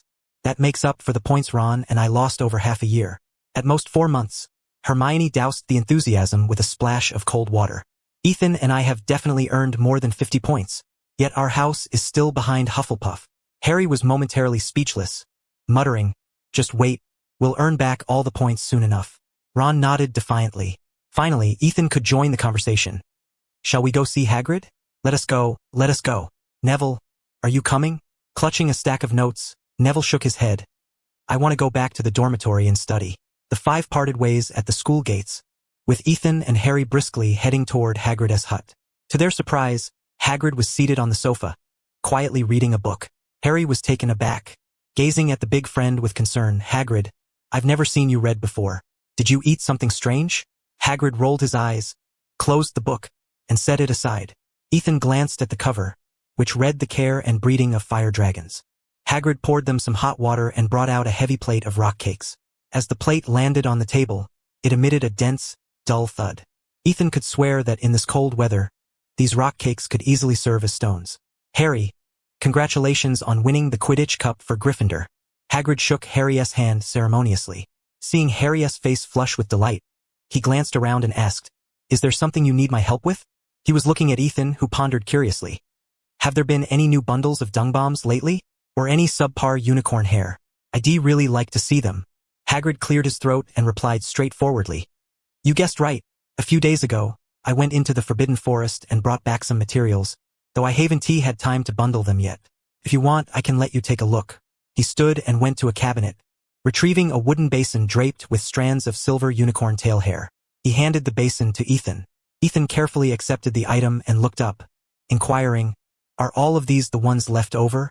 Although they were selected by Ollivander, still no, if I were to say it would lose its meaning. Hagrid gazed at all the little ones with a cheerful smile and said, If anyone can answer my question, I'll reward them with some tail hair. A prize for answering? The 4 of them straightened their backs simultaneously. Hermione was especially eager, casting a hopeful glance at Ethan. Hagrid, beaming with delight, posed the question, Which potion requires the use of silver unicorn tail hair? After asking, he looked toward Harry with anticipation in his eyes. Harry vaguely felt he had seen it somewhere before but suddenly could not recall, so he habitually turned to look at Ethan. Ethan pondered thoughtfully a common antidote. Harry and Ron immediately experienced a moment of clarity. Harry blurted out, I remember now. The notes Ethan gave me before Christmas had the recipe for the antidote. Ron shook his head repeatedly, saying, I was just about to remember. Hagrid clicked his fingers merrily and selected a long silver unicorn tail feather, wrapping it around Ethan's sleeve cuff. I know it too. Hermione expressed her frustration with a look of regret. She had forgotten that this was not a classroom, and when she recalled the answer, she had instinctively raised her hand first. Ethan looked at her and said, Next question. Which potion requires golden unicorn tail hair? That's right. Although silver unicorn tail hair can also be used, the golden tail hair produces a better effect, Hagrid said, then looked at Harry with even greater expectation. Harry murmured for a long while but still responded blankly, muttering, I guess this must not be first-year knowledge. Realizing that potion knowledge was a weak point for Harry, this impromptu quiz soon shifted toward Quidditch topics. Questions like what is the Bokov decoy spell? And what is a reverse pass? These were Harry and Ron's strengths, and soon both of their arms were adorned with several unicorn tail hairs. Hermione rolled her eyes. She indeed could not answer these questions. To surpass Ethan and claim first place in the entire grade by the final exam, she had devoted all her time to studying. Ethan was indifferent as well. He had touched all these tail hairs and found no exchange value, so it did not matter whether he took them or not. As for whether he could brew the antidote, that was impossible. The antidote required more than just unicorn tail hair. When the quiz game ended, Harry asked Hagrid, "How was that dark wizard captured?" Hagrid broke off some rock cakes, gesturing for them to eat quickly, and shrugged. "Dumbledore wouldn't let me say, but as long as you're in the Forbidden Forest, there's nothing that can be hidden from me." The young wizards stared intently at the plate before them. Even Ethan wore a solemn expression. After a moment, Ron resigned himself, took a piece, put it into his mouth, bit it, but it would not break. Biting again, it immediately caused pain and he covered his cheek. Ethan, Harry, and Hermione all withdrew their hands, placing them properly on their laps, sitting very upright. "Hagrid, did you set up protective magic in the Forbidden Forest?" "No need for that," Hagrid said proudly. "The unicorns, thestrals, and centaurs in the Forbidden Forest are my friends. If anything happens, they'll tell me." "Unbelievable," Ron exclaimed. "Does the school know who defeated that dark wizard?" Hagrid tossed a rock cake into his mouth and chewed it with relish, shaking his head. "Unicorns can't identify. To their eyes, humans all look the same unless they've spent a long time with one. But unicorns don't like humans. Most magical creatures indeed dislike humans, and their tempers have never been particularly gentle." Everyone showed expressions of disappointment. Harry thought for a moment, then suddenly said, "Hagrid, we know what that dog was guarding. It was the Philosopher's Stone." Hagrid's eyes widened, and after a long pause, he said nervously, "No, that's not something you're supposed to know. All right, children, that's enough for today, you should head back." Seeing his reaction, Harry immediately revealed an I-knew-it expression and said loudly, "Hagrid, it's not hard to guess. Someone is after it. It's Snape. You might not believe it, but I saw it with my own eyes yesterday. He even forced Quirrell, demanding to know how to get past the three-headed dog." "The three-headed dog is your pet?" Hagrid was greatly astonished, shaking his head repeatedly. "Impossible. How could Professor Snape do such a thing? He is a professor at the school." Besides, no, Harry. "I can't tell you. You already know too much. I really don't understand how you even know about Fluffy." Hermione was stunned. She had no idea about this matter, but looking at Ron's expression, it was clear he knew. As for Ethan, he seemed unaware of this as well and showed surprise. "Hagrid, what I said is true. Snape definitely wants to steal the Philosopher's Stone." Harry looked at him urgently. "Why don't you believe me?" "Because Professor Snape also cast protective spells on the Philosopher's Stone," Hagrid said helplessly. "So he couldn't possibly steal the stone. And no one can. Besides me and Professor Snape, there are Professor Sprout, Flitwick, McGonagall, and Quirrell. Yes, even Dumbledore has cast spells." Hagrid grew more composed as he spoke. "You see, with so many professor spells, no one can steal the Philosopher's Stone. Besides, only Dumbledore and I know how to get past Fluffy. That's good. It seems Snape hasn't succeeded yet." Harry exhaled deeply, tugged at his collar, and looked at the tightly shut windows, feeling a bit strange. "Hagrid, it's really cold outside, but could you open a window? It's terribly hot in here." "No, Harry." Hagrid sat motionless in his chair, his broad frame blocking the fireplace completely. Ron, sitting at the edge, peered through a small crack at the fireplace and exclaimed in surprise, "There's a big black egg in the fireplace." "What is that?" "Oh, no way, Hagrid." He seemed to realize something and wore a very astonished expression. No matter how well hidden, Hagrid revealed a helpless look and stammered, "It's just an egg." Ron stated confidently, "A dragon egg." "That's right, it really is a dragon egg." Hermione and Harry both opened their mouths wide, dumbfounded. Ethan maintained his low profile but, upon seeing the legendary dragon egg, couldn't help but display some curiosity. After all, it's a dragon, although it looks like a giant lizard. Its power is undeniable. Harry said in a daze, "Where did you get a dragon egg?" "Won it." Hagrid smiled warmly. "I won it from an Irishman while drinking at a tavern. But that's illegal." Ron muttered. At the 1709 Wizarding Congress, the law banning the keeping of fire dragons was formally passed. Fire dragons are also extremely difficult to tame and very dangerous. Ethan asked with curiosity, "Are there no dragons at Hogwarts?" "No, it's too dangerous." Hagrid sighed. "But I have always wanted to raise a dragon. You see, I can even raise Fluffy well, and now he can help out." The group exchanged glances, unsure what to say. "All right, children, it's getting dark. You really should head back." The four could only leave the hut reluctantly. On the way back, Harry and Ron kept worrying that if it were discovered Hagrid was hatching a dragon egg, he would be in serious trouble. Ethan listened silently to the three of them talking, rarely speaking, appearing somewhat withdrawn. That dragon egg was deliberately lost to Hagrid by Professor Quirrell, and at the same time, he discovered how to get past the Hellhound. However, He must have encountered some new trouble, which prevented him from making it all the way through. At this point in time, Voldemort was likely on the brink of death. He needed unicorn blood to sustain his life. In other words, Ethan couldn't help but glance back at the dark, forbidden forest. If the timing was right, perhaps he could launch a surprise attack or two in advance, weakening Quirrell as much as possible. Ideally, he would be able to seize Quirrell's wand. For the time being, he would have to be more diligent.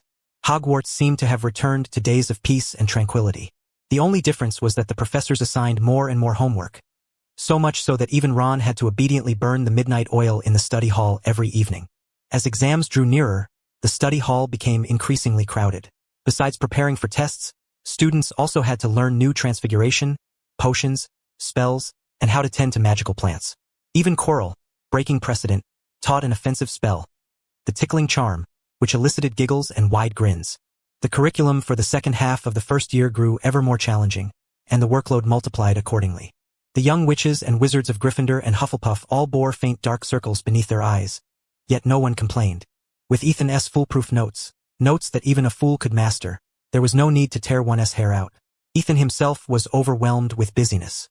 The young witches and wizards from the two houses rotated past him like a revolving lantern every day, to the point where he could now precisely distinguish each person's face and voice. Though exhausted, the rewards were far richer than usual. His experience points soared rapidly.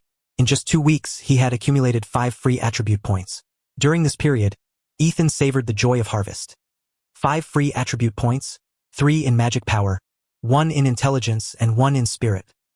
He felt himself growing stronger, yet when he touched his thick hair, he couldn't shake the feeling that he hadn't gained much strength after all. But looking at Albus Dumbledore's abundant hair, perhaps the more hair one had, the stronger one was. The weather remained bitterly cold at the end of January, with fierce winds howling and whistling eerily. That night, after parting with the last few Hufflepuff students, Ethan bent over his desk, jotting down plans for the next day and correcting some mistakes before finally concluding his day. He locked the door and strolled out unhurriedly, a smile gracing his face, hardly the demeanor of an 11-year-old wizard, but rather that of a veteran teacher nearing retirement. To be honest, Ethan was quite content with his current life. Fulfilling, stable, with kind and innocent friends, 3 meals a day, and the chance to dine and chat with Luna. Such happiness belonged only to the present. Of course, if Voldemort hadn't been stirring up trouble, he would have been even happier. Back in the dormitory, Harry, Ron, and Neville were gathered around Seamus, who had just performed a transfiguration charm in the room, nearly blowing Ron's rat to bits. Ethan found himself admiring Seamus's strange thought process. No matter what spell he cast, it always exploded spectacularly. Now even Ethan dared not let Seamus casually cast spells in the study hall. Ethan slipped under the covers, listening to the howling cold wind outside as he drifted off to sleep. Several hours later, he opened his eyes, donned his cloak, and quietly slipped out of the room. I swear, I'm not up to any good. Amid faint incantations, names flickered on and off on the Marauder's map. Ethan fixated on Quirrell's resting chamber, a faint smile tugging at his lips. Swiftly, he used a disillusionment charm and dashed headlong toward the Forbidden Forest without looking back. In recent days, Quirrell had at least secretly ventured into the Forbidden Forest 7 times. Ethan had been trying to find him, but always to no avail. The Forbidden Forest was quite vast, especially at night, dark and perilous. Ethan dared not venture too deeply. Unicorns were no easy adversaries, particularly adult ones. Even if they could not best the school's professors, they were by no means defenseless. Outside the forest, Ethan produced a vial of potion, took a deep breath, suppressed his nausea, and gulped it down. His figure quickly elongated, becoming tall and robust. His gaze dulled, wearing an expression of dim-wittedness. This was a backup measure. If Quirrell caught sight of his face, at least it wouldn't be Ethan's true visage. Goyle touched his pudgy face and plunged headlong into the Forbidden Forest. Tonight was dark and windy. Quirrell, who had trodden these paths countless times, should be making some noise, right? Half in anticipation, half in anxiety. Ethan pressed further in. The air carried a scent of decaying leaves and some unknown sour stench, accompanied only by the howling wind and the rustling of foliage. Suddenly, a faint white light streaked through the night but quickly dissipated. Ethan's eyes brightened as he stealthily moved toward the source. In a clearing amid the oak trees, a figure in black robes repeatedly fired blue flames from his wand. Several meters away, a silver unicorn continuously sprayed silvery blood. The unicorn reared its head and howled, yet no sound escaped. Ethan's pupils shrank to pinpoints. Silencing charm? No, that's not right. It's the mute charm. Whether human or animal, once struck by the mute charm, one cannot utter a single sound. Without the ability to perform silent magic, such a spell would render a wizard utterly powerless, like a defenseless lamb. Suddenly, everything became clear to Ethan, an epiphany. So it could be done this way. The mute charm, silent casting, the sandstorm curse. The unicorn's magical resistance was extremely high. Even for Quirrell, it would take painstaking effort to wear it down bit by bit. Of course, he might also be hesitant to unleash more potent curses, lest he cause too much commotion. Ethan felt the potion in his pocket and frowned slightly. Quirrell was fully concealed beneath his robes. The swelling potion wouldn't be much use, but Ethan couldn't just stand by and watch Quirrell succeed. After some thought, he retreated a few paces uneasily before drawing his wand and pointing it at the unicorn, lips moving softly. Impediment hex. Having done this, he immediately turned and fled, pointing his wand at himself as he ran. Enemy trap. This spell was akin to the invisibility charm but could also mask one's scent. He had used it before when Hagrid was leading the dogs. Behind him, the unicorn's agonized shriek tore through the night air. Quirrell was caught off guard. Even his hand gripping the wand trembled. Huh? The spell failed? He rasped, seeming reluctant to retreat so abruptly. In the darkness, Ethan gripped his wand tightly. His opportunity to strike might come, but not now. If he couldn't find the right moment, he would not act rashly and expose himself, alerting Quirrell. Once he acted, it had to be effective. The ground trembled, as if all the unicorns had come rushing. In the distance, urgent barking echoed. Quirrell steeled himself and suddenly unleashed a dazzling green light from his wand. The struggling unicorn stiffened instantly and collapsed rigidly. Ethan was horrified in the shadows, cold sweat breaking out on his back. Unforgivable curse. Avada Kedavra. This fellow. Quirrell seemed mad, suddenly pressing his face against the unicorn's corpse and drinking deeply. But soon, furious roars rang out from afar. It was Hagrid. He had arrived even faster than the unicorn, clearly unwilling to reveal his true identity. Professor Quirrell could only cast a resentful glare in that direction before abruptly springing into the shadows. The forbidden forest had descended into chaos. Hagrid did not pursue further. Upon discovering the fallen unicorn, he collapsed to his knees with a heavy thud and began to wail uncontrollably. Witnessing the entire scene, Ethan felt a chill settle deep within his heart. The unforgivable curse, such a horrendous revelation. The night was thick and inky, the wind howling high above, tugging at the clouds. At the edge of the forbidden forest, beside the black lake, Hagrid discarded his torch. The bright flames swiftly consumed the unicorn's corpse, his bushy beard trembling violently as if uttering words of anguish. Yet Ethan was too distant to discern either the words or the details. By the dormitory window, Ethan stared fixedly at the flickering firelight, rubbing his chilled fingers together. The unforgivable curse was without remedy, no counter-curse, no healing method. Once struck, death was inevitable. The killing curse, foremost among the 3 unforgivable curses, was a death sentence. Victims perished instantly, unstoppable even by protective spells like the ironclad charm. Throughout history, only one individual had survived the killing curse: Harry Potter. I am not Harry. To Quirrell, I am merely an inconsequential passerby. But if he suspects I pose a threat, might he unleash the killing curse on me? Such a possibility cannot be dismissed. Voldemort is no compassionate soul. Ethan massaged his brow thoughtfully. Perhaps there would only be 1 or 2 chances to act. This was far more difficult than he had originally anticipated. The deep night was beginning to fade slowly at the horizon.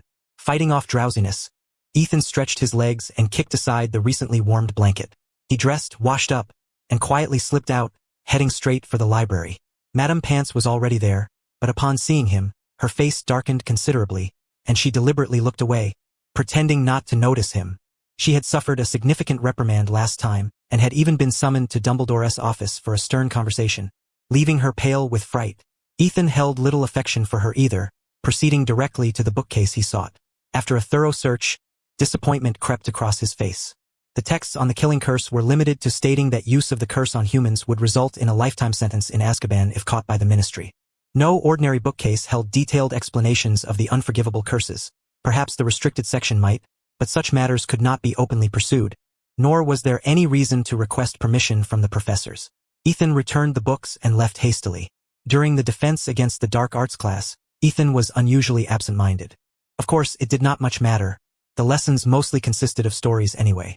On the podium, Professor Quirrell appeared timid and aggrieved, speaking softly, but beneath this facade lurked a man ready to kill with the killing curse at any moment. Ethan listened silently, unlike Hermione, who was eager and poised to answer questions for points. He was as quiet as a wisp of air, his gaze flickering intermittently over Quirrell. Harry yawned slightly. Quirrell noticed and immediately averted his eyes, trembling again, appearing even more nervous than Neville. Finally, when the bell rang, a crowd of young witches and wizards quickly dispersed. "Ethan, we're heading to Hagrid's this evening. Want to come?" Harry whispered mysteriously. Ethan glanced at Quirrell, who was tidying the desk, and asked quietly, "Is there something going on?" Ron smirked and winked, almost. "You'll see soon enough." Ethan stared at the two, their faces alight with excitement, clearly not what he had imagined. Hermione's large eyes shimmered with anticipation. He pondered for a moment, then realization dawned. Is the baby dragon about to hatch? It seemed Hagrid had not told Harry and the others about the unicorn. Ethan shook his head regretfully. "I have to watch the study hall. I want to be going this time." Harry and Ron scratched their heads in disappointment. Hermione suddenly said, "Let us visit Hagrid again on Saturday, right? We can go again on Saturday." Ron almost blurted out before Harry quickly covered his mouth. The group gathered their belongings and left. Quirrell, still tidying the desk, looked up at the now empty classroom. His expression darkened considerably, but soon fear flickered across his features. He needed blood. At the castle gate, Hermione looked hesitantly at the two excited boys. "If I could, I wouldn't go either." Harry and Ron were taken aback. "But Hagrid invited all four of us." "Ethan can't leave the study hall? But what's your excuse?" Hermione rolled her eyes in frustration. "What excuse? Not just me. You both have bigger problems. The final exams are coming up. We can only advance to second year if we pass. Ethan and I are fine, but what about you two? I've never seen you spend a full 3 hours in the study hall." "It's just tonight," Harry stammered. "A baby dragon hatching only happens once." Ron quickly promised. "After tonight, we'll study hard for sure. Baby dragons hatching are rare." Hermione hesitated, then sighed softly. "Just promise you'll come back right after. I don't want to find myself left far behind Ethan after the exams." "No problem." The three hurried off toward Hagrid's hut. In the great hall, Ethan sat listlessly across from Luna, balancing his tray. Luna was engrossed in a large magazine, its cover upside down, emblazoned with the words contrarian in bold letters. The editor was Xenophilius Lovegood. "Ethan, no appetite tonight?" Luna asked. Ethan glanced down at his tray. A serving of roast beef, mashed potatoes, a generous portion of strawberries, a chocolate muffin, and a glass of orange juice. "Not bad," he replied. Luna set the magazine aside, craning her neck to study him for a moment before shaking her head. "Tonight's a worry meal." Ethan looked at her in surprise. "What's a worry meal?" "Because you only crave sweets when you're troubled." Luna pointed to the strawberries and chocolate muffin, a faint smile tugging at her lips. "You don't like overly sweet foods, but you do occasionally have them on your tray. Those occasions are when you're worried. So I call it a worry meal." Her gaze fixed firmly on Ethan, unconsciously drawn in by the clarity and purity of her eyes, as if they could reflect every secret within. Ethan felt his mind alert. Startled, he lowered his gaze and nodded. "You're right. I have been a bit worried these past days." Luna looked intrigued. "Would you like to tell me about it?" Ethan hesitated, then carefully said, "It's about defense against the dark arts. Suppose someone attacks us with very powerful dark magic. What means do we have to protect ourselves?" "That's a tough question," Luna pondered, then spoke with certainty. "Take them down first." How to put it? Although the current defense against the dark arts course taught almost nothing, the very philosophy of the class was deeply ingrained in every young witch and wizard's mind. Learning to use offensive magic to defend oneself against dark creatures and dark magic. After all, in the wizarding world, defensive measures were few and far between, and mostly advanced spells like the Ironclad Charm or Apparition. Wizards seemed to prefer proactive offense over passive defense. Hence, the existence of defense against the dark arts at Hogwarts. Ethan Gundwald. But what if the adversary is overwhelmingly powerful, and we cannot defeat them, yet we are forced to face them? What then? Luna regarded him intently. Then we flee. Is there truly no way to confront them head-on? Luna furrowed her delicate brows, troubled. Seek the professor's assistance? Ethan chuckled silently, his mood inexplicably lightened. He pushed the roast beef to the center of the table, and they began their dinner together. At 9 o'clock in the evening, as usual, today's self-study session concluded. Ethan glanced at the night beyond the tall window, produced the Marauder's map, and murmured softly, I swear I am up to no good. On the 3rd floor of the school, within the office for the defense against the dark arts class, Professor Quirrell paced back and forth. Last night, due to his interruptions, Quirrell had managed to drink at most 3 sips of blood. Such a meager amount was undoubtedly insufficient for Voldemort. Quirrell might make another move tonight. Yet Hagrid would surely have informed the school about the unicorn's death. Ethan pondered as his gaze swiftly darted across the Marauder-S map. Strange, every professor remained within the school. Could it be that Hagrid had not reported the incident to the school? Feeling slightly puzzled, Ethan, after a brief playful exclamation, folded away the map and headed straight back to the dormitory. Only Neville and Seamus were in the dormitory, idly playing wizard-esque chess. Ethan cast a curious glance at the empty beds of Harry and Ron, greeted Neville with a nod, washed up, climbed into bed, and soon fell asleep. At 10 o'clock past midnight, Harry, Ron, and Hermione hurried back to the common room. The 3 quarreled briefly at the door before storming off to their respective dormitories. She is utterly unreasonable. Harry, I clearly told you that after watching over Norbert she could come back first.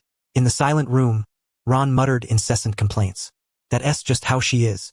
The important thing is, Norbert cannot stay at school. Tomorrow I'll write a letter. He bit me. Hagrid 1T even let me scare him. Good heavens, I can hardly believe it.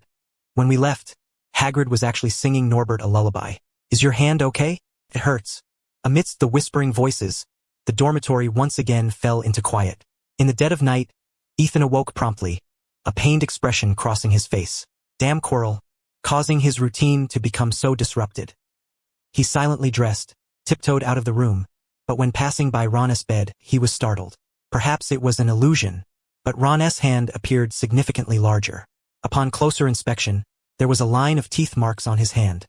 The wounds had turned a faint green. Poisoned? And yet he could still sleep? Ethan fixed Ron with a peculiar look. Seeing Ron's complexion still somewhat flushed and his breathing steady, he hesitated briefly before silently departing.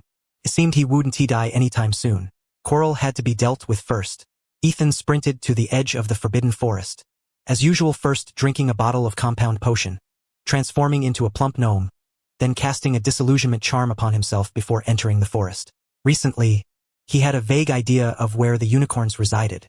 Even if he could not track Quirrell directly, lurking nearby would greatly increase the chances of encountering him. Tonight, the atmosphere within the forbidden forest held an unusual gravity. Leaning against a great oak, Ethan curled himself into a small ball, attentively listening to the surrounding sounds of the wind. A dog's bark echoed from some distance. Ethan's skin tingled. He immediately cast an additional enemy detection trap to mask his scent. Soon, Hagrid appeared, leading a dog. He was carrying a massive crossbow, a quiver brimming with arrows slung over his shoulder. Ethan's eyelids twitched. The crossbow bolts alone could almost pierce his body. Hagrid and the dog passed on. Ethan did not remove his enchantments. He was uncertain how far the dog's keen nose could detect him. Silently, a heavy pressure settled upon his heart. Ethan quietly covered his nose and slowly turned his head aside. A figure clad in black robes stood motionless in a clearing some dozen meters away. He seemed unaware of Ethan's presence, but Ethan felt unease and rose to quietly distance himself by more than 10 meters. At this range, the feeble Voldemort should no longer be able to smell him. Sure enough, Quirrell had not noticed Ethan and strode toward the unicorn's territory. He must have applied some kind of scent-eliminating powder. Otherwise, the dog would have detected him earlier. Ethan gripped his wand tightly and stealthily followed behind Quirrell. Where Quirrell walked, Ethan walked. Where Quirrell paused, Ethan paused. From time to time, Ethan could hear Quirrell's plaintive pleas. He now somewhat understood why the name Voldemort inspired such dread, why people dared not even utter it. Even a weakened Voldemort could easily manipulate Hogwarts professors. One could only imagine his might at his peak. No wonder Harry Potter, who defeated Voldemort, was so renowned. The Potter family's contributions to the wizarding world could truly be called monumental. Fearing to attract attention, Ethan dared not stare at Quirrell constantly, only sneaking occasional glances. He swallowed hard, feeling time crawl by. Hagrid had been patrolling for so long. Why had he not turned back yet? Suddenly, Quirrell moved. His wand emitted a spark of fire, striking a silvery white unicorn unawares. It leapt wildly in pain. The unicorn did not flee immediately. Instead, it raised a hoof in fury and struck Quirrell fiercely, just as Quirrell had intended. His wand shot forth 2 red bolts of lightning, which instantly tore 2 bloody gashes across the unicorn. Ethan observed clearly. The first spell was a silent incantation, The second a sandstorm curse. For some reason, Quirrell seemed reluctant to resort to the unforgivable curses directly. Ethan gently sniffed. When he faintly heard the dog barking, he steeled himself, raised his wand, his pupils contracting sharply, and swung it fiercely. Blazing inferno. Suddenly, a great wall of fire erupted beside Quirrell, accompanied by roaring explosions. Without hesitation, Ethan cast another disillusionment charm and turned to flee.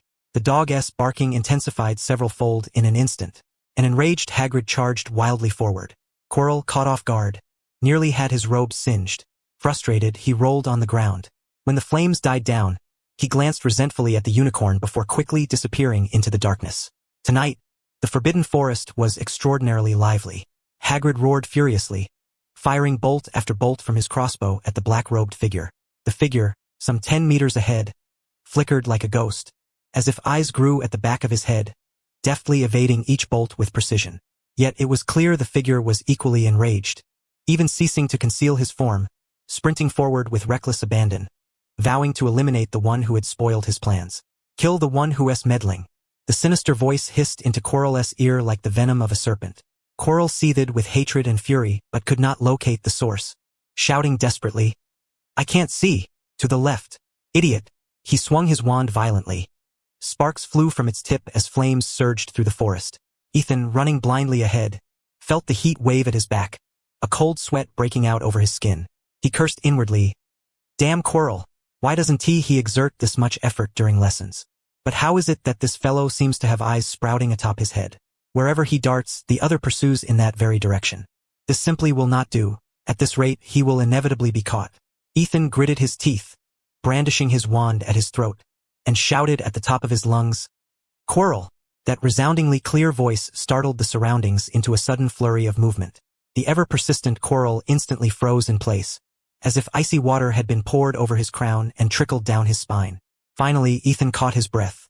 In a swift, falcon-like motion, his figure vanished quickly into the Forbidden Forest. "Hurry up, you fool!" hissed a serpentine voice, rousing Quirrell from his trance. Quirrell, pale with dread, stammered, "Master, we've been exposed." "Master!" With a sharp whiz, a crossbow bolt zipped by, embedding itself in a nearby oak tree. "Let us go." Quirrell snapped back to his senses and plunged headlong into the darkness, panic-stricken and directionless. At the edge of the Forbidden Forest, Ethan leaned against a tree, gasping so hard he could barely straighten his back, though his trembling hands betrayed his inner turmoil. The sensation of being hunted by Quirrell was akin to having one's throat gripped tightly, ready to be crushed at any moment. Surviving was truly no easy feat. Ethan exhaled deeply, steadying his breath, then cast an illusionary double upon himself and hurried toward the dormitory. Yet halfway there, he abruptly halted, his chest simmering with frustration. Tonight had yielded nothing but loss, as he had been chased like a rabbit all the way. Although he had once again ruined Quirrell's schemes, Quirrell would surely continue his attempts. Henceforth, Quirrell would be on guard, making future ambushes far more difficult. Even this escape had been a narrow one. Calling out Quirrell's name with a loud voice charm, Ethan was certain he had frightened the man sufficiently. The Forbidden Forest was sparsely populated, and Hagrid, being large and slow and far behind, might not even hear. If the night ended like this, it would feel like a terrible loss indeed. Ethan tilted his head upward. Thick clouds pressed down almost upon the castle's spires, while the wind howled fiercely. Faintly, amidst the roar, he thought he heard Quirrell sobbing. Ethan was truly exasperated. His mind was consumed with thoughts of Quirrell daily, nearly driving him into mental exhaustion. He shook his head, yet the sound of Quirrell's crying grew ever clearer. Startled, Ethan realized it was no illusion. He genuinely heard Quirrell weeping. He quietly turned his gaze toward the edge of the Black Lake. There, faintly visible, a solitary figure knelt by the water, sobbing and begging for mercy. Ethan crouched slightly, his heart pounding like a drum. What rotten luck, to run into that fellow again. Ethan's expression flickered, and he shook his head, preparing to slip away.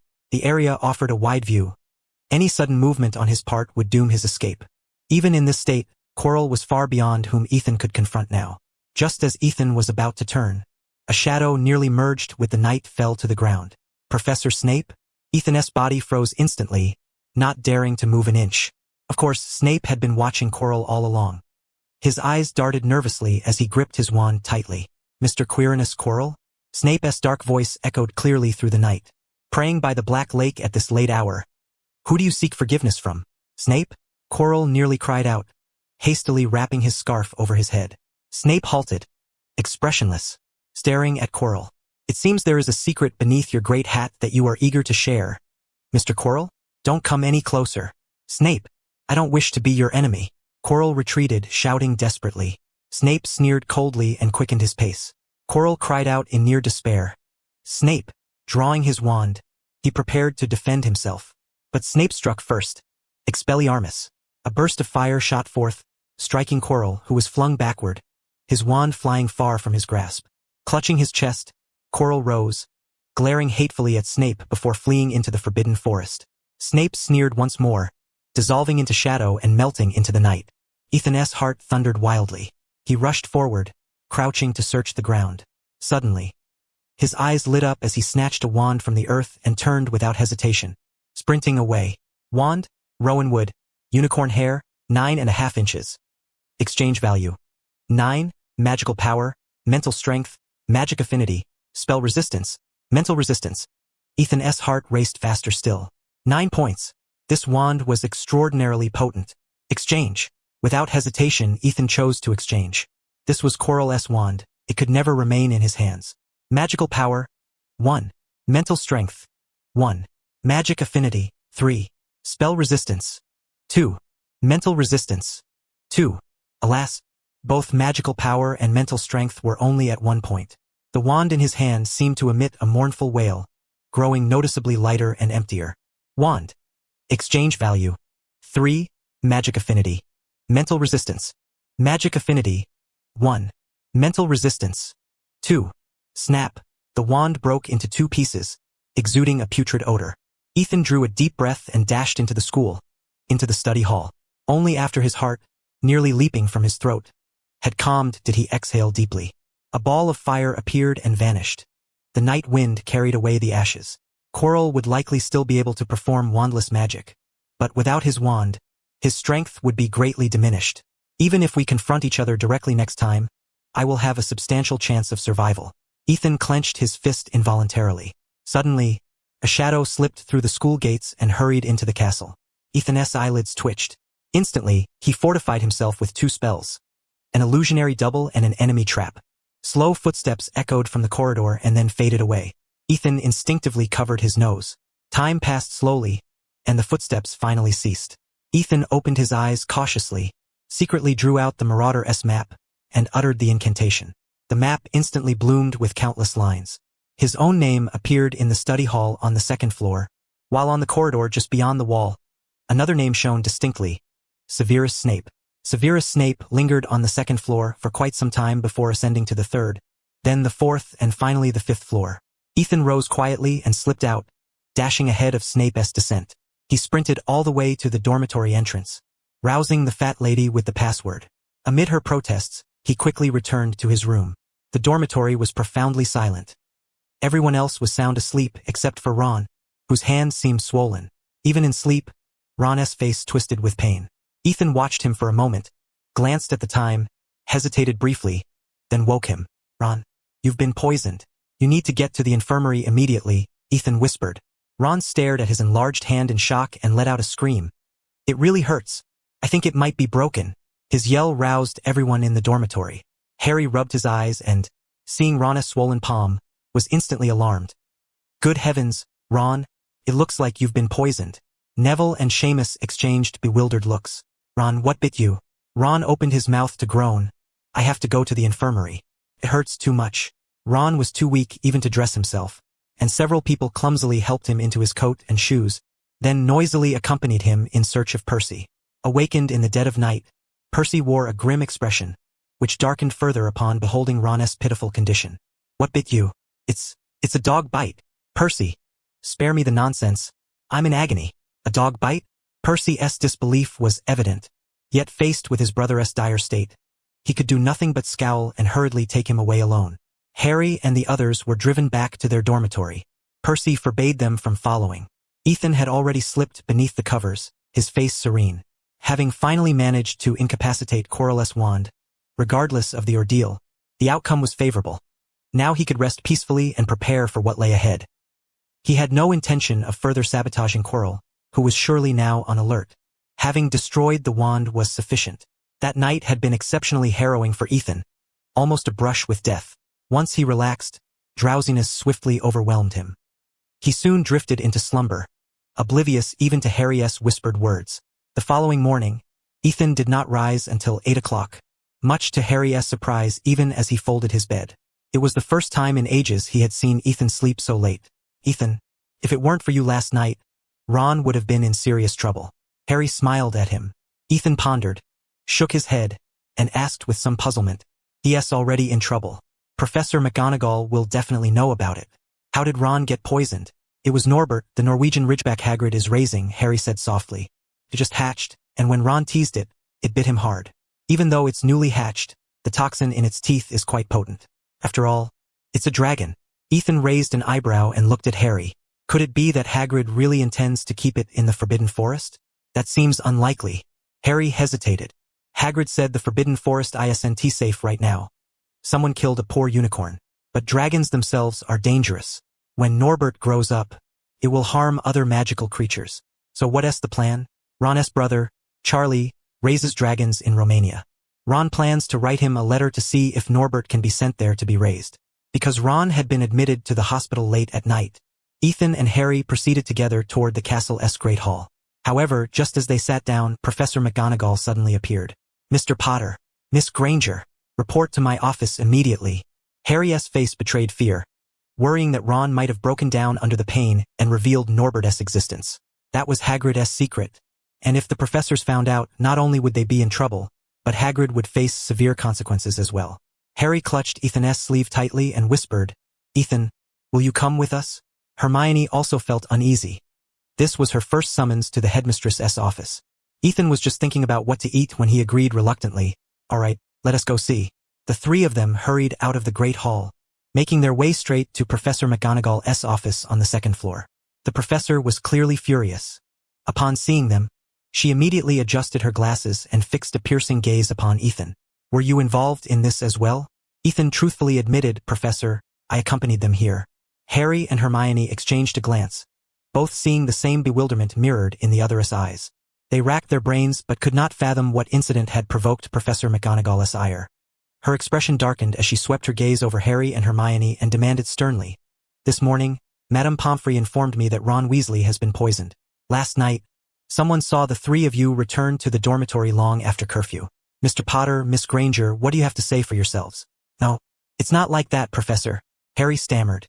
"We just returned a bit later than usual. As for Ron's bite, it was entirely an accident. If Ron hadn't provoked Norbert wouldn't have bitten his finger." Hermione was too frightened to speak, trembling visibly. Suspicion was plainly etched across McGonagall's face. She disregarded Harry's defense and turned her sharp gaze toward Ethan. "Mr. Ethan, you explain. When did they return to the dormitory last night?" Harry and Hermione immediately shot Ethan a pleading look. Ethan felt a tingle on his scalp. "I don't know, Professor. I was exhausted and went straight to bed upon returning, but half asleep, I did hear Ron talking. That must have been before 10 o'clock. The school's curfew was 9:30. If they returned before 10, the situation wouldn't be too grave." Though Ethan had slept soundly and was unaware of their exact return time, it was too late now to harshly punish them. Professor McGonagall, who trusted Ethan, immediately softened her expression and fixed a stern gaze on Hermione. "Miss Granger, I never expected you to join their mischief. Now that Ethan vouches for you, I'll trust you this once. However, late return is still late return. Mr. Potter, Mr. Weasley, Miss Granger, 5 points deducted from each of you. Now go have your breakfast." "Yes, Professor." The three responded feebly. They left the office dejectedly. The young witch Hermione looked utterly crestfallen, nearly on the verge of tears. "This is the first time I've ever lost points. It's all right. You'll get used to it." Harry comforted her with the air of a seasoned veteran. Hermione's eyes darkened, nearly retreating into herself. Leaving aside Hermione's wounded pride, Ethan took his usual seat in the corner of the classroom, frequently glancing toward the door. This was perhaps the defense against the dark arts lesson he anticipated most, even more than the first day. He was curious to see how Quirrell, bereft of his wand, would face class today. Outside, the clouds hung low and heavy, casting a dim light within the classroom. Suddenly, the door was pushed open, ushering in a cold draft and the tall, somewhat sullen figure of a man. Ethan's eyes widened in surprise. Whispers ceased instantly.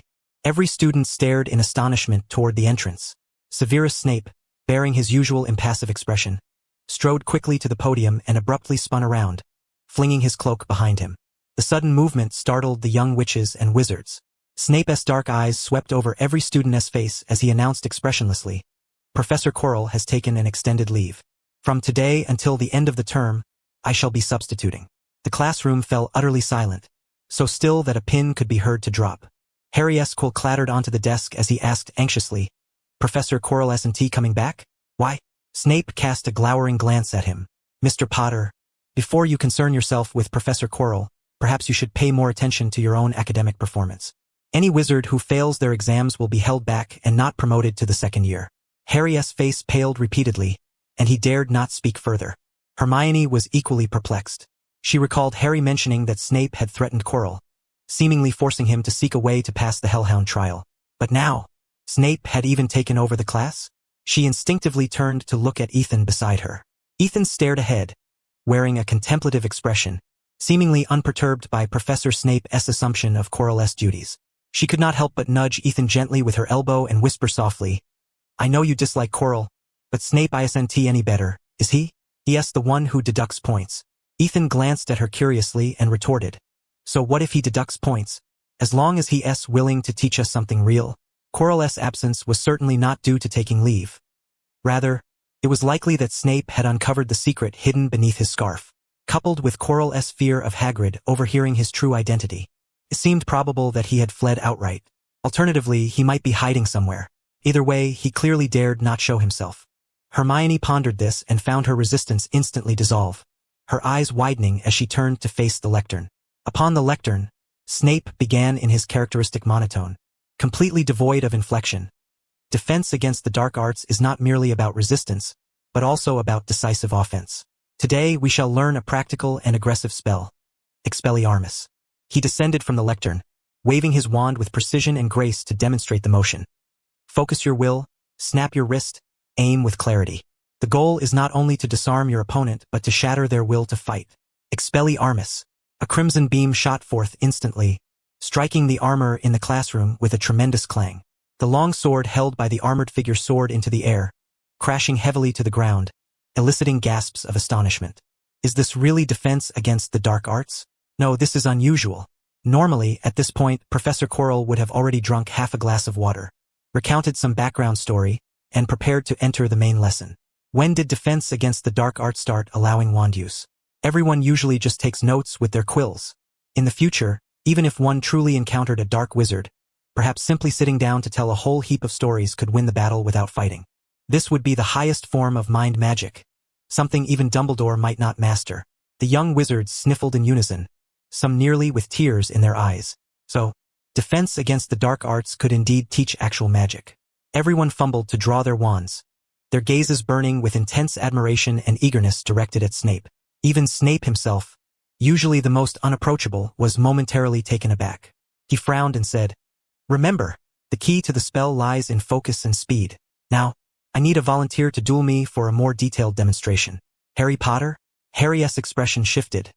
Swallowing nervously, he gripped his wand and steeled himself as he stepped into the aisle. Snape regarded him coldly, wand held upright before him, his tone icy. "Now, use the disarming spell against me." "Professor, I haven't learned it yet," Harry said nervously, locking eyes with Snape. Ethan, sitting far away, didn't need to see to know that Harry suspected Snape was acting under some personal grudge, seeking an excuse to punish him. Ethan himself was unsure, wondering if Snape truly harbored such intentions. "I'll give you 3 seconds to prepare," Snape said gloomily. 1, 2. Harry's face nearly betrayed despair. He swung his wand and shouted angrily, "Expelliarmus." A red beam exploded from the tip of his wand, thick as a finger, hurtling fiercely towards Snape. A look of shock flashed across Snape's face as his own wand immediately emitted a red light, countering the attack. Harry was stunned. He glanced at his wand, then at Snape's astonished expression, disbelief written all over his face. It worked? Wow! The surrounding young wizards erupted in exclamations of surprise. Snape's face darkened once more as he glanced at Harry. "Sit down." Harry dared not resist and returned to his seat with excitement, though he regretted Ron's absence. Otherwise, he would have been ecstatic. Snape cast a glance toward the corner of the classroom. Next, Ethan White. Ethan clenched his wand and rose, stepping into the aisle. His eyes fixed on Snape with a solemn expression. The classroom fell utterly silent as everyone held their breath, watching expectantly. Snape's face remained impassive. Use the disarming spell against me. Professor, are you not going to strike back? Ethan asked tentatively. Snape lifted his wand. 3, 2. The message was clear. When the countdown ended, he would launch an attack. Fuming, Ethan raised his wand and shouted, Expelliarmus. The crimson beam flared like lightning, thick as a rope, far brighter and broader than Harry's earlier attempt. Snape's expression changed abruptly. He forcefully pointed his wand at himself and shouted, Protego Armorum. Bang! A burst of red sparks erupted from his body as the beam ricocheted directly back. Ethan's face paled. The iron armor charm could indeed reflect spells. This was exactly what he had feared. With his slight frame, if struck unexpectedly, he would be sent flying far away, perhaps even breaking bones. Snape, you have no honor. Moreover, since Snape could use the iron armor charm, but Ethan could not, because the spell was kept in the restricted section, if Ethan had used it, he would have revealed himself outright. The young wizards in the room screamed in fright. Even Snape felt a hint of regret. The beam was almost instantaneous. Desperate, Ethan slammed a book down, shouting, Quick transfiguration. The entire book transformed instantly into a thick wooden plank. Bang! The beam struck the wooden door, gouging a large hole before dissipating in a shower of sparks against the classroom wall. Ethan, crouched behind the plank, wore a face full of relief. A long sigh echoed around the room. Hermione watched the scene in disbelief. A dazzling, disarming spell combined with a transfiguration she had never seen before. The plank reverted to a book, but it now bore a large hole. Neville stared blankly at it. That's my book, he muttered. Ethan glared furiously at Snape. Snape's reaction was strange. Astonishment, surprise, and a complex emotion difficult to define.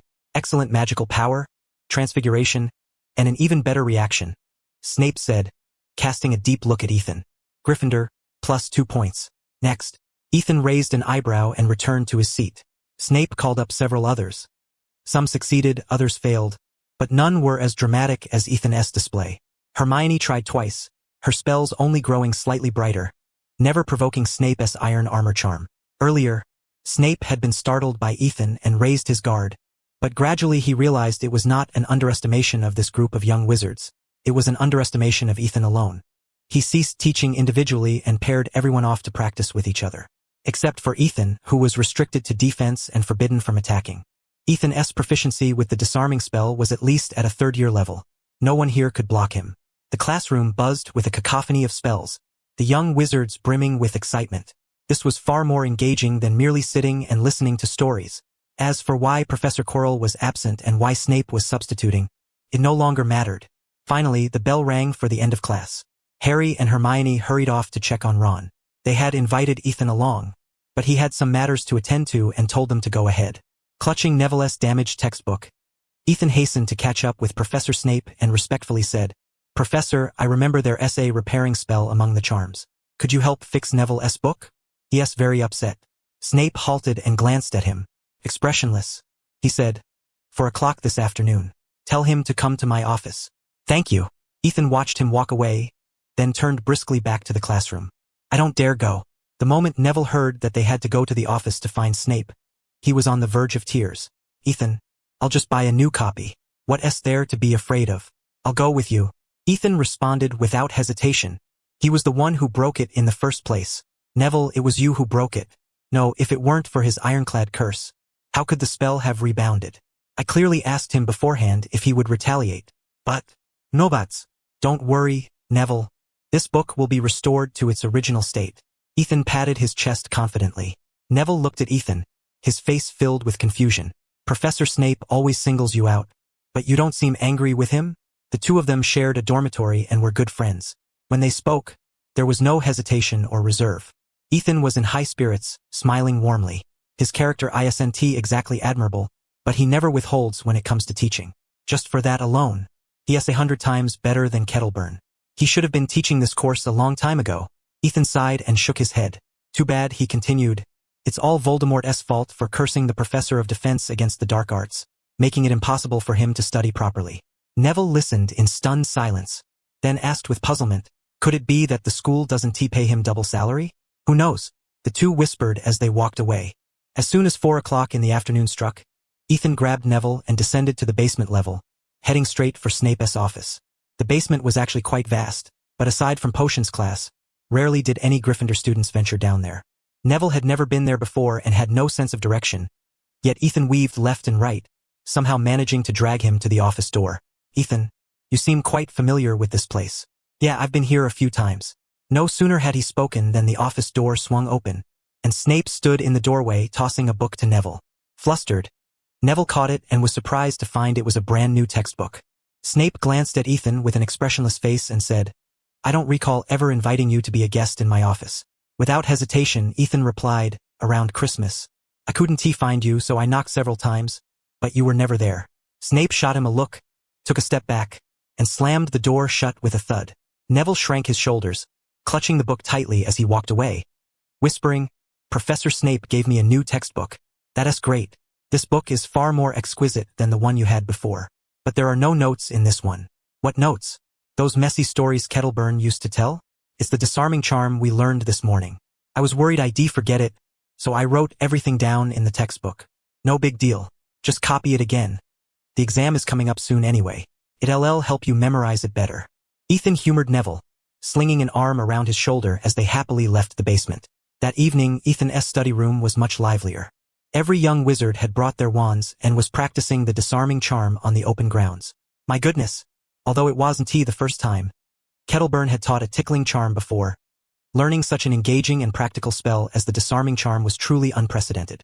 So the defense against the dark arts class could be this interesting and teach such useful spells. What were those days of listening to stories even for?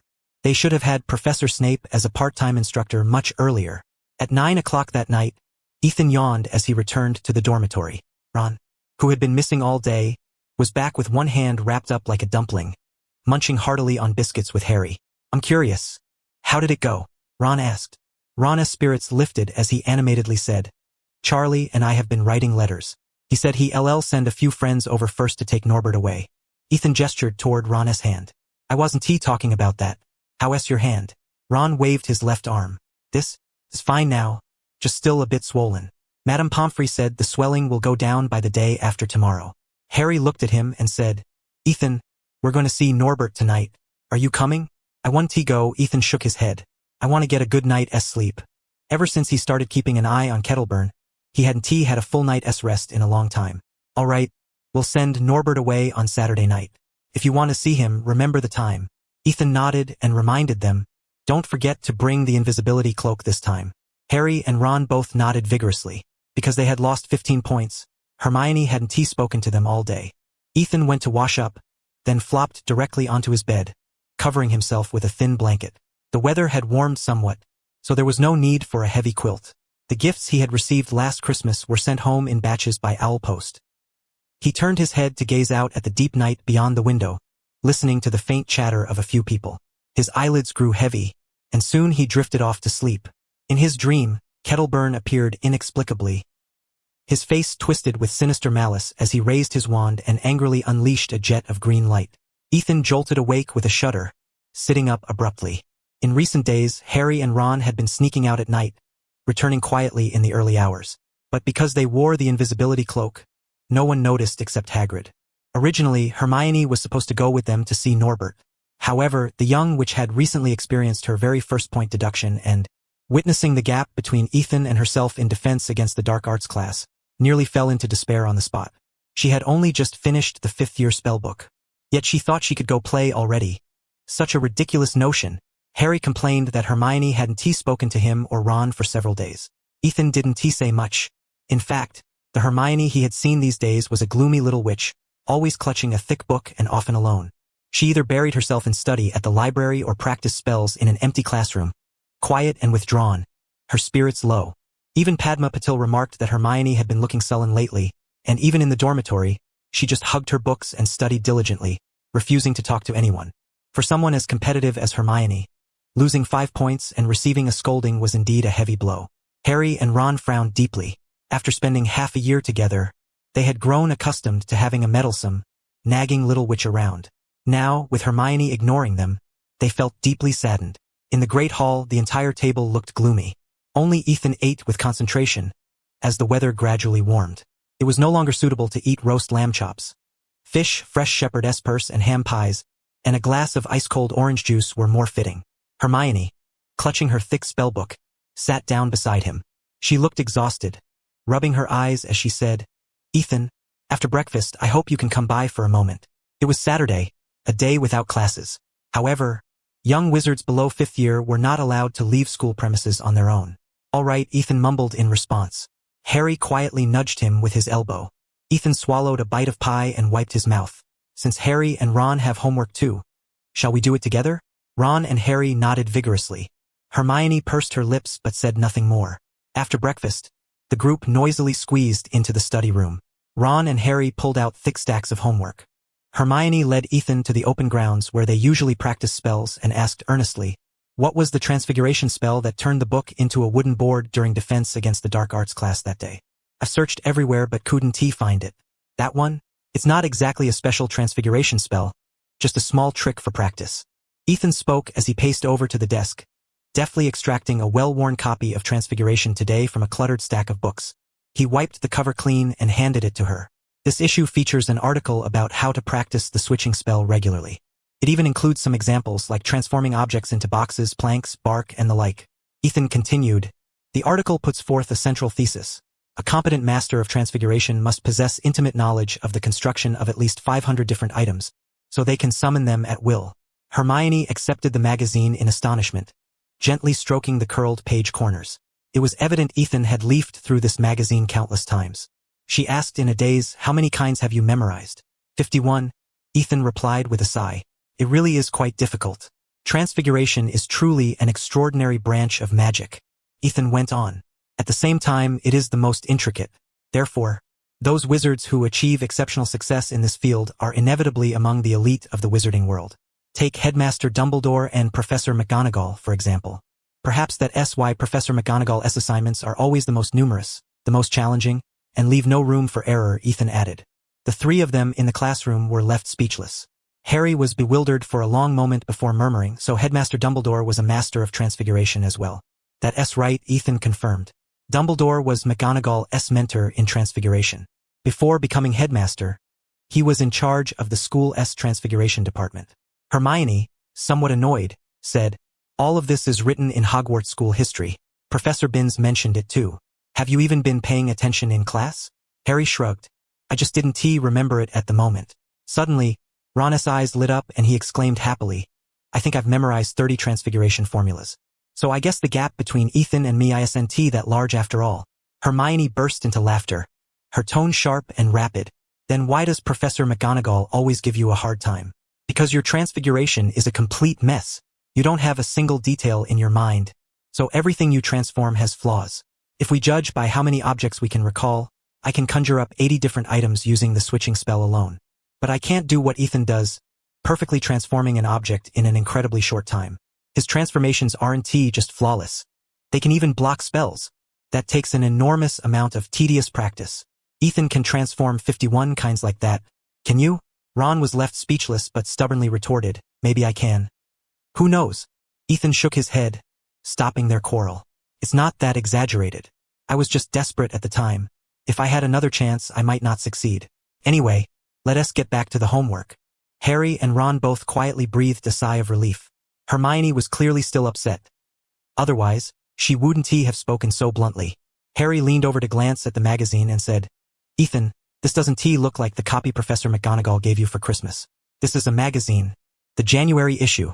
Professor McGonagall subscribed me for the whole year," Ethan explained, pointing to the thick stack of magazines on the desk, smiling warmly. "You can look through them anytime. There's a lot of interesting stuff inside." Hermione responded coolly, "If they had instructions on how to play wizard chess in here, maybe they'd be interested." Ron and Harry simultaneously pulled faces. "Considering last time when you got us points deducted, we won't argue with you." Hermione continued flipping through the pages. When she found the article Ethan mentioned, her eyes widened in surprise. The article was written by Professor McGonagall? Ethan nodded. She said she often proofreads Transfiguration today and occasionally publishes some essays. Hermione's gaze grew complicated as she muttered, "Honestly, why does the professor favor you so much? I want a magazine like this too." Her words made Ethan feel a little embarrassed. Ethan scratched his head and gestured toward the magazines on the desk. "You can come and read them anytime. Don't be shy." Hermione snorted, lifting her chin defiantly. "I want to be shy with you. I'm going to master transfiguration. I'll become the most formidable transfiguration master." Her spirit was high, brimming with confidence. It seemed that, by grasping the magazine, she felt she had uncovered Ethan's secret to excellence. Her little face looked noticeably brighter. Harry eagerly said, "Hermione, tonight we're sending Nobby away. You're coming too, right?" At his words, Hermione's expression faltered. She glanced painfully at Harry and Ron, struggling visibly for a moment before biting her lip and saying, "Just tonight. Only this once. I won't fool around with you anymore after this. Starting tomorrow, I have to study properly." Hermione looked distressed, as if a dark shadow clung tightly to her feet, threatening to drag her down into despair.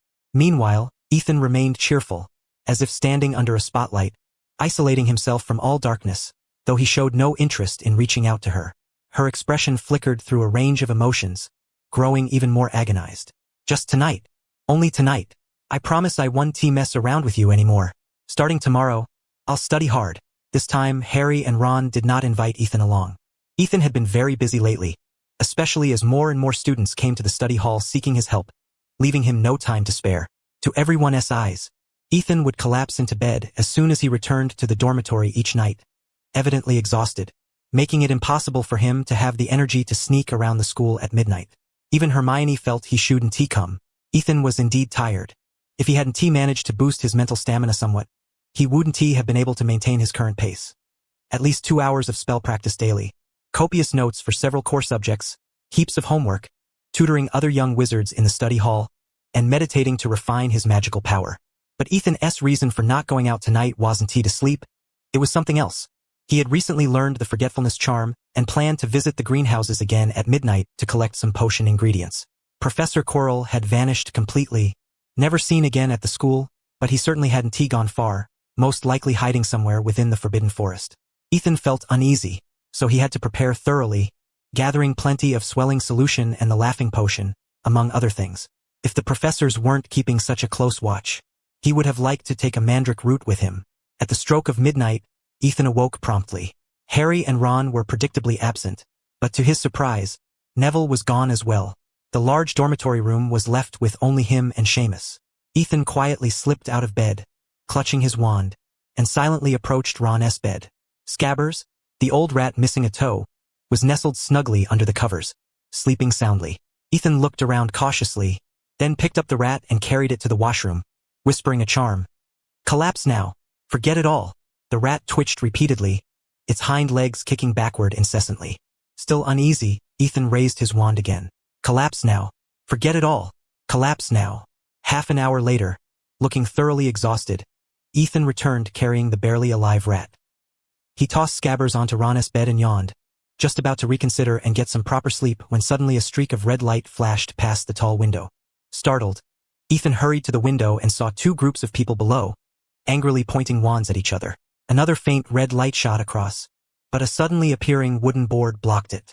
Immediately afterward, the board vanished, another red light flashed, and it struck down one side. At the other end, it seemed 3 or 4 people were wrestling together fiercely. Ethan widened his eyes, and suddenly a thought sprang unbidden into his mind. Could it be Hermione? Who did they get into a fight with? He grew restless, hastily putting on his clothes, but still was a bit late. A shadow darted out from the castle. It was impossible to discern which professor it was, but evidently, it was someone quite formidable. The group of scuffling students immediately separated, lined up in 2 rows, and obediently returned to the school.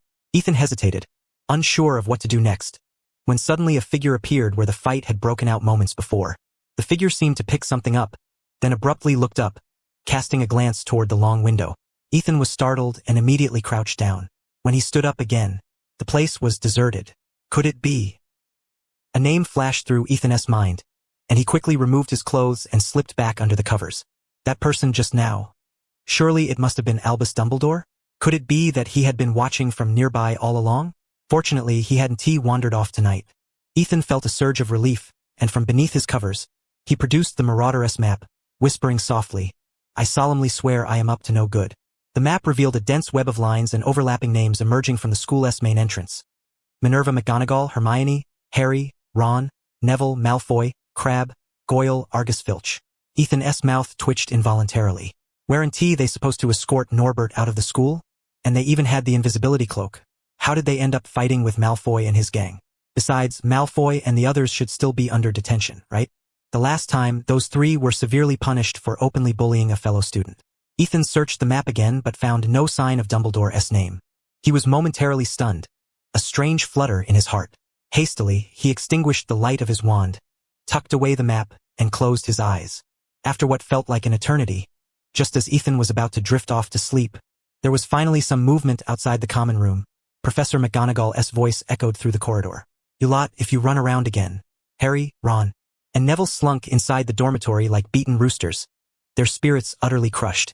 Neville collapsed onto his bed, burying his face in his pillow as he sobbed bitterly.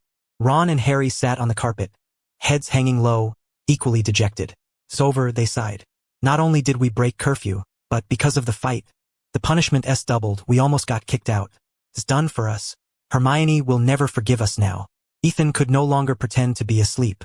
He lit a candle and approached, whispering, "What happened?" Harry opened his mouth, bitterness evident. "Professor McGonagall caught us." "Weren't you wearing the invisibility cloak, Harry? Where is it now?" Harry froze, face draining of color. "Oh no, Ron. The cloak is still back there." "Forgotten." Ron opened his mouth, dejectedly. "Let us wait until dawn to retrieve it. If we get caught again, we'll really be expelled." Harry's expression darkened further. Glancing at Ethan, he muttered, "We managed to send Norbert away smoothly, but somehow Malfoy found out. They ambushed us halfway, threatening to tell the professors. Then Neville came running over, an argument broke out, and it escalated into a fight." Harry's gloomy words were somewhat rambling, but Ethan understood. Perhaps because Severus Snape, the head of Slytherin, was somewhat untrustworthy. The entire Slytherin house was a bit off-kilter. Snape's biting tongue was notoriously sharp, and it seemed to rub off on the Slytherin students. Malfoy was especially adept at speaking with reckless insolence. It was likely this provocation that angered Harry and Ron enough to throw punches. Hermione, of course, could not stand idly by and retaliated with a disarming charm.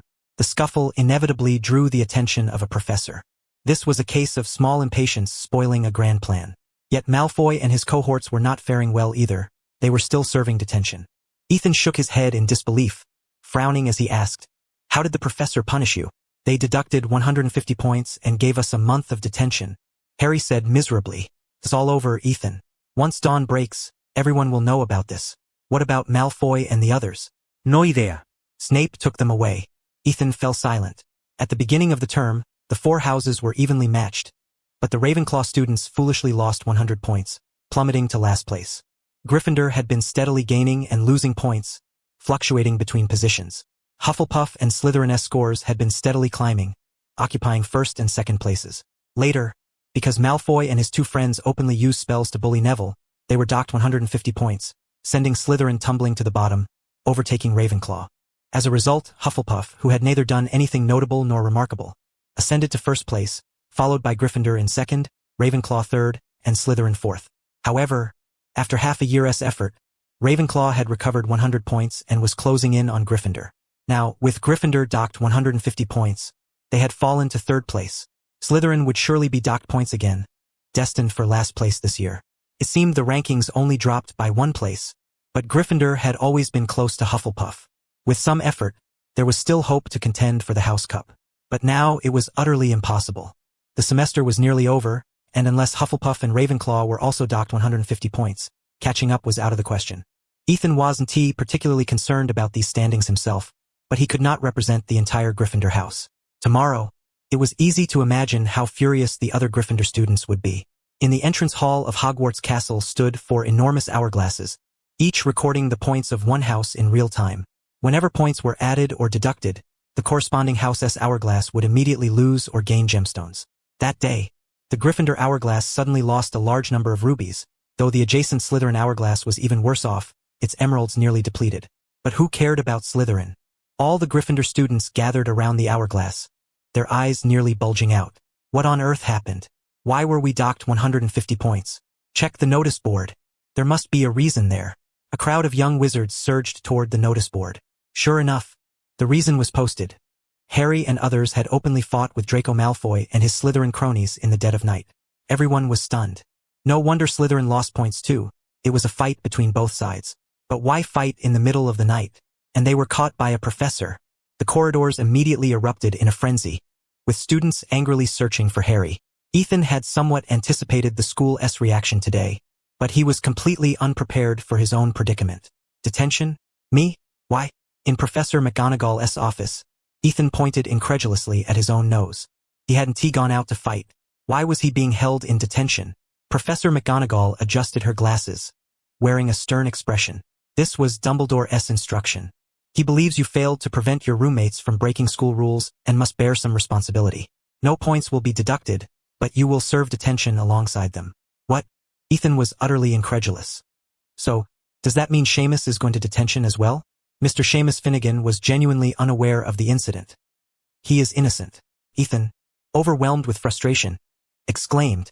But, I had no idea they would get into a fight with Malfoy, and, to be frank, if he had known, how could he have stood idly by? How could he have allowed the scuffle to last so long? Professor McGonagall shook her head, equally helpless. She, too, was baffled as to why Dumbledore insisted on confining Ethan to detention, insisting it was for his own good, though she could not fathom what good could possibly come from it. All she saw was the pent-up frustration in Ethan's eyes. But what about the study hall? Should they wait until study hall was over before imposing detention? Just as Professor McGonagall was about to speak, Ethan hurriedly interjected, Professor, the study hall absolutely cannot be stopped. The amount of homework has been increasing recently, and the final exams are approaching fast. If it were to be halted, it would affect quite a few students. Professor McGonagall sighed deeply and replied, The detention is scheduled for Saturday and Sunday. It will not interfere with study hall. Oh, that essay relief. Ethan frowned and asked, But how long will the detention last? Just like Harry and the others until the end of this term. Upon hearing this, Ethan felt a wave of despair wash over him. He cast a gloomy glance at Professor McGonagall and left in a sullen mood. Damn it, no matter how hard I try, I just can't avoid it. After Ethan's departure, Professor McGonagall's expression suddenly darkened. With a surge of anger, she strode purposefully toward the headmaster's office. In the great hall at the Gryffindor table, Harry, Hermione, and Ron sat huddled together, while the others kept their distance. The three of them bowed their heads deeply, feeling as though the gazes directed at them were sharp needles, piercing their very souls. Ethan plopped down beside them, looking at the four dejected figures and weakly asked, Where's Neville? Ron whispered, Neville is still asleep. He cried all night. Hermione, her eyes swollen and red, glanced at him briefly before turning aside. She was mortified beyond words and dared not meet Ethan's gaze. Harry, filled with regret, said, I'll never meddle again. Ron shrugged. It's not like we're the only ones getting points deducted. Malfoy and his gang got punished too. No one paid him any mind. Feeling embarrassed, Ron turned to Ethan, whose face was equally grim, and asked curiously, Ethan, why do you look even more miserable than we do? Ethan looked up at the blue sky outside the window and sighed. I'm going to detention too. What? Harry and Ron stared at him in utter shock. Even Hermione quickly turned her head, disbelief evident in her voice. You went out last night too? Not exactly. Ethan sighed again. But Dumbledore said that because I didn't stop you from breaking school rules, I have to bear some responsibility, not losing points but having to serve detention with you. The three were momentarily speechless, exchanging awkward looks. This had nothing to do with Ethan. How could Dumbledore make such a decision? Hermione's voice was laden with guilt. I'm really sorry, Ethan. Ethan shook his head. It's only Saturday and Sunday anyway. It won't affect much. Let us eat. The first lesson is transfiguration. He was now certain that Dumbledore must have seen him last night, which was why he made this decision. Transfiguration, here comes the scolding again. At that moment, Luna arrived carrying her tray. She sat beside Ethan, her gaze lingering on his breakfast for a moment as she curiously remarked, Troubled set meal? Ethan smiled and pushed the roast beef on his plate toward her, inviting her to share. Hermione looked at the roast beef between them in disbelief, then glanced down at her own plate of mashed potatoes with apples and a roasted chicken leg, realizing she really had nothing to offer. She could only chew her chicken leg with great effort. Reluctantly or not, after breakfast, the first transfiguration lesson commenced promptly. Professor McGonagall, looking more irate than ever, watched as the four young witches and wizards who had caused the trouble turned pale. Yet, unusually, she refrained from mentioning the incident during class and instead dove straight into the lesson. Elsewhere, the Slytherin students wore equally sullen expressions. Around Malfoy and his two companions, all the seats were empty. They looked utterly dejected, and even Malfoy's usually impeccably styled hair was somewhat disheveled. Having caused trouble twice in a row, Slytherin had fallen to 4th place with no hope of recovery this year. For the naturally competitive little snakes, their days were likely even harder than Harry's group. Ron rested his head on the table and whispered, "I heard Malfoy's father donated a sum of galleons to the school, and also to Slytherin." Harry sneered. "Looks like the school will soon be receiving 2 more donations from the Malfoy family." Hermione rolled her eyes. Suddenly, Professor McGonagall's face darkened, and Harry and the others immediately fell silent. Professor McGonagall cast a stern glance their way and declared, "Today, we'll learn how to use transfiguration for combat in a different way."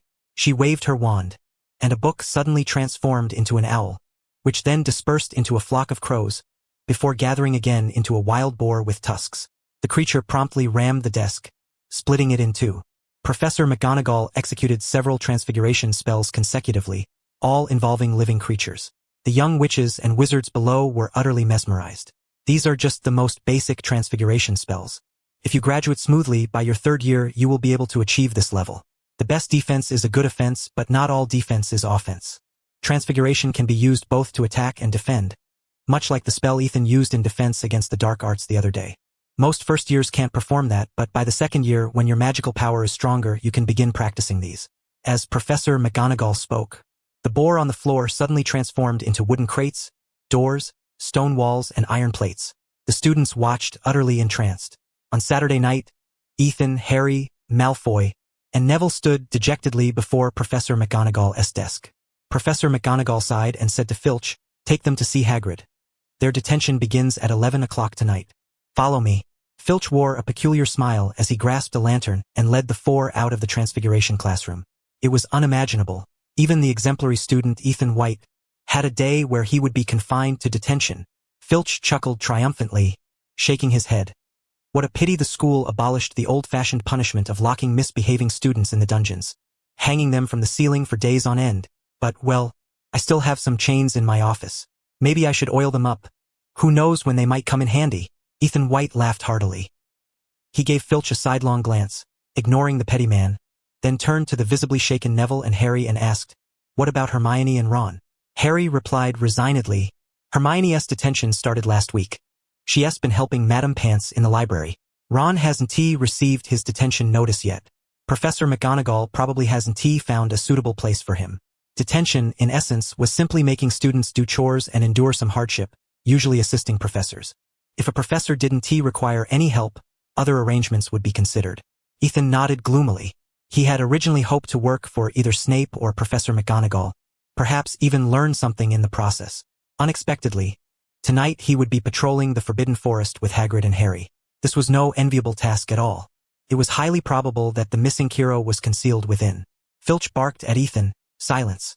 And don't even think about running away. Otherwise, you'll have nothing good coming your way." Ethan curled his lips, utterly ignoring him. Filch's expression flickered several times. He clenched his fists but still dared not make any rash moves. In their previous quarrels, Filch had never gained the upper hand. On the contrary, Professor McGonagall had once reprimanded him. It was said that Madame Pants, who had opposed Ethan, had even been summoned to speak with Dumbledore. Malfoy walked at the other side of Filch, visibly anxious. Among those confined tonight, there were 3 Gryffindors, and 1 Ethan White, whom he detested even more than Harry. He was both furious and fearful. If Ethan and Harry teamed up against him in the Forbidden Forest, he knew he would stand no chance. The group strode briskly through the night, soon spotting the glowing windows of Hagrid's hut. Then, Hagrid's voice echoed from afar. "Is that you, Filch? Hurry up. I'm about to set off." "Wow, listen. That's Hagrid's voice." Harry's eyes lit up, and he exclaimed joyfully. Filch glanced at him with a hint of mockery. "Indeed. Tonight you all will patrol the Forbidden Forest with Hagrid." "Forbidden Forest?" Malfoy's face paled dramatically, fear creeping into his voice. "I'm not going. I've heard there are werewolves in the forest. If I get bitten by one, who else could you blame then?" Filch chuckled heartily. Neville was terrified, nearly in tears. "Don't be afraid, Neville," Ethan comforted him. "Listen, I sent that a dog barking?" Neville hurriedly listened but replied uncertainly, I didn't hear anything. It must be Fong, Harry said uncertainly. Hagrid has a big black dog named Fong. Filch also listened carefully.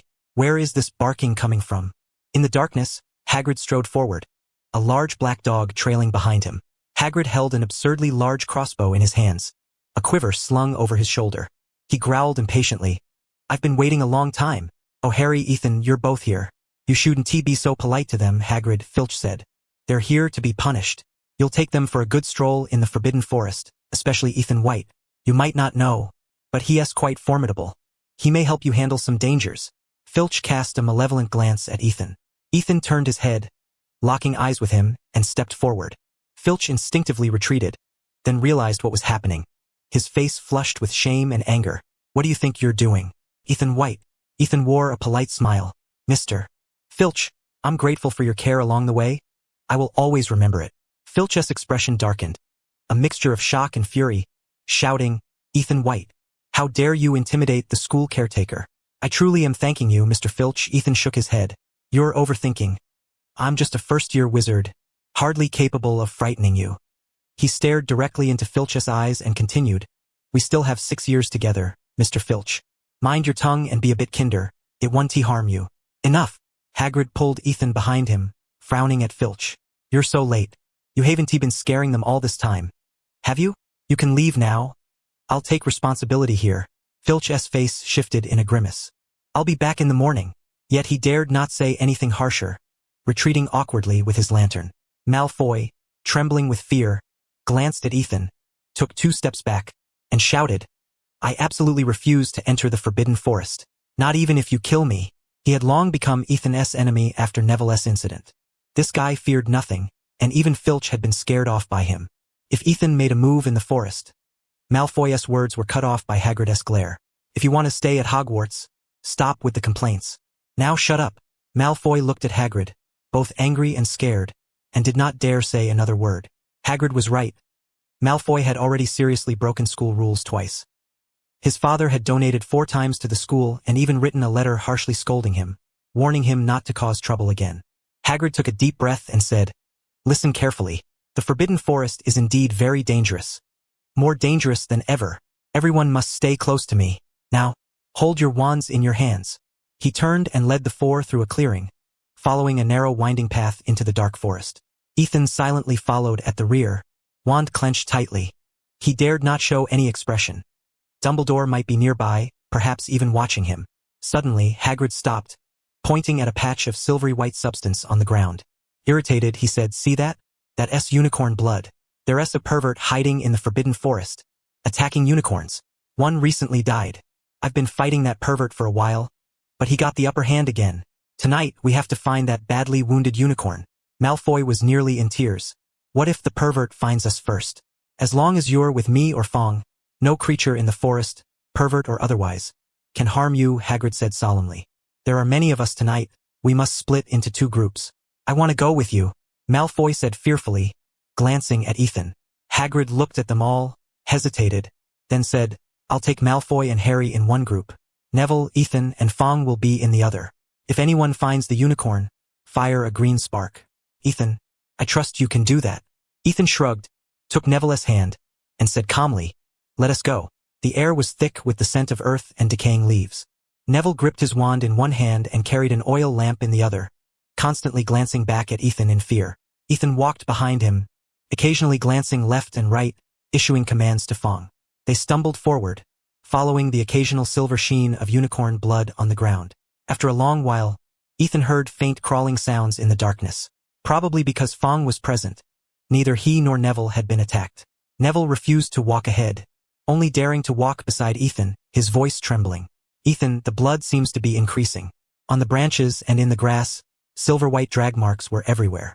Ethan's heart tightened as he muttered, Neville, stay behind me. If anything goes wrong, fire the signal immediately. Got it.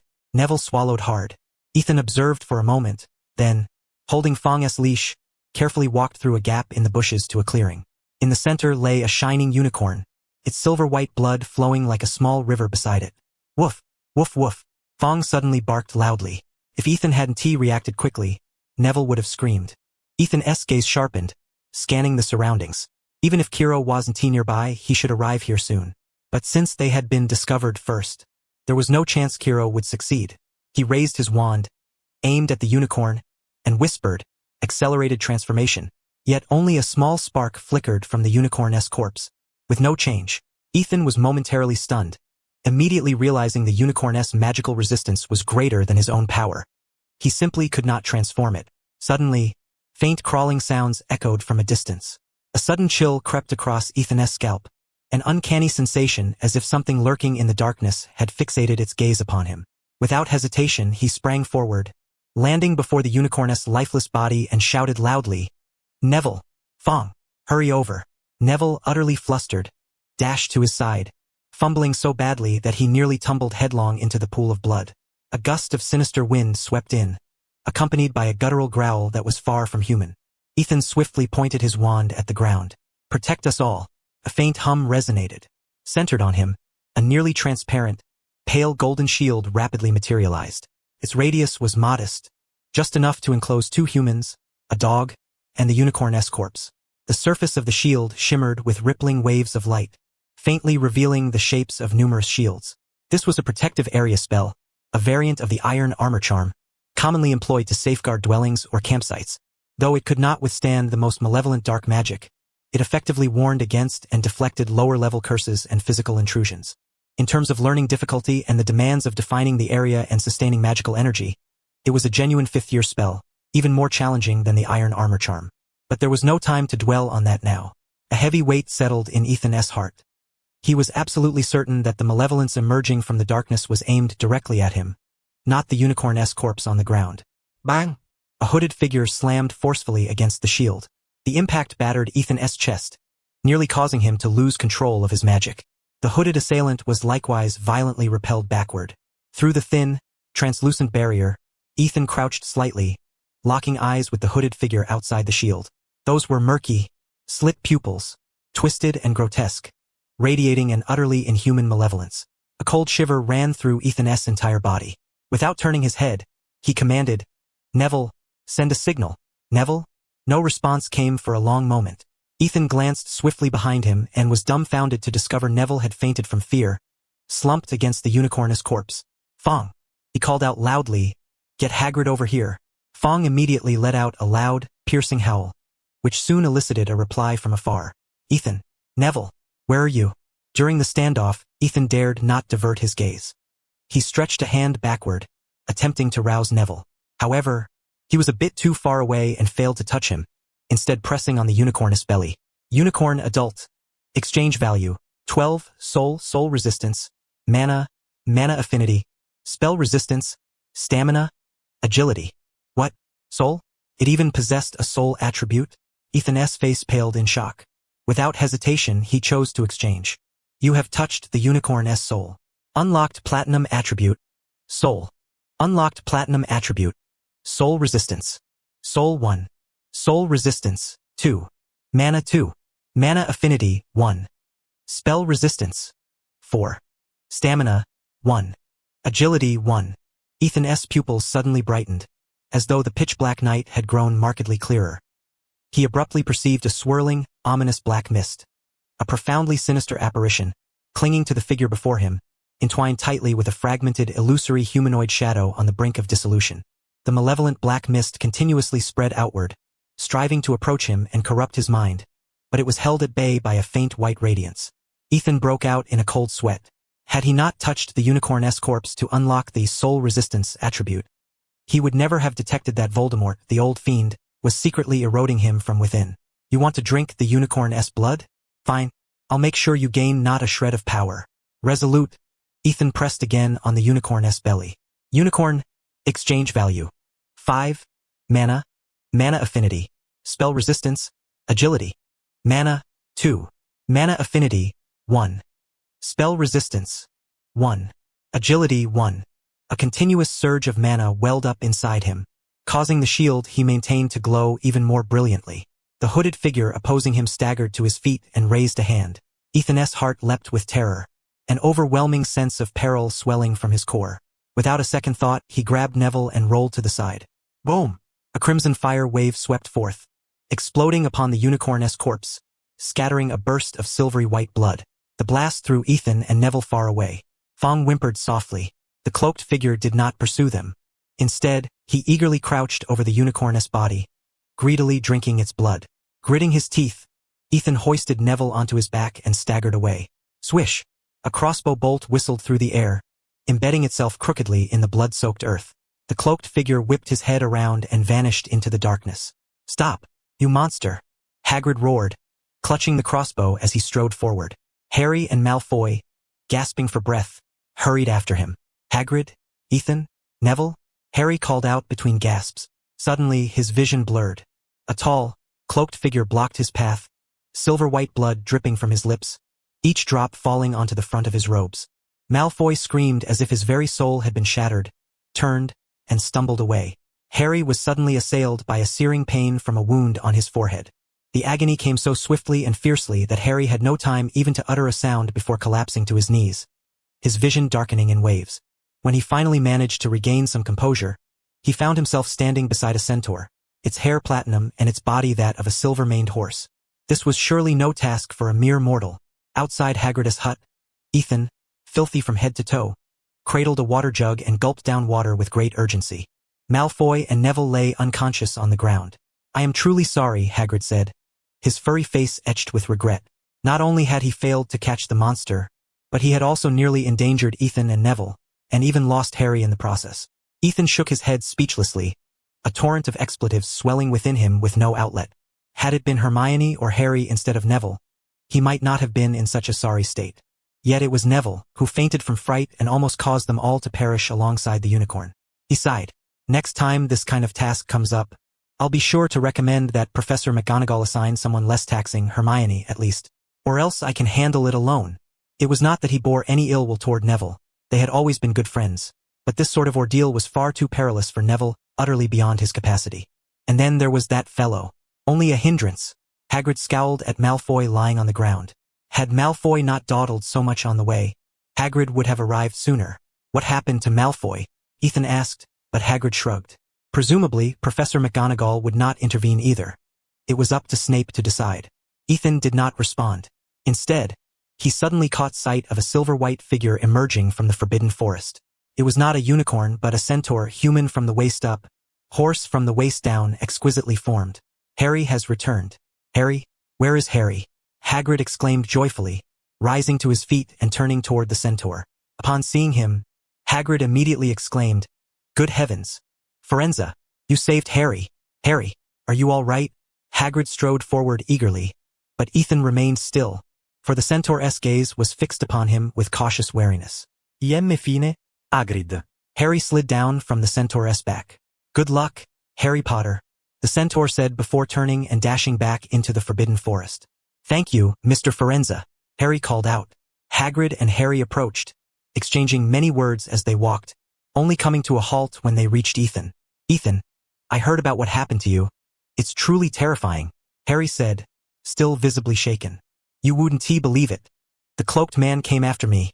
If it weren't for Firenze, I would have been killed by him. Ethan paused, deep in thought. It seems we must talk to Professor McGonagall once we return. That's right, Ethan, Harry replied, but there's more to discuss, and we should wait until we're back. He glanced at Malfoy lying on the ground and sneered again. Hagrid arrived on his motorcycle, carrying the unconscious Malfoy and Neville, and handed Ethan and Harry each a flying broomstick. The group hastened back to the school. Hagrid needed to take the two youngsters to Madame Pomfrey in the infirmary and report the incident to Dumbledore. The unicorns in the Forbidden Forest had been attacked repeatedly, and the school had to address the matter. Ethan and Harry headed straight to Professor McGonagall's office. She was on duty that evening, busy organizing some papers on transfiguration. When she noticed two grimy young wizards enter, she was momentarily taken aback. Harry looked at Ethan, who could only say, Professor, there is something we must discuss with you. The Forbidden Forest is too dangerous. We believe Neville should be confined somewhere safer. McGonagall examined the scorched marks on his robes, evidence of fire magic, and asked sternly, Did you get into a fight?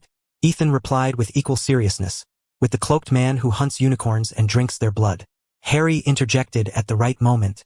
Neville and Malfoy were so frightened they fainted, and I was nearly killed. McGonagall's expression darkened immediately. Where is Hagrid? What is he doing? Harry sighed helplessly, He had to look after Malfoy. McGonagall's face grew even grimmer as she paced the office, shaking her head. No, you are safe here. Someone assured me of that. Ethan and Harry exchanged uneasy glances. Professor McGonagall regarded him seriously. Ethan, I agree the school must intervene. At least 2 unicorns have already perished in the forest. I will be sure to convey your concerns to Dumbledore, she said. Meanwhile, I will reconsider Neville's confinement location. You two should go to the prefect's bathroom, wash up, and get a good night's rest. Without further ado, Ethan and Harry made their way to the 5th floor of the castle, where a luxurious bathroom was reserved exclusively for prefects. Immersed in the warm water, the two felt a soothing relief wash over them as they exhaled deeply. Ethan, that cloaked man.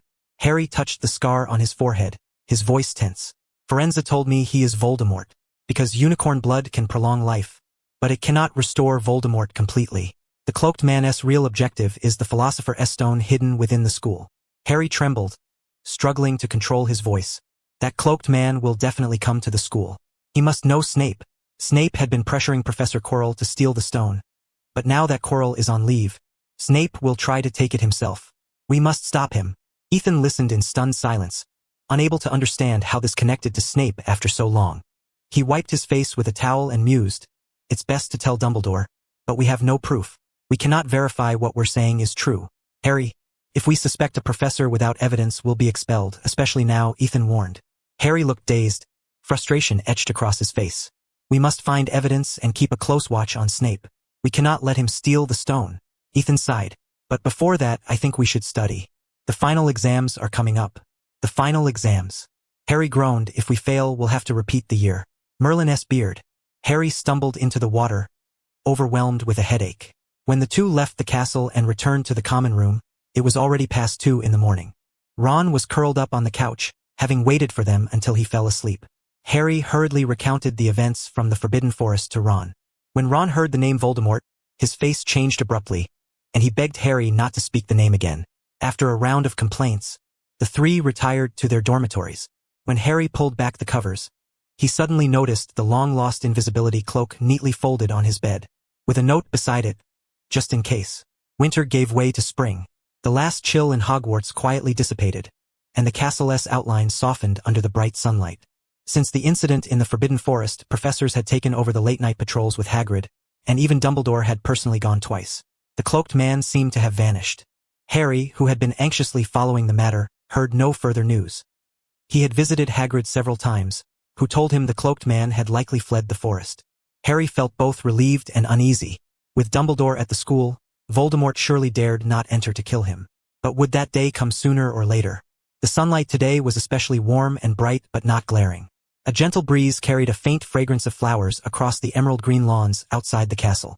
Ethan lay on the grass, resting his head on his arms, gazing absent-mindedly at the wispy, cotton-like clouds drifting along the horizon.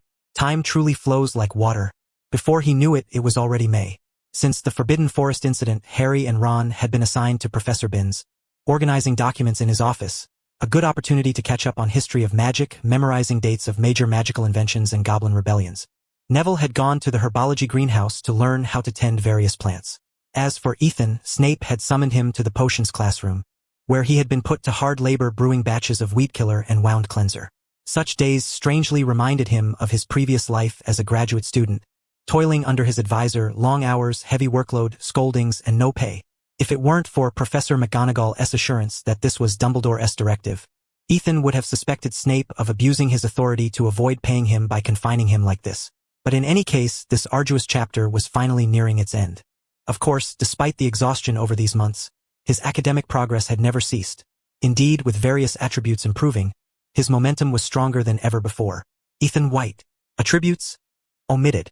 Random potential, 0. Free potential, 0. Random exchange experience, 7,382,100. Non-exchangeable. Soul resistance. Free exchange experience, 7,382,300. Non-exchangeable. Soul resistance. I have accumulated 7,000 points of free experience. Yet the option to exchange for soul attribute has not appeared. Platinum attributes shouldn't be completely unexchangeable, right? Or is my experience far from sufficient? Would 10,000 points be enough? Ethan stretched and sighed softly. For a platinum attribute like soul, even 10,000 points might be nowhere near enough. Maybe it requires tens of thousands or even 100,000. Magic, 13. Intelligence, 5. Spirit, 5. A faint whisper of wind lingered by Ethan's ears, causing the strands of his hair to sway gently, shimmering with a subtle, lustrous glow. He rubbed his eyes, and in a daze, he caught sight of sunlight piercing through the motes of dust, refracting into delicate arcs of iridescent hues in the air. From afar came faint murmurs of conversation, the laughter and shouts of running children, and the rustling flutter of sparrows' wings, all seeming to flow through a veil of water, gently quivering before gradually sharpening into clarity. Urgent footstep approached swiftly. Hermione crouched down, casting a glance over Ethan, Neville, Harry, and Ron in turn, incredulous. "Why are you all hiding here taking a nap? Didn't you call me?" Harry and Ron each grunted softly. "If you had to spend 2 months in Professor Binns' office, you might have run home long ago." Hermione rolled her eyes and whispered, "Ethan, have you been all right over by the potions classroom?" Ethan gave a brief nod. "It's fine. He usually doesn't come into the classroom so I can work quietly." Since being conscripted by Snape, Ethan had spent much less time with these companions. Hermione looked at him with a hint of envy, speaking softly, "Ethan, my detention in the library is over. Could you ask Professor Snape if I might also come to the potions classroom to help?" Ethan nodded. "No problem." The 3 lying nearby opened their eyes, propping themselves halfway up, gazing at her with astonishment. Ron exclaimed incredulously, "Are you out of your mind? Your detention's over, and you still want to go work for Snape?" Hermione flushed with annoyance, retorting sharply, "If it weren't for you, Ron, if you hadn't rushed to fight Malfoy, we wouldn't have been stuck in detention." "Shut up." Ron immediately held his breath, closed his eyes, and leaned back down on the ground. Harry attempted, "Do you want to come to Professor Binns' office? He'd definitely welcome you. I want to learn about potions, not do boring chores." Hermione rolled her eyes. "You don't understand how rare an opportunity this is." Ron stretched lazily from his spot on the grass, sitting up, and addressed the nearly sleeping Harry. "Harry, we should head to Professor Binns' office now." Reluctantly, Harry rose and ran alongside Ron back toward the school. "Neville, Hermione, I'm heading to the greenhouses too. See you tonight." Neville waved and dashed off. Hermione smoothed her skirt and sat beside Ethan, curiosity in her eyes. "What potions have you been brewing recently?" Ethan counted off on his fingers. "White fresh essence, scabies potion, fox charm antidote. A couple of days ago, Madame Pomfrey ordered a batch of cough syrups, which I just finished this morning." Hermione was dumbfounded. "All of those you brewed alone?" At first, he would watch me for a while. Ethan shook his head, but after I brewed a few batches, he stopped coming. Hermione was nearly envious to the point of delight. She stood up, stomping her feet and spinning in place. "Ethan, you have to convince Professor Snape. I really want to brew potions too." First-year witches and wizards were strictly forbidden from brewing potions privately. They had to obtain the professor's permission or work under direct supervision. Even if permission was granted, those from modest backgrounds often couldn't afford the costly ingredients. Someone like Ethan, receiving personal instruction from a professor and able to continuously brew various potions, was truly the envy of all. "Don't worry," Ethan stood and pondered. "We can start by asking Professor McGonagall. If she agrees, Snape won't refuse." Hermione shook her head, disappointed. Professor McGonagall declined. She said she can't make decisions for another professor. She asked a long time ago, and permission was never granted. If that was the case, Ethan glanced around quietly and said, "Come to the potions classroom at 8 o'clock tonight." Hermione blinked, feeling both tempted and hesitant. "One tea that caused trouble?" "Don't worry," Ethan assured her. "If it were them, I might have to think twice, but I know your abilities." At last, a smile brightened Hermione's troubled face. Professor Snape lifted a bottle of cough potion, the liquid within a pure, warm amber, reflecting tiny specks of light under the candlelight. Snape murmured in a deep voice, "This week, continue brewing 30 batches of Nosebind. The preparation steps and recipe are on the blackboard." Ethan nodded habitually and casually opened a potion book titled Fundamental Magical Potions of St. Mungo's. Cough syrup and Nosebind were both detailed within. The book belonged to Snape and was lent to him temporarily. "Professor, I heard that underage witches and wizards are forbidden from using magic outside school. More precisely, it is prohibited to use magic in front of muggles or in unauthorized locations," Snape said expressionlessly. "This is mandated by the Reasonable Restrictions on Underage Wizards Act. All underage wizards must comply. The Ministry will send those unwilling to follow the rules to Azkaban to serve as dinner for the Dementors."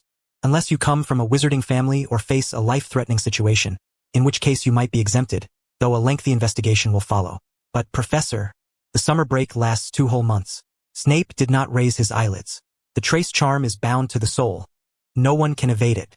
As for the holiday, I will assign enough homework to ensure you have a thoroughly productive summer. Ethan was not ready to give up and cautiously said, Professor, no matter how much homework, I still want some time to practice magic. Impossible.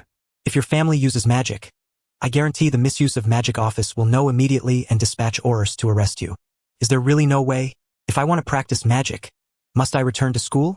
School is not just for you. Snape's voice was cold. Perhaps you can find an adult wizard. If you cause trouble, they can go to Azkaban on your behalf. Ethan shrugged and said, Professor, if you don't mind, I'd like to ask Hermione to help. Her library detention is over, and she's looking for a new place for detention. Snape suddenly looked up, filled with sarcasm. Mr. White, do you think just memorizing preparation steps and potion formulas is enough to make potions? Of course not, Professor. Ethan shook his head seriously. You also need stable magical power and constant attention to control every change. I just hope she can help with some potion materials. I can guarantee there will be no problems. Snape stared at him coldly. The stability of magical power also affects the potion's efficacy. If a potion goes wrong and causes an accident, you will bear full responsibility, Mr. White. Ethan bowed politely. Rest assured, I will be 100,000% focused. At 8 o'clock that evening, a gentle knock came at the door of the potions classroom. The door creaked open slightly, and Hermione nervously peered inside. Ethan opened the door wider and whispered, Come in. Professor Snape, ISNT here, but he agreed. Hermione's eyes lit up with delight. But Ethan looked seriously into her eyes and said, You must start by learning to handle the ingredients. You may not brew any potions until you have been approved. That's easy. Hermione said confidently. I've memorized everything. Then now it's time to turn that knowledge into practice, Ethan said, pointing to the blackboard. This is the recipe for nosebind. Write it down first, then we'll begin processing the ingredients. Since this potion was ordered by Madame Pomfrey, we must be extremely careful and precise. Hermione swallowed hard and studied the potion preparation formula meticulously inscribed on the blackboard. As she continued to examine it, her eyes widened in astonishment, and she could not help but remark to Ethan, this potion, in a quantity 5 times greater, is at least 5 times more complex than any potion we have previously mastered. To successfully concoct it within a short span, an immense reservoir of magical power is indispensable. Shaking her head, she added, It's impossible for me. If it were up to me, I would require at least 3 days to brew a single batch successfully. Ethan smiled gently and reassured her, There is no need to fret, nor to compete with me. What you must focus on now is to precisely grasp each step of the brewing process and produce a flawless potion.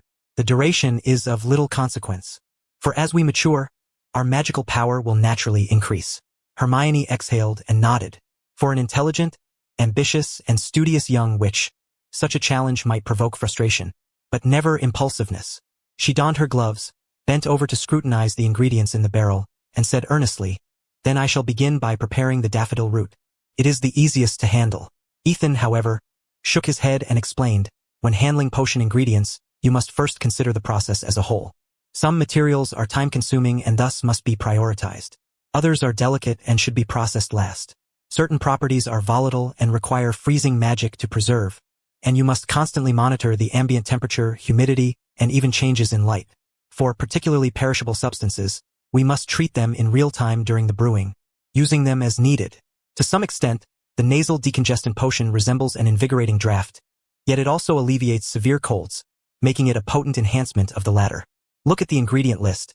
Ginger root, peppermint, mistletoe berries, angelica root, guardian tree rootlets, horseradish, mandrake, and daffodil root.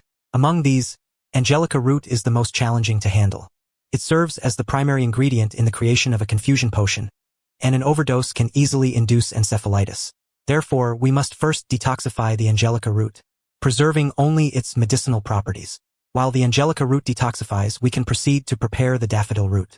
Instantly enlightened, Hermione hastily retrieved her notebook and swiftly recorded Ethan's instructions, somewhat chagrined. So that's it. Angelica root is the most troublesome and time-consuming. It must be processed first. The guardian tree rootlets are the most precious and must be treated during brewing to maintain their vitality. Outside the potion classroom, Severus Snape stood silently. Upon hearing Ethan's explanation, the tension that had gripped his face finally eased somewhat. Without a sound, he turned and departed. He entrusted the potion classroom to Ethan because Ethan had proven capable and had not disappointed him. Yet, this did not mean he was indifferent. Like Hermione Granger, had it been Ethan himself who first raised this matter, Snape would have undoubtedly sent him packing. But for now, he was willing to grant him a chance. Of course, it was only this once.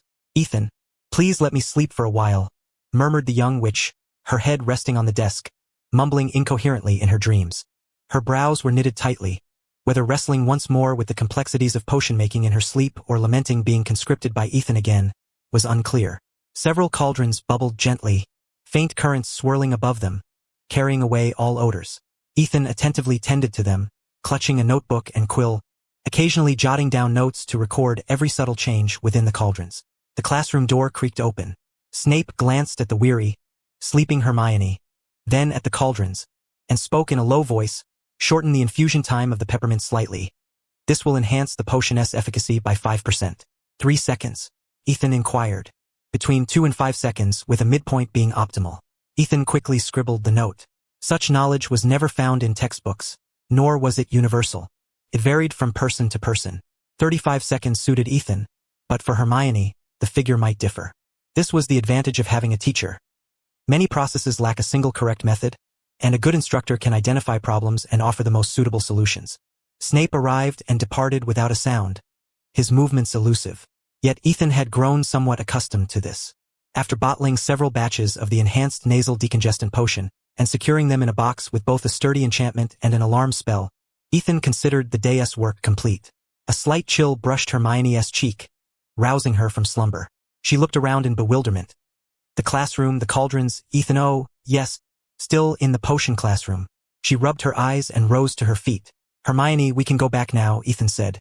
She stared blankly at the now tidied desk and then at the clock on the wall, realizing it was already 10 o'clock at night. Her eyes widened in alarm. "Oh no, we've missed curfew. No worries. I have special permission from the professor to return to the dormitory before 10:30. Ethan replied, leading her out of the classroom, locking the door behind them, and moving down the corridor. It was indeed quite late, and the hallway was deserted. Hermione dreaded encountering Argus Filch, yet, as if fate conspired against her, Filch stood lurking in the shadow of a corner, waiting. Her face turned pale with fright. Ethan glanced at him and cheerfully greeted, "Good evening, Mr. Filch. Sorry to keep you waiting so long again." Filch's expression darkened. Clutching his cat, he turned and left. The two ascended to the first floor. Only then did Hermione regain her composure, incredulous. "My goodness, he really didn't catch us. That's because it's not yet 10:30, Ethan sighed. "Did you think he was just standing there for no reason?" "Yes, waiting for me to exceed the curfew. That caretaker is quite diligent, albeit overly petty." Mr. Filch. Hermione seemed to recall something, whispering, "Yes, like a squib." A squib, after all, is a muggle-born wizard, a child born to magical parents but incapable of performing magic and thus barred from attending wizarding school. Ethan responded with a grunt. "Let us wish him luck." Back in the common room, the two did not part immediately. Instead, they sat at a round table cross-referencing their notes, promptly correcting errors and filling in gaps.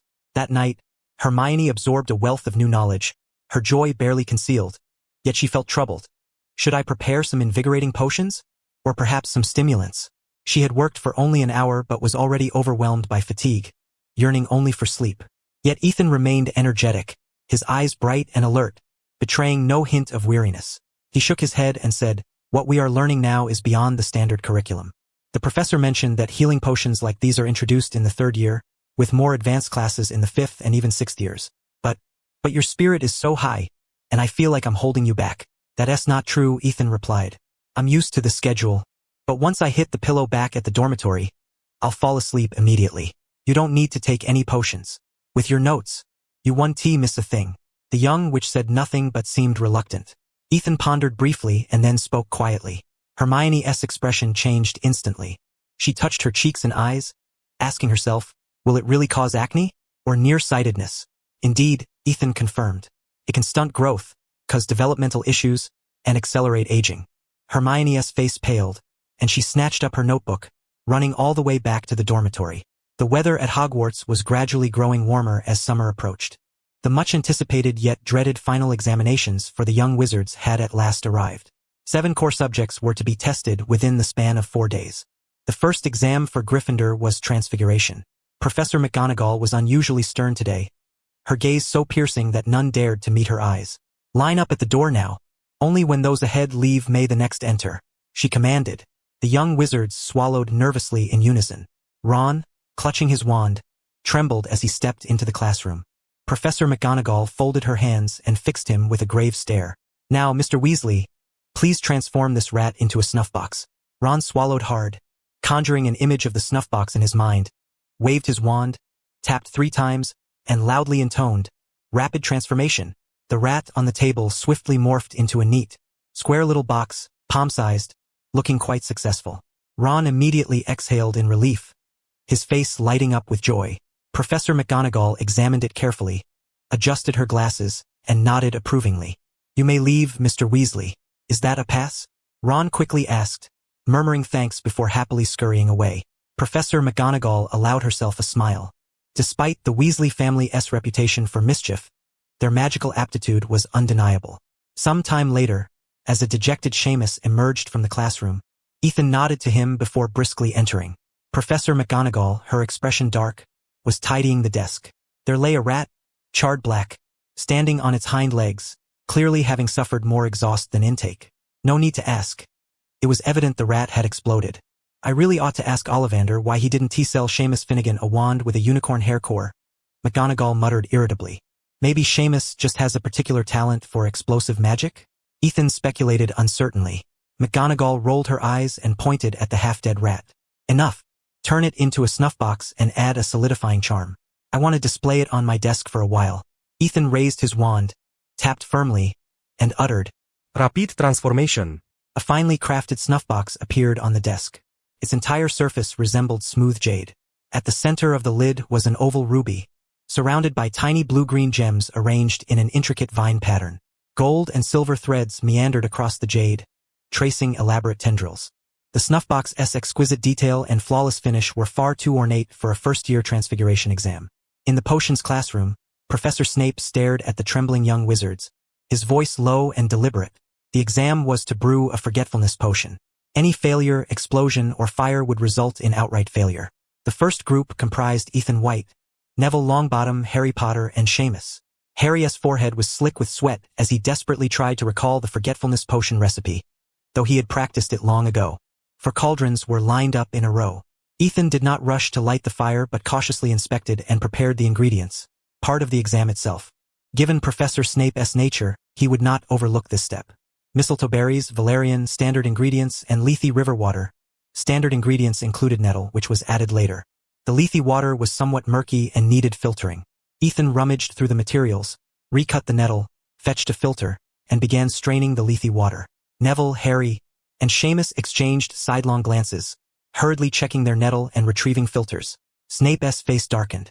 He snapped shut a book and knocked it on each desk in turn, scolding, "Complete your exams." Ethan nudged Neville's mistletoe berries. Neville clutched his head, eyes wide, then suddenly understood. He set down the nettle and picked up the mistletoe berries.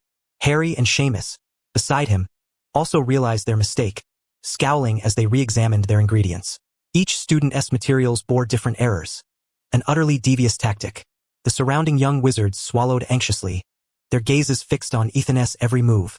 Ethan lit the fire, waited for the water in the cauldron to warm, added the standard ingredients, stirring slowly, then poured in the Lethe water and mistletoe berries, extinguished the flame, and finally added the valerian. He had brewed the forgetfulness potion months earlier and had taught it dozens of times in the study room, committing it thoroughly to memory, no difficulty at all. Once the potion cooled, Snape glanced over it. "Dispose of it. You may leave." Forgetfulness potion was perilous. It must be contained or destroyed, never left unattended. Ethan poured the white powder from the nearby box into the cauldron, instantly turning the potion to clear water. He cleaned the cauldron and tidied his desk before departing the classroom. These exams were not particularly challenging, merely routine assessments.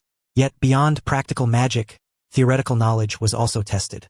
For this purpose, the school issued new quills enchanted with anti-cheating charms, tormenting the young wizards mercilessly. When the final history of magic exam concluded, the classroom erupted in cheers. By the shores of the Black Lake, Hermione exclaimed joyfully, "That was much easier than I expected. The Werewolf Code and the Goblin Rebellion, none of those difficult topics were on the test. Please, Hermione, I never want to hear another word about exams." Ron flopped onto the grass, stretching comfortably. At least for the next week. Let us just enjoy ourselves. Hermione's face darkened. Vexed. Enjoy what? Didn't you see the snuff box Ethan made? Now look at yours. Ron pretended not to hear, glanced around, and asked with feigned surprise, by the way, Harry, where did Ethan go? He didn't come out with us, did he? No idea. Harry rubbed his forehead irritably. I don't know what's going on, but my scar's been hurting these past few days. Hermione immediately said, Go see Madame Pomfrey? I'm not sick, Harry said anxiously. That night when I encountered the cloaked figure, my scar hurt badly. Also, I keep feeling like I've forgotten something. It's nothing, Harry. As long as Dumbledore is around, that cloaked figure wouldn't dare harm you. Harry clutched his wound and gazed blankly at the azure sky. In the headmaster's office, Dumbledore slid a plate of sizzling Honeydukes candy across the desk. The final exams are over. Minerva, how did it go? Minerva immediately stuffed the sweets into her pocket. A portrait on the wall cheerfully exclaimed, Wow! Our clever little witch has developed a sweet tooth? The walls were adorned with portraits of former headmasters, most gazing downward attentively. Only one, with thin eyebrows and a goatee, was particularly lively, Mr. Black. The aged Minerva sighed helplessly at him. I was merely bringing a little treat for the students. Dumbledore looked up at the portraits kindly. We have matters to discuss. The portraits nodded in unison and closed their eyes, even the boisterous headmaster Black reluctantly falling silent. Minerva produced a stack of parchment and slid it to Dumbledore. I spoke with the other professors. The final exams went smoothly, and the students performed unexpectedly well. None failed. They all will progress to second year. She continued, Next, we must prepare for the year-end feast, summer arrangements, review scholarship quotas for each year, new student admissions, lists for advanced classes, and hold talks with graduating students. There is so much to do. I could talk all day. Albus, if you could assist me by shouldering part of the burden, perhaps I might find the time to attend a couple of Quidditch matches. Dumbledore cleared his throat. I truly wish to help Minerva, honestly, but I must attend meetings at the Ministry of Magic. I will be leaving shortly and may be gone for several days. However, I should be back in time for the end-of-year banquet. That's quite all right. Much of the work must be completed during the summer holidays. Oh, then I shall also be attending numerous meetings over the summer. Minerva's expression darkened immediately. Dumbledore smiled gently and said, Actually, I wanted to have a word with you about Mr. Ethan White. Minerva's face shifted, and she retorted angrily, Speaking of Ethan, you still haven't told me the reason for his detention. This is an utterly unjust treatment. Not even the headmaster can treat an innocent young wizard this way. If there is no reasonable explanation for this, I shall be very upset. Dumbledore hastily offered her another plate of sweets and carefully remarked, This matter is indeed my fault, but had I not acted as I did, I might have developed some misunderstandings about Mr. White. Professor McGonagall regarded him with suspicion. Nonsense. Ethan has never spoken to you. Dumbledore pursed his lips and smiled. Perhaps you do not know him well enough, Minerva. Mr. White's magical talents far exceed what you might imagine. His magical power surpasses that of his peers by a great margin. Perhaps even the third-year students cannot match him. In potions, he is already capable of brewing the potions Madame Pomfrey requires. Watching him, I am reminded of Tom Riddle in his youth. Indeed, he may even surpass Tom. Minerva's expression instantly changed. Don't mention that man. Ethan is completely different from him. Indeed, he is. Dumbledore nodded. Mr. White is not only gifted in magic, but he also cares deeply for those around him. Even when faced with life-threatening danger, he has never abandoned his friends. Tom could not do that, and this is what helped me dispel my initial misunderstandings about him. At first, I thought this young lad harbored some secret, perhaps even a dark side unknown to others. But after observing him for some time, I found him to be a person of integrity. His care for his classmates is genuine, his passion for knowledge sincere, and even towards Filch, who constantly hurls harsh words at him, he can still offer a genuine smile. Oh, he dislikes Quirrell, but that is because Quirrell does not teach properly. There is reason behind it, not a matter of character. He selflessly shares his knowledge and even worries that others may not understand. He expends great effort to simplify the material, and those youngsters call it the Fool's Notes. I have seen them myself. They are remarkable simplifications that could serve as reference books for the next generation of young wizards. But despite all these deeds, he asks for nothing in return. He treats everyone equally, neither forming cliques nor promoting strange ideologies, and certainly does not demand money. He cares little for house points or others' opinions. What matters to him are knowledge and friendship. He truly looks after Neville, even though Neville often causes him trouble. Honestly, Minerva, he does not seem like an 11-year-old child. Perhaps having a complete family from the start makes all the difference? The late afternoon sun lazily streamed through the glass roof of the greenhouse. Ethan pushed open the door and saw Professor Sprout, wearing gloves, carefully harvesting leaves from the mandrake plants, while Neville, donning earmuffs, hid in a safe corner, nervously observing everything. Professor Sprout, I have come to collect the 300 portions of lavender and standard ingredients ordered by Professor Snape. Professor Sprout glanced back and smiled. Ah, Ethan. Professor Snape's materials have long been prepared. Mr. Longbottom, please escort Ethan inside and help him carry the boxes out. Very well, Professor. Neville whispered softly and hurried to the door, looking at Ethan with delight. Ethan, be careful not to knock over any pots. These are mature mandrakes, and their cries can be deadly. Ethan nodded. Many of the pots were arranged haphazardly, and Professor Sprout was covered in dirt, apparently too busy to tend to anything else. Clearly, she still did not trust Neville enough to let him handle the pots. Sorry, Ethan, these mandrake leaves must be harvested quickly, or their potency will be affected. Ethan understood perfectly. The potions classroom is still holding exams. If you don't mind, I will help. I often assist Professor Snape with materials. That's wonderful, Ethan. Professor Sprout laughed heartily. The batch of herbicide you brewed was excellent. I've ordered another from Professor Snape. It's just a pity your detention period is ending soon. Ethan was momentarily taken aback. There's nothing to regret. If you ever need assistance in the future, I'll be happy to help. That's different. The professor laughed openly. If I ask Snape to brew it, I must pay the full price. If you brew it, I pay only 1/5, but during detention, I just provide the materials and pay 1/10 of the cost. Ethan, I truly hope you make more mistakes. That's what Gryffindors are all about. Ethan smiled awkwardly. It seemed he hadn't harvested enough leaves after all. By the way, how does one transplant mandrakes again? Ethan. Harry suddenly appeared at the greenhouse door like a gust of wind, looking extremely anxious. Ethan, I have something to tell you. Good afternoon, Mr. Potter. Professor Sprout greeted warmly. Once Mr. White finishes here, he can leave. You may wait patiently by the door for a while. Harry hesitated, then looked at Ethan with even greater urgency. Ethan nodded, quickly helped Neville straighten the remaining pots, confirmed the potion materials and quantities in front of the professor, and then, using the floating charm, carried the boxes out of the greenhouse. Ethan, listen to me.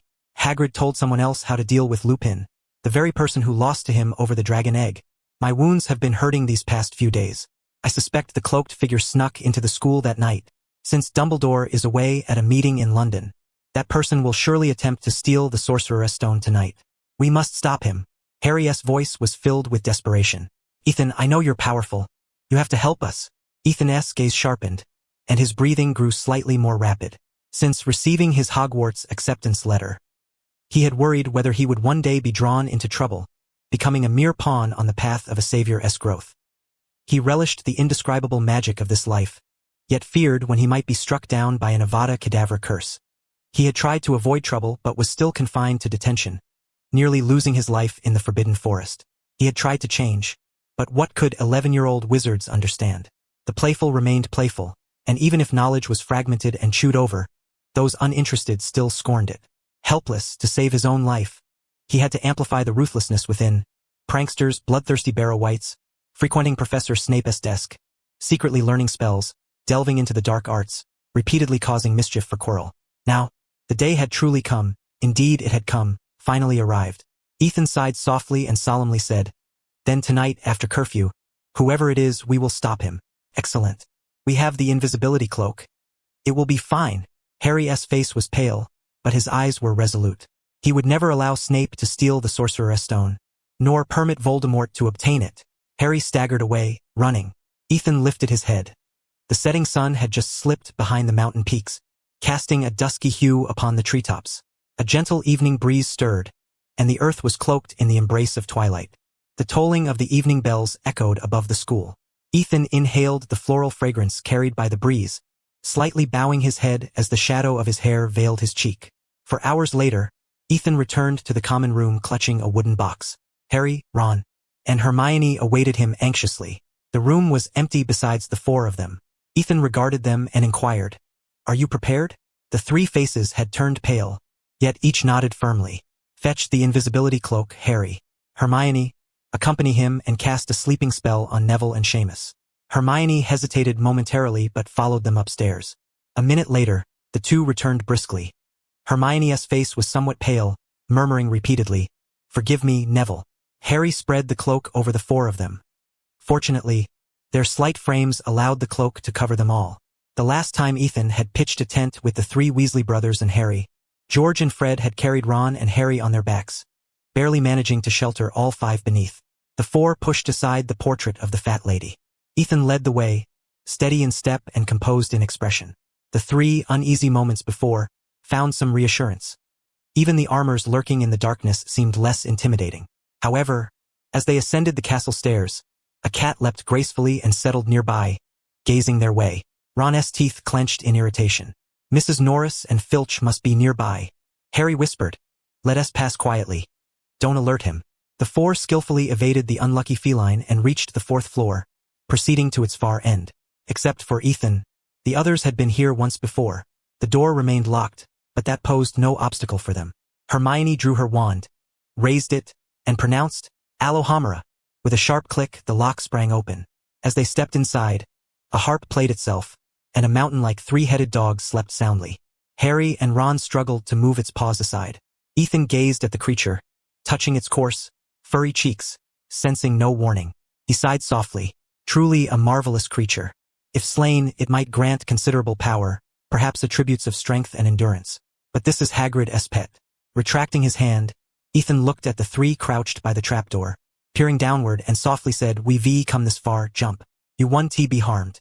The 3 simultaneously lifted their heads to meet his gaze. Ethan had no choice but to step forward, clutch the box, and leap first. "I'll go second," Hermione whispered, holding her skirt with one hand as she followed. Harry and Ron exchanged glances, nodded resolutely, and both jumped. The landing was surprisingly soft. Ron, relieved not to have broken a leg, glanced beside him only to see Hermione and Harry half submerged, while Ethan had already vanished from sight. Alarmed, he shouted, "Ethan? Hermione? Harry, are you all right? Idiot! Look down!" Hermione screamed. Suddenly, Ron felt tendrils coil around his ankle, swiftly creeping upward, binding him tightly. Terrified, he yelled, "What is this thing? Don't struggle. It's Devil's Snare, a magical plant," Hermione urged anxiously. "Professor Sprout mentioned it. The more you struggle, the tighter it grips. Think quickly." "I can't breathe." Harry panted heavily, pressing down on a vine attempting to encircle his chest. At that moment, Ethan's voice echoed from below. "It fears light and fire." "Exactly. It dreads brightness and flame," Hermione exclaimed, enlightened, raising her wand high. Lumos Maxima. A brilliant beam of white light pierced the darkness. The Devil's Snare vines binding them recoiled in terror and loosened their grip, leaving the 3 surrounded by empty space as they fell. Rubbing their backsides, they rose and looked at Ethan, who cradled the wooden box, bewildered. "Ethan, why didn't you save us sooner?" "Too high," Ethan gestured overhead. "If I had cast a spell mid-fall, you would have broken your legs." "Fair enough, Ethan." Hermione breathed a sigh of relief. "Let us hurry. Snape may have succeeded by now." Harry's expression tightened as he sprinted down the corridor to a heavy, locked wooden door. Without hesitation, he raised his wand and commanded loudly, "Alohomora." But the lock remained unmoved. Merlin's beard. There's an anti-locking spell on it. Hermione looked up, observing shimmering little birds flitting about midair. "Look, those aren't T-birds. They're keys. And that flying broomstick nearby, this must be a contraption left by Professor Flitwick." Because the final exam in charms was about making a pineapple tap dance across a desk. Ethan, still holding the box, nodded calmly. "Hermione, try a freezing spell." Hermione drew her wand, pointed at the air, but after a long moment shook her head in frustration. "No good. There are too many keys and they fly too fast. If we disturb them, they scatter everywhere." Ethan turned to Harry. "Harry, whoever entered here before must have used the correct key. It must differ from the others somehow. Perhaps its wings are injured or something. Go catch that key." Harry nodded eagerly, mounted the broomstick, and took to the air, searching for the distinct key. Hermione approached Ethan, puzzled. "Ethan, shouldn't you be able to freeze all the keys?" Ethan looked upward and replied, "I must conserve my magic for the final adversary." Hermione and Ron immediately understood. "I've got it. I caught it. This key's wing is injured. It must be the right one." "Hermione, catch it." Harry flung a key downward with force. Hermione scrambled to catch it and quickly unlocked the door before the other keys could overwhelm Harry. They passed this test with only minor alarm. Unlike the flustered and fearful trio, Ethan remained serene, clutching the wooden box, walking steadily among them. The new chamber was pitch black, but as soon as the four stepped in, brilliant light flooded the space. They stood beside a colossal chessboard. Black pieces loomed before them, towering and imposing, while across the room, facing them, were the white pieces. The four trembled. The white pieces' faces were featureless. Wizard's chess? Ron's eyes lit up, eager to play. Looks like we must win this game to pass. Leave it to me.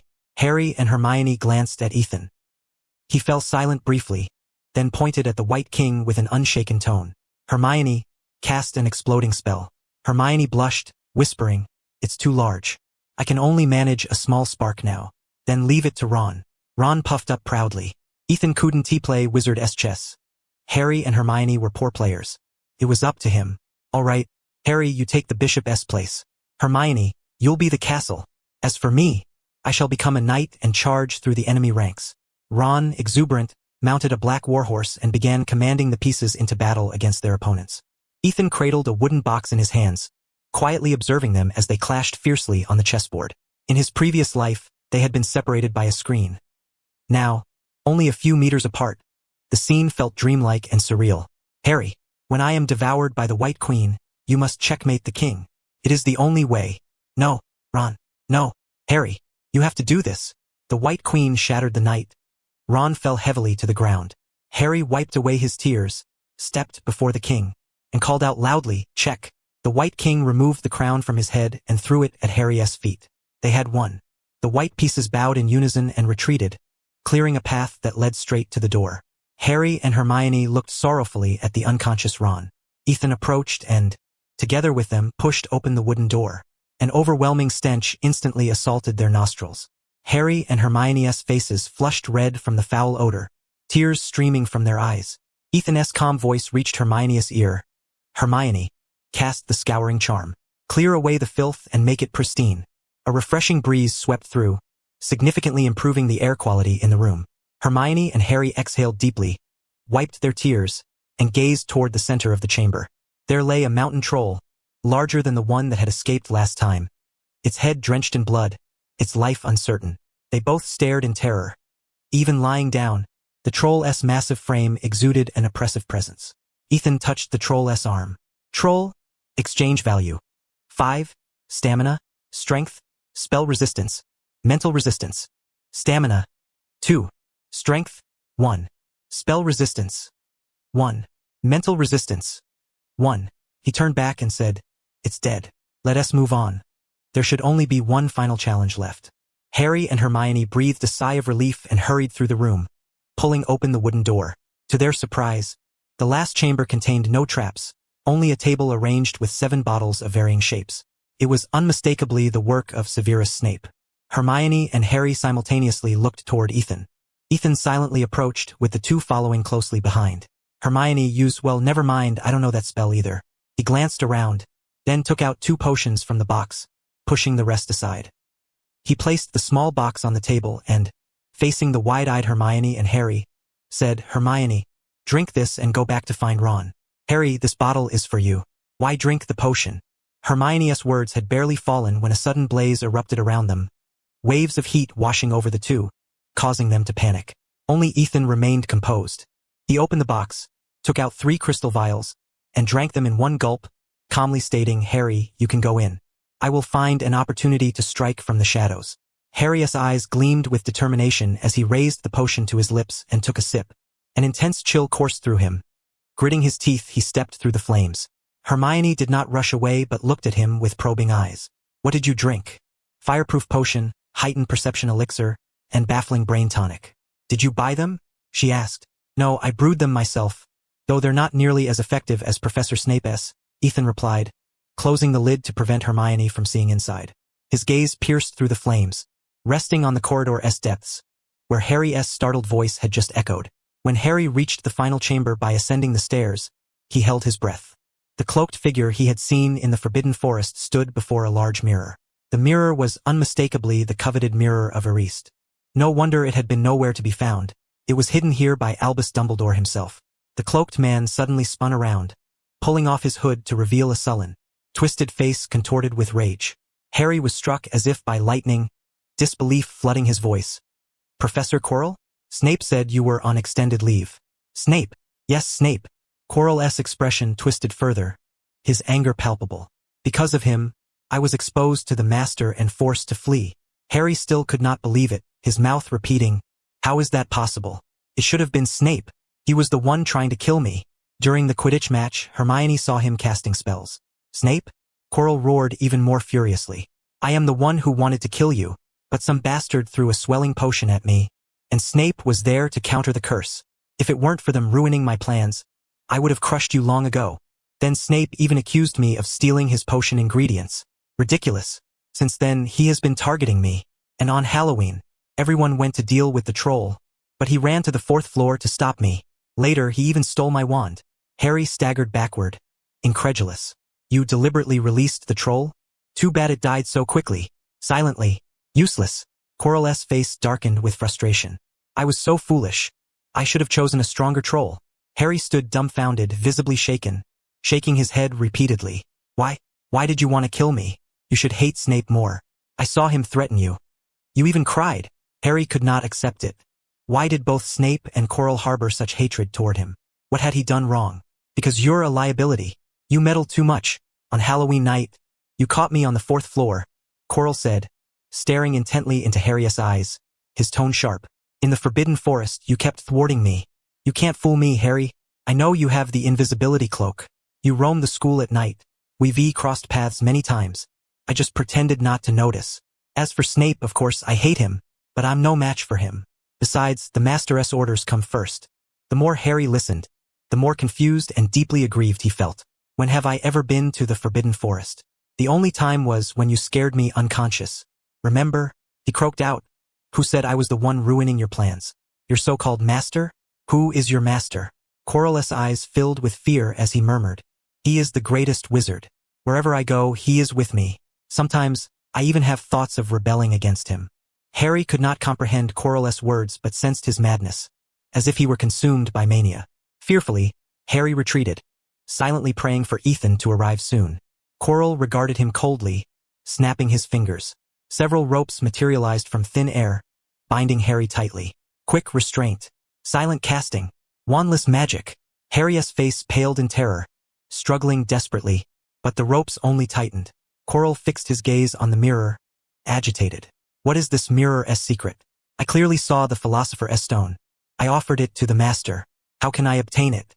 Suddenly, a hoarse, chilling voice echoed through the room. There's still a little brat here.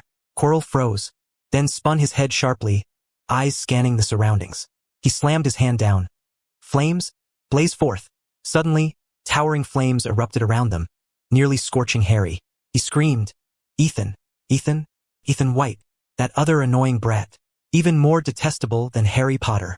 Quirrell roared, looking left and right. Brat. Come out. Don't think I can't find you. His right hand flicked repeatedly, and wherever he pointed, fierce flames burst forth.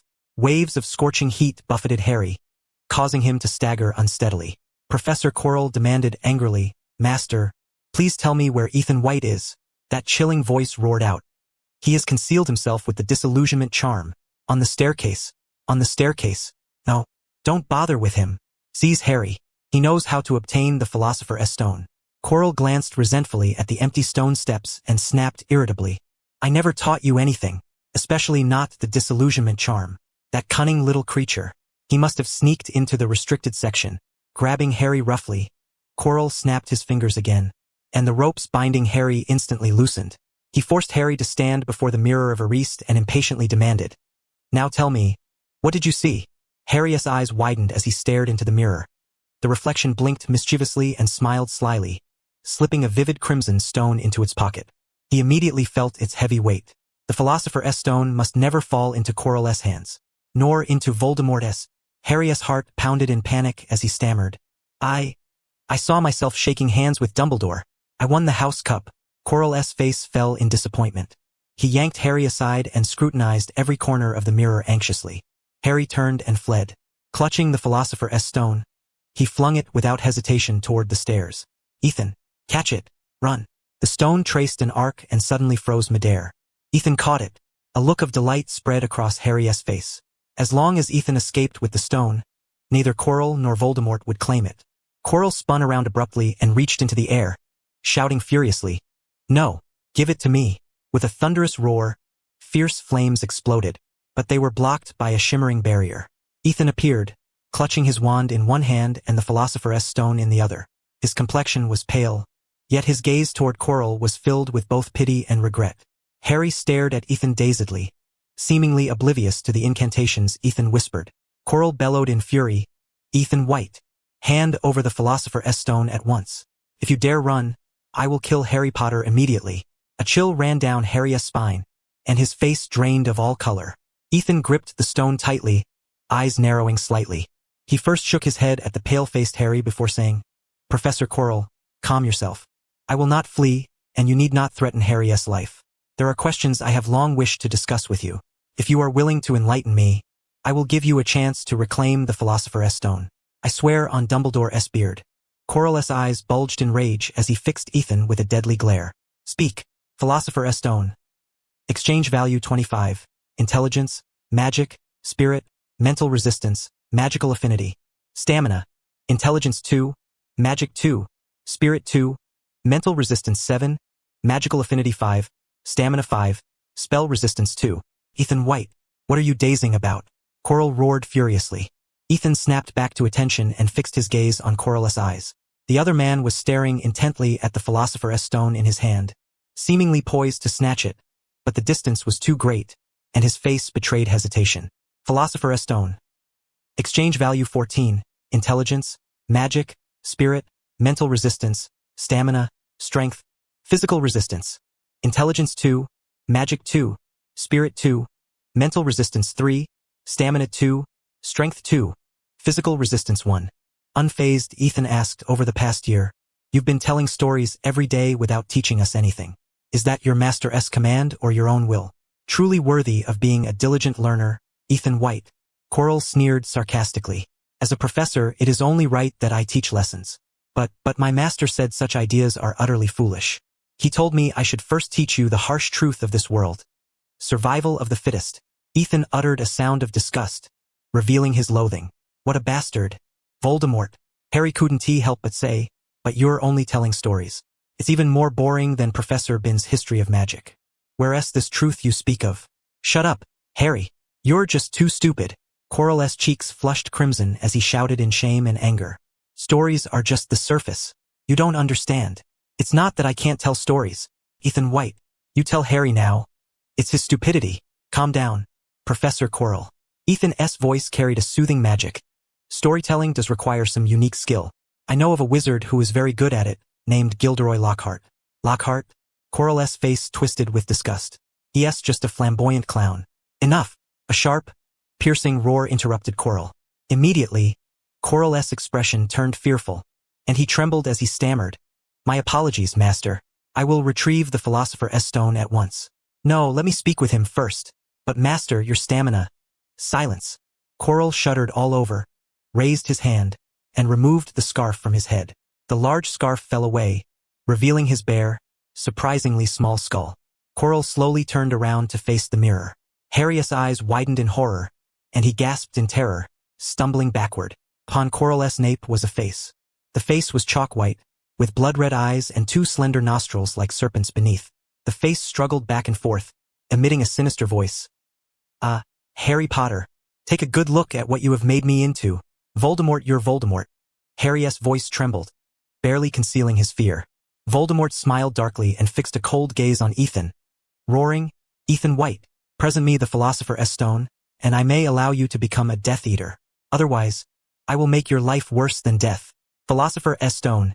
Exchange value 8. Magic, spirit, stamina, mental resistance. Magic 2, spirit 2, stamina 3, mental resistance 1. A strange light flickered in Ethan's eyes as he asked, "Lord Voldemort, my third question is, what state are you currently in? Are you still alive, or already dead?" Voldemort was momentarily taken aback, his hoarse laughter dark and menacing. "Truly a studious young wizard. I can tell you, I possess immortality. Even if I become but a shadow or vapor, I shall never truly die. Ethan pondered briefly before shaking his head. No, I have studied modern magical history. You were killed once by Harry. At least your body died, and without a complete corpse. So, even if you still possess awareness, you should be considered more like a spectral existence, right? This was the deepest wound Voldemort refused to confront.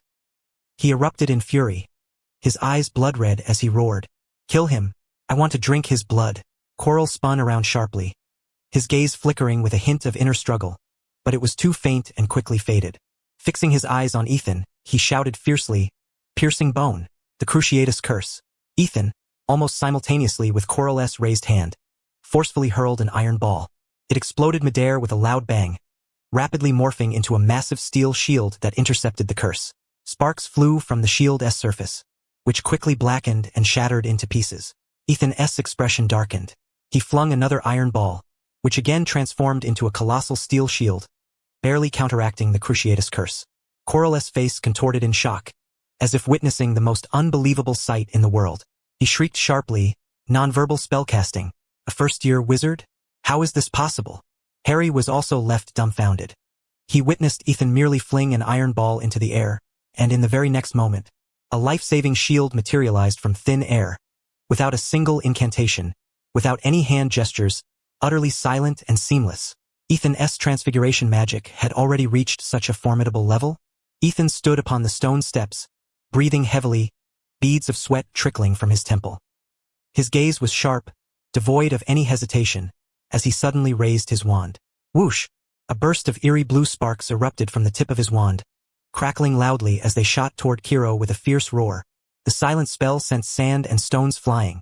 Almost simultaneously, a translucent shield appeared before Quirrell. Boom! Blue sparks exploded with dazzling brilliance, reverberating with a tremendous sound. Quirrell's eyes blazed with ferocity as he pointed his right hand at Ethan, his magic surging violently and transforming into an even more piercing azure flame. Another silent spell, another volley of sand and stones. Ethan emitted a muffled grunt, hurling iron balls in succession. Shields rapidly took shape, layering one atop another, steadfastly guarding him. Boom! Amidst the intensified blaze, he suddenly heard Harry's piercing shout. "Watch out, Ethan!" Ethan's wand abruptly pointed to the ground as he bellowed, "Fortify them all!" Instantly, a faint golden translucent dome formed. Quirrell charged headlong into it but was violently repelled. His face contorted grotesquely as he roared loudly, "Damn Snape! If he hadn't snatched my wand away, how could you dare to face me?" Ethan panted heavily, sweat dripping relentlessly onto the floor. Gritting his teeth, he hurled an iron ball with sudden force, swiftly raising his wand, not toward Quirrell, but aimed at Harry. Harry, who had been sheltering by the wall, was stunned, and even Quirrell was momentarily taken aback. Ethan's lips moved slightly, and a spell shot forth instantly. The iron ball in midair suddenly transformed into a furry earmuff, landing squarely on Harry's chest. Harry immediately understood and hastily placed it over his ears. Quirrell's face was full of suspicion and doubt. Ethan's gaze hardened as he directed his wand at a wooden box on the ground. The box shattered into pieces instantly, along with its contents, an unsightly flower pot, which also broke apart, revealing a particularly hideous plant. Ethan clamped his hands tightly over his ears. When Quirrell discerned what it was, his complexion changed drastically. "Damn it, Mandrake!" Wow! The tangible sound waves instantly reverberated throughout the entire basement. Ethan felt his head throb as if a sharp iron spear had been violently thrust through his skull. He writhed in agony, blood gushing from his nostrils. Fortunately, thanks to a year's worth of accumulation, his mental resistance had reached 43 points. He barely managed to stay conscious, not succumbing to the Mandrake's wails. Caught off guard, Quirrell staggered several steps, his body limp as if his bones had been drained, collapsing to the ground unconscious. Ethan immediately raised his wand toward the Mandrake, casting 2 spells in quick succession. Silent and unconscious, the deadly wails ceased. Ethan breathed a sigh of relief and hurried over to check on Harry. Harry, too, had lost strength, slumping weakly against the wall. But thanks to the protection of the earmuffs, he appeared conscious and fortunately unharmed. Harry's face was etched with lingering fear and dread. "Ethan, how could you bring something so dangerous? Is that a fully grown Mandrake?" "It was meant as a last resort measure," Ethan sighed. "It's too difficult to fight. Even without his wand, a severely weakened Quirrell would be a formidable adversary. Honestly, I'm the one who's no match for him. But you did it, Ethan. You actually defeated him. Harry's face lit up with immense joy as he weakly approached Ethan. Ethan also offered a faint smile. Indeed, facing a professor head-on was utterly impossible. Even if Quirrell was wandless and extremely feeble. Still, in a year or two, while it might not mean outright defeating Quirrell, at least he should be able to hold his own. Just as the two were rejoicing, the fallen Quirrell suddenly opened his eyes. They were narrow and bloodshot, his cheeks twisting grotesquely as his nose became flattened and menacing.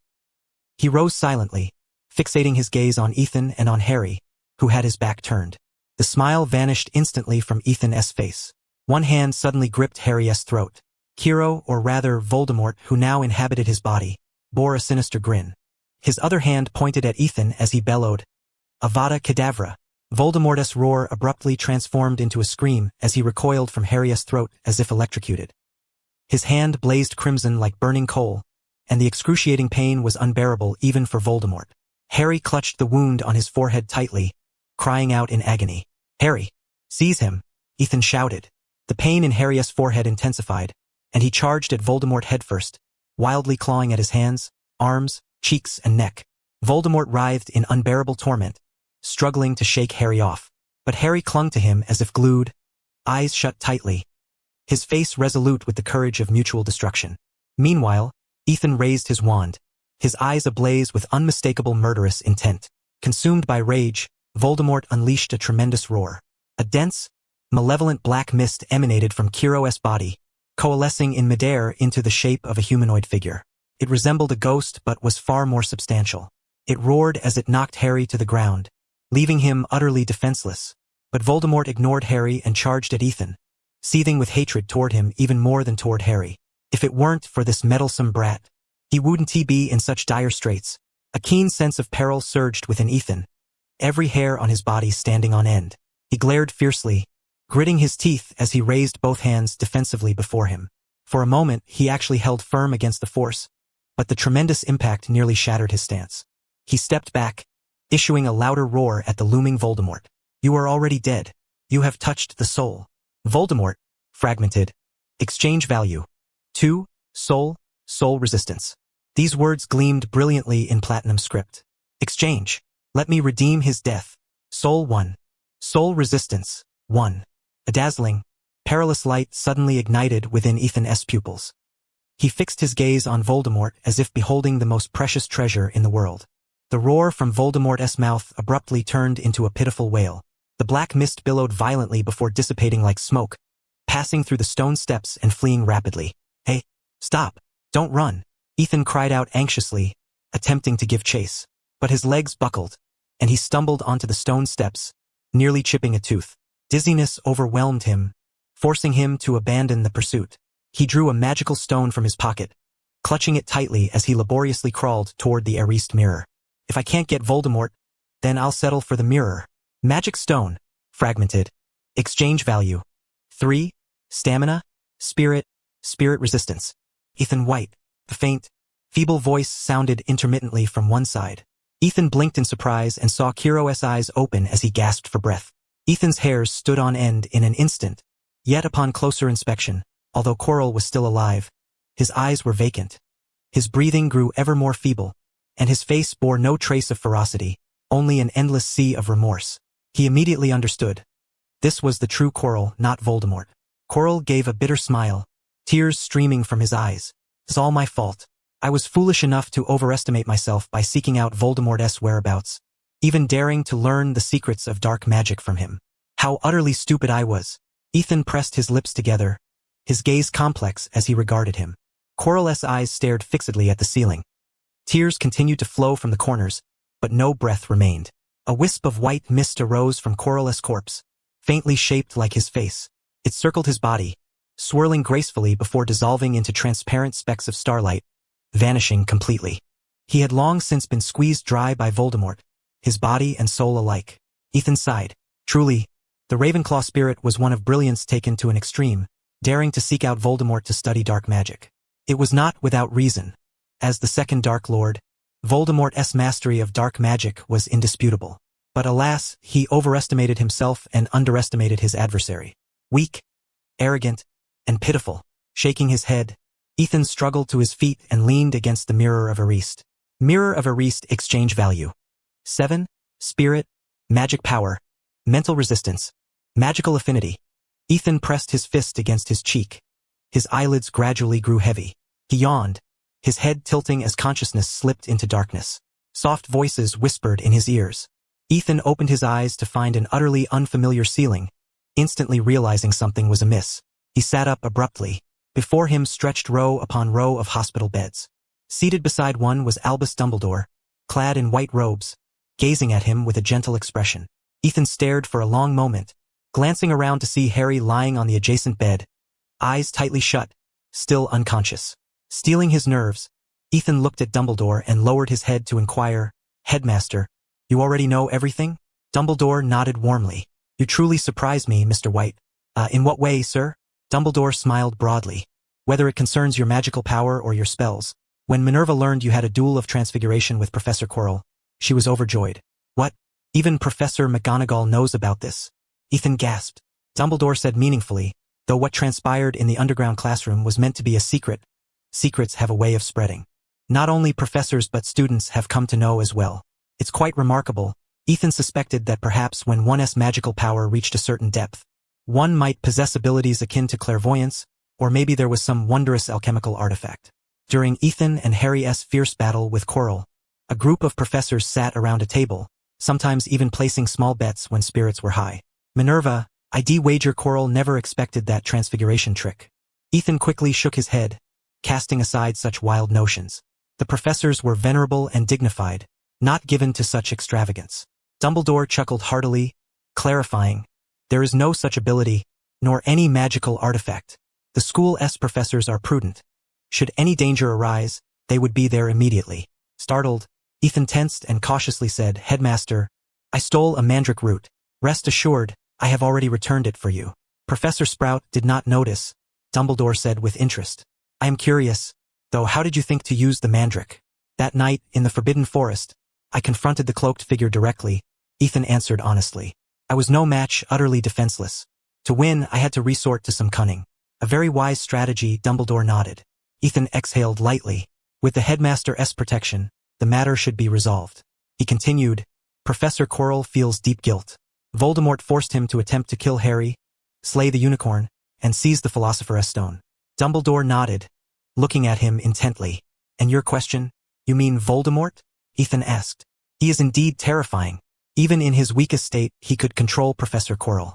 Even without his wand and greatly diminished, Quirrell was a formidable opponent. Together, Harry and I were no match. Only by ambushing him with the mandrake could we barely claim victory." Ethan spoke earnestly, telling nothing but the truth. To a master legilimens and the most powerful white wizard in history, lying would be utterly laughable. Dumbledore pondered briefly, then shook his head. "You seem to have forgotten you are only 11 years old, soon to be 12, but still a child. Professor Quirrell, born of Ravenclaw, is a highly talented wizard. For a first-year wizard to hold his own and even defeat Quirrell without a wand is astonishing. Even I am impressed." Hearing Dumbledore's praise, Ethan eyed him skeptically. "Headmaster, you weren't watching the whole time, were you?" Dumbledore stroked his beard. "Of course not. By the time I arrived, your duel had concluded. But you must understand, Mr. White, there are no secrets at Hogwarts." Ethan smiled wryly. "I don't buy that. Headmaster, the Philosopher's Stone? It has been destroyed. Headmaster, can Professor Snape continue teaching defense against the dark arts next year?" "I'm afraid, Mr. White, for various reasons, Professor Snape will teach only potions. I do not wish to lose him." When Ethan left the infirmary, Harry remained unconscious. The headmaster explained that Harry's old injuries had flared up again, requiring a longer period of rest. Ron embraced Ethan tightly. "Ethan, I'm so relieved you're okay. It's wonderful to have you here." Neville held a bouquet of tulips solemnly. "Ethan, I know you were worried I might go along, so you asked Hermione to cast a protective charm on me." Ethan nodded gravely. "Yes, that place was far too dangerous. Look at Harry, he still hasn't awakened." Neville's eyes reddened, and he sobbed softly. "Ethan, I will study charms diligently. Next time, I'll be able to help. It's all right, Neville. You've always been brave." Hermione, her eyes also glistening, had waited nearby all this time. When Neville finally released Ethan, she expressed her displeasure. "Have you hugged enough? My turn now." Oh, Neville obediently stepped aside. Hermione and Ethan's eyes met. Ron and Neville watched wide-eyed nearby. Damn it, after Neville's outburst just now, there was no chance for a proper hug. Hermione's face flushed deeply, her mood somewhat sour. Forget it as long as you're all right. Forget it? What do you mean? Ethan wondered, genuinely unharmed but puzzled by her displeasure. Final grades have been released? Ethan. As they spoke, a throng of young wizards swarmed over. Ethan. So glad to see you recovered. Ethan. Surrounded on all sides, even Hermione was pushed aside, growing even more frustrated but unable to say a word. Just like everyone else, she was a friend of Ethan's. She had witnessed more than once a crowd rushing to Professor McGonagall, imploring to visit Ethan in the hospital. By the time the throng finally dispersed, the sweets and flowers cradled in Ethan's arms had become too numerous to hold. Carefully, he set them down upon the floor, drew forth his wand, and with a deft flick of his wrist, intoned the incantation. Rapid transfiguration. Immediately, a layer of vivid crimson petals appeared upon the ground, dancing gracefully in the breeze, swirling around the wand until they coalesced into a fully bloomed flower. Wow! Ron and Neville stood dumbfounded. Hermione's eyes widened as she murmured, "You transformed so many different things into identical petals all at once? What kind of transfiguration is this? How did you manage it?" "It's a spell," Ethan explained. The latest issue of Transfiguration Today featured an article about transformation charms. I gathered detailed information but found it exceedingly difficult. This is actually the first time I've succeeded in casting it. His magical attributes had now accumulated to a full 47 points, and his intellect and spirit had grown markedly, enabling him to barely achieve success. To wield an advanced spell, understanding and comprehension are inseparable from wisdom. Stable casting and mastery rely on magic power and spirit. None of these three attributes can be lacking. The destroyed Philosopher's Stone and the Erised Mirror had effectively saved him nearly half a year of arduous effort, yielding tremendous rewards. At the thought of this, Ethan momentarily drifted away, his mind wandering to the elusive Voldemort. Aside from unicorns, one of the only beings capable of manifesting this sole attribute. Even the Philosopher's Stone could not reveal this. In other words, perhaps Voldemort's existence is even rarer than the Philosopher's Stone. Truly worthy of the title Dark Lord, no wonder Quirrell coveted him so. Ethan himself found the thought alluring. Yet, learning from past lessons until his attributes surpassed 300, he would absolutely not seek out Voldemort. Hermione repeated the name of the transfiguration spell, committing it firmly to memory. The group strolled leisurely toward the common room. The final exams had concluded, and classes were mostly suspended for the week. Moreover, the defense against the dark arts professor had been defeated by Ethan and Harry. Although Snape still handled that class with only a few days remaining, it was clear there was little more to teach. Now, nearly everyone awaited the summer vacation, Ethan included. The main issue was that after finals, no one came to the study hall anymore, and his rate of experience accumulation plummeted. This feeling distressed him greatly. He even began to dislike the holidays. "Shouldn't we suggest something to the school? Magic is so difficult, yet the summer break is so long. It's simply unreasonable. Why not just hold a summer tutoring class instead? As for holidays, 2 or 3 days would be more than enough. What do you think? Would the school agree?" Ethan spoke as they walked. Ron and Neville looked at him in horror, shouting, "No! Are you a demon? We don't want to study. No extra classes. We want summer vacation. We want to have fun." They covered their heads and fled, screaming. Even Hermione shook her head repeatedly. "I don't want extra classes either. My dad said he's taking me to Egypt for a trip. No, I don't want extra classes." She too ran off. Ethan watched her retreating figure and sighed softly, feeling a pang of melancholy. Why did no one love studying? Time, after all, is as precious as gold. For some reason, within just one afternoon, the news of Ethan's proposal for a summer tutoring class spread throughout the entire school. Upon hearing this wild suggestion, nearly everyone reacted with the same sentiments: fear, unease, and shouted that Ethan was a fiend. Not only Gryffindor and Hufflepuff, but even the young witches and wizards of Ravenclaw and Slytherin hurried to their respective heads of house to protest.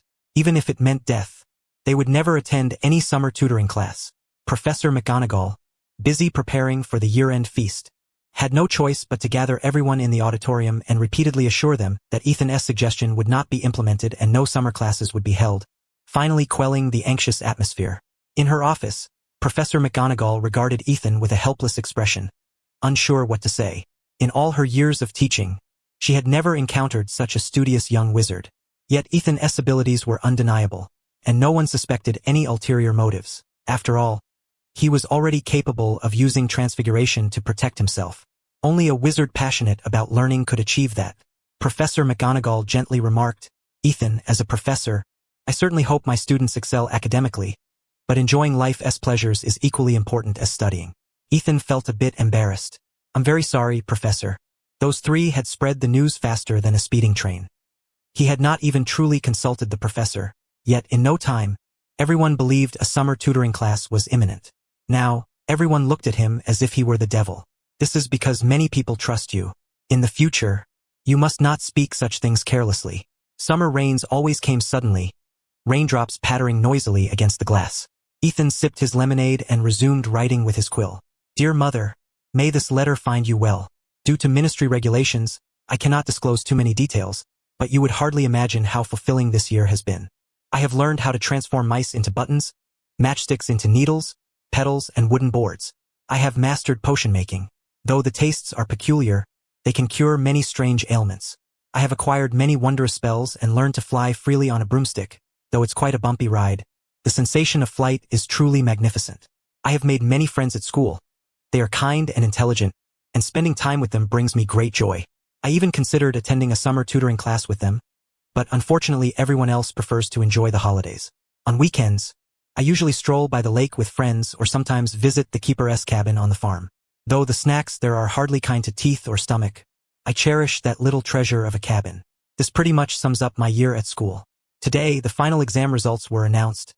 I earned 7 outstanding grades, ranking first in the entire year. Professor McGonagall was delighted and proud of me.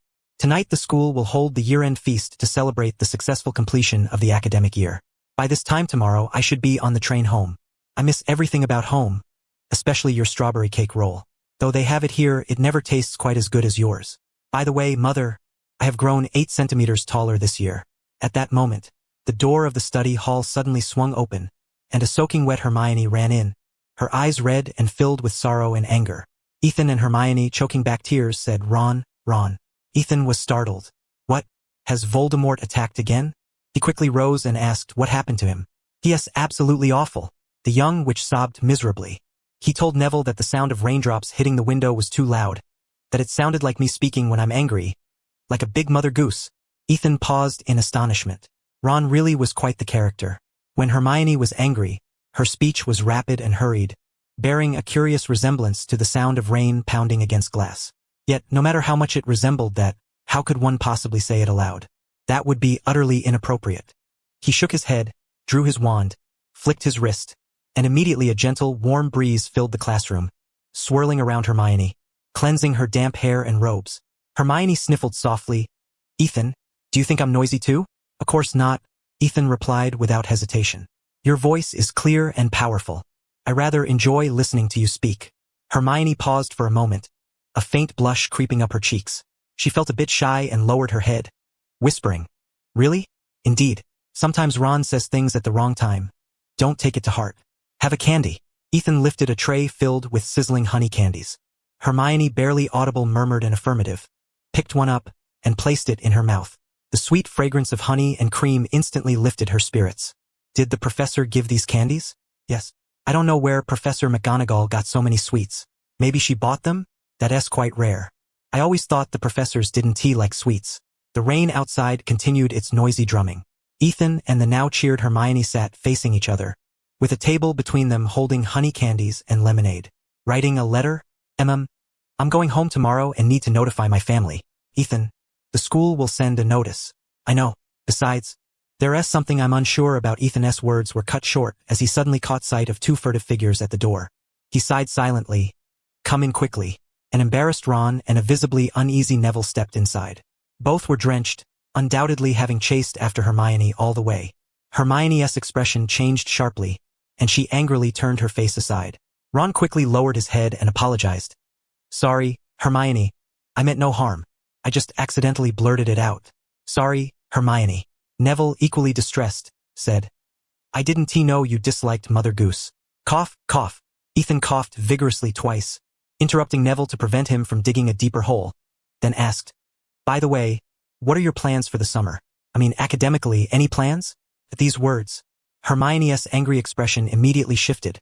revealing the same apprehension as Ron and Neville. No, they all said in unison, we're not attending any cram classes. Ethan looked at them in surprise. Are you quarreling, or conspiring together against me? Quarreling or not.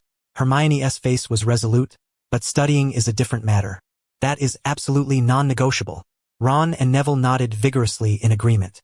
All right, Ethan said with some regret, if you're so unwilling, then forget it. I wish you a pleasant holiday. Only then did the three relax.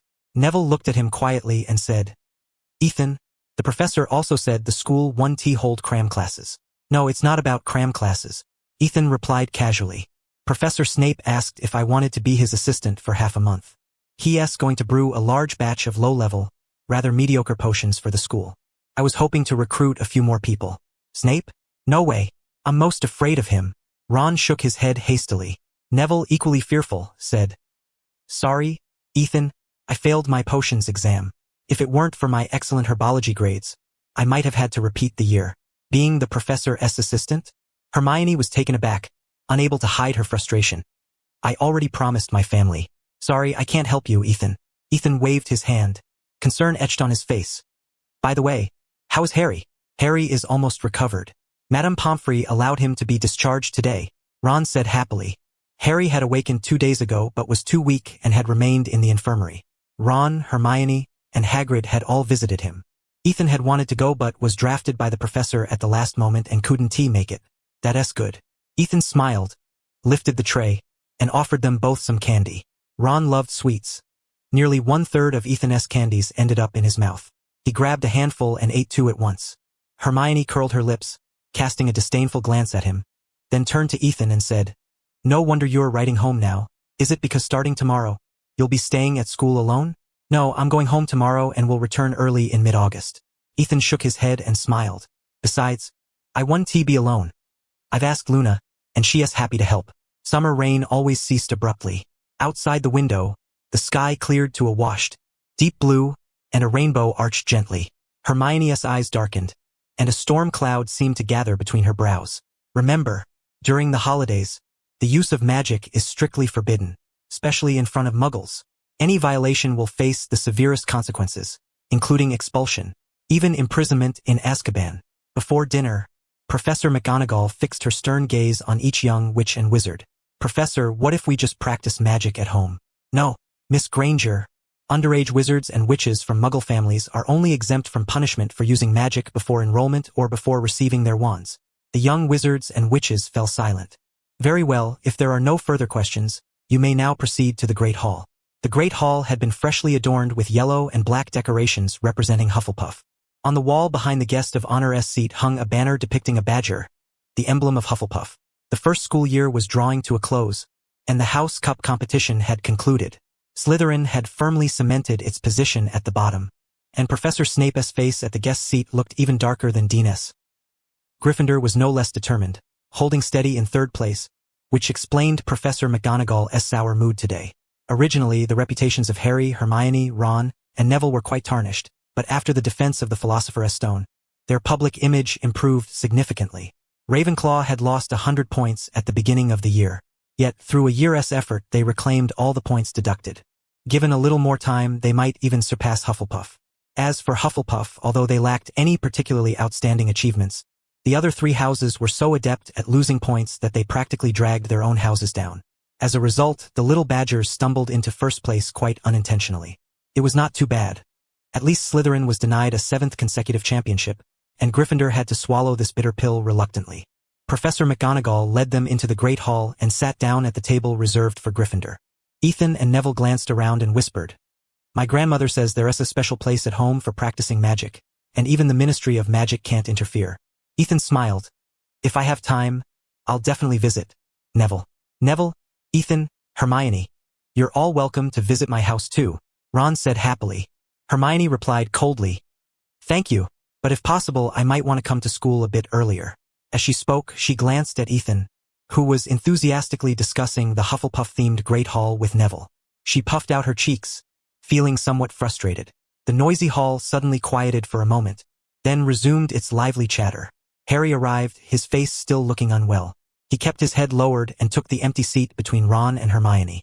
Ethan greeted him. Harry, how are you feeling? I'm much better now. Harry hesitated for a moment, then quietly slipped him a piece of paper, whispering, "Take a look at this, but only you should see it." Ethan unfolded the note and examined it thoughtfully. It wasn't anything extraordinary, just the Philosopher's Stone, along with news that nearly headless Nick was nearing his end. Having lost the Philosopher's Stone, the elixir of life was gone as well, and the ghost who had lived for over 6 centuries was indeed about to rest forever. He sighed softly, and the paper instantly disintegrated into fragments. What a pity. I never got the chance to meet him. Harry looked at him with a touch of sadness. Ethan blinked, thinking, you don't even know him. What's there to be sad about? After a moment's reflection, he offered some consolation. Perhaps death is merely another grand adventure. He had not understood this phrase before, but ever since acquiring the platinum attribute of soul, he suddenly felt that maybe there truly was a realm belonging solely to the spirit. Harry was momentarily stunned. Dumbledore had said similar things to him before, but what did it all really mean? Suddenly, the clamor in the great hall subsided and soon vanished altogether. At the head table, Dumbledore rose and, with a sonorous and cheerful voice, proclaimed, "This year, I believe everyone has enjoyed themselves immensely and reaped abundant rewards. But before we indulge in the feast, we must first determine the recipient of the House Cup. So far, Slytherin has 172 points, Gryffindor 291 points, Ravenclaw 418 points, and Hufflepuff 451 points." Thunderous applause erupted immediately from the Hufflepuff table. Professor Sprout beamed broadly, repeatedly thanking the professors beside her. Professor Snape's expression darkened further. Professor McGonagall forced a smile. Although her house's score was better than Slytherin's, if not for the points lost, the cup would surely belong to Gryffindor. Dumbledore's commanding voice rose above all. However, there have been some recent events in the school that I believe must be taken into account. First, Mr. Ethan White, who throughout this year has helped many people. Although he charged 1 canute for his services, the reasons were justified, and I trust everyone understands this. Therefore, I award Gryffindor 50 points. A tremendous cheer erupted from Gryffindor, and the Hufflepuffs next door clapped happily as well. Others might have been overlooked, but Ethan's contribution unquestionably deserved recognition. Professor McGonagall smiled proudly. Ethan had not expected this turn of events. His face showed surprise, but he understood well. Gryffindor's points had been deducted quite severely, and Dumbledore was likely restoring some of them by acknowledging him. Next, Dumbledore continued, Ron Weasley and Hermione Granger. Mr. Weasley played an exceptionally brilliant game of wizard's chess. Miss Granger, with her exquisite spell work, cleared obstacles for her comrades. For this, I award Gryffindor 30 points. Finally, Mr. Ethan White and Mr. Harry Potter. Together, they defeated evil and protected the school. This holds profound significance. For their courage and wisdom, I grant Gryffindor 80 points. Gryffindor's score, originally 291 points, surged by 160 points to 451, tying with Hufflepuff for first place. I hereby declare this year's House Cup belongs to both Hufflepuff and Gryffindor. The young wizards were unsure if the school had ever had 2 houses share first place before. But no matter, the Gryffindor students erupted in ecstatic cheers.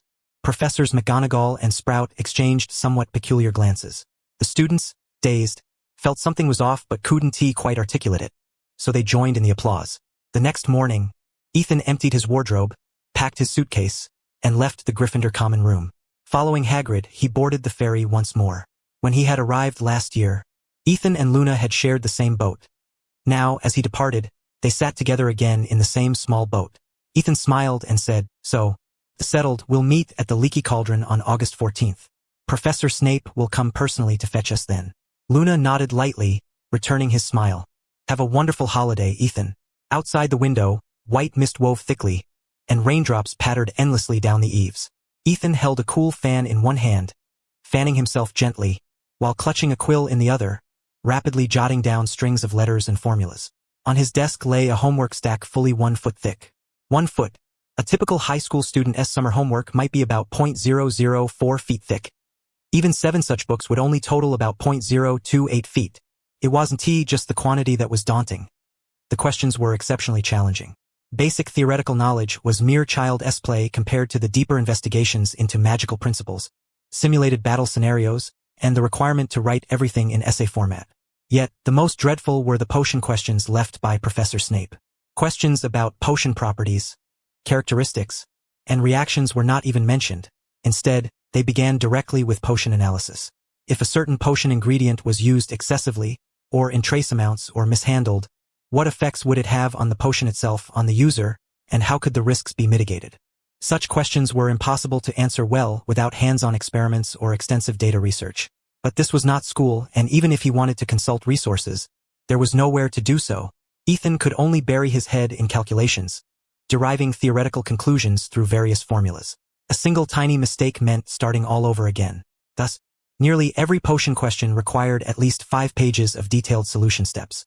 Compared to the potion problems, even Professor McGonagall's 10 essays analyzing transfiguration principles seemed far easier. Ethan dared not imagine how long it would take if it were Neville. Confronted with so many and such difficult assignments, when would he ever finish? Unfortunately, Ethan had no owl to send an immediate letter. Neville's family was a very traditional wizarding household, strongly opposed to technology like telephones. Aside from owls, there was no way to reach him. Ethan set down his quill, reviewed the densely packed formulas on the parchment, exhaled, stretched his neck slightly, and glanced out at the gloomy, rainy day. His expression darkened somewhat. Thestral Town lay near the sea, and summer's humidity was oppressive. Though the temperature was not high, the dampness was profoundly unpleasant. Yet, what vexed Ethan more than the damp weather or the voluminous, difficult homework was the sudden stagnation in experience points exchange. It wasn't a complete standstill. He was accumulating points at roughly the same rate as before school started, about a dozen or 20 points per day. But compared to the pace during school, it was excruciatingly slow and deeply frustrating. Random exchange experience. 3. Random exchange experience. 2,982,100. Non-exchangeable. Soul resistance. Free exchange experience. 2,982,300. Non-exchangeable.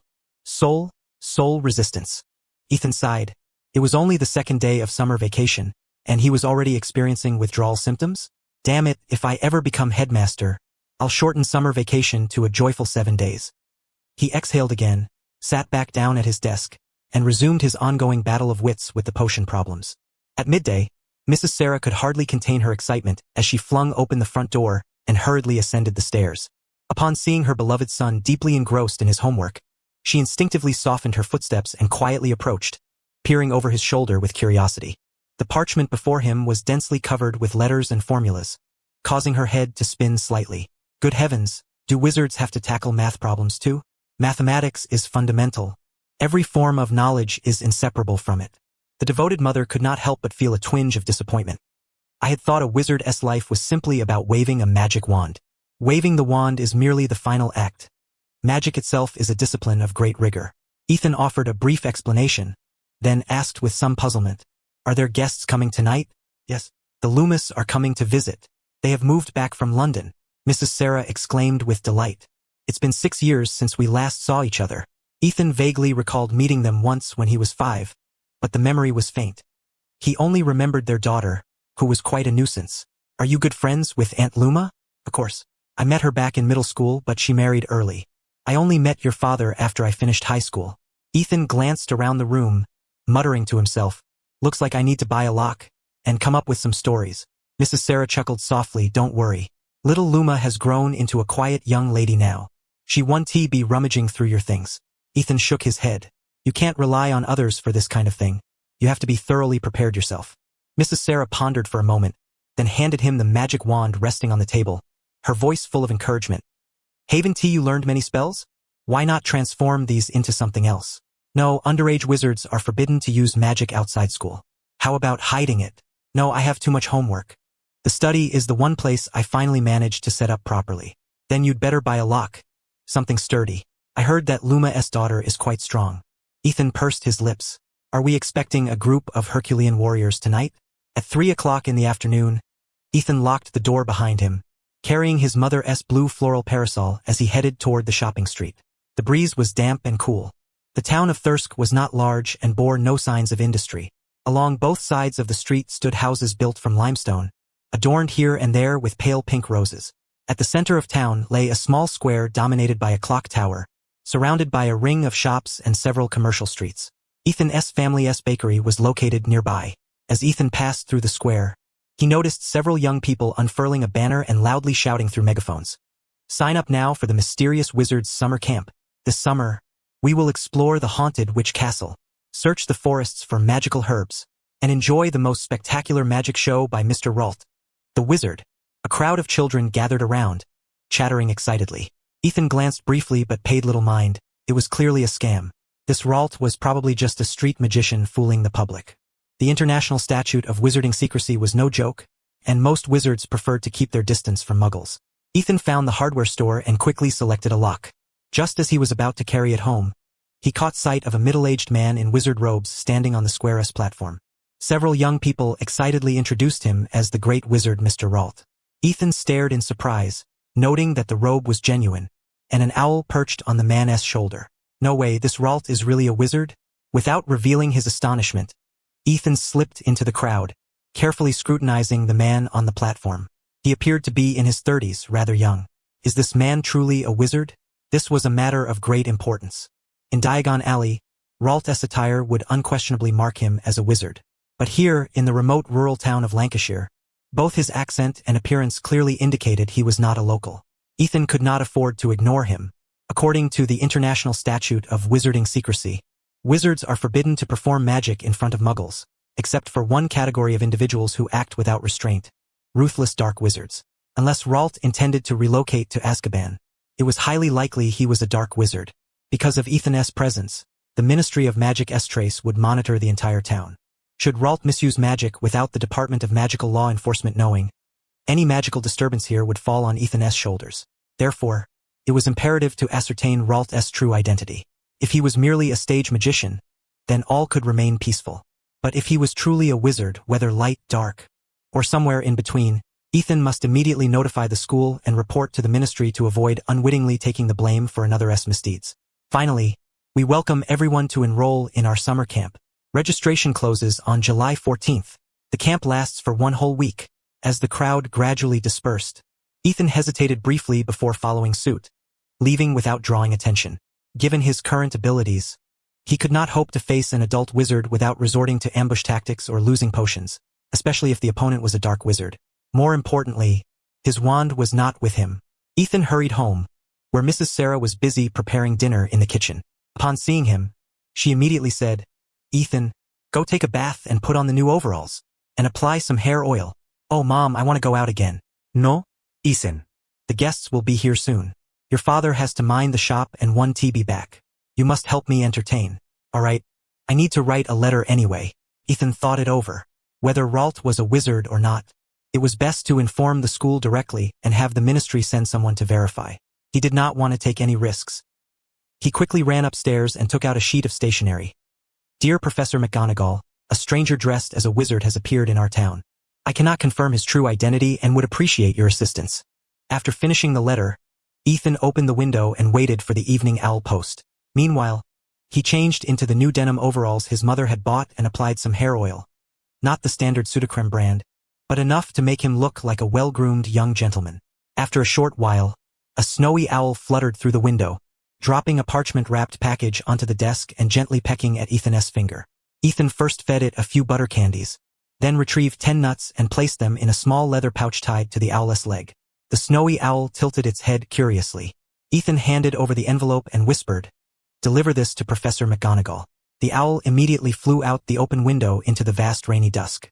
Having completed this task, Ethan felt somewhat reassured. He hurried downstairs and asked in the kitchen, "Mom, has a company organizing summer camps started up in town? Mr. Ralt?" "Yes. He moved here last winter.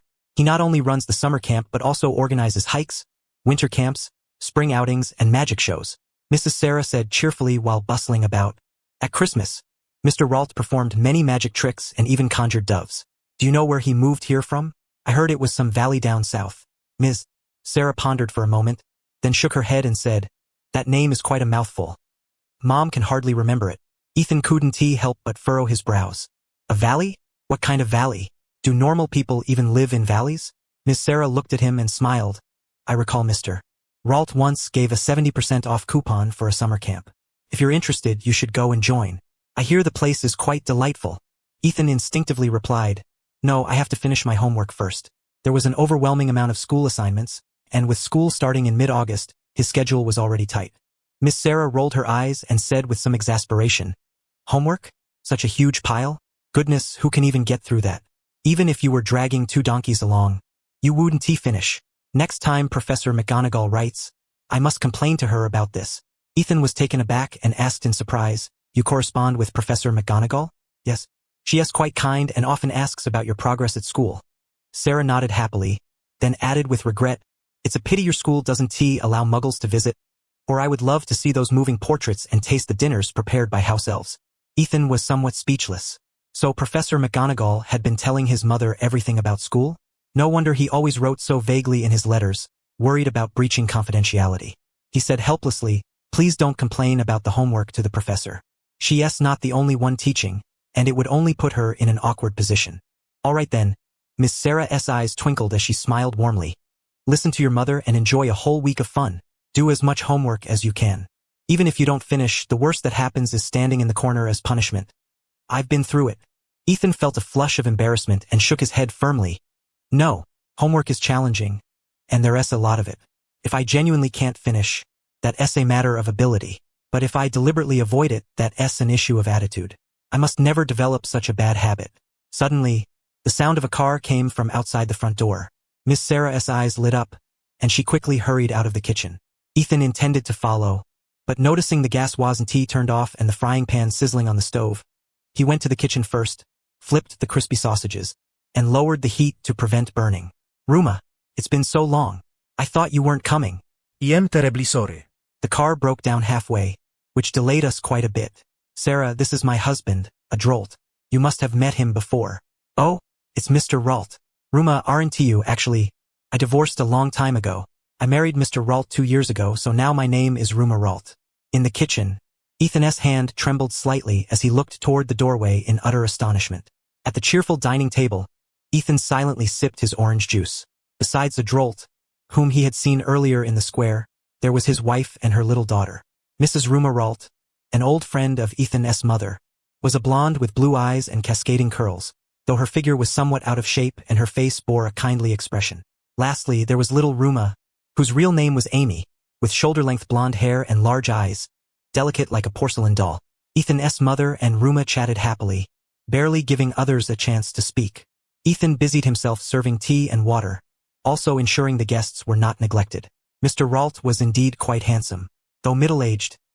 His skin remained smooth and tender, and his bright, deep-set eyes somewhat resembled Lockhart's, though less exaggerated. The more Ethan looked, the more he felt this man was a genuine wizard. He carefully said, Mr. Ralt, I passed through the square this afternoon and saw you preparing for the summer camp. Mr. Ralt beamed broadly. Although it was called preparation, it was essentially enrollment. But preparation sounded much more pleasant, at least less commercial. He enthusiastically said, exactly, little Ethan. Do you want to come and experience it?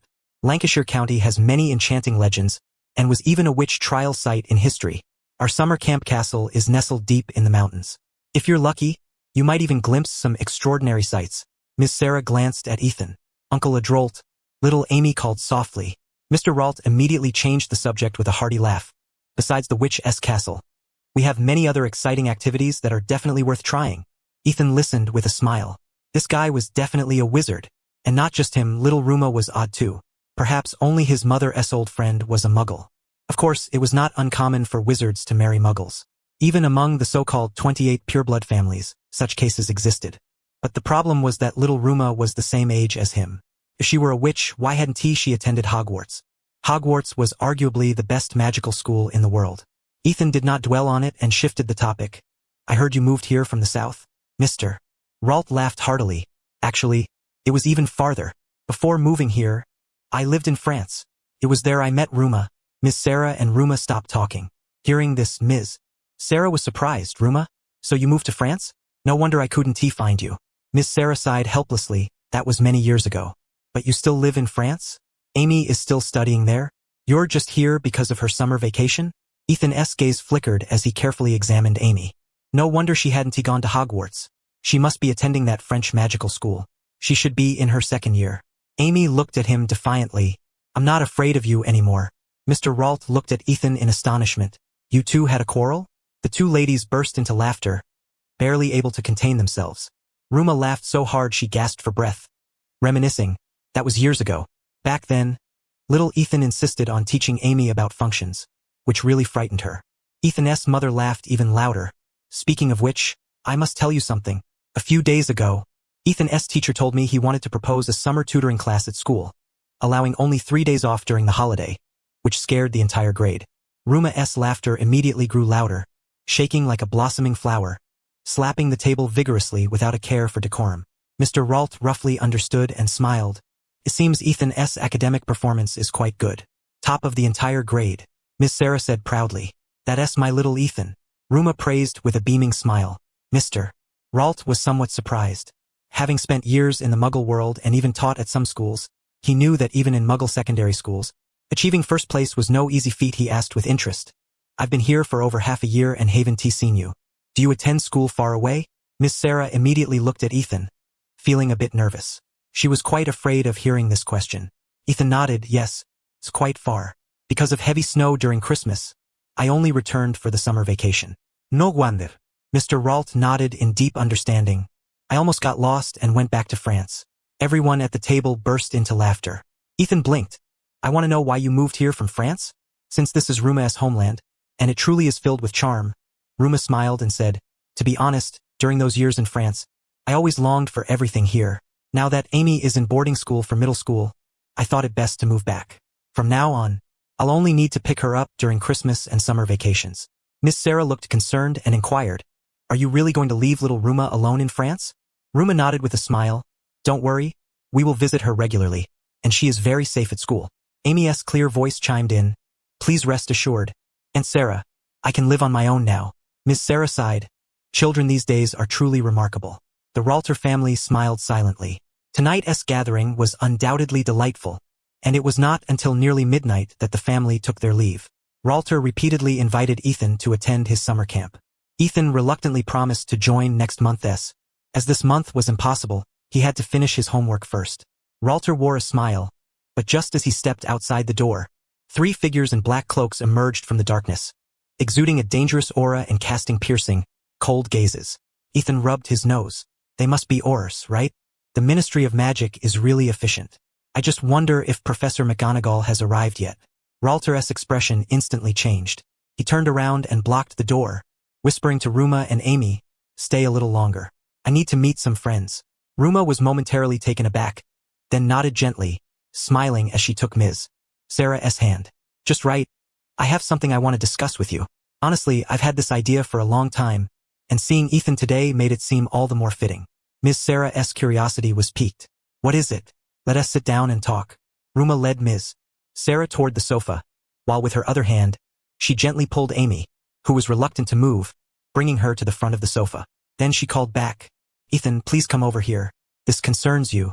Ethan was busy looking for the cat, but, hearing this, he had no choice but to say, all right, Aunt Ruma, I'm coming right away. Ralter smiled at him and closed the door. No, if you're leaving, just leave. Why close the door?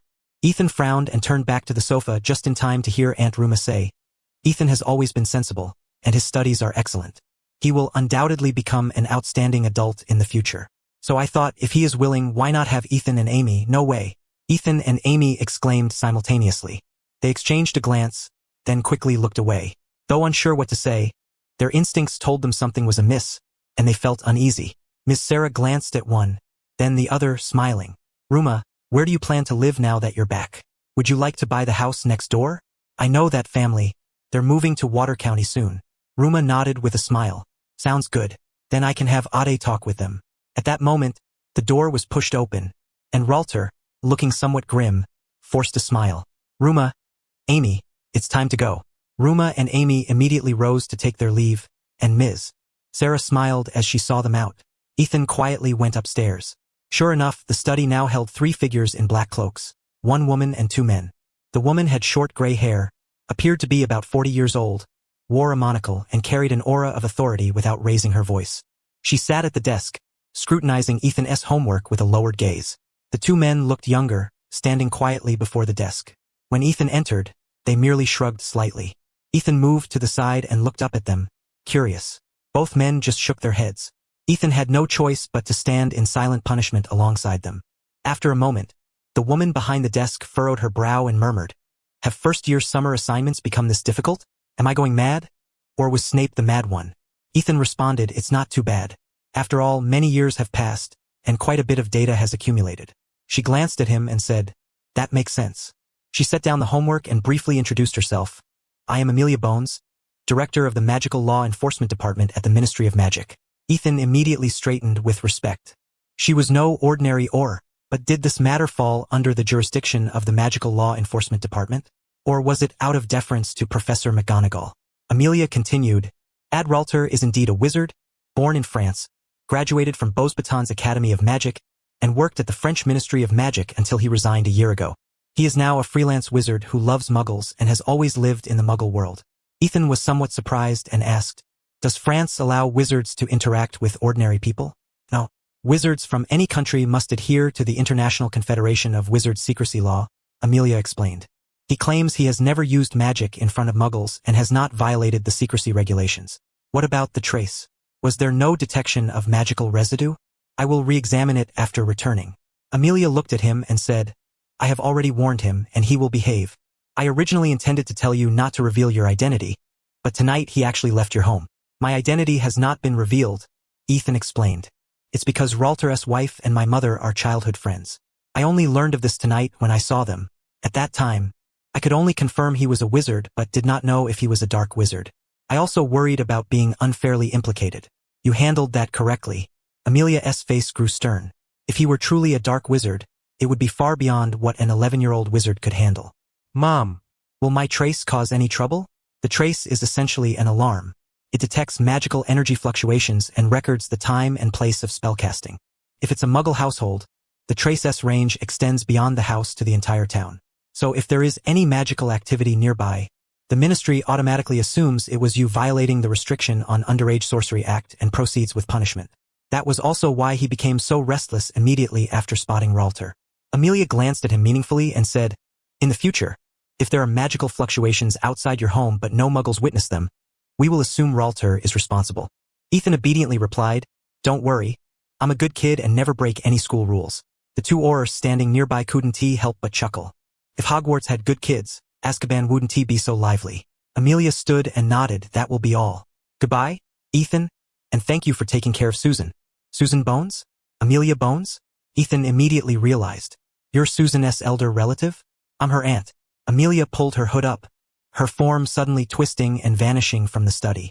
The other two Aurors also twisted their forms and disappeared. Ethan watched with envy.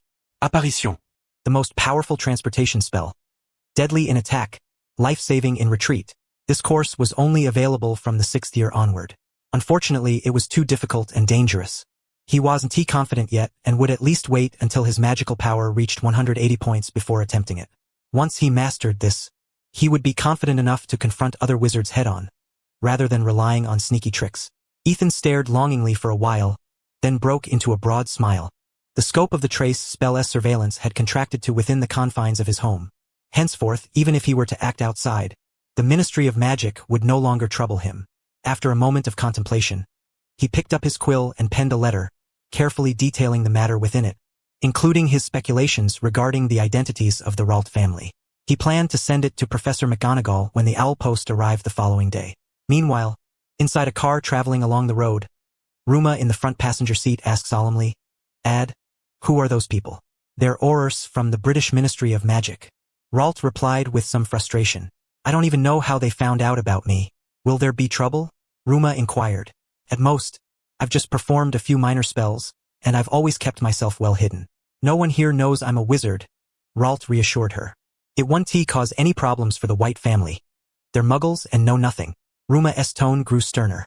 "The Ministry of Magic wouldn't just show up casually. You'd better think hard. Did you perhaps fly recklessly on that old broomstick one day and get seen by a muggle? That's impossible. I always cast a disillusionment charm before going out," Ralt explained quickly. "Besides, ever since I bought a car, I rarely use the broomstick. It's too cold in winter and too hot in summer. Aside from Quidditch players, I can't fathom who else would be flying around on broomsticks all day." Ruma's expression softened somewhat. Suddenly, she asked, "What do you think of Ethan?" "A very intelligent and handsome young man," Ralt said with a smile. "I see a spark of wisdom in his eyes. He is bound to achieve great things one day. It's just a pity he is a muggle. We live in two different worlds." "What's wrong with muggles?" Ruma's tone was dissatisfied. "I'm not a muggle, but I'm almost like one. And I don't find it inconvenient at all. That's true. Pureblood families are becoming fewer and fewer, Ralt agreed, glancing at Amy, who was pouting in the rearview mirror. He smiled and said, but no matter what, you have to respect Amy's opinion. She has excellent grades and will most likely enter the Ministry of Magic in the future, perhaps even Gringotts. Ruma. Those two little ones live in completely different worlds. They might not even be able to have a proper conversation now, and when the time comes, it could be a disaster for both of them, Ralt warned. Amy pouted unhappily. Mom, I have my own life plans. Darling, I just think Ethan would be a good match, Ruma said earnestly. From a mother's experience. If you don't act first, you'll only regret it later. Never. Amy declared resolutely. I will find a wizard husband and explore the world with him. Seek out magical creatures, and pursue the true essence of magic together. It will definitely never be Ethan White. Just the thought of him studying math every day is terrifying. So, regret is simply impossible. Never in this lifetime. Even if I fall off a flying broomstick and die, I will never regret it. Boom! A flash of light, and immediately a charred crater appeared on the ground, scattering soil and billowing thick smoke. Ethan stumbled out, spitting a few times, waving his wand furiously, and said irritably, Whirlwind sweep, clean up. The swirling black smoke was quickly dispersed by a powerful gust of wind, and calm returned to the surroundings. Wiping the sweat from his brow haphazardly, Ethan exhaled 2 puffs of white breath from his nostrils, nearly cursing aloud. Who was the lunatic who invented the bouncing explosion charm? Wouldn't it be better if it exploded right on impact? Why must it bounce around? Didn't anyone consider that this damn explosion spell might bounce back under the caster's own feet? This power is certainly great, but it's so unstable.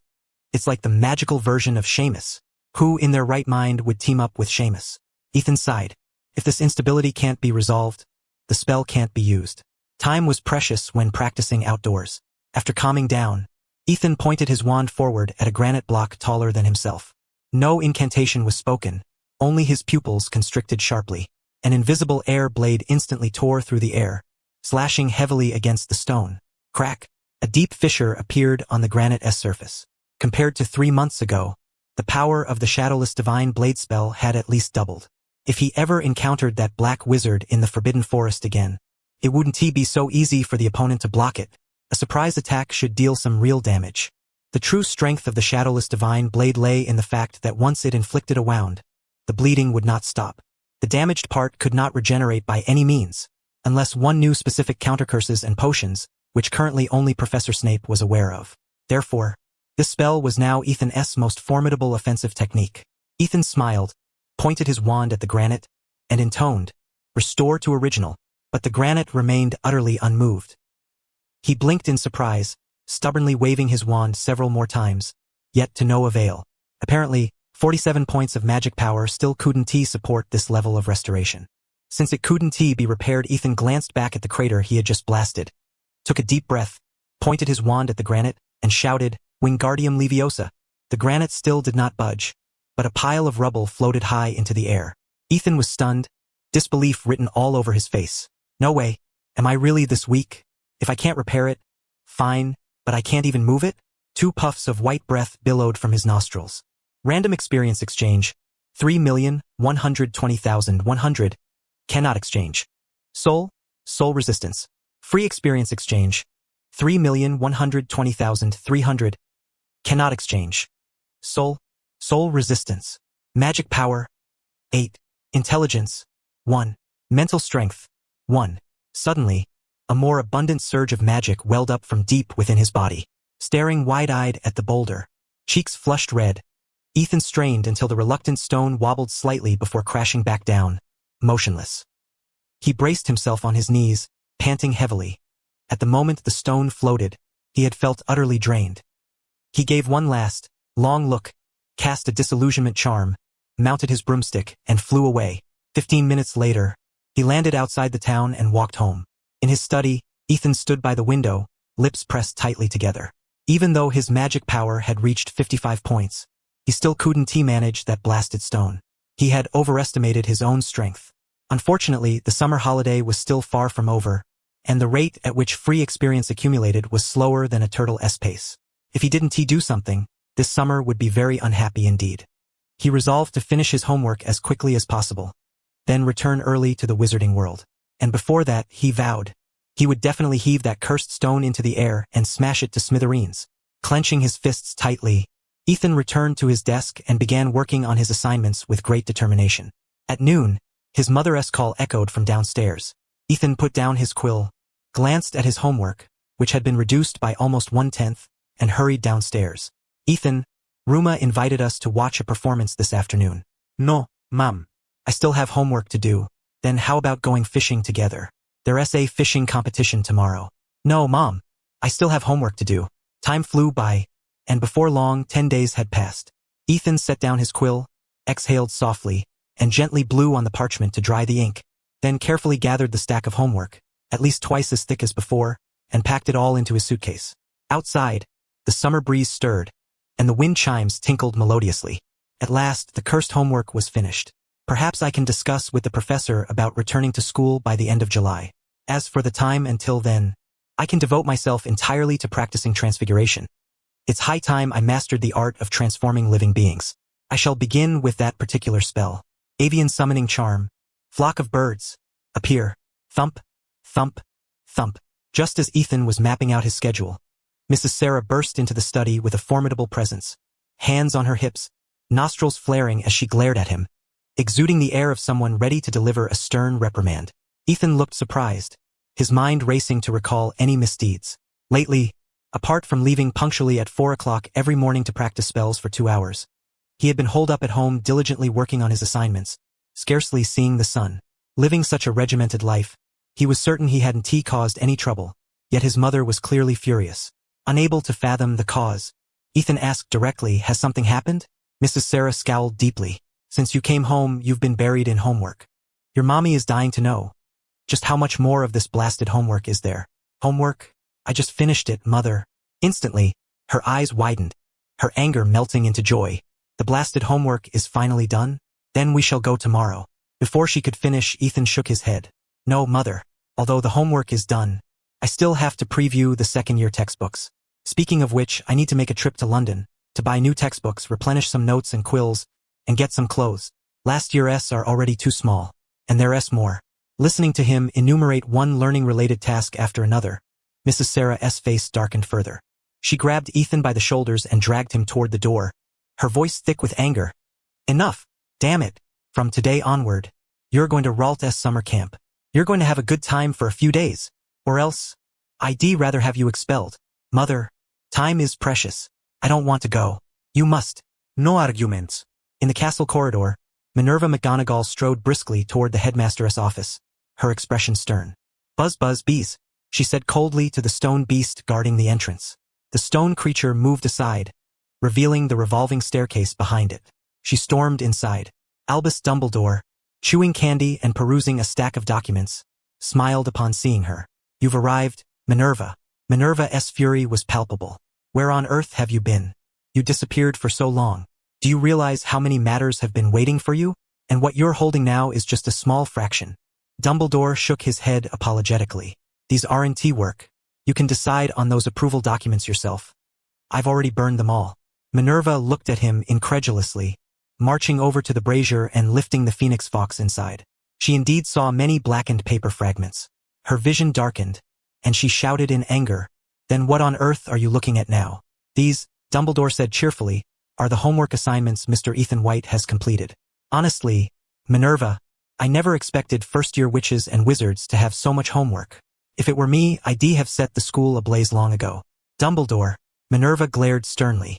"What is going on? How do you have Ethan's homework? And where have you been all this time?" Dumbledore blinked. "Don't be angry, Minerva. Of course, I secretly copied the homework. Mr. White has no idea."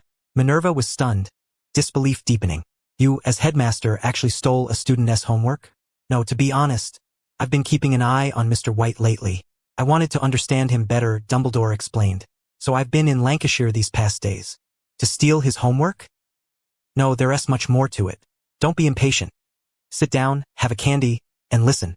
Dumbledore invited her to sit and spoke gently. "The night I received Mr. White's letter, Amelia and I went to Lancashire, where indeed a wizard had arrived. Mr.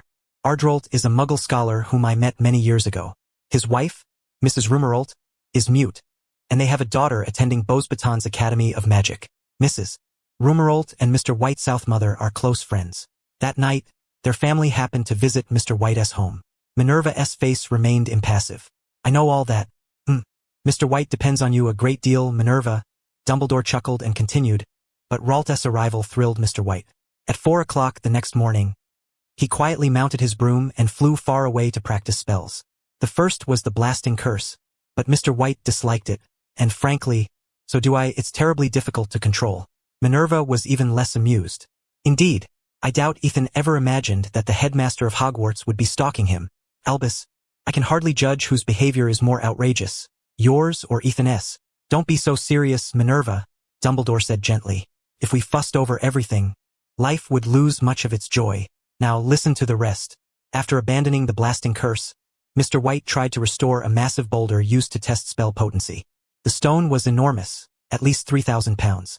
When he realized he couldn't manage it, he quickly changed tactics and attempted to levitate it into the crater made by the blasting curse. Unfortunately, he failed again. Minerva was unsurprised and coldly remarked, "Second-year wizards' magic is still weak. They usually experience a significant boost in their third year." Indeed, Dumbledore smiled, but he actually made that boulder fly, albeit briefly. Fly? How is that possible? Minerva gasped. A 3,000-pound stone. Even fifth-year wizards can't budge it.